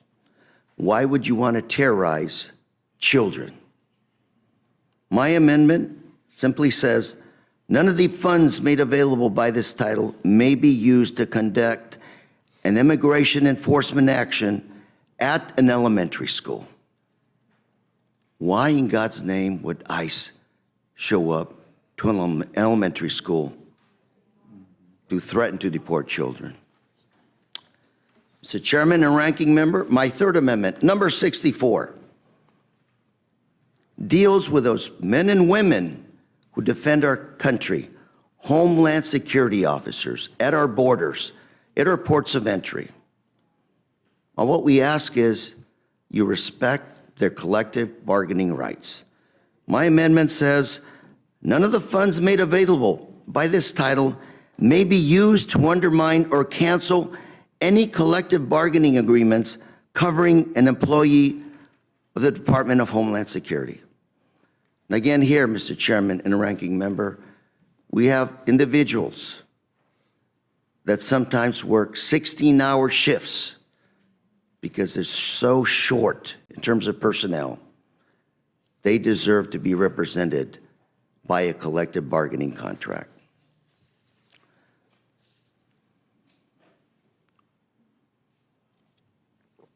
So, Chairman and Ranking Member, my next amendment, number 230. We often say in this country, all gave some and many made the ultimate sacrifice when we are honoring our veterans. Again, less than 1% of Americans actually serve our nation. A lot of our veterans go off and fight, come back with invisible wounds that later on turn into PTSD, and they get into trouble with the law. A lot of these veterans, green card holders, when they join the military, are promised that they will be American citizens when they are honorably discharged. Such is not the case. Veterans that take an oath to the United States of America, veterans that are ready to lay it all down, make the ultimate sacrifice for our country, and then they're deported because they're found guilty of a crime involving moral turpitude. Mr. Chairman, my bill simply says none of the funds made available by this subtitle may be used to remove from the United States a veteran who was honorably discharged unless an immigration judge has determined after weighing all equities that that individual should be removed. All what I'm asking is, before you deport this veteran, look at his whole history of service to our country.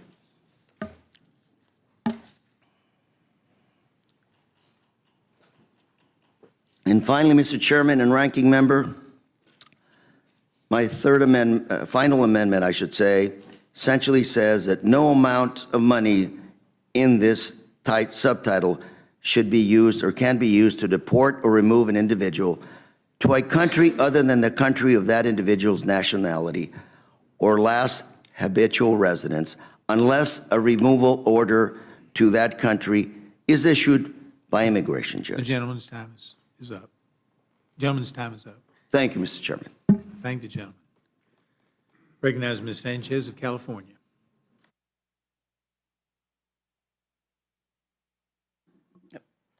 I want to begin by thanking the Rules Committee for the opportunity to offer amendments to this fluid, false, and frankly offensive bill. Our tax code should create opportunity and fairness, but this bill does the exact opposite. It bottoms out the middle class and it strangles working families. It cruelly targets immigrants that are lawfully present in the United States and have been working here for years. It targets children simply because of their parents' immigration status. And this isn't just misguided, it is cruel. The first provision I want to discuss is a promise to preserve taxpayer dollars from going towards undocumented immigrants. The Joint Committee on Taxation said on the record that this bill does nothing to, quote unquote, remove taxpayer benefits for illegal immigrants, rendering the title of this section patently false and misleading. And that is why I submitted an amendment striking these sections. Undocumented immigrants are already ineligible for coverage under the Affordable Care Act and Medicare. What Republicans are actually doing is taking away health coverage from legally present individuals who pay taxes and work in the country legally. There's already a 5-year bar before a legally present non-citizen can purchase marketplace coverage. Purchase marketplace coverage, not given coverage. The reality is that immigrants are actually subsidizing these premium tax credits and other federal programs like Medicare for US-born people. They are paying more into the system than they are actually utilizing in health coverage due to their higher uninsured rate and lower health utilization rate. And this bill just worsens that disparity. If we don't strike these sections, we are only going to see more uncompensated care, more preventable deaths, and more contagious disease, and increases in everyone's healthcare premiums, as Dr. Ruiz said earlier. These are legally present asylum seekers, refugees, humanitarian parolees, temporary protected status holders, and dreamers, recipients who have been in the country for decades and who will no longer have health care coverage under this bill. In California alone, temporary protected status holders contribute $235 million in federal taxes and $170 million in state and local taxes. In Florida, temporary protected status holders contribute $198 million in federal taxes and $113 million in state and local taxes. And if my Republican colleagues are so concerned about government handouts, I want to point to them the newly established expedited resettlement pathway for South Africans, because that immigration pathway grants them access up to 12 months of health insurance if they don't qualify for Medicaid. Talk about a handout. And if Republicans are going to prohibit legally present individuals who have been contributing to our economy for years and even decades from purchasing marketplace coverage, buying it with their own money out of their own pocket, and you guys are going to prohibit that. The hypocrisy of the Republicans never fails to surprise me. My second amendment addresses the denial of the child tax credit for U.S. citizen children if one parent does not have a Social Security number. The child tax credit was created to help children, providing essential support for food, clothing, shelter, and childcare. It has been one of the most effective tools in reducing child poverty in the United States. But this bill will strip that support away from 2 million U.S. citizen children simply because one of their parents isn't a citizen. This provision disproportionately harms Hispanic children, many in my district who already face higher poverty rates.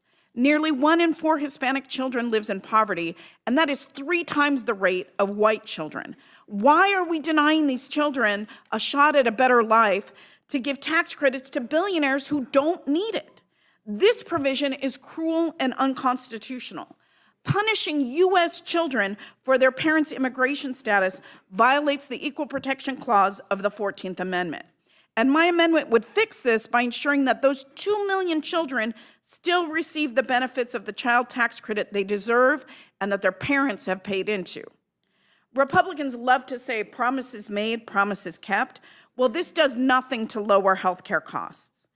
A 65-year-old mother and grandmother from Santa Fe Springs in my district is a survivor of triple-negative breast cancer.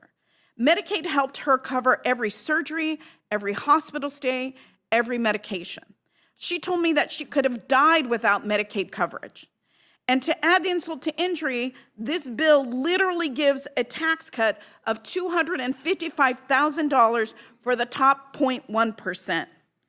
That is unconscionable, and I urge the committee to adopt my amendments, and I yield back. Gentlelady yields back. Now recognize the gentleman from New Jersey, Mr. Menendez.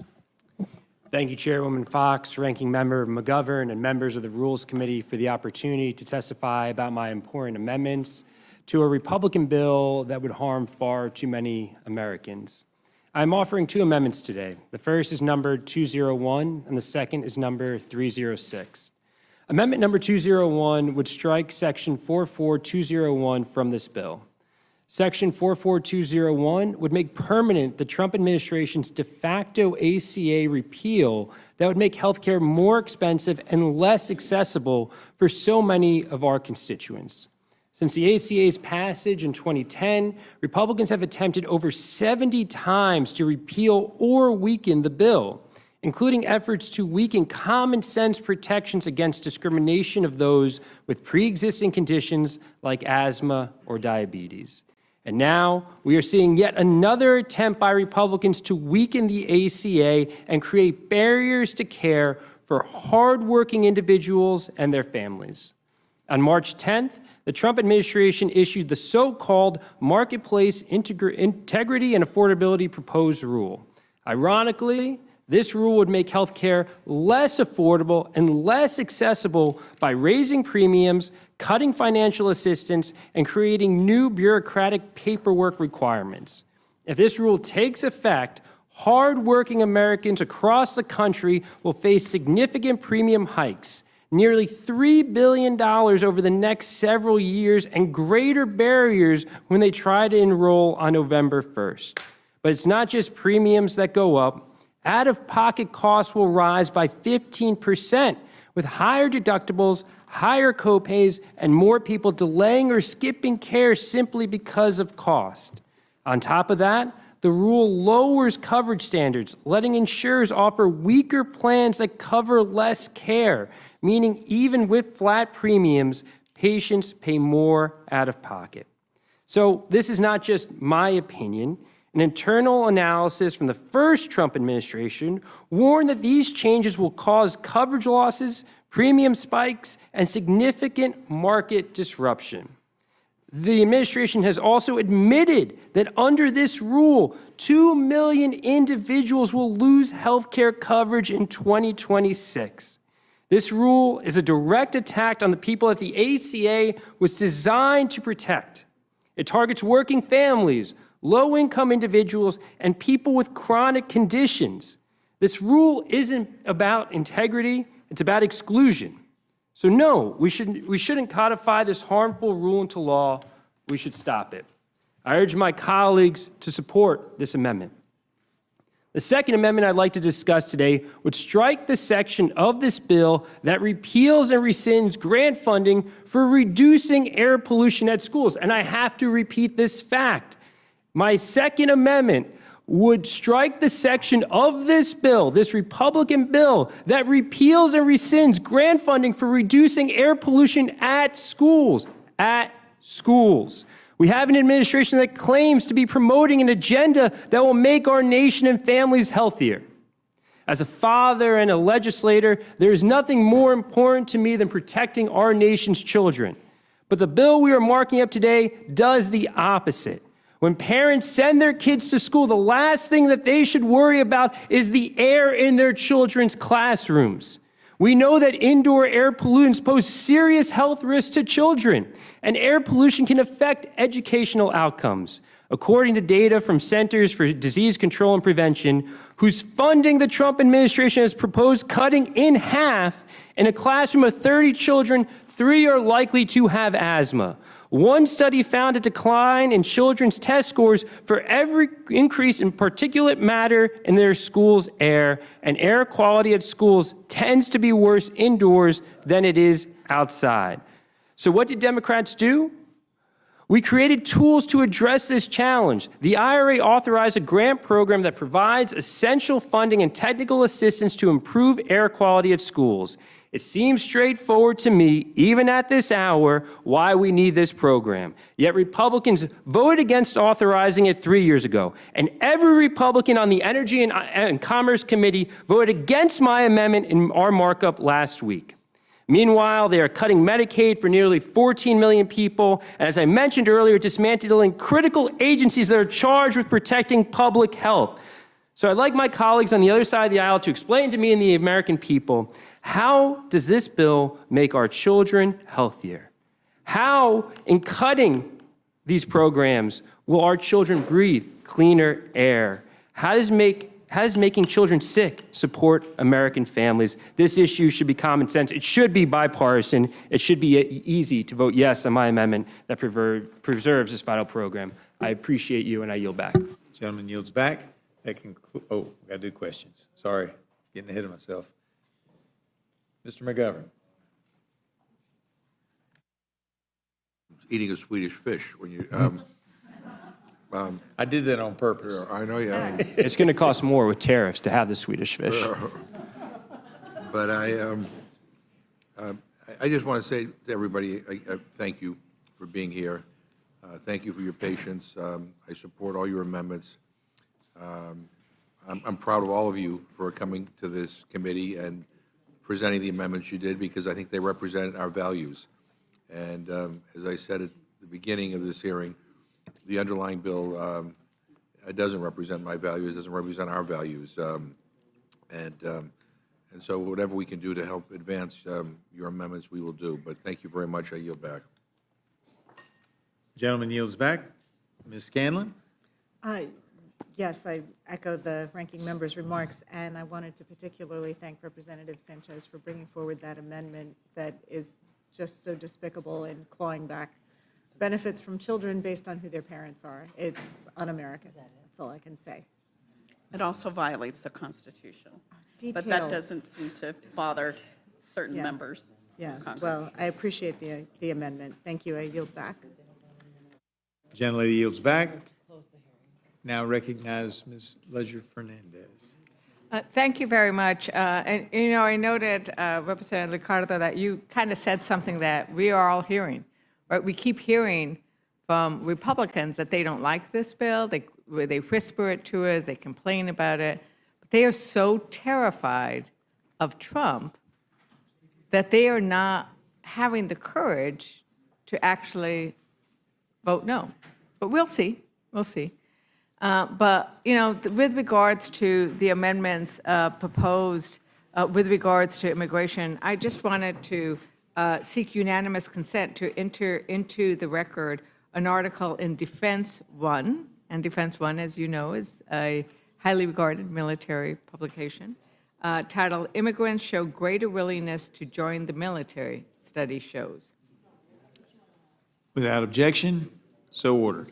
And another article, I think that goes to Representative Sanchez's points. And there's lots of these different articles, but really the point was made by you. It's been made in some of the earlier panels, but we haven't talked enough about it. And so that's why I wanted to, I know we're trying to move on, but I wanted to take some time to acknowledge that this idea that immigrants are the reason you have to cut Medicaid for everybody because they are somehow gaming the system when they do not receive any federal dollars.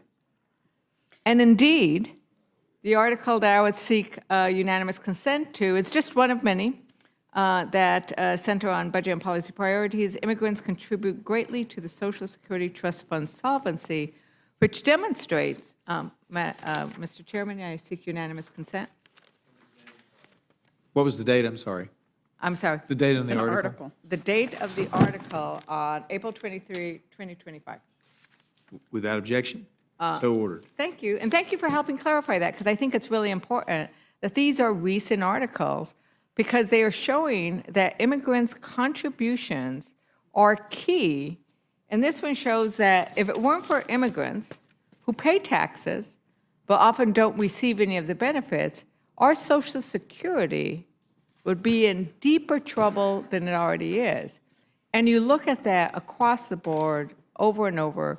And so I'm going to introduce these articles, and I know we want to move forward because we have all these wonderful members who are coming here to tell us all the other new things. This is the great thing about these hearings is we're hearing all of these unique factors that you are all bringing to the fact that we are ignoring our cybersecurity. He got rid of Trump. Trump got rid of, right? I mean, you're laughing because I don't even have to say it, right? Because it's shameful that we have made ourselves more at risk because of what he has done in terms of opening up our vulnerabilities to Russia.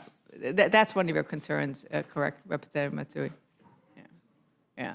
So thank you very much for raising those. I didn't know if you wanted to do anything else quickly on either of those. If I could just respond, it is the biggest lie in the world that immigrants take more from the system than they pay in. Immigrants pay into the system, they work hard, they pay taxes, they're not even eligible for those benefits. And yet other Americans are told the reason why there's waste, fraud, and abuse is because of immigrants. It's patently false. It's lies, and it's meant to divide our country. And so the amendments that I'm introducing are trying to strike those provisions that treat immigrants unfairly, immigrants who pay into the system and are not eligible for the benefits. Yeah, and in this article from Defense One, it's interesting, the articles you start reading, once you get to Congress, like who knew I would start reading military articles? But, that U.S. are more willing to fight for their country. And what they're fighting for, as it goes in to discuss, is the ideals of the country, the ideals of the Constitution. And that is something that I think we need to remember, that we're dealing with a tax bill and cutting essential benefits, but they are wrapping it around elements that are undermining the ideals of this country as a place where we create opportunity for everybody, whether you're native-born from West Virginia or you're an immigrant or married in. I would only suggest that, and maybe I could discuss it with you later, the idea that it should be any family who is not just the spouse, but also the children who are married into the military. But with that, you wanted to say something? I just want to just join my colleague, Congressman Matsui, to your point about cybersecurity. I mean, this is, when I was on Homeland Security on the cybersecurity subcommittee, this was something that had bipartisan support. And this is something that we should all be in agreement on. Yeah. We're watching an administration dismantle CISA and our cybersecurity workforce at a time that we need to be growing it. And instead of having a strong federal response to all the attacks that we're seeing both in private and public sector to our critical infrastructure, we're saying that the states and municipalities have to handle it when they don't have the resources to. And so I appreciate Congresswoman Matsui's leadership on this issue and her amendment, because it is something that should have bipartisan support, because it has historically had bipartisan support, because it's an issue of national security. And the fact that we can't agree on this amendment, that everyone in the administration, especially when you're enabling people from DOJ to have access to some of the most sensitive personal data of all Americans, right, from red and blue states across the country, whether it's HUD or the VA or the IRS, we should have some level of cybersecurity awareness and training for those individuals. So I thank the Congresswoman for her leadership on this issue, and it should be something that should have bipartisan support, and I thank you for raising it as well. Thank you very much. And once again, we aren't hearing any Republicans complain about any of the kind of transgressions that would have normally had an outcry, a bipartisan outcry. But with that, Mr. Chairman, I yield back. Gentlelady yields back. Now I recognize Mr. Scott. Thank you, Mr. Chairman. And there are legitimate differences of opinion on different issues. Many of my friends are Democrats. I travel with them overseas. We have different ideas about how to solve the same problem. So there are legitimate questions, differences about how we would handle the issues. But I can tell you, as someone who's in the rooms where there are no telephones, where we're dealing with the cybersecurity related issues, there's no breakdown on the cybersecurity right now. There's just not. So we can have our debates and our differences of opinion, but I can tell you this. The administration is committed on cybersecurity, just as I believe the previous administration was committed on cybersecurity. And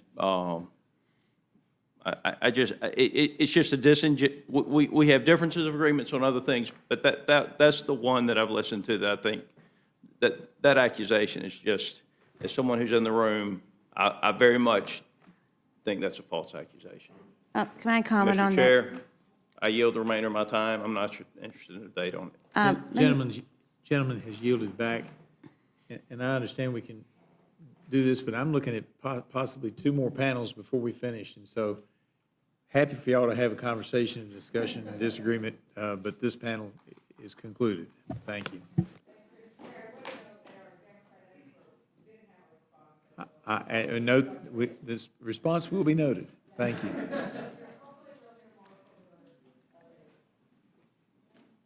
And what we've been trying to do is when I start calling off the names for the next panel, it'll be starting on this end with chair number 1, Mr. Khanna, Ms. McClellan, Mr. Courtney, Mr. Frost, Ms. Brownlee, Mr. Magaziner, Mr. Garamendi, and Ms.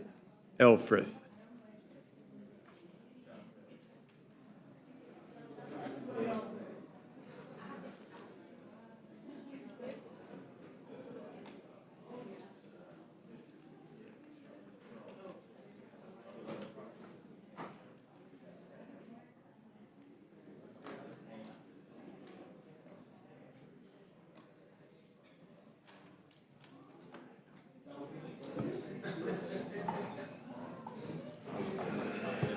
All right, I know it's still a little busy, but if we can go ahead and get started. Mr. Khanna of California, are you ready? He's recognized for 5 minutes. Thank you, Mr. Chair. I have a common sense bipartisan amendment.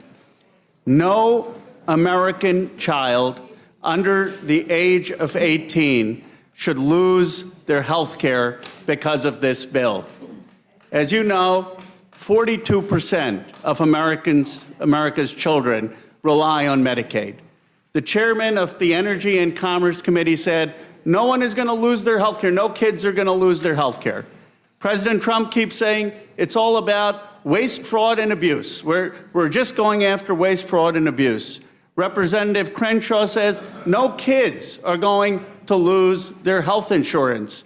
And a number of Republicans wrote in a letter to the Speaker that they should make sure no kids lose their health insurance. But the reality is, independent estimates are that 800,000 kids in this country are going to lose their health care. I think we can all agree that any child born in America should have health care. So if the Republicans agree that kids shouldn't lose health care, why not just have a simple amendment in this bill saying we guarantee that no kid is going to lose health care? Now you ask, why is it that kids are going to lose health care? Why the estimates of 800,000? The reality is that the work requirements were tried in Arkansas, and what they kicked off health care because of bureaucratic reasons, the kids lost the health care too. It's not theoretical.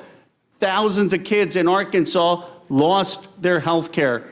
And this to me seems like the easiest way that we can answer this question. Just guarantee to the American public that not a single American kid is going to lose health care with this bill. And that would answer the question. It would make good on all of the promises. It would make good on the promise that Trump is saying it's only waste, fraud, and abuse. He certainly doesn't want to deprive American kids born here of health care. Let me end with this point. I was in Allentown. There was a 6th grader. She stood up and she said her name was Sophia. I won't say her last name, but her name was Sophia. And she said, I'm scared. I'm scared. Can you assure me that I won't be afraid? And she said she's afraid because her grandmother is on Medicare. And she said she's afraid because she's a single mother is raising her. And she was concerned about her own health care. I want this amendment to pass so I can tell Sophia she doesn't have to be afraid about losing her own health care. And kids like Sophia should not be afraid of losing their health care across this country. Gentleman yields back. Gentleman yields back. And now recognize the gentlelady from Virginia, Ms. McClellan. Thank you, Mr. Chair, and Ranking Member McGovern for allowing further amendments to this bill. I think so. Okay. My amendment would ensure that the proceeds of any spectrum licensing, allocation, or auction won't line the pockets of the president, a special government official, any other government official, or their families. It would also ensure that the FCC does not collude with the president or any other government official or their family to influence the outcomes of their personal legal battles. But spoiler alert, this amendment's probably not going to pass. So I want to take the rest of my time to talk about this big bad billionaire bonus that benefits the wealthiest 10% of Americans at the expense of the poorest 10%. It shifts costs to states that are already struggling to fill massive holes that they are seeing from the Trump administration's funding freezes. They are trying to take on the burden of more responsibility shifted to them, whether from the Department of Education or these new work requirements, or now to pay for nutrition benefits for the first time ever. States are going to be left in the untenable position of having to raise their own taxes or gutting even more services as a result. This bill does nothing to address the underlying costs of health care, child care, groceries, energy bills, or anything else. And why are we rushing through this bill to the point where the bulk of it is being discussed in the middle of the night while everybody else is sleeping? What is the rush? Are the wealthiest few in that big of a hurry to get richer? Is there a flash sale on yachts that I don't know about? We've had these markups in the middle of the night that include provisions that Republicans didn't even know about. Like the Republicans on the Energy and Commerce Committee who were caught off guard by the Medicaid provisions imposing copays of up to $35 on an individual who earns up to $300 a week. They didn't know that if somebody was kicked off of Medicaid because they couldn't meet burdensome work paper requirements to prove that they're working, like the 18,000 Arkansas individuals who were kicked off when they couldn't meet work requirements even though they were working, these folks that get kicked off wouldn't be eligible for subsidies to purchase marketplace plans that they otherwise couldn't afford. And that came as a surprise to my colleagues in the E&C committee in the middle of the night. And somewhere between the E&C marathon markup and here, a provision was added that would cut the federal match for Medicaid in states that dare to provide health care to lawfully present immigrants. That means that Virginia, that covers lawfully present pregnant women and children, could face a cut in the federal match that would trigger an unwinding of Medicaid expansion that would cost hundreds of thousands of Virginians their health insurance, put our providers, especially our rural hospitals, at risk of closing their doors. Now I heard there'll be at least one manager's amendment that might fix that. But who knows? Who knows what will happen once the Freedom Caucus, I think they've already returned from the White House, but who knows what they've demanded and what they've gotten. And they want to kick even more people off of their health insurance. But what else is buried in this bill? What's going to be buried in the manager's amendment?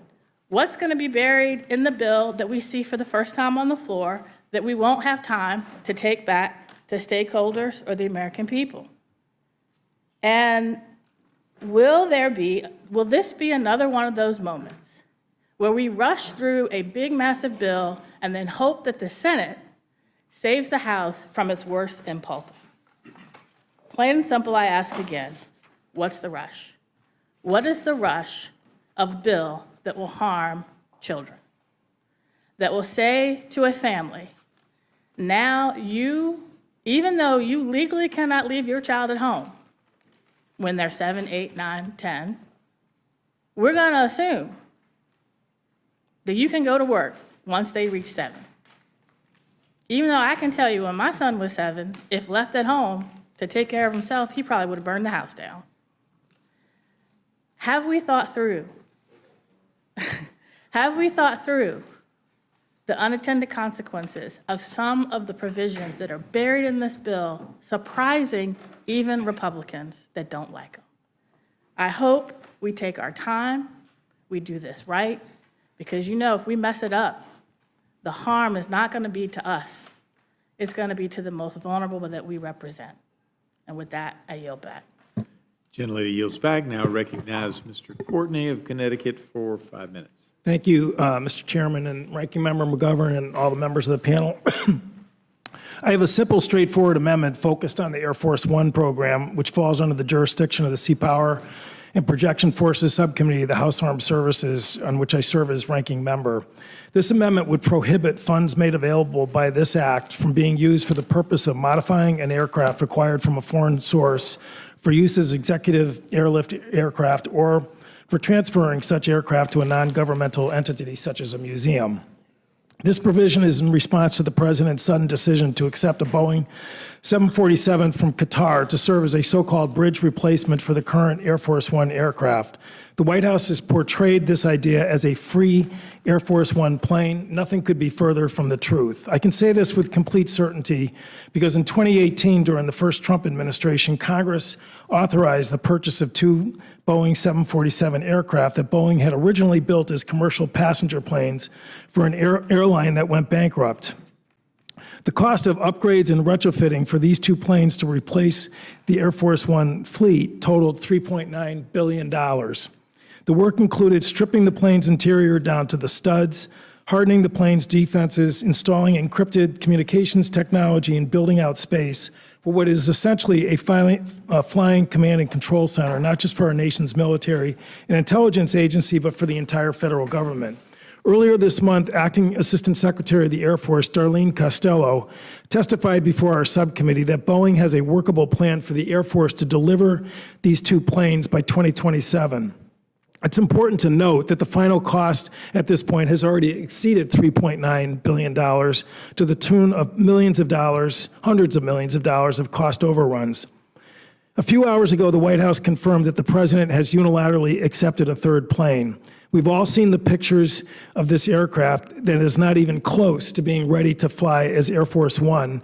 And clearly, it's going to require much of the same time and expense to be stripped down and upgraded as the 2 jets already under contract with the Air Force, which are on track for delivery during the President's current term. This scheme was not free, and the new scheme is not going to be free either. It's going to cost the taxpayers a lot of money.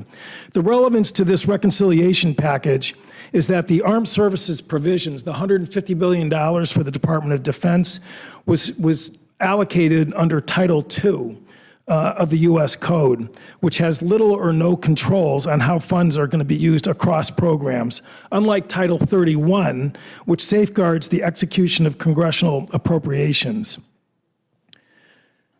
And again, during the markup, we had a lot of back and forth with committee staff about the fact that the Office of Management and Budget is going to be basically free to spend that $150 billion with little or no controls or restraint. And we know that this budget director from the first Trump administration was brazenly reprogramming money with no congressional authorization over and over again. Madam Chair, there are a host of other reasons for Congress to approve this amendment, particularly the constitutional prohibition in Article 1, Section 9, Clause 8, that bars any official from accepting gifts or emoluments from another government without approval of Congress. Obviously, Congress has not even come close to approving this gift.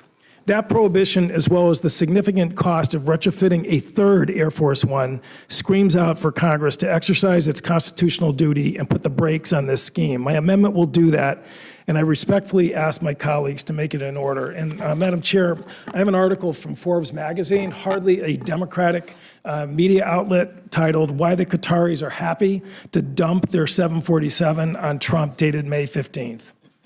Without objection. Thank you. I It'll be yield made a back. part of the record.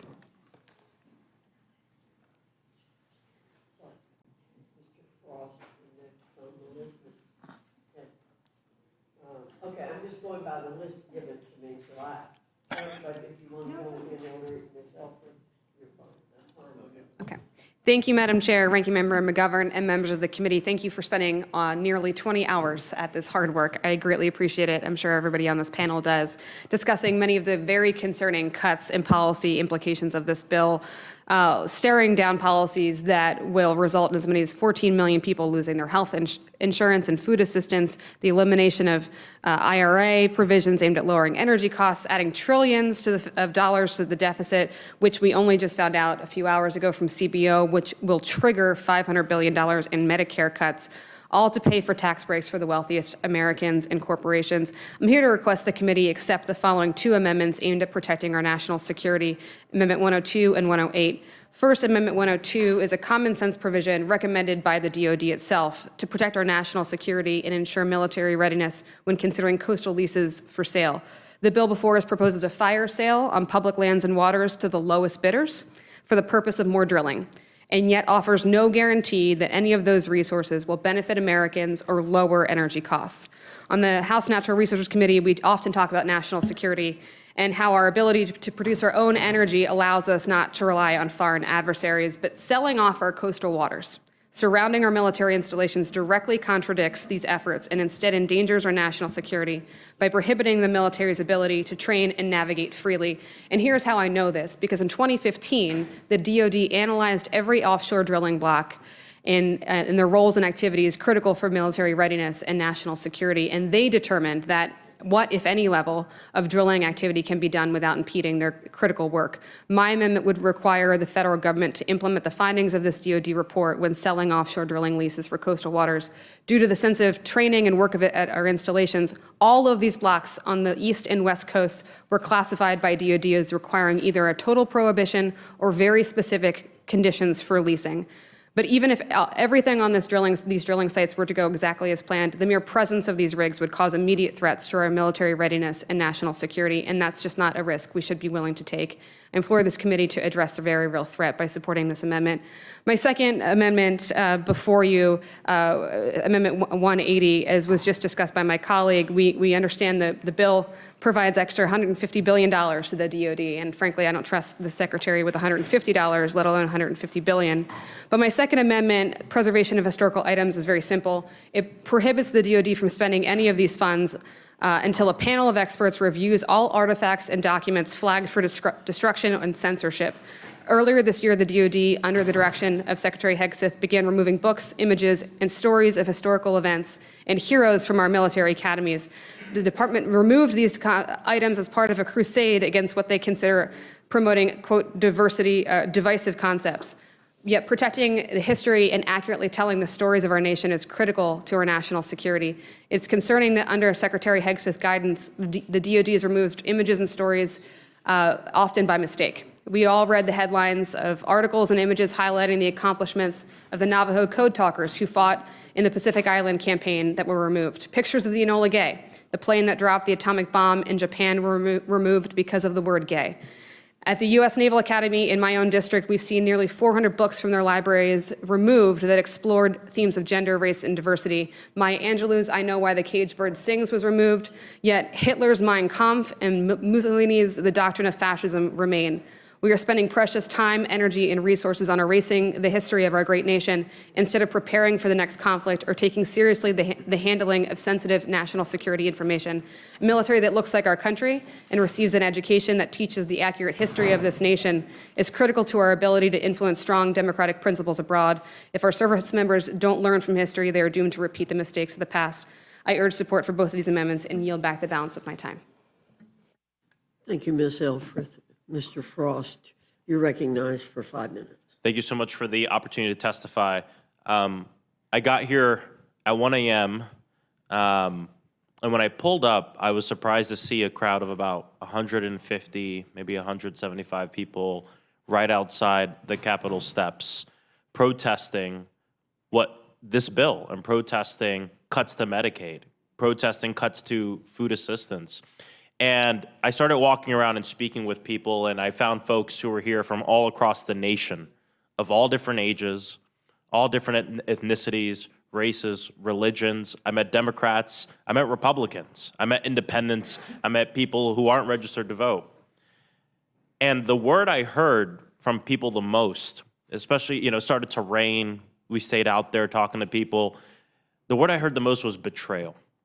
And people felt betrayed. And a lot of these folks had already planned this trip to DC for a long time. They didn't even know that this vote would go on. But when they found out that the Republican majority would be hosting a key hearing on this budget, which the budget shows the morals of a nation and the character of a nation, and they heard it was happening at 1 a.m. in the middle of the night, these people in the middle of their vacation, their advocacy trips on other things and all this, decided to come out in the rain with their families to say, we don't want to be betrayed. We want our health care. We want the nutritional assistance. We want a budget that reflects the values of this country. And we don't want a bill that will facilitate the single largest transfer of wealth from the working poor and the working class to the ultra wealthy in the history of our nation. It's dark and twisted that many Republican politicians want to take away health care, make food more expensive, restrict the child tax credit, all to enrich billionaires and mega corporations. If this bill passes, kids will go hungry. If this bill passes, people will die.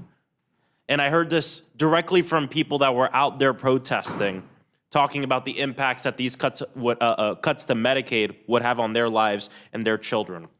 I also know this bill's unpopular because I've been traveling this country, going to Republican districts and speaking with constituents who have a Republican representative who refuses to host the town hall.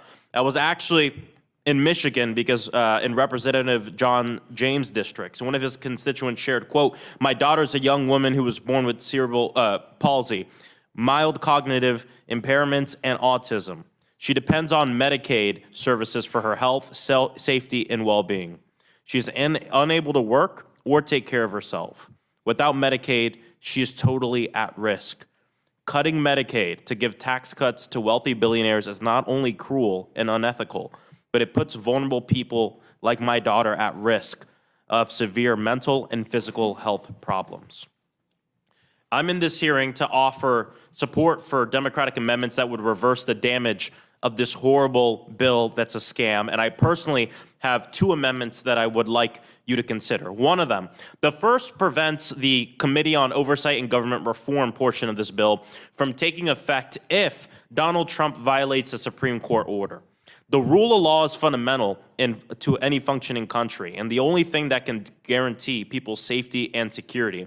Without the rule of law, there's chaos, corruption, anarchy. And the president loves to talk about the rule of law, but then he goes on to completely ignore and defy Supreme Court orders that are telling him to do stuff. If any working person at home were to ignore a judge, what would happen to them? No politician is above the law, including Donald Trump. Our democracy and our rights are hanging literally by a thread, in part because Trump has lost over and over again in court because his illegal acts are prohibited by federal judges and by law. And these have been decisions coming from federal judges appointed by both Democrats and Republicans. My other amendment overturns a portion of the bill that eliminates a tax on silencers that has existed since 1934. Republicans want to make it cheaper and easier for the next mass shooter to carry out their plans and kill innocent people. Silencers make it harder for law enforcement to quickly and effectively respond to active shooter situations, since it makes it more difficult to recognize the sound of gunfire and locate the source of the gunshots. This bill is a giveaway to billionaire donors and apparently also wants to continue to enrich gun manufacturers who want to make even more money and profit even more off of the death of our children and our people. I yield back. Thank you, Mr. Frost. Mr. Magaziner. Thank you, Madam Chair. I am here tonight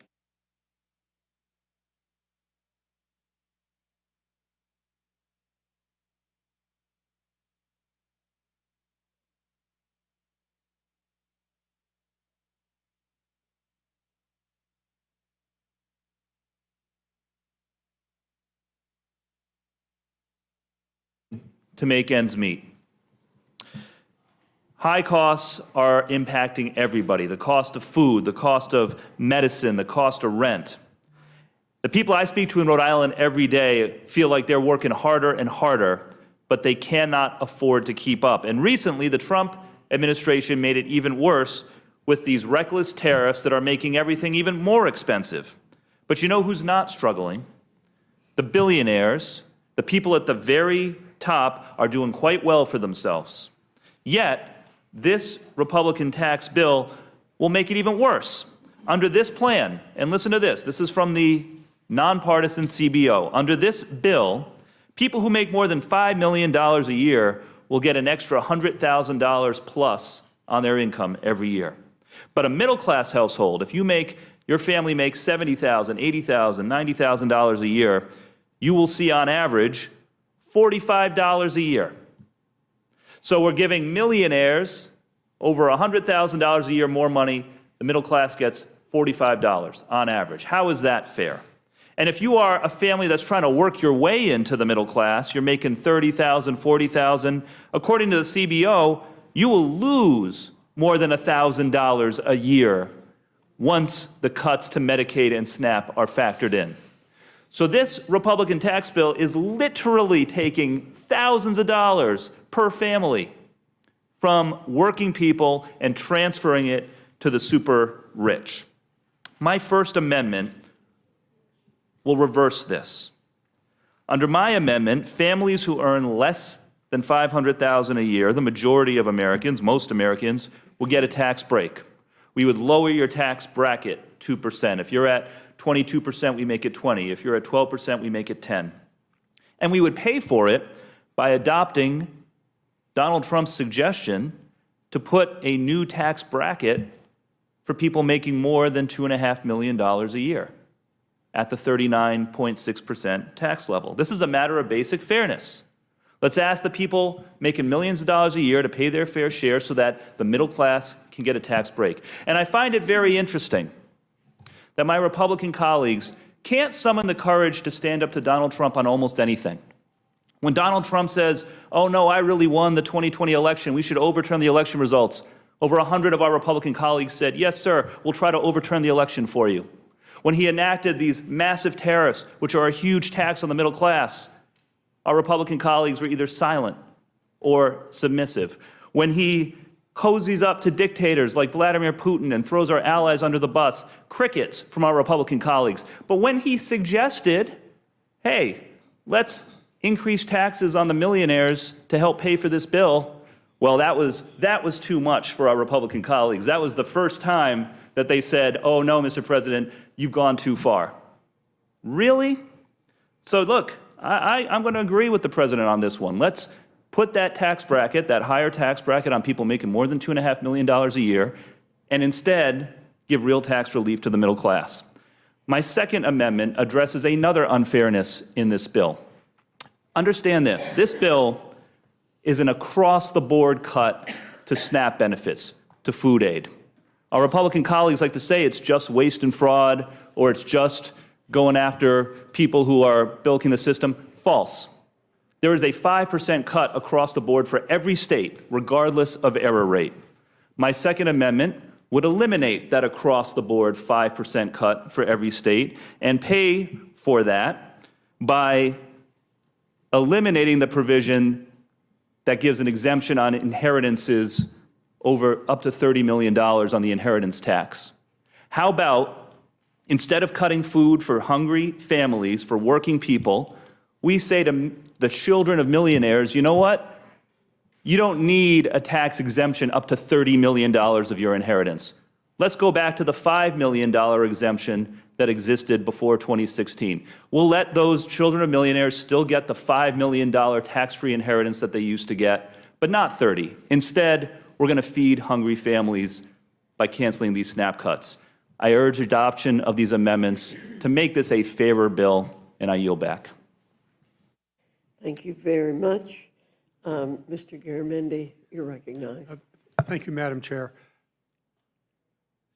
You've heard hours and hours of amendments, all of which in one way or another would improve a terrible piece of legislation.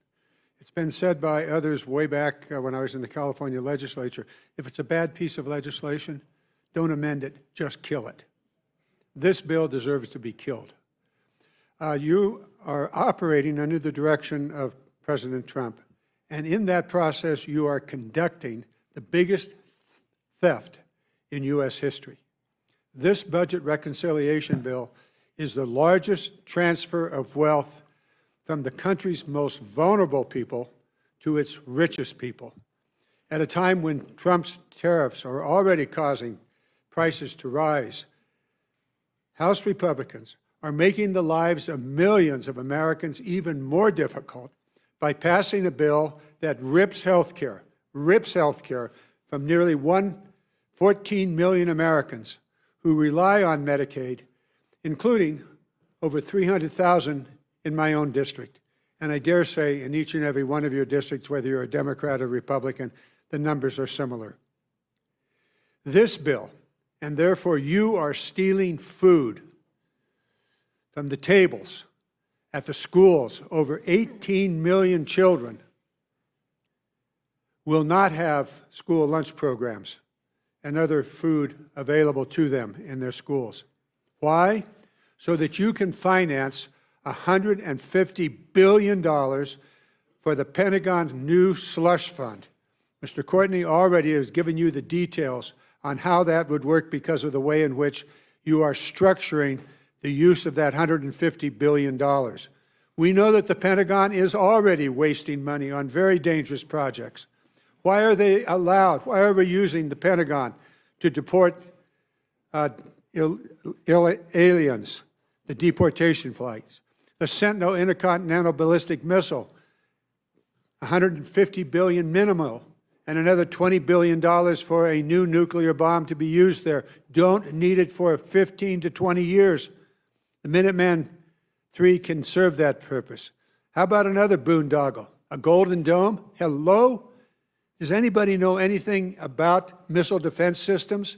You want to talk about the $30 billion we've already spent on the missile defense system that doesn't work and was canceled 2 years ago, and so we're going to start anew. Now we'll have a Golden Dome. Oh boy. Now this bill does not pay for itself. Where are the deficit hawks? They used to be across this entire room. All of you used to be deficit hawks. Somewhere between $3.5 trillion to $5 trillion will be added to the national debt as a result of this legislation. Hello, deficit hawks, where did you go? What happened to you? You frightened of Trump? Is that it? Franklin D. Roosevelt once said, "The test of our progress is not whether we add more to the abundance of those who have much. It is whether we provide enough for those who have too little." This piece of legislation goes exactly the other direction. It adds to the wealth of those who have much, and it literally and actually takes away from those who have little. The Congressional Budget Office yesterday confirmed that the bill will raise the incomes, will increase the wealth, the incomes for the wealthiest 10% of Americans, while simultaneously cutting the incomes for the poorest 10%. What in the world are you doing? Why would you do such a thing?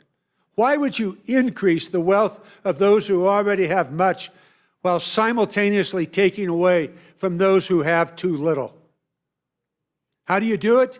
You gut Medicare. You heard from my colleagues. The SNAP program used to call it food stamps. That's real food. And there are already real regulations on what those SNAP programs can be used for. Head Start, it goes on, and it is a disgrace. It is a disgrace. And let's recognize what it is you are doing. The facts, people are struggling, already struggling. You pass this legislation and the struggle will be worse for those who are in the bottom of our economic system. The fact that so many Republicans have voted actively to harm your own constituents just to curry the favor of Donald Trump, it is shameful. There's no other word to describe it.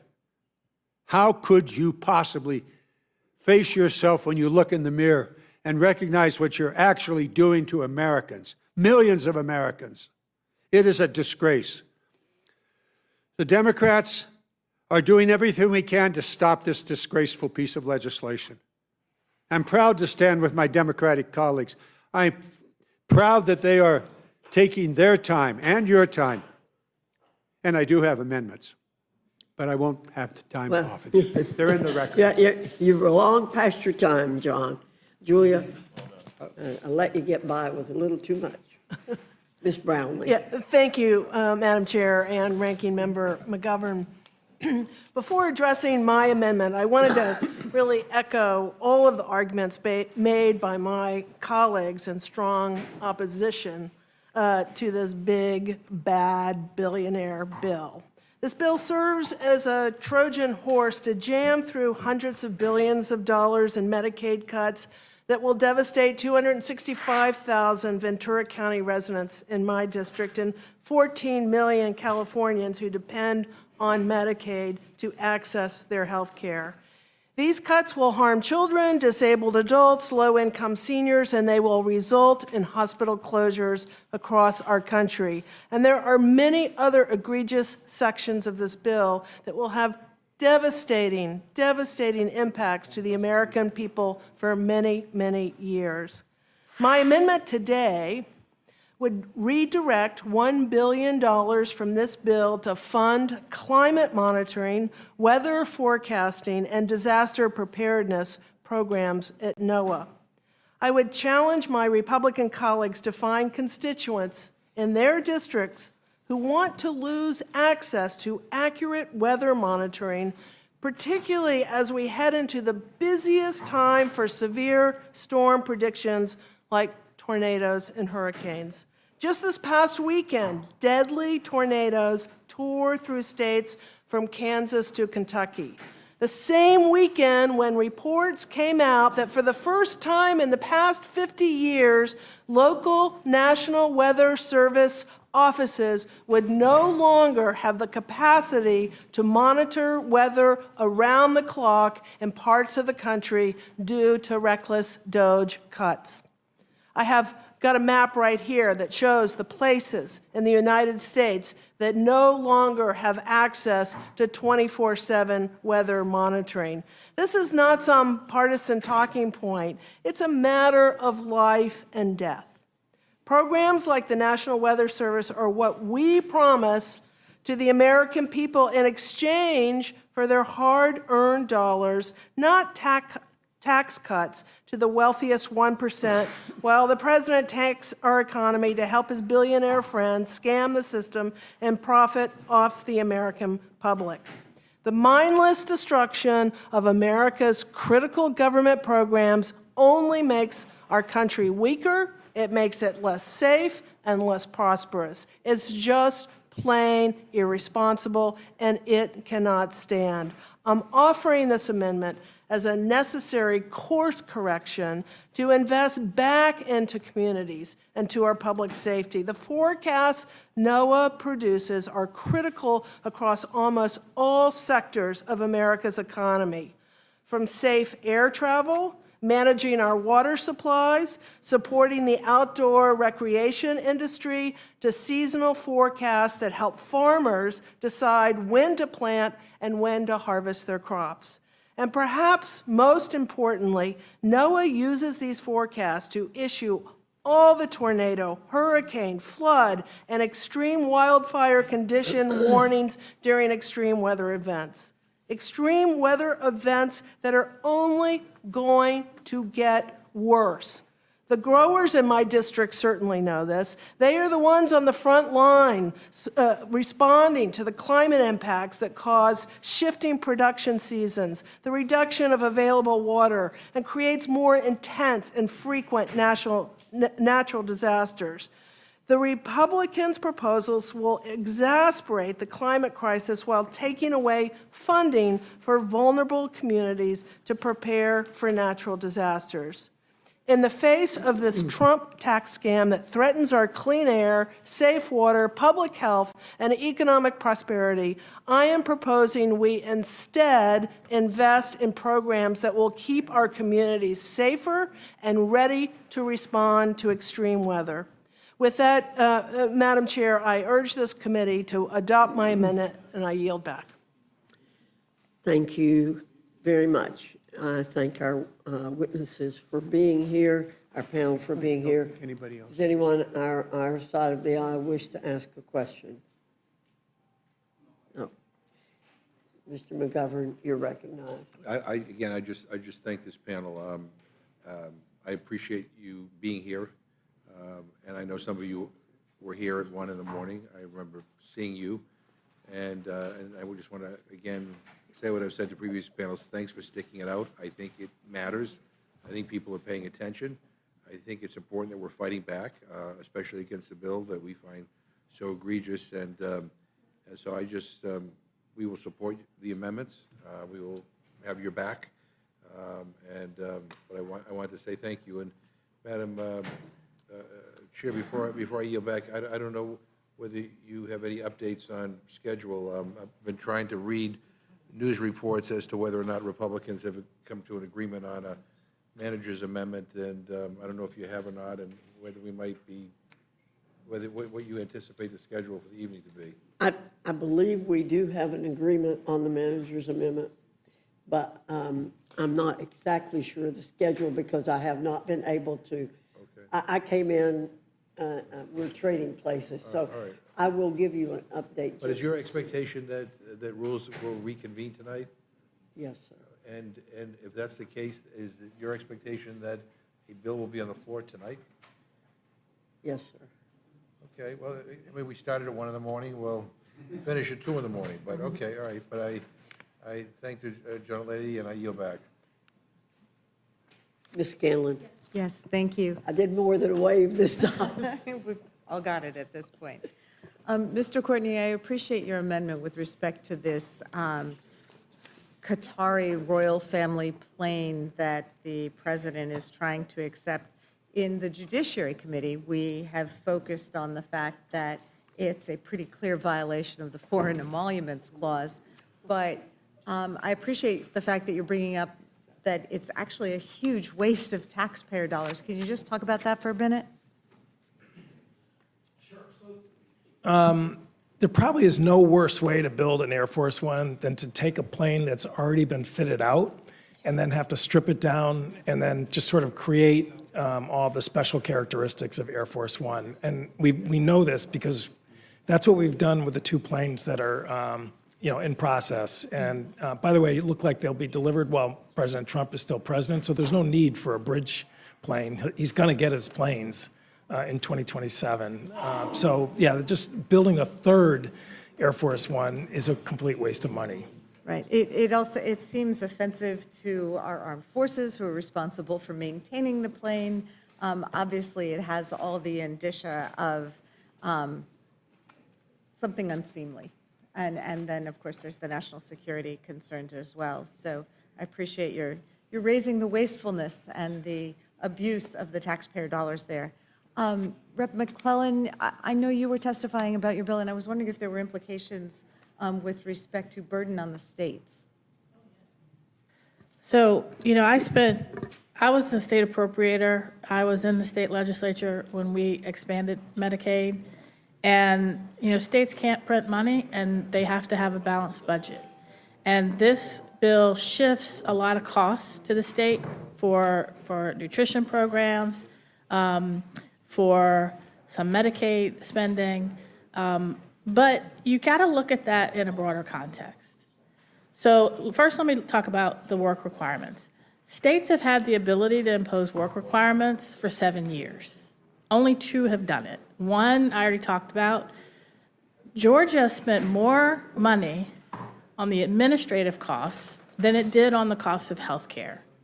And as a matter of fact, ProPublica and Current did an analysis that showed that 3/4 of the nearly $87 million they spent on the program went to consultants. That's why states haven't done it, because the administrative cost to set it up and run it is high. But now you have EPA grants that have been, categorical EPA grants that are being cut. So the states have to worry about how are we going to deal with clean air and clean water. Take a state like Virginia that has the 2nd highest number of federal workers. Analysis has already shown our unemployment rate has gone up. Our GDP is expected to slow. We are seeing the economic impacts of what the administration has already done. So they're now worried. Virginia doesn't have a surplus. It's not going to have a surplus because now we're going to have all these other costs coming down from the federal government. Oh, by the way, this bill handcuffs the state's ability to increase the provider tax. And while you're doing all of that, you're handcuffing the state's ability to regulate in any way AI, which is a whole nother conversation, but I just wanted to throw that in there. The party that says, well, let's just give everything back to the states is giving the states a massive hole in their budget and handcuffing their ability to fill it, and they're gonna do one of two things. They're either gonna raise their taxes, or they're gonna significantly cut not just Medicaid services, but education, environmental protection, transportation, infrastructure, and public safety. This bill and the actions of the Trump administration already are blowing massive holes in state budgets that somebody's got to pay, and it's going to be through increased state and local taxes. Thank you for that. I'm hearing similar concerns from our Pennsylvania state legislators, especially as there's money that's been appropriated and contracts that have been awarded, and suddenly they've been canceled by DOJ or the White House or Office of Management or Budget or whoever it is that's impounding money illegally. So people already have projects underway, and all of a sudden the rug's being pulled out from under them. And then we're seeing these additional issues where all of a sudden there's going to be this huge cost shift. It's a real bait and switch or kicking the can down the road, whatever. I think it's a but- giant sucking sound. Yeah, okay. Well, thank you, and thank all of you for being here and bearing with us tonight. Okay, I yield back. Thank you, Ms. Scanlon. Mr. Neguse, you're recognized.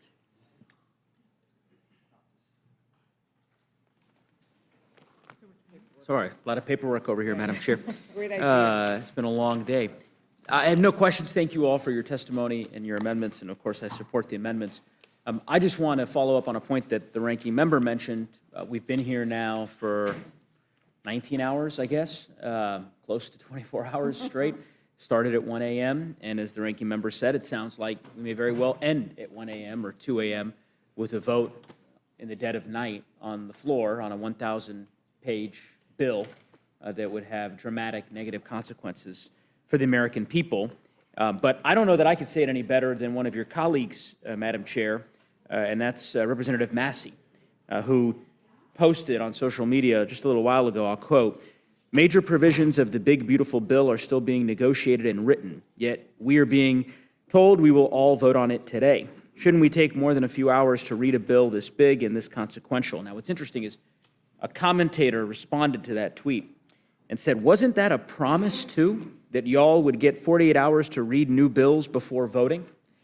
And Mr. Massey's response, yes, it is in our rules that we will have 72 hours to read every bill, yet it's been circumvented this week by a manager's amendment, which substantially changes the bill, but should only contain technical clarifications. And a rule called same-day rule has also been suspended, which of course we know was done yesterday. Here's the point. We've seen this movie before. We, I suppose, will wait here with bated breath for the manager's amendment to be submitted to this committee. I suspect that that manager's amendment is not going to have technical corrections and changes to the rule print, but instead will be fundamental changes to this bill. And we, House Democrats, and ultimately the American public, will be compelled to reckon with and try to discern what those changes are and the impact the changes will have on our constituents in the dead of night.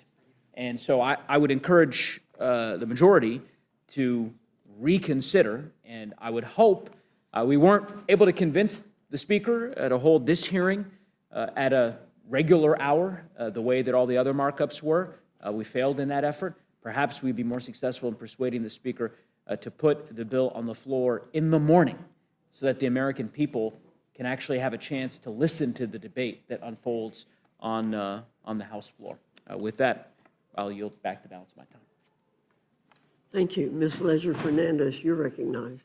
Thank you. And once again, I think we heard from this panel a range of ideas that only through showing up and testifying and actually speaking, we had very little Republican participation. Because, as we noticed this morning, they don't even want to read out loud their own bill. They are so ashamed of what is in the bill that they refuse to read out loud their bill.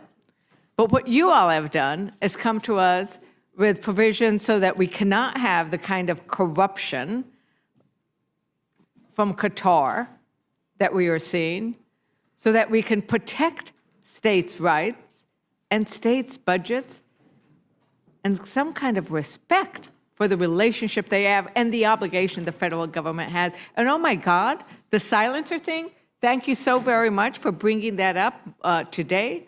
And yes, there are ways of addressing the deficit and actually protecting the middle class that we could get to, but they don't really want to get to because, as you have pointed out, it's all about the wealthy.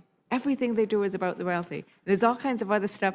And do they have their heads on the sand or what? Like, not in the sand, they were like ignoring the danger around us for money, right? So the risks that they are imposing on the American people is just astounding. And, you know, we came in at night. I don't know if there was a moon or there wasn't a moon, and then there was a sun or maybe not a sun, and now there's maybe not a moon or not a moon. But what it is definitely, even the Republicans are in the dark because, as we can see from these tweets, they haven't seen any final language. They think this is in there. They think that's not in there. And I heard that maybe they all want to go to some meeting and they all have to leave to go do something better than stand up for their constituents. So that's why we're watching this, because they all have Memorial Day plans. Really, it's disgusting what they're doing. With that, I yield back. Thank you, Ms. Leisure Fernandez. I thank the panel for being here. We have, I believe, one more panel, and so I'll tell you you're excused.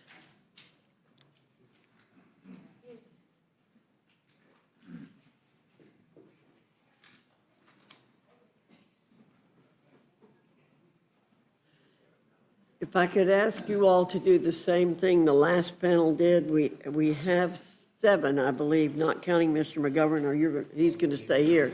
So if you'll go down, Mr. Bynum, Miss Bynum, excuse me, Mr. Johnson, Ms. Poe, Mr. Landsman, Mr. Byer, Mr. Bishop. Somewhere in that order.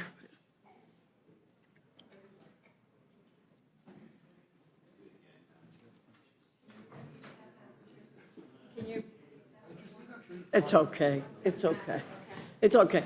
We were just, before, people would bunch up here and folks couldn't get down that way. And so we were just trying to get people balanced down just a little bit. Okay. Madam Chair and Mr. Ranking Member and members of the committee, I want to start off by saying just how laughable it is to be calling this bill beautiful. And I'd like to replace that word with trash. It's a trash bill, and here's why. It's a bill that threatens $300 billion in cuts to food assistance. It's a bill that puts health care further and further out of reach for nearly 14 million people. It's a bill that will make it so that families have to choose between putting food on the table or filling a prescription. It's a bill that does nothing to lower costs or address the housing crisis. Madam Chair, I came here today to try and make this trash bill just a little bit better, to try and protect my constituents from its harmful cuts. But I have little faith that the authors of this trash care enough about the American people to do it, especially since this committee tried to do it in the middle of the night. And as my Democratic colleagues have shown us today, sunlight is the best disinfectant. You see, this isn't the first time I've tried to make this bill better, and it wouldn't be the first time that my Republican colleagues chose to put billionaires over their constituents in mine. I first introduced these amendments in the House Financial Services Committee, and they were voted down by my Republican colleagues. My amendments are aimed at protecting Americans and making life more affordable. And you would think members on the Financial Services Committee would be down for that. You would think all members would be down for that, Madam Chair. So now I ask my Republican colleagues on this committee, are you? Are you willing to protect our students and our families? Are you willing to make health care more affordable and more accessible? Are you willing to lower costs for your constituents? And if so, I look forward to you supporting my amendments. Instead of cutting food assistance for students and families, I'm trying to make sure that when they take out loans, they will be protected from predatory lending and unfair practices. Instead of ripping away access to health care, I'm trying to lower health care costs by capping out-of-pocket costs. Instead of taking seniors and taking food off of their tables, I'm supporting an effort from my colleague, Congressman Jonathan Jackson, to strike the section of the bill that would expand work requirements for seniors on SNAP. And instead of increasing costs on those struggling the most in an effort to make the rich richer, I'm fighting to lower costs for my constituents and all Americans. Madam Chair, I brought the data. Let me tell you what the numbers look like. In your district, 201,000 people will lose health care because of this bill. That's 27% of your constituents. In Rep. Fishbach's district, it's over 165. Rep. Norman, 148,000 people will lose health care in his district. Rep. Roy, 56,000 people use SNAP to feed their families. And in Rep. Houchin, it's 54,000. Over 83,000 kids get health care through Medicaid in Rep. Langworthy's district. And Rep. Scott is 124,000 kids. In Rep. Jacks, it's 88,000 kids. And in Rep. Griffiths, it's nearly 107,000. I know where my priorities are. It's with my constituents. And I'll be voting against this trash bill because I stand with America's children and America's families. Madam Chair, I respectfully urge you to do the same and get your colleagues focused on serving the American people. I yield back. Thank you, Ms. Bynum. Mr. Johnson, you're recognized for 5 minutes. Thank you, Madam Chair, Ranking Member. I know that meteorologically speaking, we are in springtime, but legislatively speaking, a dark, ice-cold winter has descended upon America. The biting, cold winds of MAGA are frozen hearts that shut off warmth and sustenance for the needy, the working poor and the poor, while they consort with the billionaires and millionaires who frolic in their warm mansions and on their luxury yachts in warm seas, never satisfied with the luxuries they enjoy for ease and comfort. The cold winds howl as MAGA rams through the House what Trump has commanded to be named the Big Beautiful Bill. It's the big, ugly GOP tax scam, which rips away health care from 14 million Americans, takes food away from 3 million people every month, and drives up the cost of everyday essentials with its tariffs, which is a tax paid by those same folks who are losing their health care and food stamps. All to hand massive tax breaks to billionaires like Elon Musk. With this bill, billionaires win and working families lose. And as House MAGA Republicans move to snatch food and health care from those in need just to pay for tax cuts for the wealthy, billionaire Donald Trump today accepted an obscenely expensive emolument, a $400 million luxury jet paid for by corrupt Middle Eastern sheiks. Madam Chairman, my first amendment would strike Section 70302 and restore federal courts' ability, when necessary, to hold government officials in contempt in cases where they violate a person's constitutional rights. We all know the reason Republicans added this section. Federal judges have issued over 150 court orders that block or pause the Trump administration's lawless and unconstitutional actions. Trump keeps losing in court, so Republicans want to rig the system so that Trump can ignore judges' orders against him. Without my amendment, this bill prohibits a court from enforcing the orders that it issues, turning courts into paper tigers. This bill says that unless you hand over a lot of money when Donald Trump and his administration violate your rights, they can just keep on violating them. It's one more way Republicans and the Trump administration want to trample on the rights of ordinary people who are not wealthy and do not and do so with impunity. This country is built on the rule of law. The judicial branch is essential to ensuring that the violation of one's constitutional rights can be vindicated by the courts. That is why we need my amendment, so that anytime Trump or a future president violates the law, Americans can go to court and stop it before any more harm is done. Because this country is about we the people, not about Donald Trump the king. And I also offer a second amendment which would allow funds to be used to provide lawyers for unaccompanied immigrant children. Picture this, a 2-year-old sucking her thumb while clutching a teddy bear, standing in front of the immigration judge, sitting high and looking down from the bench, while a seasoned lawyer working for the government argues that the unaccompanied child should be sent back to El Salvador, where the dictator holds her parents in a hellhole prison for being politically incorrect. This amendment just makes sense. It would allow legal representation for unaccompanied children. We do not allow children to represent themselves in any other legal proceedings, and immigration court should be no different. In these cases, the government is represented by a lawyer, so how can we expect kids without lawyers to assess their own eligibility for humanitarian relief, prepare their own cases, and advocate for themselves during adversarial hearings? Do we expect that toddler sucking her thumb and clutching her worn and tattered teddy bear to represent herself? Really? There have been long-standing bipartisan support efforts to provide counsel to unaccompanied children because Congress has realized for years that legal representation is essential to ensure that children have meaningful access to asylum and other protections. And with that, Madam Chair and Mr. Ranking Member, I yield back. Thank you, Mr. Johnson. Ms. Poe, you're recognized. Thank you, Madam Chair and Ranking Member McGovern. I want to thank all my colleagues who have spoken over the past 19 hours, providing amendments to improve this big, bad, ugly bill.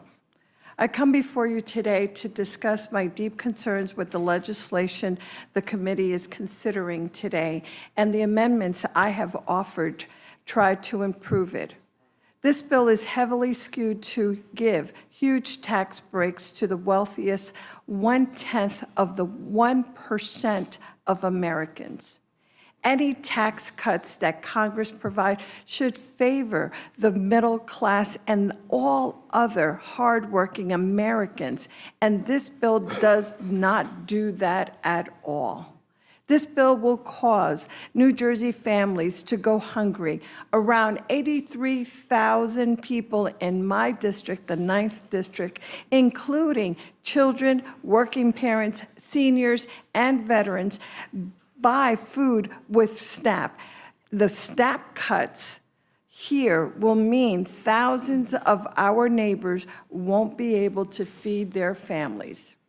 The price tag in this bill is enormous, costing taxpayers $4 trillion. But instead of lowering costs and supporting families, it will make their day-to-day lives harder. This legislation includes massive cuts to Medicaid, which covers more than 1.7 million New Jerseyans, including over 1/3 of all children in the state. This bill could lead to 1 in 5 New Jerseyans on Medicaid losing their coverage. This means losing checkups, treatments for chronic diseases like diabetes, access to life-saving medication.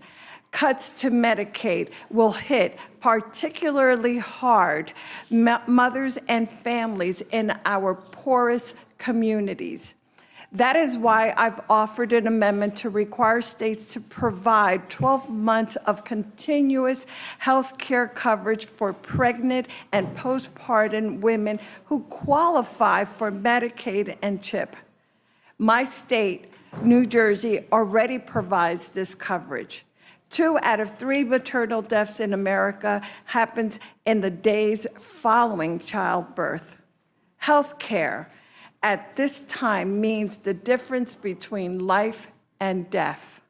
My amendment number 84 builds on the work of my colleagues, including Representative Robin Kelly and the Black Maternal Health Caucus. I am grateful for their leadership. This is a common sense provision. If you support women and working families, there is no reason to oppose this. I have offered 5 additional amendments to this legislation that will make air traffic safer and more reliable by preventing mass layoffs at FAA and NTSB, reduce flooding by increasing funding for clean water grants, ensure transportation improvements continue progressing by preventing funding cuts, improve public safety by making sure that FEMA grants continue without delays and unnecessary red tape. And finally, provide funding for transit and other infrastructure improvements to prepare for the World Cup in my district next year. Madam Chairwoman, I encourage the entire committee to rule these amendments in order. Thank you, and I yield back. Thank you very much, Mr. Landsman. You're recognized for 5 minutes. Thank you, Madam Chair and Ranking Member, all of you. This is a terrible bill. It's so terrible that I have amendments that will attempt to protect children's hospitals, rural hospitals, and Americans with cancer. That's how bad the bill is, that all 3 need protection. The bill, as you all know, would gut Medicaid by anywhere between $700 to $900 billion. That's 9 million Americans who will lose their health insurance. On top of that, another $360 billion in affordable care subsidies. That's another 5 million Americans who will lose their health care. Anywhere between $230 to $300 billion in food assistance. Millions and millions of Americans, mostly children, will lose food.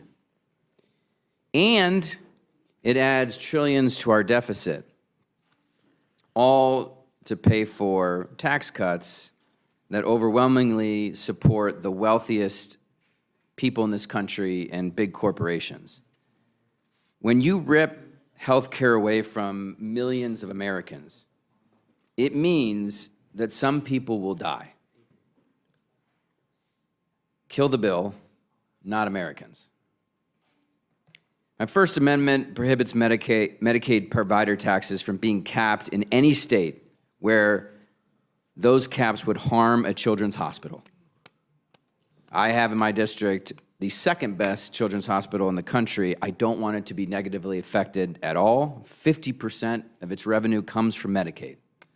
If this bill passes, it will demonstrably harm our children's hospital and the children and families they serve. The Second Amendment prohibits Medicaid provider taxes from being capped in states where rural hospitals will be negatively affected. I have in my district hospitals that serve rural communities. They will be decimated. And my Third Amendment inserts that in no case may a deduction, cost sharing, or similar charge be imposed under the state plan with respect to cancer care services. As you know, there is a new fee for low-income families. When they get treatment, they have to pay more money. This says if it's cancer treatment, they shouldn't have to pay. The fact that these amendments are being put forward suggests that this is a terrible bill. And there's a better way. We all want and will support tax relief for working people, middle-class families, farmers, small businesses. All that can be paid for by simply adjusting just a little bit the tax code for the wealthiest in this country and big corporations. A minimum billionaire tax alone, call it the Elon tax, would generate over $500 billion. Adjusting the corporate tax rate just a little bit, $1.3 trillion. You can do all of the tax relief for everyone that needs it without touching anyone's health care, messing with food, or touching the deficit. And we get a bipartisan agreement on waste, fraud, and abuse, the border, and this thing gets 350 votes. On the other hand, if you all move forward with this bill, as Senator Hawley said, it will be devastating to people, it will hurt people, some will die, and it is political suicide. Kill the bill. That I yield back. Landsman, Mr. Byer, you're recognized. Madam Chair and Ranking Member McGovern, all the committee members, first of all, thank you for being here. 19 hours and 20 minutes already. It's incredibly generous of you to do that. Madam Chair, I'm testifying on 4 energy amendments, which really are classically Republican amendments that I think any of my friends, Republican colleagues on Ways and Means could be introducing, because this bill is not just catastrophic for the future livability planet, but it's catastrophic for energy dominance, for economic growth, and for the stated Republican energy agenda. This bill is much worse on energy than I thought it was going to be because it doesn't recognize the energy realities on the ground, because it's not a serious bill. My first amendment is to protect the consumer energy tax credits. These are the tax credits for 3 million American families took advantage of in 2023. And every homeowner knows the cost to replace an HVAC or the water heater or the windows. And these are the very credits that make these home improvements affordable. Well, many Americans are struggling with the cost of living. I think one of the big reasons why Donald Trump won in November. This bill actually steals away the very credits that make the things more affordable, all for tax cuts for billionaires who won't even notice the change to their balance sheets.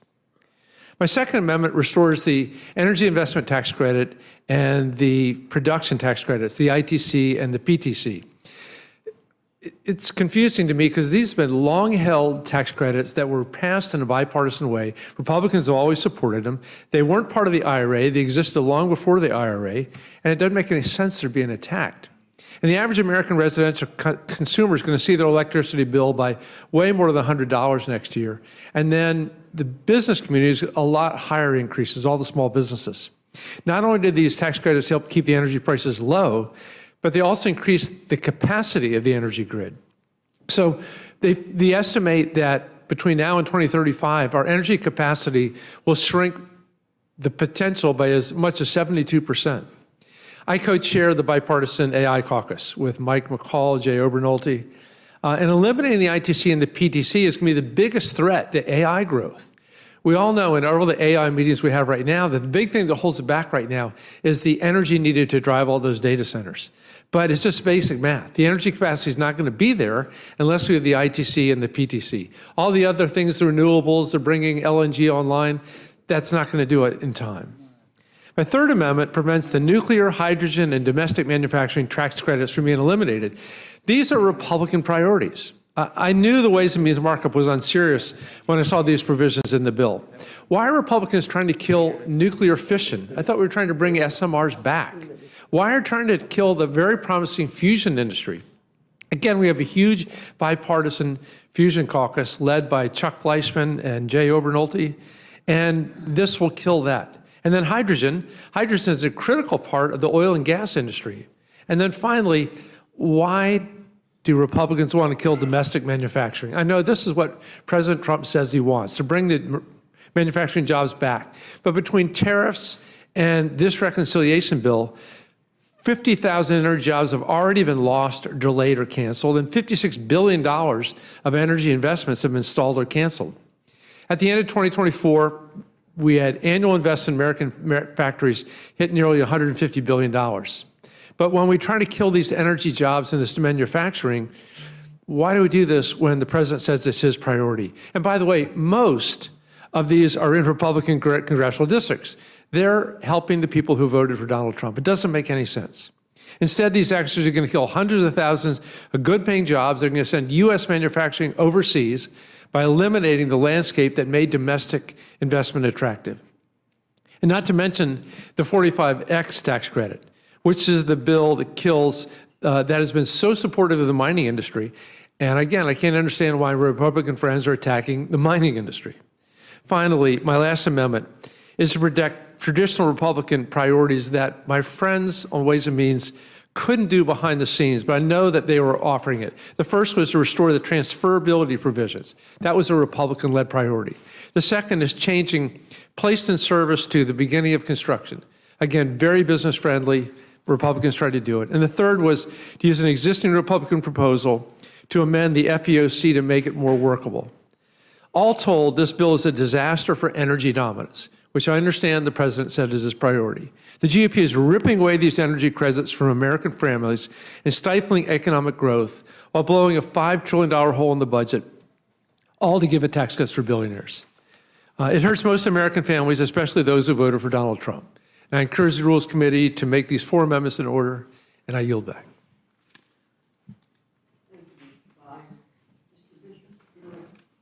Sorry, Mr. Bishop, you're recognized for 5 minutes. Thank you, Chairwoman Fox, Ranking Member McGovern, members of the committee. This is not a big, beautiful bill. It's a big, fat, ugly bill. It has wrinkles, warts, festering sores, and scars. And while Republicans are trying to put makeup and lipstick on this ugly creature to enhance its appearance, it's still ugly. And I'm here this evening to try and remove just a couple of warts with 2 amendments. The first is an amendment that addresses food insecurity experienced by military families by removing the barriers they face in applying for SNAP benefits. According to the most recent estimates by the Department of Defense, 28%, or nearly 1 in 3 of U.S. military families face food insecurity. Junior enlisted and military families of color struggle to put food on the table. This phenomenon even affects double military families, young couples just starting out where both spouses are enlisted.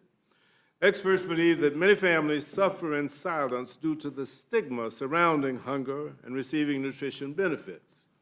Meanwhile, food pantries and food banks operate on or near every single military base in the United States. Military spouse unemployment is 7 times the national average as well.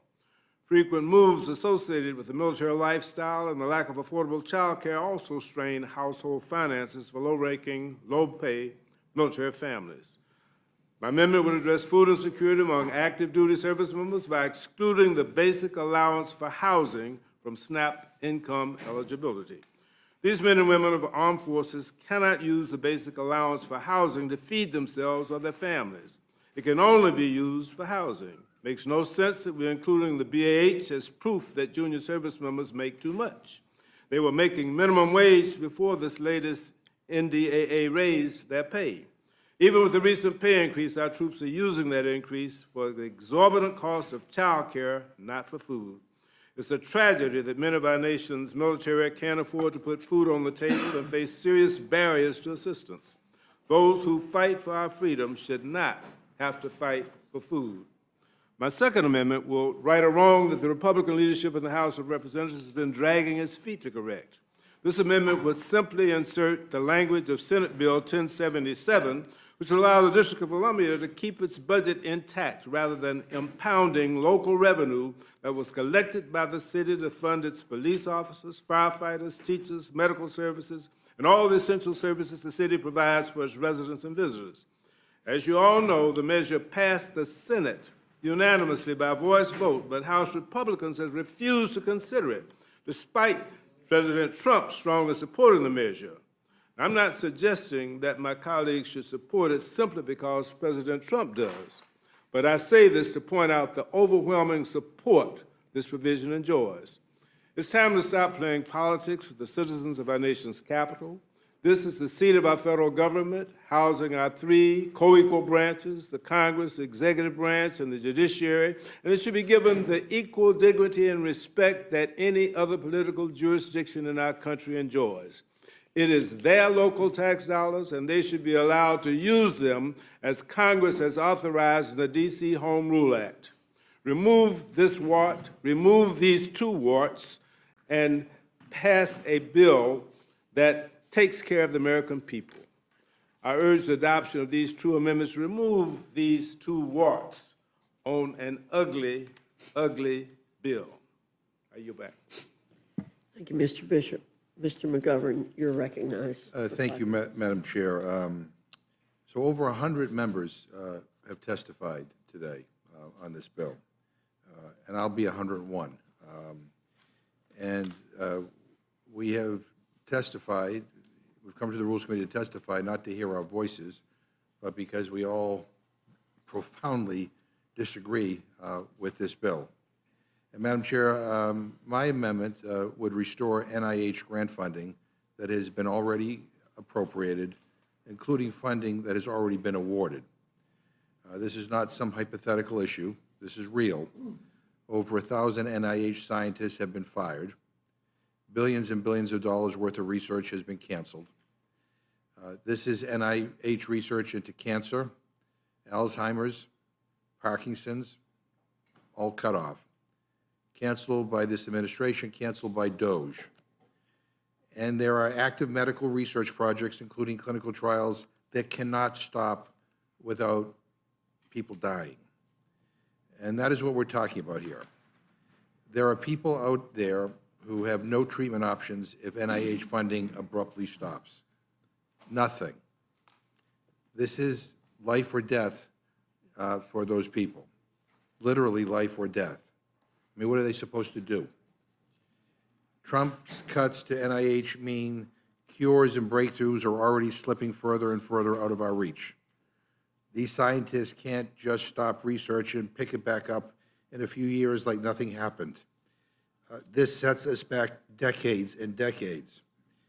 I've talked to researchers in my district who have already said that they're considering leaving the country because of how unpredictable funding might be going forward. And if they can't even be sure that the grant that they've been awarded will be fulfilled, then why would they try to keep pursuing those research opportunities in the United States? I've been around Congress a long time, and I can tell you that no matter who is in the majority, who the president is, supporting medical research has always been a bipartisan effort, because diseases like cancer don't care about political affiliation. NIH is not just some line item. I mean, there are real people behind the work that they do, and there are people whose lives are prolonged and saved because of the work that they do. This is personal to me. 5 years ago, my daughter Molly was diagnosed with a rare cancer, and there was no surefire treatment, but she was accepted into an NIH clinical trial, and she received excellent care. As all of you know, a few weeks ago, she passed away due to complications from her cancer at the age of 23. And we are so devastated by her loss. But we are so grateful that we got to spend more time with her because of the NIH clinical trial that she was in. A clinical trial made possible because for decades, Congress has provided funding to the NIH in a bipartisan way. And how can anyone justify firing NIH doctors and scientists? How can they look our family and other families in the eye and justify these cynical, cruel NIH cuts? I mean, this is about our priorities as a nation. And this Congress is cutting taxes for billionaires. This Republican Congress is cutting taxes for billionaires. At the same time, this president is gutting NIH, and this Congress, this Republican Congress, is cutting health care.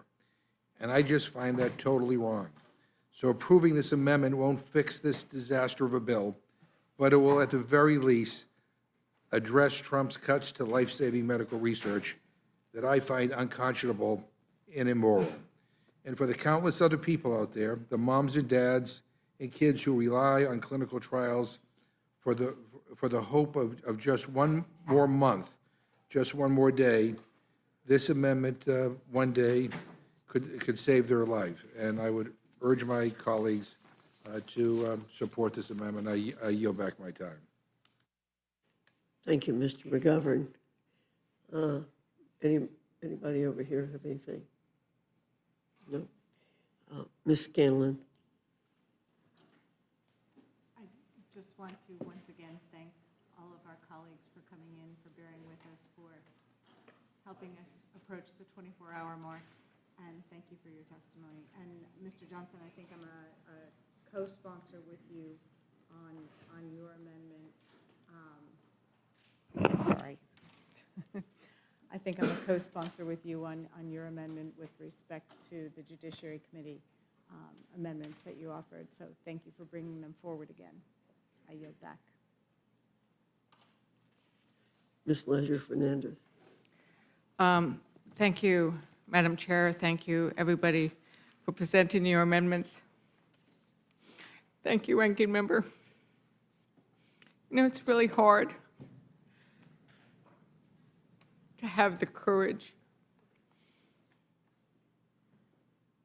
to ask your colleagues to do not only what is right, but things that arise that are so personal and raise the vulnerabilities that we all know.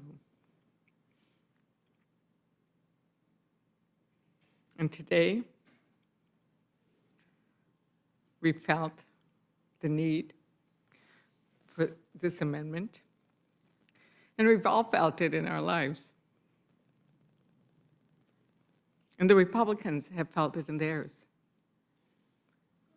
And they know this is right to support something like this.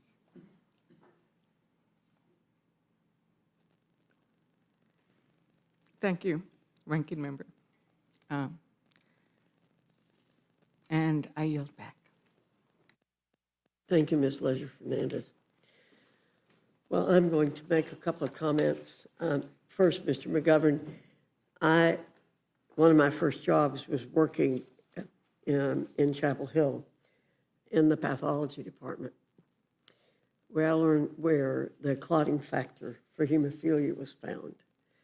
And much of the money for that research came from the NIH, along with foundations. And so I'm very, very supportive of funding for the NIH and the work that it does.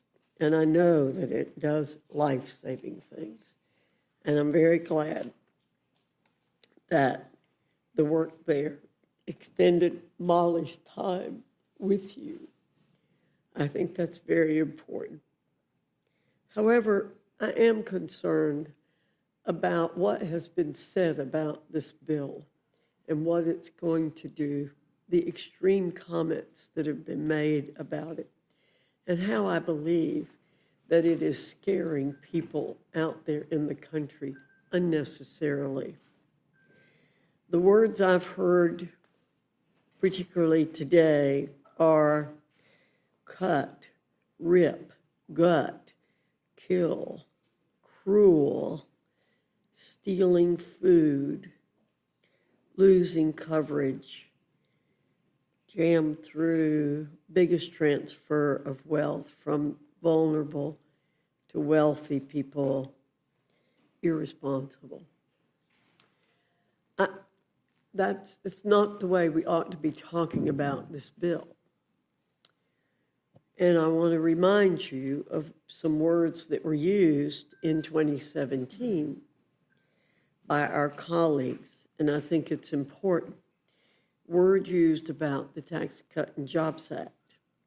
Then House Minority Leader Nancy Pelosi infamously predicted Armageddon for America.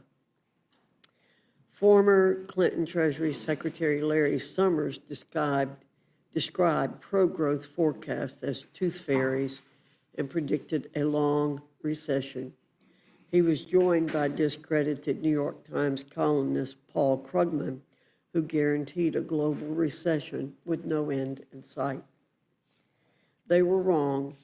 Instead, we got one of the greatest economic expansions in history. In the 2 years immediately after the passage of the TCJA, wages increased 4.9%, the fastest two-year growth in real wages in 20 years. The Washington Post gave Speaker Pelosi 2 Pinocchios for falsely claiming that 86 million middle-class families will see a tax increase.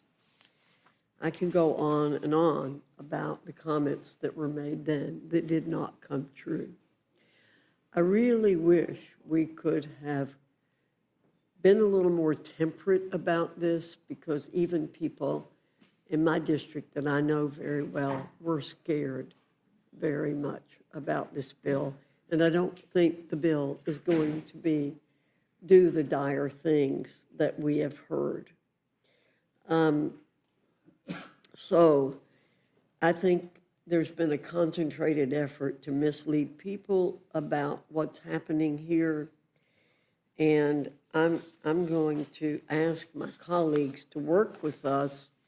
I believe this bill will pass in fashion close to what it is now, but we'll continue to work on it, and we'll continue to work together throughout this entire session to make sure that if there are things that have gone wrong in here, that we make sure we don't have the cataclysms and the Armageddon that has been described here, which really, really trouble me, because they help divide our country more and more. And we don't need that. We don't need to divide ourselves, and we don't need to divide the country any more than it already is. So with that, I yield back my time.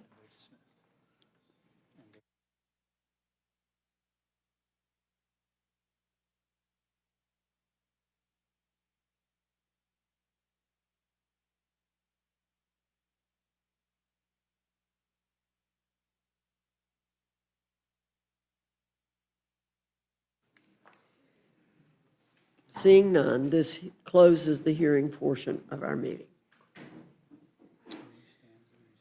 And our panel is relieved. The chair, the committee stands in recess until 8:50 p.m.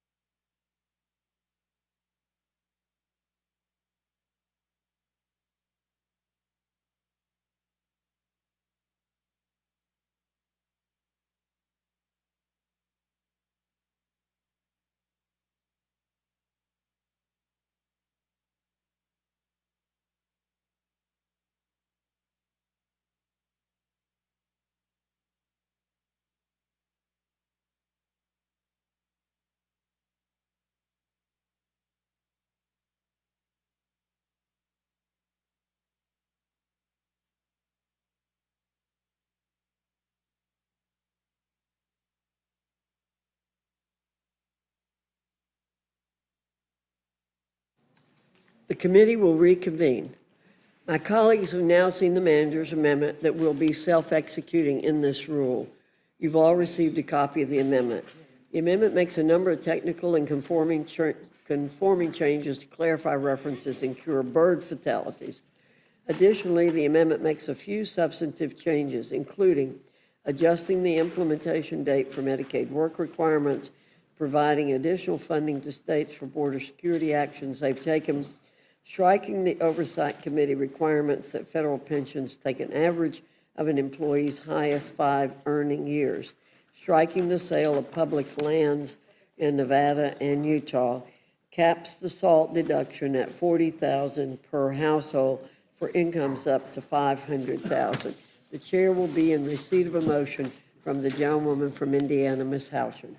Thank you, Madam Chair. Madam Chair, I move the committee grant H.R. 1, the One Big Beautiful Bill Act, a closed rule. The rule waives all points of order against consideration of the bill. The rule provides that an amendment in the nature of a substitute consisting of the text of Rules Committee Print 119-3, modified by the amendment printed in the Rules Committee report, shall be considered as adopted, and the bill as amended shall be considered as read. The rule waives all points of order against provisions in the bill as amended. The rule provides 2 hours of general debate, equally divided and controlled by the chair and ranking minority member of the Committee on the Budget or their respective designees, and the chair and ranking minority member of the Committee on Ways and Means or their respective designees. The rule provides 1 motion to recommit. Finally, the rule provides that Clause 5B of Rule 21 shall not apply to the bill or amendments thereto.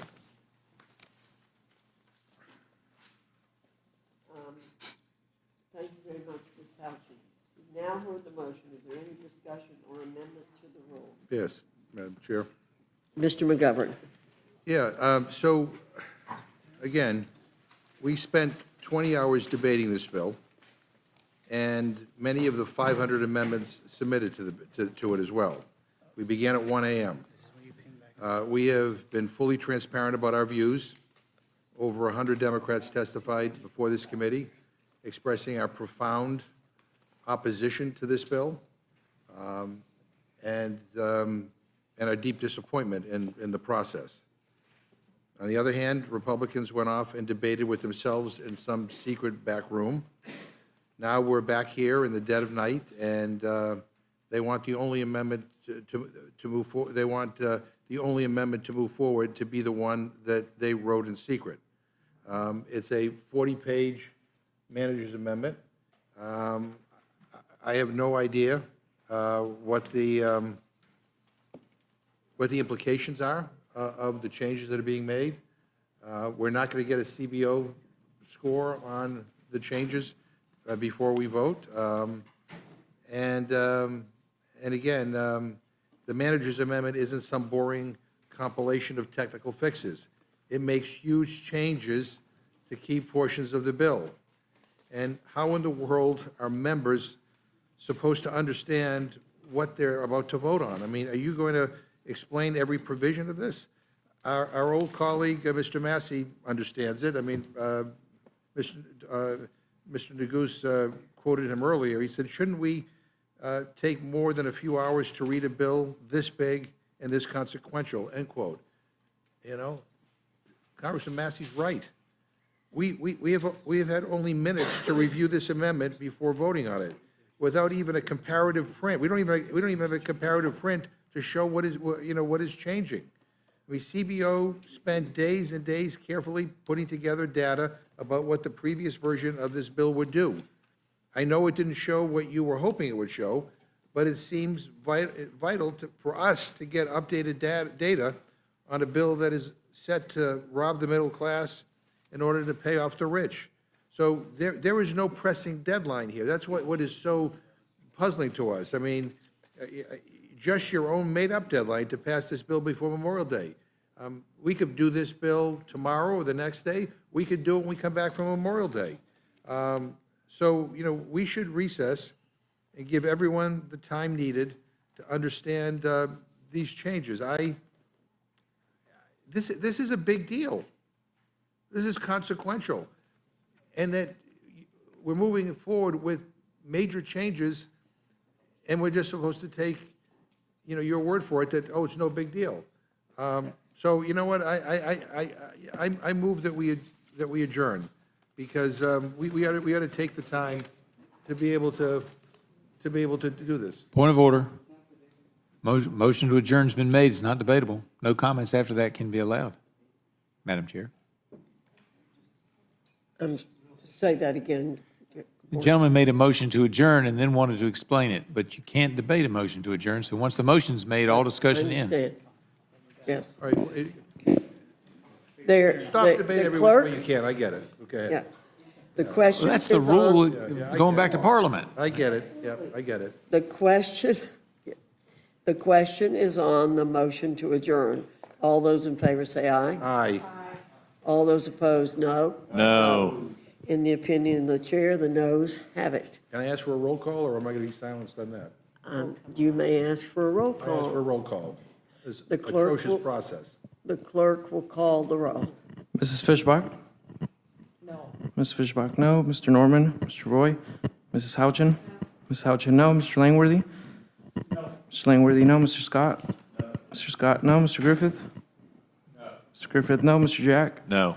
Mr. Jack, no. Mr. McGovern? Aye. Mr. McGovern, aye. Ms. Scanlon? Aye. Ms. Scanlon, aye. Mr. Neguse? Aye. Mr. Neguse, aye. Ms. Ledger Fernandez? Ms. Ledger Fernandez, aye. Madam Chair? No. Madam Chair, no. Clerk will report the tally. 4 yeas, 7 nays. The amendment is not, the motion is not agreed to. Is there further Yes. discussion or amendment? Madam Chairwoman, I have an amendment to the rule. I move the committee make an order amendment number 378 offered by myself, which requires NIH to restore all awarded, unspent, but obligated appropriated NIH grant funding.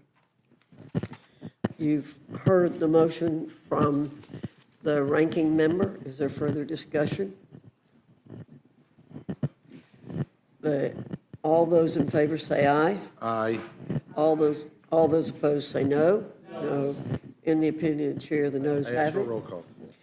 The gentleman asked for a roll call. The clerk will call the roll. Mrs. Fishbach? No. Ms. Fishbach, no. Mr. Norman? Mr. Roy? Mrs. Houchin? No. Ms. Houchin, no. Mr. Langworthy? No. Mr. Langworthy, no. Mr. Scott? No. Mr. Scott, no. Mr. Griffith? Mr. Griffith, no. Mr. Jack? No. Mr. Jack, no. Mr. McGovern? Aye. Mr. McGovern, aye. Ms. Scanlon? Aye. Ms. Scanlon, aye. Mr. Neguse? Aye. Mr. Neguse, aye. Ms. Ledger Fernandez?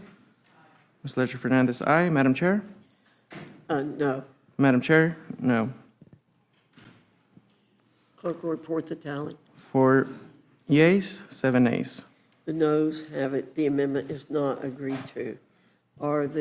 Is there further discussion Yes. on the, Yeah. I have an amendment to the rule, Madam Chair. Mr. McGovern, you're I move the recognized. committee strike the final sentence of the rule, which states that Clause 5B of Rule 21, the House rule requiring a supermajority vote to increase income taxes, does not apply to this bill. I mean, we have just spent hours and hours showing that this tax scam will mostly benefit the ultra-wealthy, while it will hurt the lowest earners. We have presented unbiased, nonpartisan analysis from the Joint Committee on Taxation, from the Congressional Budget Office, and from outside experts. And here's one final piece of proof. Republicans have to rig the rules to move their bill forward, even though it increases taxes for many families. And I'll try to explain in plain English. The House rules require a supermajority vote, 3/5, for any bill that increases income taxes. And guess what? Republicans are turning that rule off for this bill. You are turning it off. Not as part of a standard waiver of all points of order, but specifically and intentionally. And why do they have to do that? Because they know that this bill will increase taxes on those families who are struggling the most to put food on the table. And they want to rig the rules so they can pass it with a party line vote anyway, despite the House rule against it. This bill is a Republican scam, and the American people aren't going to fall for it. So I urge a yes vote on my amendment to ensure that we follow the House rules, and I yield back. The gentleman yields back. Any further discussion? Mr. Neguse? Thank you, Madam Chair. I'd like to be heard on the amendment. I support the gentleman's amendment, and I think it begs a larger question with reference to the manager's amendment that we're considering. We've had a very fulsome discussion over the course of the last 20 hours on the bill that was before this committee. We now have, I believe, a 40-some-odd page manager's amendment that's been submitted. Here it is, we just got it.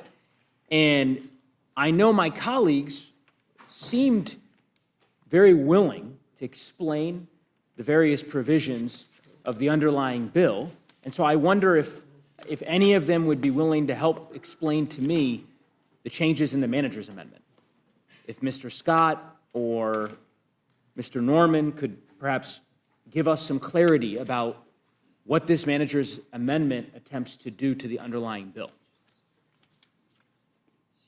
I mean, we just got it, so we're being asked to vote on it. I assume you all, and maybe who we need to have come in to explain it is Mr. Roy. I mean, Mr. Roy has not been in this hearing, I think, for the vast majority of it, the last 20 hours that we've been sitting here. I assume he's negotiating this.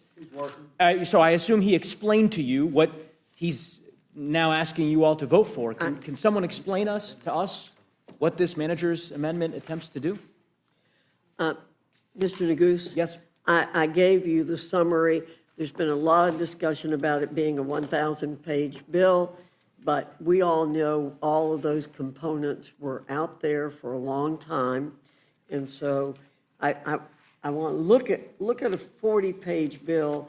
We all know that that's not 40 pages, 8.5, not a large amount. So much of it is technical.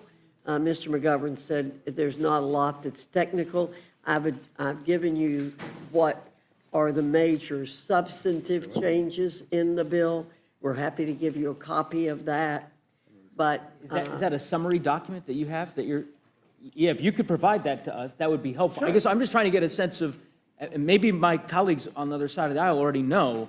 Where did this bill end up on SALT? Where did it end up with the IRA phase-outs? Where all of the variety of issues that have been, been debated the last couple of days? I just think it's unfortunate that members would have to, find out from online on Twitter. I can read this to you. I'm just trying to understand, well, what does it mean to strike MAGA and insert Trump? I mean, what's that about in the manager's amendment?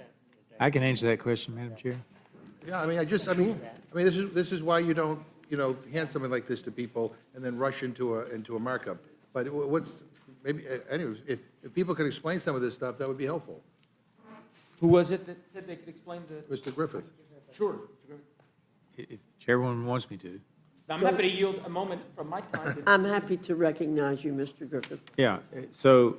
It was my time, but I don't. All of that language was in the original bill, and they were creating this new trust that you would, for a child born in, I think, 4 or 5 year period, I don't remember now if it was a 4-year period or a 5-year period, you could set up a trust. There was all kinds of rules about the qualifications of the trustee. It had to be a bank, et cetera, and the name of the trust originally was going to be the MAGA trust that you set up for the child, and the government was going to put in, I believe, if I remember correctly, it was $1,000 for each child where the family set this up, and they were going to call them MAGA trusts. And why the name change? The wisdom was to change that to the Trump trusts. Oh, hell no. You're going to name these accounts? Why? So the Cory Booker idea, this was Cory Booker's idea. It's his baby bonds. Now, he was willing to call it baby, but Trump didn't call it Can we Trump. do this one person at a time, please? No, you're right. Thank you. Sorry. Thank you. Thank you, Mr. Griffith, for that explanation. It's nice to have that clarity, and I suspect those who might be watching online can now understand. Wow. So to put a finer point on it, the MAGA baby bonds are now going to be named the Trump baby bonds. That's what Republicans have spent the better part of the last 24 hours negotiating at the White House. Apparently, the president got his way, and these new savings accounts will be named in his honor. It's for all the talk of my colleagues, not treating him like a king. It sure seems like you are attempting to do so. I've never heard of you all would be screaming bloody murder if we named savings accounts after Barack Obama, the new trust accounts for your children and your grandchildren, Obama accounts. Well, I would do love to think- see the reaction. But anyway, I will. I'm happy to yield back the balance of my time, and others want to be heard on the amendment. So thank you, Madam Chair. Okay, Ms. Scanlon. Yeah, just with respect to that, instead of the MAGA trust or the Trump trust, why don't we call it the Trump diaper savings? It could be TDS, because I think the only way you end up with a stupid name like this is if you have TDS. So let's call it the Trump diaper savings.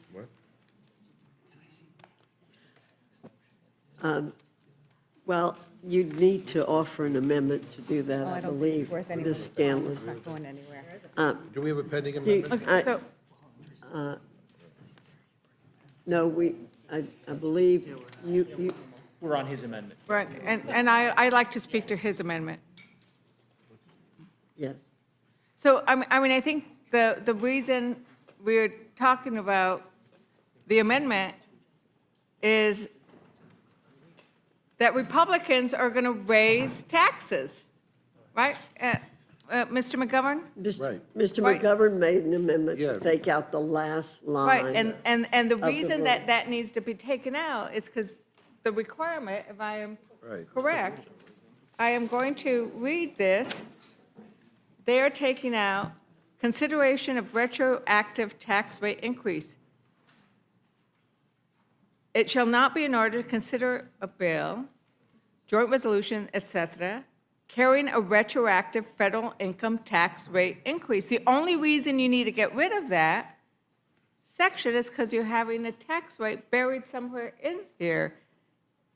So there is a tax rate increase. That's what you are doing. So not only are you, I mean, you need to think about that. And the problem is you don't know what's in this, but this is snuck in here. And your Republican colleagues should know that. Representative McGovern, I mean, So they're making it easier to raise taxes on struggling families. exactly. Yeah, I mean, that's what this is. So that's what we're voting on.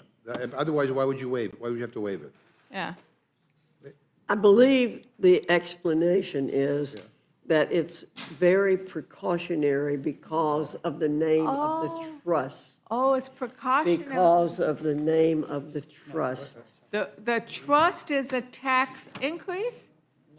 So We're talking- clearly, we're talking there's about some two kind of different tax increase in this No, bill. we're talking about two different things right No, no, there. no. You're talking about the MAGA Trump thing. I'm going back to that we have a pending amendment. No, that's what we're talking about. Why do we have that line in there? Well, you have to approve a tax increase. You're approving a tax increase because you're increasing somebody's taxes for the Trump baby bonds? I mean, this is getting even more confusing. It is, your explanations get us all more Madam worried. Chairman. Excuse me. There is a better explanation, and that is because we are continuing the tax cuts that were in the TCJA, it is being done as a cautionary measure to make sure that there is nothing seen in here that But, Madam Chair- implicate a tax increase. Yeah, but Madam Chair, if you are describing those Madam as Chair. tax cuts, you would not need a authorization for a tax rate increase. This is about increasing your taxes. So you are authorizing the increase of taxes without the required vote in the rules. I think we've been very clear that we do not intend to increase taxes in this bill. Mr. Madam Norman. Chairman, I'm pretty sure that, we've been sitting up, I haven't waived here my for time. we've been sitting up here for how many hours, 20 hours? We're not going, there's Mr. Norman. nothing Hold that on would there, Mr. convince Norman. Mr. Norman, that I- either Would you one, yield to Mr. Norman? He hasn't asked me There's- yet. Thank you. there's nothing that He still we can hasn't say. asked me. I mean, Mr. Norman, right? If you'd asked me, I would probably yield to you, but Sounds like- I have would the you- time. Would you so- yield? I would, Mr. Norman. Thank Thank you you. very much. I don't think there's any question that whatever we say to explain anything is going to make my good friends from the other side of the aisle vote for anything that we put forward. So what I would ask is we call for the question, and let's move through this. Thank you for yielding, and that's my request. I yield back, Ms. Hunterling. Generally yield? I would, of course, yield, Mr. Again, the House rules requires a supermajority vote, 3/5, for any bill that increases income taxes. And you are turning that rule off for this bill. Not as a part of a standard waiver of all points of order, but specifically and intentionally. And the only reason why you would do that is because you know that this bill will increase taxes on those families who are struggling the most to put food on the table. And so that is this amendment. I think we ought to have a vote on it. And again, none of the explanations have cleared anything up. So I think we ought to have a vote on it. Right, and just to be clear, what you are voting on is that you want to keep a provision that allows you to increase taxes without the required three-fifths vote. You all decided you didn't want to raise taxes willy-nilly, but that is what the amendment is. And I am supportive of the amendment because we shouldn't be raising taxes when people don't even know what they're doing. But this bill does raise taxes. Thank you very much, and I yield back. Thank you. And I believe that we will be proven right again as we were in 2017. So I have no problems voting against Mr. McGovern's amendment because once this bill is all out there and it is passed, there will be no tax increases in it. And our friends can continue to speculate, but they won't be there. But just in case, you're going to waive this rule. So I'd like a vote on it. Yes, sir. Okay. Mr. Scott, do you wish to say something? Or can we vote on Mr. McGovern's motion? Okay. Mr. McGovern? Madam Chair. Mr. McGovern has moved to take out the last line in the rule, which says, Clause 5B of Rule 21 shall not apply to the bill or amendment thereto. Absolutely. You got it right. Absolutely. Okay. So all in favor of Mr. McGovern's motion, say aye. Aye. All those opposed say no. No. In the opinion of the chair, the noes have it, and Mr. McGovern Ask for a roll call. asks for a roll call. The clerk will call the roll. Mrs. Fishbach? No. Mrs. Fishbach, no. Mr. Norman? No. Mr. Norman, no. Mr. Roy? Mrs. Houchin? No. Mrs. Houchin, no. Mr. Langworthy? No. Mr. Langworthy, no. Mr. Scott? No. Mr. Scott, no. Mr. Griffith? No. Mr. Griffith, no. Mr. Jack? No. Mr. Jack, no. Mr. McGovern? Aye. Mr. McGovern, aye. Ms. Scanlon? Aye. Ms. Scanlon, aye. Mr. Neguse? Aye. Mr. Neguse, aye. Ms. Ledger-Fernandez? Aye. Ms. Ledger-Fernandez, aye. Madam Chair? No. Madam Chair, no. No. The clerk will report the tally. 4 yeas, 8 nays. The amendment is not agreed to. Madam Chair, I have another amendment to the rule. I move the committee make an order amendment number 233 offered by Democratic Leader Jeffries, which strikes all provisions that would cause millions of Americans to lose health care and food assistance. Leader Jeffries testified passionately before this committee about the devastating effect that this bill would have on American families. And out of respect for his position as the leader of the Democratic caucus and for the millions of Americans who will be hurt by this bill, Republicans should allow Leader Jeffries to offer his amendment on the floor for an up or down vote. And I urge a yes vote on my amendment, and I yield back.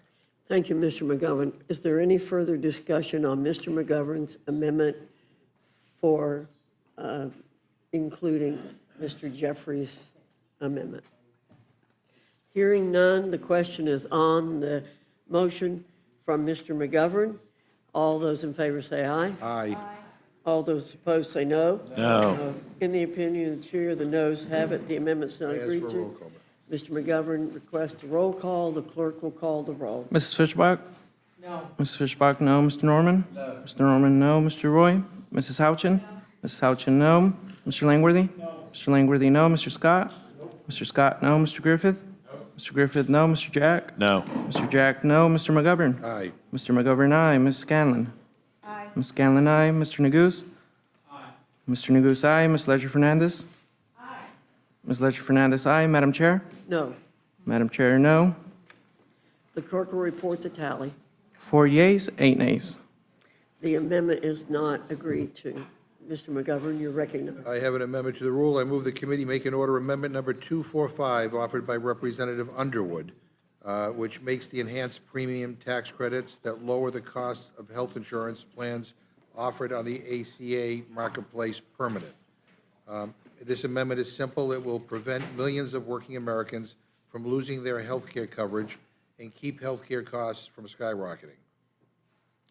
Thank you, Mr. McGovern.